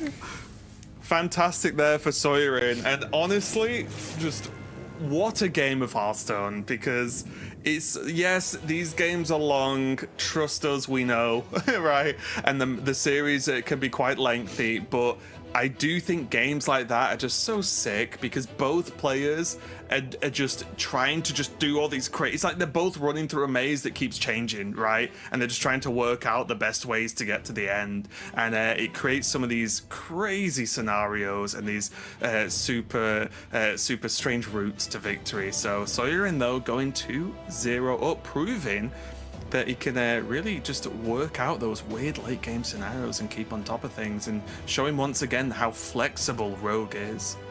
Yeah, and even after abandoning what looked like the initial presentation of a late game strategy, right, with the Starship pieces, then Exodar 4 pieces, then more Starship pieces, then Jim, etc., chose to be much more aggressive with that part of his deck. But then still just had, infinite resources, great steals, had set up even to counteract the super late quest shuffling in. He had the Nightmare Fuel to continue to steal from that. The Marin, Shadow Step, double Marin, Zephyrus discovered. Like, Rogue is disgusting when it gets rolling like that, right? And it does present as this, little innocent looking mid-range deck with just a couple of big plays, and that's all it can do. But then if you know what you're doing in the right capable hands, it can go absolutely as late as any other deck in the game. And that's why, again, I think it was a long time ago, but about 3 hours ago at the start of this series, we were talking about how, it's pretty much agreed now that Rogue is just the deck, and that's part of why, because I was going to say, bear in mind as well, the Fyrak, I think it was that game, although I'll be honest, they're all melding into one, but the Fyrak was burnt, right? So it's not as if, everyone talks about Fyrak doing the thing, but it wasn't even in play that game at all, and there was still plenty of roads to go down for the Rogue. So yeah, just a really just the potential of the deck is through the roof, isn't it? But I do want to ask you, as the players have just stepped away for a quick small break, which is fine, the Paladin, that's what's left over. I think we've both cast a bit of Sawyerin across the past couple of days. I think I've cast most of him through this game. Yeah. What do you make of the Paladin? Obviously, yes, Sawyerin's favoured to win the series. He's 2-0 up. He needs to win one more game of Hearthstone, right? But what do you make of the Paladin now that we're all the way here, moving towards the end of day 3? And how is its performance going to be with FilFeel here? I'm still not a fan. I said this from the start. I'm not going to change my mind just based on the fact that it's here now, Right. It's good enough. The lineup has worked. Sawyerin has brought the lineup through the Worlds, but still the Paladin has seemed like the deck that has been struggling a little bit. Previous series, the series that qualified to Worlds, same spot, 2-0 up, Paladin left to play, ended up 3-2 winning in the final game. And the problem for me is that the engine of the Paladin, like the rhythm and cadence of the turns, is still very similar, but because of the various nerfs that it has received through the last few metas, the turns that leads to just aren't as powerful as they used to be. Like multiple times today and yesterday, I've been like, oh, okay, well, here's this turn, and then the Lanessa turn's going to happen, and then GG. You know, like that's been the expression of what I've said during casting. And then the Lanessa turn happens. I'm like, oh, was that it? That's all that happened on that turn? And you know, the opponent actually has to continue to play, which is very, very foreign to me when seeing this deck play out. So I am still not a believer in the Drunk Pally, but Sawyerin certainly is, and that is much more important. Yeah, well, let's see how it goes. So far, though, this opening looking pretty good for Sawyerin. Distracted by the camera. Being able to have access to a few options here. Does have the bots, does have the metal detector as well, with the help of some of that card draw just on the previous turn. So not looking too bad at all. But FilFeel does have that location ready to go. Don't taunt me with food, FilFeel. How dare you?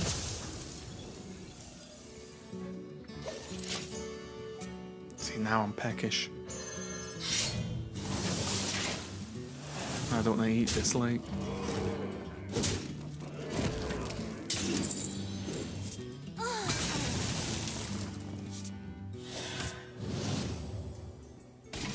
He's got to start getting these dragons shuffled in as well, which can be a bit helpful once they start coming out, if they come out a little bit early.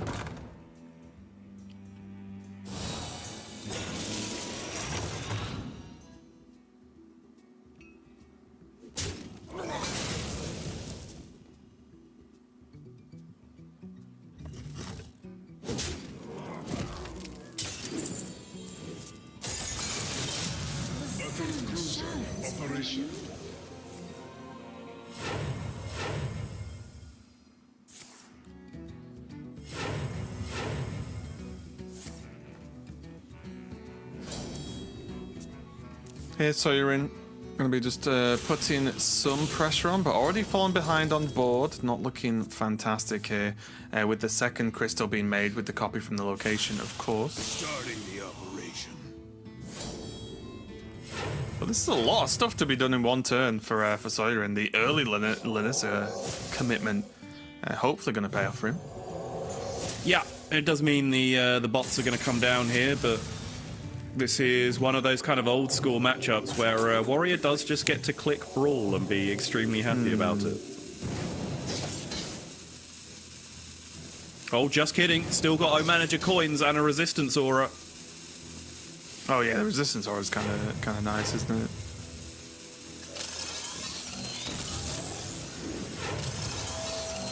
Surely, as long as he gets it locked in.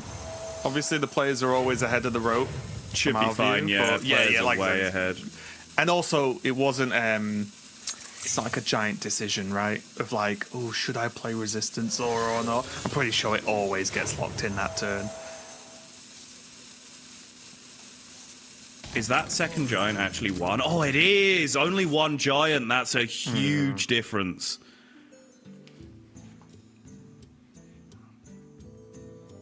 That's such a big deal in terms of this push. No way to clear the Lanessa, though. No. And there are sunscreens. Yeah, the Aura was played last turn, actually, which means the sunscreens got double generated as well. So that's +4 from the sunscreens. Take 3 off the board here. So that's 6, 9, 10, 11, 19. That's 4 from the sunscreens. Minimum is 23. Do have a flash of light to keep drawing. Oh, no, more Resistance Aura. Oh, hang on. And that might well be the game winner.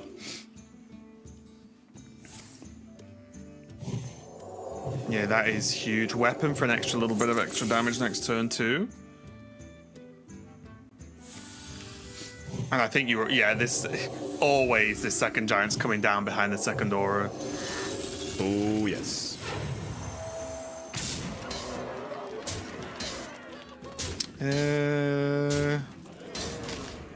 What can you tell me about these players, Sal? I can tell you that one of them is looking pretty dead, and the other one is going to the finals. Safety goggles, Exodar for armor, I guess? I think so. Yeah. Let's get copy as well.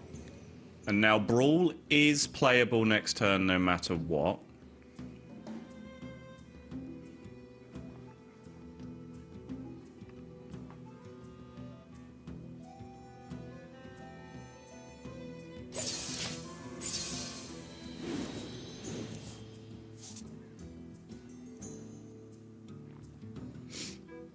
Resistance Aura number 1 is now deteriorated. Which means the Brawl's going to cost 6. Just needs resistance aura number 3. Or 4. Or 5.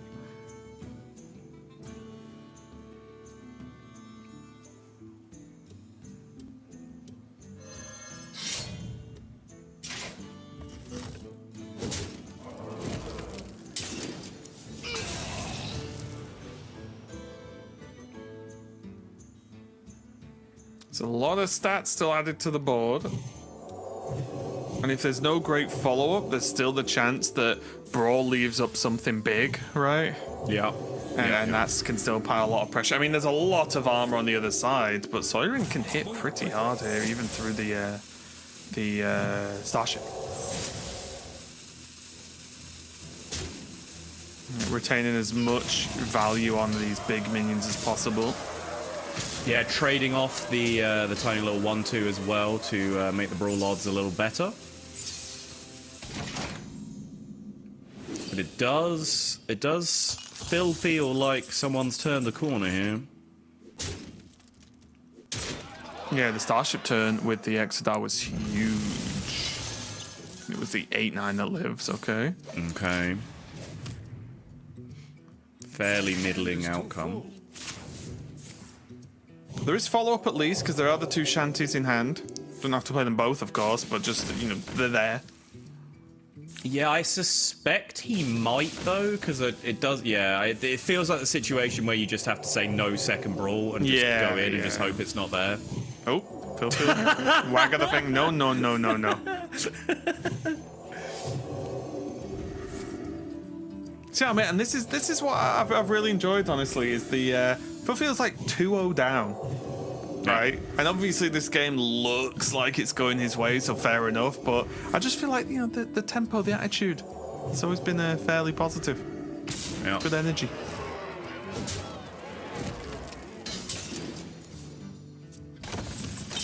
Oh, he's even going to chuck the Tortoise in and try and win the Brawl, is he? No, okay, we're just desynced quite heavily on animations. I see.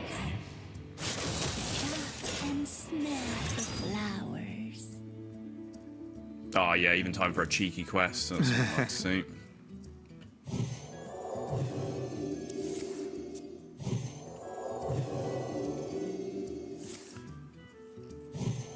I wish we could go for listenings with the players, but it's actually just listening to what music they're listening to at the time. And then what I would want to happen is we do the listening and there's actually no music playing for FilFeel at all.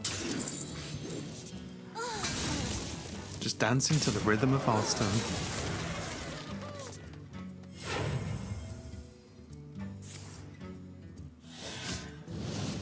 Those stories of Galvadon were a big miss, by the way, this game, which, you know, you can't have too much sympathy, because Sawyerin did hit absolutely everything else this game with the early Lanessa, double Giant, double Shanty, double Resistance Aura. But he had then also had the stories of Galvadon on top of that to be able to win Fury, those huge minions that were getting up to 10, 12 plus attack. Get the Hand of Adal in there as well, then maybe might have been able to put up enough pressure through those couple of turns with the Resistance Auras to get over the line. But as it stands, FilFeel didn't panic. We were panicking. We thought it was over. FilFeel didn't. He was the coolest head in the building. Just knew he had enough armor stacked up with the Exodar to survive through the Resistance Aura turns. Just about got there, and it is the Paladin biting the dust once again. 2 more bites at the cherry now for Sawyerin to go through to the final, or FilFeel will complete the comeback with the reverse sweep on the Paladin. Yeah, it looks like it's going to be Death Knight queued next. Again, not that it overly matters, of course. It's Conquest, FilFeel has to win with both. But just so we get an idea of what we've got coming up, it's going to be that Death Knight. Once more, of course, to less of a surprise, the Death Knight's going to be the Starship, of course. But are any of these matchups any better than others? Like, is it the Rogue we're expecting the Paladin to have the best chance versus here? No, I think the Rogue is probably the worst matchup overall, honestly. The ability to make those tempo swings, I just think is too high to, you know, the early Scoundrel into a Fire Rack or anything like that. I think the tempo swings are too much because Paladin just can't really operate from off board. The comeback potential isn't there really, basically non-existent, and Rogue really excels at those swing turns. It is the Starship one though, right? Oh, it is the Starship one. Yeah, sorry, you're absolutely right. Yeah. In which case, yes, thank you for the correction. In which case, yes, probably, because in that case they're both pretty similar decks, but the removal package that the Death Knight has to go up against the Giants and the Lanessa is just much more robust with the Poison and the Corpse Explosion and so on than the Rogue. So yeah, in that case, I think that is absolutely probably the better of the 2 matchups for the Paladin. Yeah, I think like Rogue has the ability to overtake the Paladin, but you need those early discovers to go your way, right? With the Starship pieces and stuff. Like you need that early game to work, because the second it doesn't, then you can easily fall behind on the Paladin. And as you mentioned, the removal tools just aren't really there when there's not the chance to say, you know, pull out the Fire Rack or do any of those crazy scale turns. But regardless, we are going to focus on the Death Knight for now as we move into game number 4 of semi-final 2 of the Hearthstone Masters Tour Summer Championship. The winner of this will go on to face PocketTrain. I've never seen a more pick your own hand Death Knight hand than this one. Oh my goodness. It's looking quite good, isn't it, with the coin as well? What more do you want?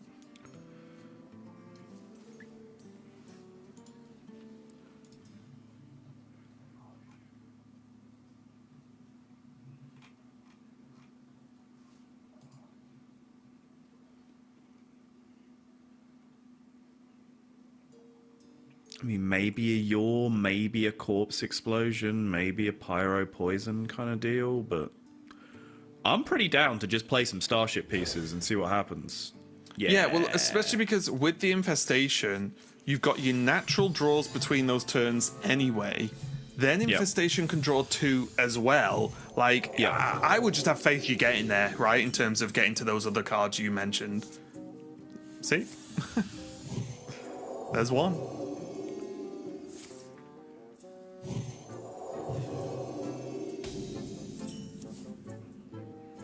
Sawyerin, on the other hand, not a bad start either. Does have the card draw with the Libram, does have the weapon as well to put in some pressure. Remove some of these pieces. Spire first makes sense, because at least this way you retain a minion against the metal detector.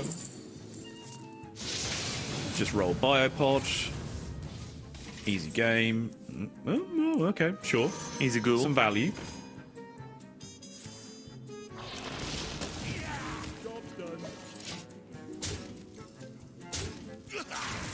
What's that card called? Papercraft Angel? Something like that? Sure, yeah. Priest card.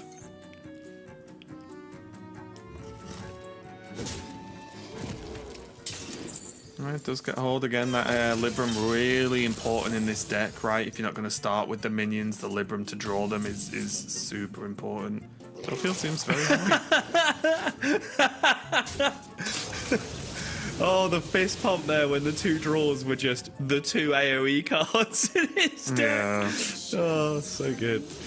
Well, Sawyerin saying, well, yep, I'm the aggro. Time to go. Lanessa, gonna get to work.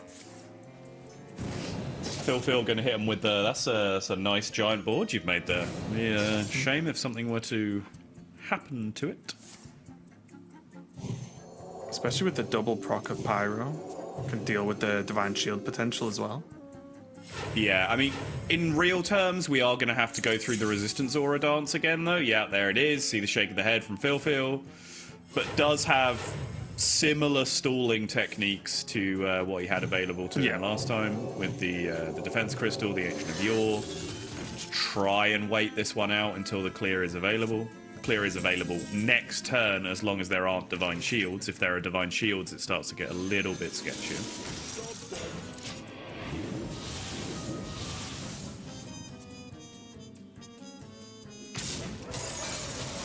Okay. Let's have a look at what the card draw is going to do here. Oh, okay. Some sticks. Okay, there is a Divine Brew. And yeah, there you see big wins from FilFeel. Split them up. Yeah, and weirdly enough, we see one of the downsides of the leeches, right? Because then they can't proc the Divine Shields because they don't actually deal damage like that.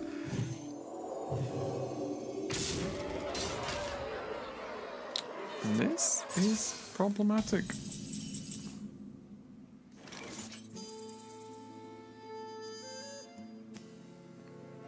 And this is interesting as well because this actually like forces a Pyro poison because of the Shanty, right?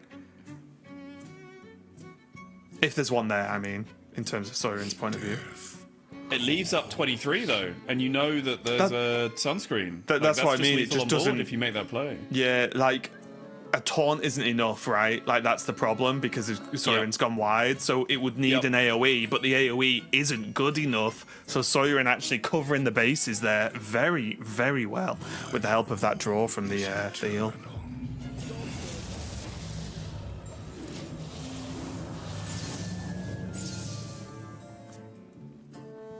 I don't think so, somehow. Yeah, there's weapon, there's glow sticks. Yeah, there's a lot of things here.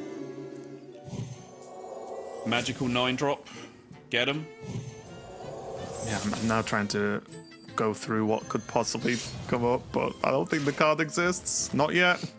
Yeah, it looks like those minions are going face. FilFeel is saying his goodbyes. I think he's won over a lot of people, gained a lot of fans this weekend. And if you do want to see more, of course, tune into the World Championships because FilFeel will be there. He might be the defeated player in this match, but he is by no means a loser because the goal of this tournament was to qualify for the World Championships, and both these men have done that. Yeah, huge congratulations to Sawyerin there, making it to the final. And yeah, for me, genuinely, especially this top four, every match feels like a win-win scenario, right? Because I think both of these players took a really cool approach to the tournament. FilFeel, very entertaining, of course, to watch, was the same in playoffs. Sawyerin with the Paladin and this sort of approach to the lineup and playstyle, super impressive and been fun to watch as well. So the fact, as you said, both these players are going to Worlds. Yes, one has to win, one has to lose in this match, but I think we all really win here. So great matchup overall. That was definitely a long one there, so we'll get straight on to these finals. Don't go anywhere. We'll be right back with the final of the Masters Tour Summer Championship.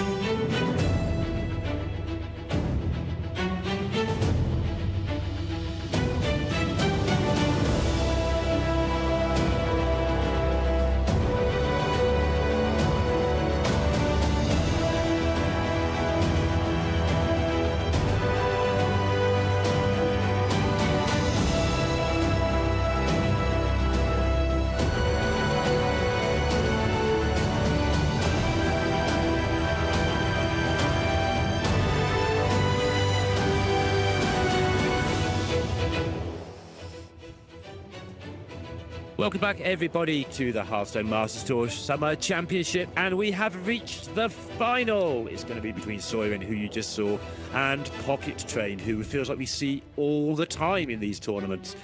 With me for this final is Edelweiss. What have you made of the day and the tournament so far, Edel? A lot of upsets, a lot of full matches going 2-2, and then being decided by that final game. But we made it, and if you looked at all the lineups, I think a lot of people would be surprised as what has made it here into the final match. Yes, from PocketTrain, but we can write that off as him being Pocket, but then also from Sawyerin, who I think many people would have criticized for this Paladin, but it has just been able to get over the finish line. Maybe with some struggles, maybe, if you look at its win rate over the whole event, it might not look so good, but all that matters is that you get that win in the end. Yeah, I'd like to know where Sottle is now on the Paladin deck, but unfortunately he's not here to defend himself, because he did back down very slightly to say, it's definitely the weakest link. He didn't back down much. He said it's the weakest link in the deck and in the lineup, and then it immediately just goes bam, bam, bam, turn 6, you can't do anything, here's a million Lanezi, you're dead. But yeah, joking aside with Sottle, obviously, it does seem to have been the weakest thing. He has struggled to get it out of some of these matchups, but showing there what it is capable of. And on the other side, PocketTrain, we were robbed, in a way, if FilFeel had got through to the final, of a Starship Rogue mirror from the two people who brought it. So the other slightly off-the-wall lineup has also made it to the final. Yeah, robbed. Maybe I'm a little bit rescued, a little bit selfishly, as those probably would have run a bit long, but yeah, all the same, should be an exciting matchup. I don't think either of them have anticipated, and actually, Pocket going ahead and banning that Paladin, as I think it's something that did not factor into his calculations at all, and he's just sort of like, you know what, I don't want to deal with it. And then of course, Sawyerin, rather than going for the Druid ban as we've seen for Pocket throughout today, going ahead and banning that Mill Warlock. I think probably in the off time has been watching Pocket's matches and said, no thank you, sir, I don't think I can beat this thing. Yeah, Sawyerin with what was being loosely dubbed as the aggressive lineup, alongside one or two of the people who brought Priest as well, but that's because he's playing the faster version of the Death Knight, right? And he's got Quest Warlock and regular Rogue. So with Paladin, that is, by this tournament standards, a fairly speedy set of decks. So the Druid left up, and the Druid could be quite difficult to get out of here. Yeah, I think, Pocket had managed to pull himself out of a tough matchup last series, and was likely rooting for FilFeel in that last match, because while it may have dragged long, he would have been a little bit more favored in those long games. And here against Sawyerin's lineup, probably a little bit more nerve-wracking. Not going to give him a lot of time to do what he wants to do on things like this Hunter, the Starship Rogue. I think a lot of people were like, well, there's not really an aggro lineup that's possible. Yeah, I suppose if you look at this Death Knight, it's got Corpse Explosion. How can it be an aggro deck? Well, it's also got Fire Rack. It's got a little bit of mana cheat. It can have those aggressive starts. You have to be able to both be aggressive and have a long game plan in this meta right now. Yeah, I feel like there's only one truly aggressive deck in the meta, and it's not been brought to this tournament. That's the Demon Hunter. Yes. But it doesn't have anything to pair with it in this tournament that's going to be consistently doing something in line with a ban, in line with tournament strategy. So we didn't get to see that this time around. That deck is truly sort of hits you really hard for 4 turns and hope you blow up with a few spells, like old school Face Hunter almost. Yeah, absolutely. Face for both you and your opponent, right? As you're, they call it Pain Demon Hunter. You're hitting yourself considerably at the same time as you're chucking your opponent down.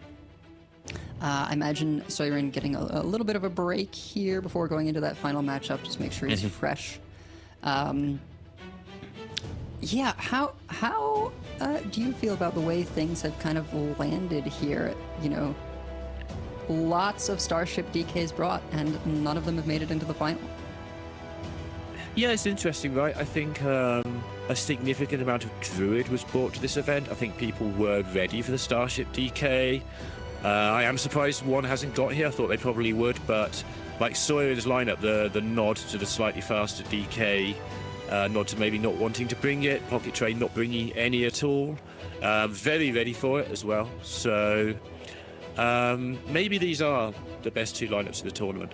It's just very hard to say. It's always easy to say, well, they're in the final, they're the best two, and the sample size does get slightly bigger by the end of day 3. There's stuff going on there. But yeah, I'd have thought one of them would have made it, as there were a lot of them brought, and I haven't felt like they're really struggling. They seem to have been winning their fair share. But maybe the people who brought it were pairing it largely with the good decks. It was sort of one of the good decks, and perhaps people are ready for the good decks as a whole, as a package. Maybe that's why they're not here. Yeah, and I think certainly something to be said when you are going a little bit off the script of people not really being prepared to face what you've got, right? And that certainly goes for this Hunter that PocketTrain has. We've seen its versatility, but we've also seen how it can show some of its weaknesses, right? Fireack Rogue and the DK both have Shaladrasil, and when your primary defensive tool is to set up a bunch of alien encounters taunts, Ysera Awakens pretty much just invalidates that as a defensive game plan. Yeah, we've seen a lot of stuff, like you said, the versatility. We've seen it have 4 mana alien encounters and have to play them on turn 5 or something. We've seen them 0. We've seen 0 mana Ziliacs. We've seen Biopods do, large amounts of damage. We've seen 5-6 damage Grifter spells in one game. We have seen something else ridiculous as well, which I can't even remember now. But we've seen a whole range of things this deck can do, both for good and for bad. And Pocket likes that sort of deck. Pocket likes to have all the tools he can work with, because he sees himself as probably the best player, and he's probably not wrong in that.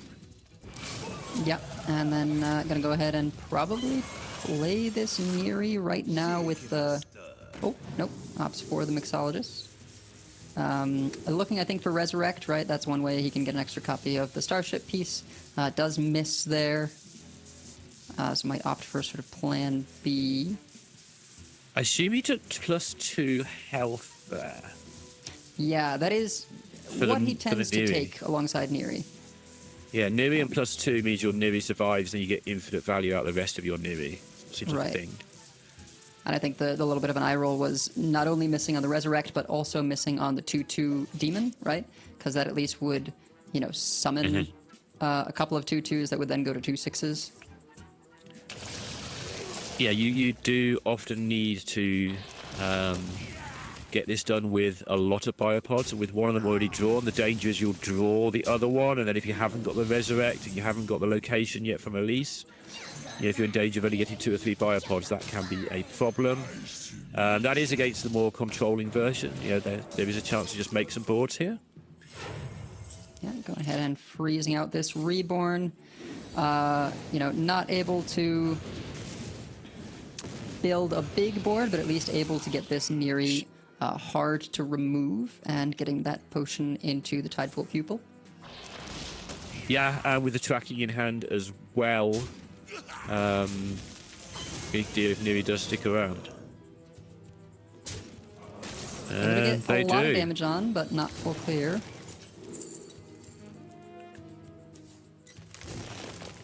Yeah, try that again. This time you've got 2 goes. Yep. Or 2 uses. You know what I mean? And yeah, the Glacial Shard is surprisingly great pickup here, right? Being able to double its stats there, and then get this potion again. And it's just this weird thing, right? This isn't something that you look at the deck and say like, oh yeah, this is a way you win. But it's just it's an option, right? That, you know, once Neri comes into your hand in the early game, you take a look at what potions you can get out of Mixologist, and that 2 health turning into a +4 health across the board is just so challenging in the early game. Yeah, can't quite get the corpses for this either. So having to play the Husk, which is nice enough, but is it? Is this just going to end here? 12 damage. That's quite a long way off ending, I guess. +2 health again. Alongside a deal too, so he could choose to sort of stabilize the health of the minions while removing his entire opponent's board. Goes for the armor instead. He's saying this has got to get there.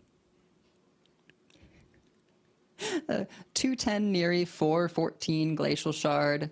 You know, Sawyerin still only on 3 corpses. Just the 1 copy of Corpse Explosion as well. He's going to get quite a few corpses by the end of the explosion finishing, though. The corpses you get along the way do count, so yep. Pocket having to factor that into what's going on here. And with that in mind, he didn't take out the leeches because they can't trade themselves into a minion. Right, yeah. Although once you do start a Corpse Explosion, it counts things as they die. So Sawyerin is able to get a mostly full clear here, leaving up only the largest Glacial Shard. And I think Pocket will be a little bit bummed at the low value out of the Rangari Scout along with the clear. But in a way, I mean, this initial board is a, maybe I can snowball this to a win, but if I force out your clear, I've still got a lot to work with. Oh, hits the second biopod, which is awkward for that victory method now. Niall, not really something you want a copy of, but you might just have to take it. Yeah, I've spoken to Pocket about this before. It's one of those things you have to take, as you've just said. Also, as you've said, you know, you are wasting the second copy, which is really annoying. But what can you do?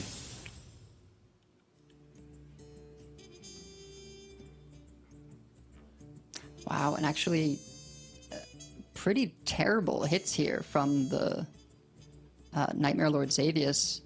Not enough corpses for the Pterodax or the Exarch. Or anything, yeah. So yeah, gonna have to swarm just to sort of build up the corpses here.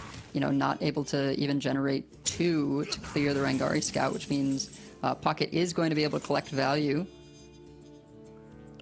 Oh, chance to get a 3rd biopod here if he wants it. Yeah, I think he is going to value that biopod over the Rangari Scout value. Oh, does it? I guess it procs here. Double Terror Stalker is perfectly fine. Yeah, I forgot that it would work on these bird watchings replayed as well. Yeah. And look at this. You go from a basically empty hand to just sort of drowning in value. Yeah, absolutely. Triple Elise. Haven't even played the Niall.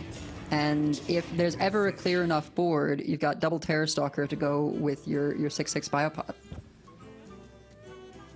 Did get here by using the corpses of the Maladar couldn't summon things cheaply last turn. Like if he hadn't forced Sawyerin to use those 9 corpses or however many it was, then yeah, he made the white board, trusted his deck to sort out. He got cleared, but also that corpse explosion ate so much time up for Sawyerin. Yeah, absolutely, and having even to run into the Rangari Scout there for Sawyerin rather than, you know, using the Divine Shield for its most prevention value of going into the Sasquatch. We also have to now be on lethal watch every single turn with triple Elise, double Tailscale, and 3 biopods in the box. There's a lot of damage able to be created here. Pocket has 2 shots at getting a 1-cost location that has summon a copy in it. There it is. Yeah, so there's one if we haven't got it already. Yeah. Yeah, taking the rush rather than discover a spell since he's already got a full hand. There we go. That's 4 now, right? We're on count yes. And once you've gotten up to even 3, but definitely 4, you're feeling pretty good about the number of biopods. Yeah. If you hit 5, you basically do 100 damage. Actually, it's slightly less because they, yeah. Yeah, Sawyerin just gonna slam the fire rack. It's like, I don't know what's going on. This has got to be the best thing I can do. Yeah, nothing else makes sense.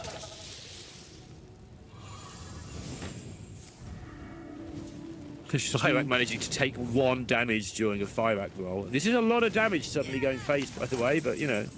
Yeah, I mean, honestly, pretty good. Got the full clear, a little bit of face damage, and built a board with the 8/8 Divine Shield. But yeah, this is just going to be it, right? I think so. You add to the attack, you remove 2 minions from play, and yeah, double Terror Scale Stalker. Each of these triggers 4 times.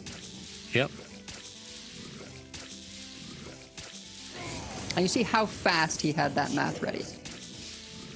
Yeah, the bit where he remembers to give the +1 is cool to me as well. So, bang, 1-0, PocketTrain, Hunter. That Hunter deck has looked absolutely unstoppable, basically all tournament, apart from the one game where he had to spend 4 mana on turn 5 on alien encounters because nothing happened. Yeah, you know, very occasionally you can find yourself stranded, but a lot of times it sort of is just this puzzle that you piece together in a variety of ways, and you transition from one win condition to the next as your opponent is able to deal with them, if they even are. Yeah, and that was nowhere close to being able to deal with that. It was so fast, and it looked bad, right? You drew the biopods, there was no Elise, just the 2 biopods in hand, no way of copying them from in the deck, and suddenly it's, you know, Sasquatch off the top, get another biopod, get an Elise, get triple Elise, get... Oh, here we go. And infinite biopods. There were more biopods if he needed them available, but he just didn't need them. End the game, get up to 1-0. But that isn't the Druid deck. The Druid deck is going to be the interesting part. Well, it's all interesting, but the Druid deck's going to be the particularly interesting part of this final, I think. Yeah, I imagine Pocket will be saving that one for last. Although the Starship Rogue, you know, might be a sticking point as well. It's not, like, particularly anti-aggro Rogue isn't known for its controlling tools. Certainly Arcanite Defense Crystal can be a solid defensive tool. You know, if, just like the other Starship decks, you're able to get at least summon a copy. But yeah, actually Pocket gonna go ahead and queue up that Druid. I think he probably just, with Sawyerin having, you know, 3 decks to choose from, is like, I really want to just try and jam this Druid through without hitting the Paladin. Makes me happy PocketTrain is playing Incendious in the Druid deck. I was starting to wonder if my love for Incendious in this deck was sort of my training wheels, and you don't actually need it if you're a good player, but if PocketTrain's putting Incendious in his Druid deck, I'm more than happy with it. Yeah, and has got Tree and Double Dollhouse. Yep. Tree feels so clunky on 5 even now. It was so, like, streamlined on 4. It just did everything you needed to do on turn 6. Whereas when you play it on 5, it's sort of, you're waiting till turn 7 before you're doing the fun stuff. You know, it's not the win that slows down, it's the middle game that slows down by having this, you know, this tree on 7 instead of 6. It's just not generating things at the cadence you really want them to happen at, but it's still a very good card. It's still one of the top sort of 3 or 4 cards in the deck. Yeah, and you know, interesting options there, having the File, Living Roots, or Ancient of Yore. I think, you know, if it didn't have Dollhouse, if it wasn't getting a copy, it might have been Ancient of Yore, but it doesn't really need the extra in this case, since he already has Murdersill. Seabreeze Chalice, I think, very welcome here to clean up this early pressure. Yeah, just to start the counting, with the locations and the damage in hand, that is 18 to face with no help right now. Uh-huh. A castable 18 to face next turn if he'd wanted it. Obviously he doesn't, because that would waste all his good cards, and so he would just heal back up eventually, or you know, there wouldn't be any chalices left. But with a Murdersill still to be played and some cards to be drawn from that next turn, in 2 or 3 turns' time, this could just be it. Yeah, although that being said, Sawyerin has been holding on to this Demolition Renovator, and you know, there are two good targets in the Druid. There's, of course, the Elise location, summon a copy, which is terrifying, but also a Mirdersill, and I think Sawyerin sort of has been holding on to it for just such an occasion. Yep, absolutely. Pocket picking up New Heights and Ziliax is kind of cool as well for him, if you're a Pocket fan, because that will allow a turn 7 Ziliax to undo some of this damage that's just starting to tick along now.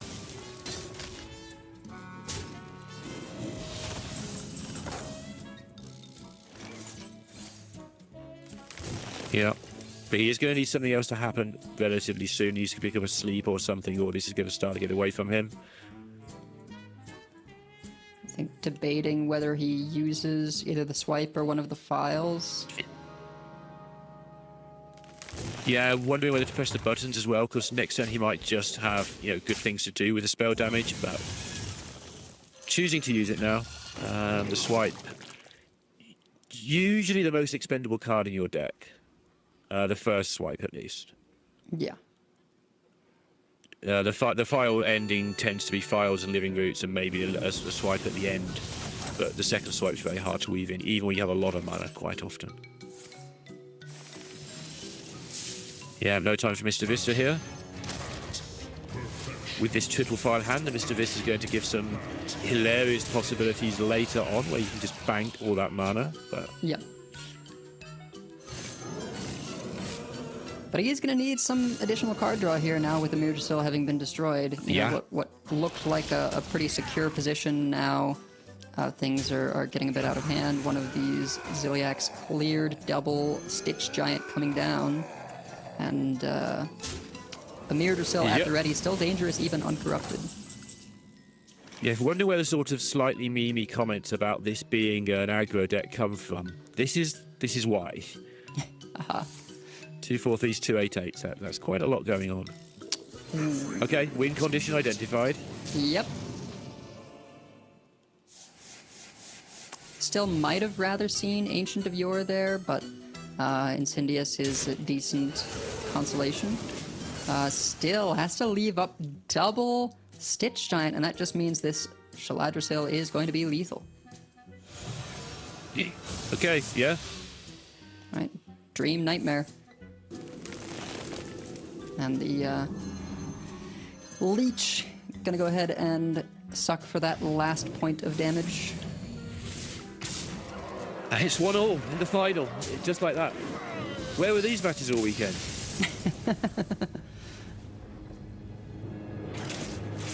Yeah, and Pocket there with a pretty decent hand. It did stall, you know, for the card draw in the middle there, which was costing him, but the Druid's going to be tough, I think. Yeah, I suspect he was hoping to sneak it through there, right? And I think that one is an all-right matchup because it is still Death Knight. It is still a little bit slower, but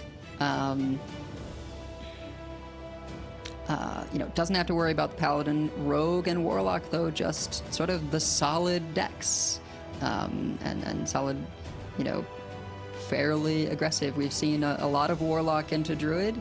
And you know, maybe he'll be able to pull through that one just if the Warlock takes some time to build up. But I think so far over the course of this event, it has gone to the Warlock most of the time. Yeah, I think we've mentioned this a couple of times, especially myself and Sottle. Whoever is playing that, whichever side you're playing, I think you'll fancy your chances in specifically the Warlock versus the Druid. If you bought the Druid, you're not particularly scared of Warlock in this tournament that you know is going to be here. And if you've bought Sawyerin's lineup, you're not particularly scared of Druid because you think you've got the edge. So they'll be able to put their money where their mouth is in a moment, most likely. But first, we're going to get not the Rogue Mirror, but a battle of two very different rogues. Indeed. Could get messy. We saw how in this matchup, even the Fyrakk Rogue can end up doing a Starship impression if they're able to Ashamain early enough. Yes, it all got very, very silly in that last series, didn't it? Or even the Nightmare Fuels, right? I think it was Nightmare Fuel pulling Gravitational Displacer plus summon a 2/2 copy. Yeah, and he'll be mega well prepared, of course, but PocketTrain won't necessarily, depending on the delay on the stream and everything, have had the chance to see that Rogue versus Rogue last time around. Obviously, he'll know that those things can happen, but yeah. I would guess it is going for the stats on Mixologist, as it can be coined out next turn into Observer. Though could also take things a little bit more slowly, right? And figure he's got his 2 and 3 accounted for from Creature of Madness. Yeah. This ship would fall apart. Interesting, actually, because I was going to say he hasn't got the card draw, but there's the dubious purchase there. Solid pickup in the Soulbound Spire. Yeah, nice one for PocketTrain fans.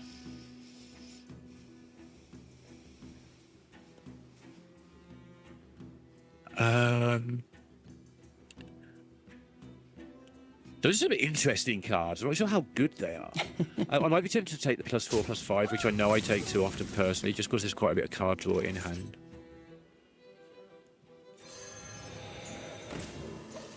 Yeah, I mean, I often like to go for the stats, like you say, just throwing something huge down on 3.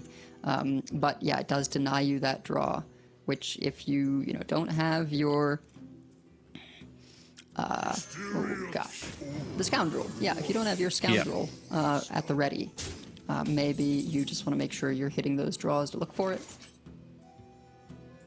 There's also a chance, the way he's playing this, the way he took the Opal from the Discover, that Sawyerin was hoping not to play his dubious purchase anytime soon as well, so he may not be counting that as card draw right now unless he has to. Maybe saving that for a big removal later. He probably just has to get on with it, but maybe a card he's going to hoard a little bit.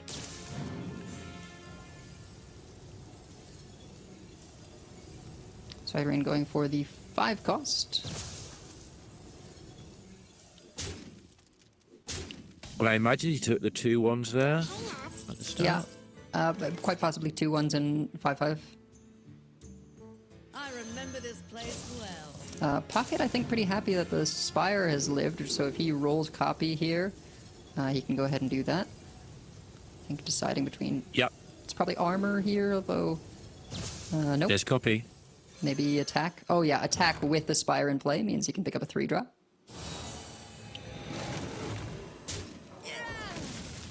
Obviously, he is the defensive role in general, even though he's currently got the advantage on the board, so quite happy to take these trades. Yeah, I mean, sort of switched positions pretty rapidly there, right? Taking some value trades, having a sticky board here. This Oku's going to do some work, though. Are you a fan of knives? So we're seeing the future a couple of turns ago with this. Lifesteal as well, although not that he was really suffering in that department. Sure.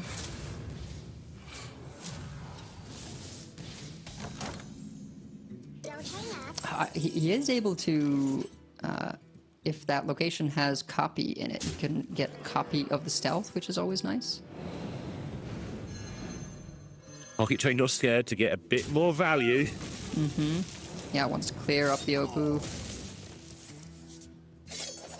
One thing he and other top players do really well is turn this value into tempo. Yes. Like, he doesn't just sit there and get value for the sake of it. He does also just constantly throwing cards back onto the board and making tempo out of it.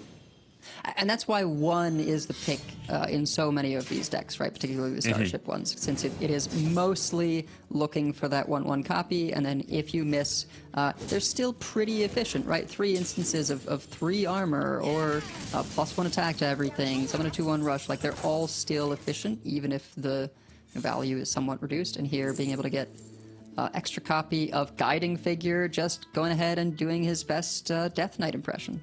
Yeah, having a good go at that, and with the gravitational displacer there as well, like suddenly doing more than the Death Knight impression. He's got all the good stuff. I mean, it's almost silly with this many copies. Soulbound Spire becomes a bit superfluous. You don't even have board space to summon the 10 drops. Someone was on about sort of wondering if Pocket, when he was playing the Hunter, was, setting himself silly self-challenges. This feels like that as well right now. Just the way he plays. Yeah, I almost would have saved the location charges there just to be able to use them on Arcanite next turn. Because when you've got Soulbound Spire, like, summoning a bunch of copies of your ship, it ends up being too much. Maybe you make one copy and then save to make another copy for Arcanite. So you're just saying that it gets there. Like, the other rogue doesn't have that much removal. He's just going to... I don't care if I've got... I don't need the Spire if I've got a load of, 10/10s on the board. And actually, argument for Gravitational Displacer is, it's the highest attack starship piece, right? It's 5 attack. He's just going to roll out all his pieces and be prepared for Exodar for damage next turn. Yeah. That's also true.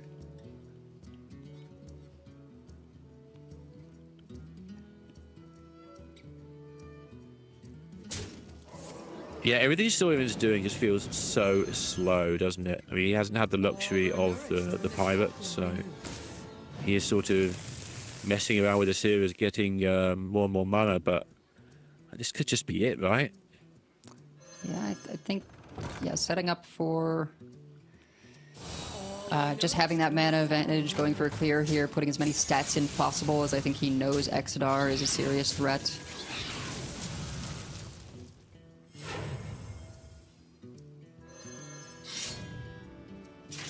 Pocket will probably make extra space as well with that final location. Yeah, I mean, let's see here. Gravitational Displacer is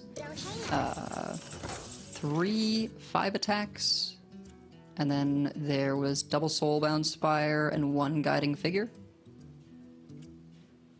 Was it just 1 figure in the end, or was there a second in the end? I think just let's one, go with you. I'm going to trust just you. 1 figure, yeah. And 1 Arcanite. So many options. So I think he's just doing some counting, and it may just be enough. 26, and he needs 29. Yeah, also there's 4 of them, so... Yeah, exactly, yeah.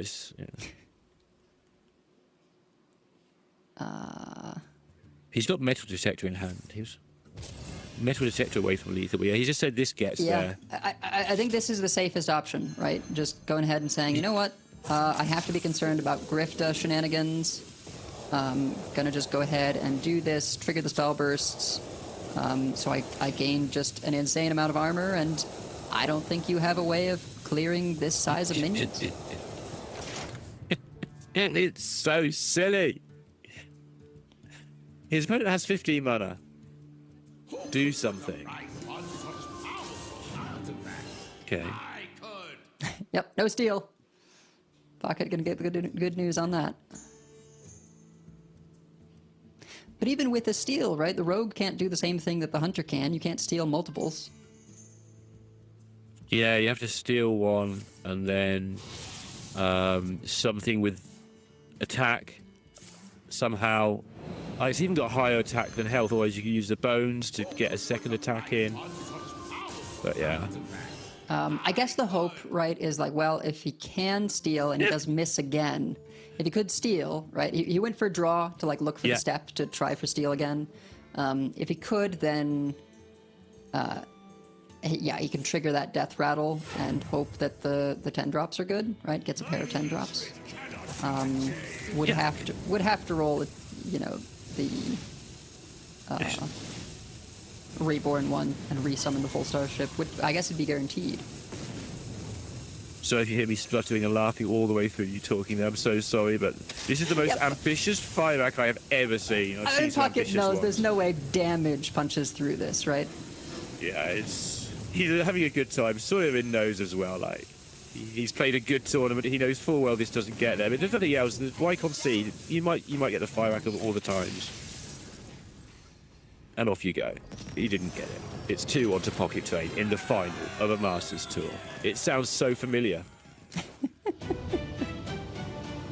And some fast also, games my as well. pick to win the tournament. Yeah.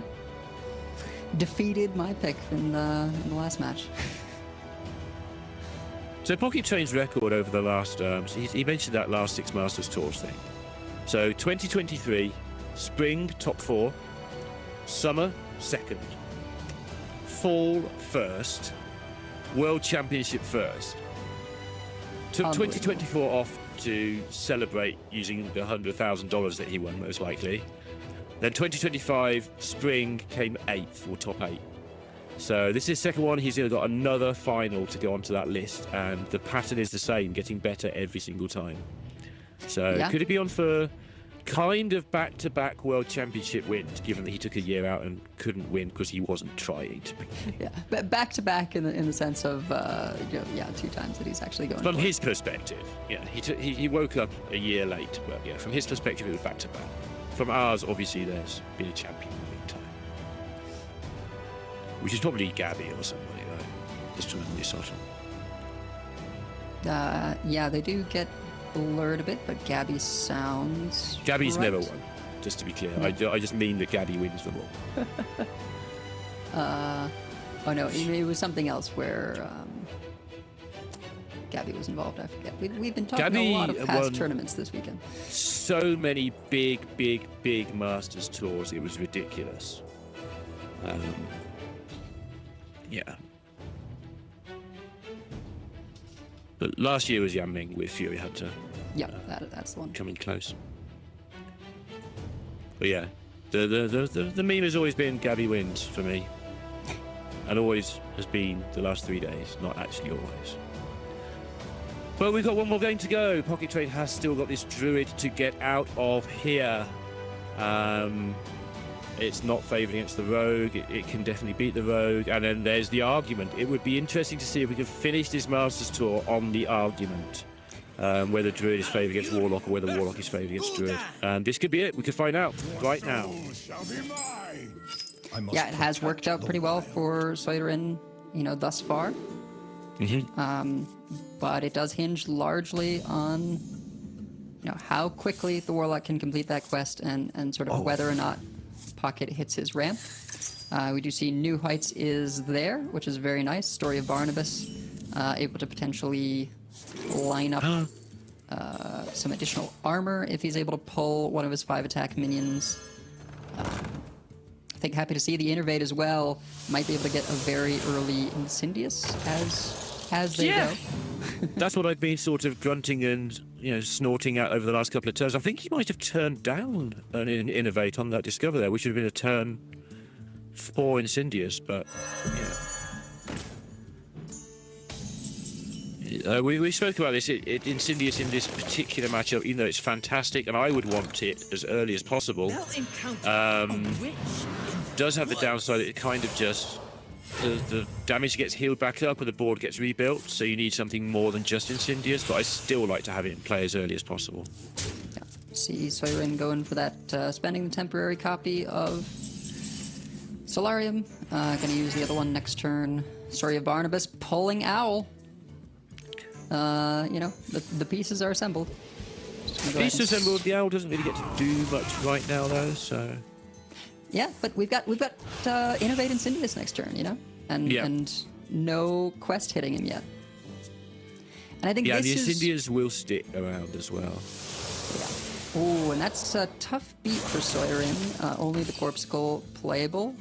Does fortunately at least have enough corpses to be able to get it back, but Kerrigan and Horizon's Edge going to go down. Certainly, Kerrigan comes down pretty late, but Horizon's Edge can be a really crucial tool for getting some of those early lethals. Yeah. So it has a decision to make here. I suspect he'll leave this Incendious alone. He can just put a load of resources into getting rid of it, and he might choose to do that, but sometimes you just got to say the Incendious isn't quite as scary as it looks and just leave it there. Yeah, that's what he's going to do. I mean, no real ability to clear it.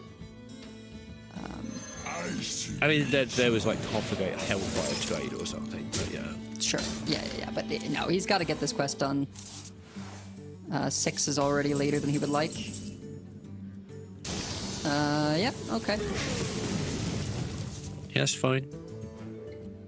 Pocket will be more concerned about the rest of his hand, though. Wait, he's not. He's never. Oh, he could. Is he thinking about it? Just jamming He's going to realise it's dead to Hellfire if he plays it and not do it, is what's going to happen here. Yeah. He knows his opponent's hand is clunky. He can read the Hellfires there. I don't think you do it. I mean, he might figure that, well... Oh, it's got 11 health, sorry. I forgot about 11 health. Yeah. He might figure, like, well, you they probably don't both get cleared. Yeah. No, Right? this is definitely correct. Or even if they do, right, which is unlikely that they both get cleared, Sawyerin has to go well out of his way in terms of quest completion to do that. Yeah. I mean, just the owl getting cleared is bad. The Incendious staying there isn't really that terrifying. For the Warlock, it can heal back up the damage. Right. Even if these get to 3 or 4 without the owl, without any spell damage, without any draw. The Incendious isn't that menacing. Now, risk-reward assessment here for Sawyerin in terms of, does he guarantee the clear on the Aulonius, or does he go ahead and play the quest reward here and hope to hit the rush? You've got to kill the owl. I think if you kill the owl, you win the game pretty often. And on the other side, if you don't kill the owl, you lose the game incredibly often. So, yeah. Take your time, kill the owl, I think.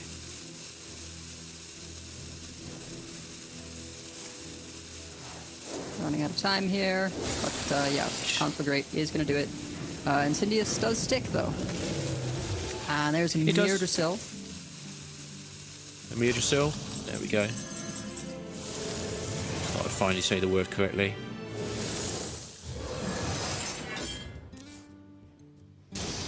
Whoop. Not exactly what it wants to see. Ziliak's really great for stabilizing. And also just, when you hit it off Story of Barnabas, 2 6/10s is pretty huge. Yeah. Particularly with, I mean, they need to do damage. They need to connect face as well. Yeah. At some point. Because the Incendious is down to 3 eruptions now. Yeah. There's only one Conflagrate in Sawyerin's deck also, so that means this Ziliax is very hard to actually clear. Yes. I found a sea urchin. Can get it back. Yep. But Pocket's win conditions are few and far between now.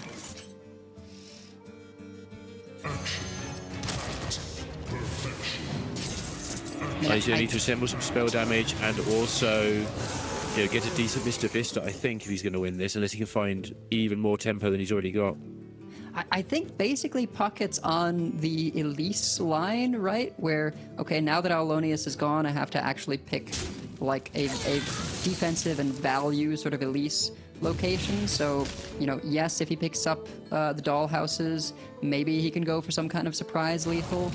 But he's sort of doing his best impression of a control deck here. Yeah, if he doesn't win in the next 2 or 3 turns, I don't see how he wins. I might be missing something fairly fundamental. I don't think I am. Like you say, the big Elise, maybe. Just gonna come down. And we'll be able to do a lot of work with the chalices. Can get New Heights in there as well. Yeah. Not this turn. That's all for next turn, but it's now he's drawn these yours. I think otherwise he would have done that. Yeah, I would really like to have a dollhouse to go with the Seabreeze Chalice. Is that we're down to 1 eruption remaining? Okay, so if 2 there's no eruptions remaining. lifesteal here, things get exciting. Right. Yeah, absolutely.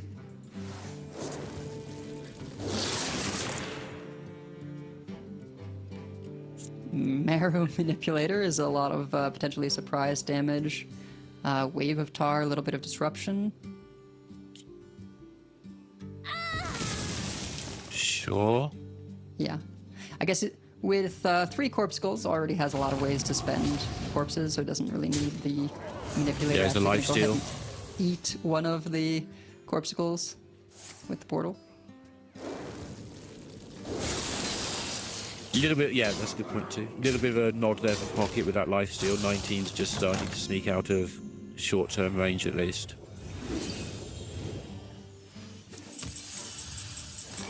Okay, there's a dollhouse.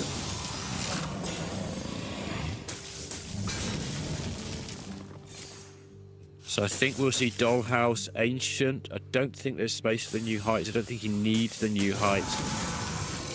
He does need the Ancient. He does need the card draw, I think. Yeah, there we go.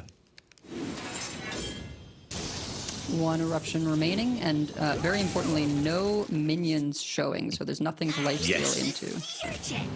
Which means it will be lethal next turn because of the Dollhouse and the swipe that was picked up, I believe. Yeah, and this is one of those things where just like, okay, he's threw out the Aulonius, you know, with no Dollhouse, with nothing remaining, the kind of play that I think a lot of folks would completely overlook. But he just forced Sawyerin into this weird spot, right, in terms of quest completion and having to clear. Yeah. And now the eruptions got upgraded just enough that even though they weren't very helpful in clearing, they just kept doing face damage. And yeah, put Sawyerin into range.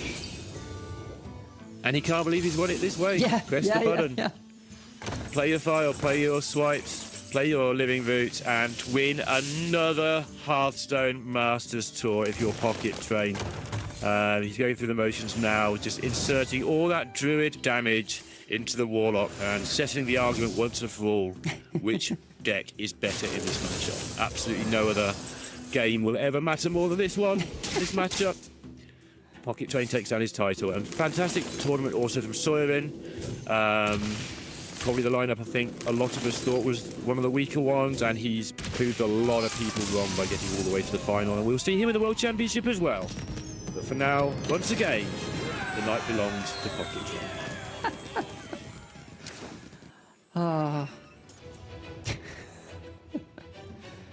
That was rapid. It was. I mean, I think it was going to be fairly rapid one way or the other. But of course, I think Pocket has lots and lots of fans, and I think Sawyerin, you know, will be gaining some. I think always whenever someone brings an unconventional lineup and manages to sort of prove people wrong, it catches attention. Yeah, absolutely. I think we'll see some more drunk Paladin back on ladder. People trying to work out whether it's good or not. Haven't dug it out for a little while. Might have a go of it myself. But what we are going to see on ladder is going to be some of that Starship Rogue, I think. It already exists. And we might see some people adventurous enough to try the Discover Hunter. That deck is a lot harder than PocketTrain makes it look. But it is a lot of fun and very complicated. Yeah, I think it's very gratifying to learn, right? To be able to sort of see the lines and understand all its little intricacies. Certainly, you know, right now we're all sort of in anticipation of announcement of the final expansion of the year, a little bit of a ways off.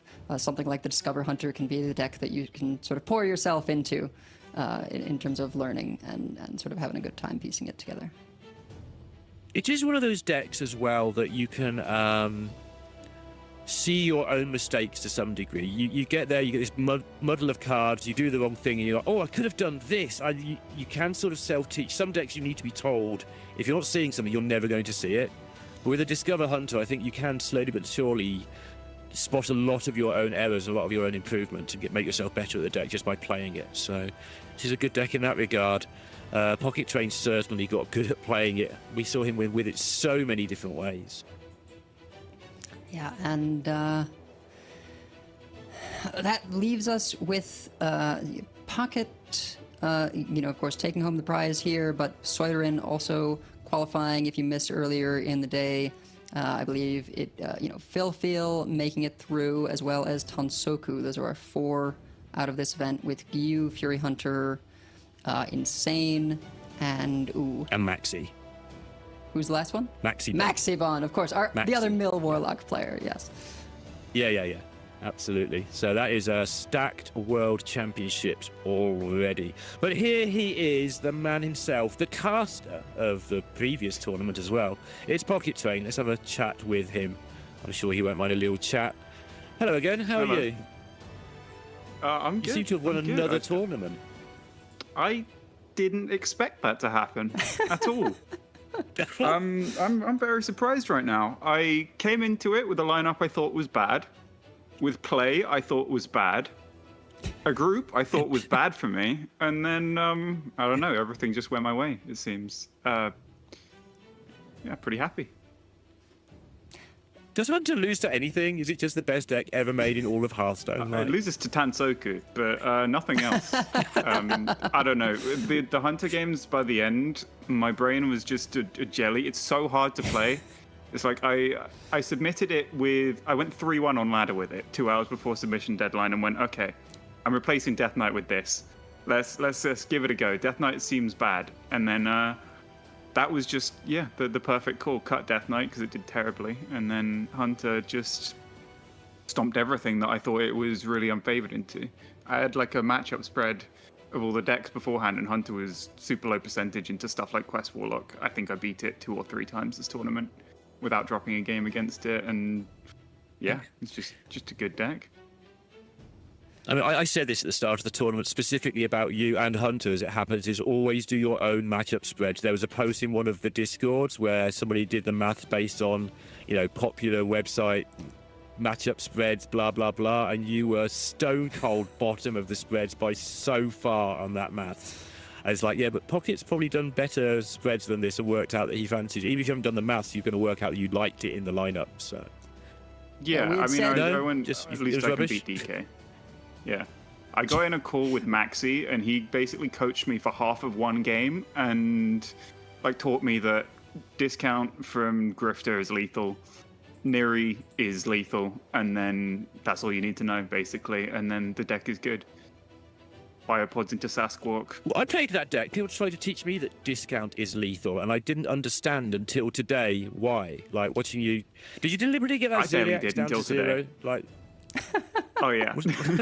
Was it a self-challenge just to get that Ziliax as cheap as possible in the semi-final? I think Soto wants to know.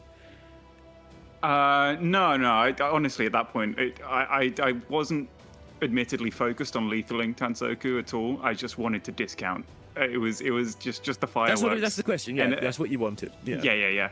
I mean, not specifically the Ziliax. I just like as many animations as possible. That's kind of been the theme of my day. With the Mill Warlock as well. Just as many cards as possible. Humble as ever. We were joking. I mean, that earlier, game was over for some time. Sorry, when we interviewed you last, right, we were sort of like, oh, let's just talk to Pocket for the rest of the broadcast. And I was like, well, if he wins his next 2 matchups, we'll talk to him at least one more time. But what were you thinking in terms of, you felt unfavored into Tonsoku's lineup. Sawyerin, also a very unconventional lineup. I can't imagine you would have planned for. How were you feeling when you saw that made it through? Yeah, he was the main reason I didn't like the look of my group, and then I managed to dodge him in groups. I banned Drunk Paladin. That's usually a bad sign. So also the fact that he was playing FilFeel in the other semi-final, it was almost a situation where I could have just got a super free win in the final because my lineup was basically designed to target FilFeel. I based it off his playoffs winning lineup. I went, that lineup looks good. I think more people might bring that. I'm going to target that. And then only FilFeel brought it. So I was thinking maybe I'll get him in the final. And then I felt pretty bad seeing Sawyerin win. But I don't know. I guess my decks are actually not unplayable. So one final question, then we will have to close the show. If you win the World Championships this year, just looking that far ahead, because you're winning things again, so it's possible that you would, are you going to consider it back-to-back? Are you going to consider that you won back-to-back World Championships? Is that going to be the claim? No. I made a half-hearted attempt to qualify for, to get a ladder finish one day last year. That's enough to. I can't claim that I fully. You did try, yeah. If you didn't take the year completely. I tried a tiny bit one month. It was like on stream where I nothing good happens. Oh yeah, I remember that. In terms of a ladder finish. But I was like super sick and I was playing random spell mage. Everything went against me and I was very grumpy and I wouldn't consider it back to back though. Like last year's system had 16-player worlds. I played in 8-player worlds. Different stuff. 11 months of grind. So different. Give and take. Well, thank you so much, and congratulations for what feels like the millionth time. It's probably only like the 4th or something, according to my stats. But well done again, PocketTrain, and we'll see you around, no doubt, I'm sure. Yeah, thank you very much. So, see you soon. Another day, another load of packs from Choose Your Champion. Yep. It's great to be me. I know a whole lot of people who... were sort of tuned out, but then heard that Choose Your Champion was happening, saw the players, and just like, oh, it's Pocket every time, right?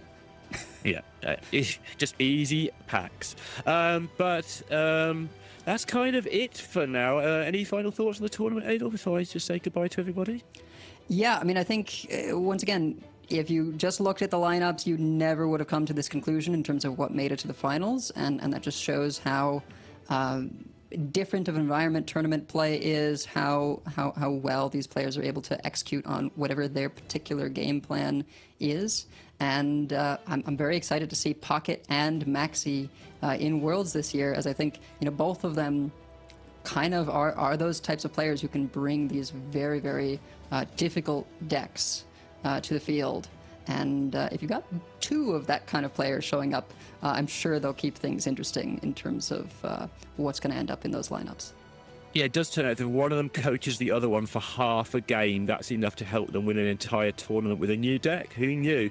But yeah, thank you so much, Edelweiss. It's been a pleasure casting with you today. Thanks to Raven and Sottle, of course, who put in such long shifts. Thank you to all of the production. And thank you to all of you for watching us do the thing that we love doing and commentating some really exciting Hearthstone. That is it for now, though. We are going to say goodbye, but we will see you soon at the Last Chance qualifiers. So don't miss that. Keep your eyes peeled. But for now, goodbye.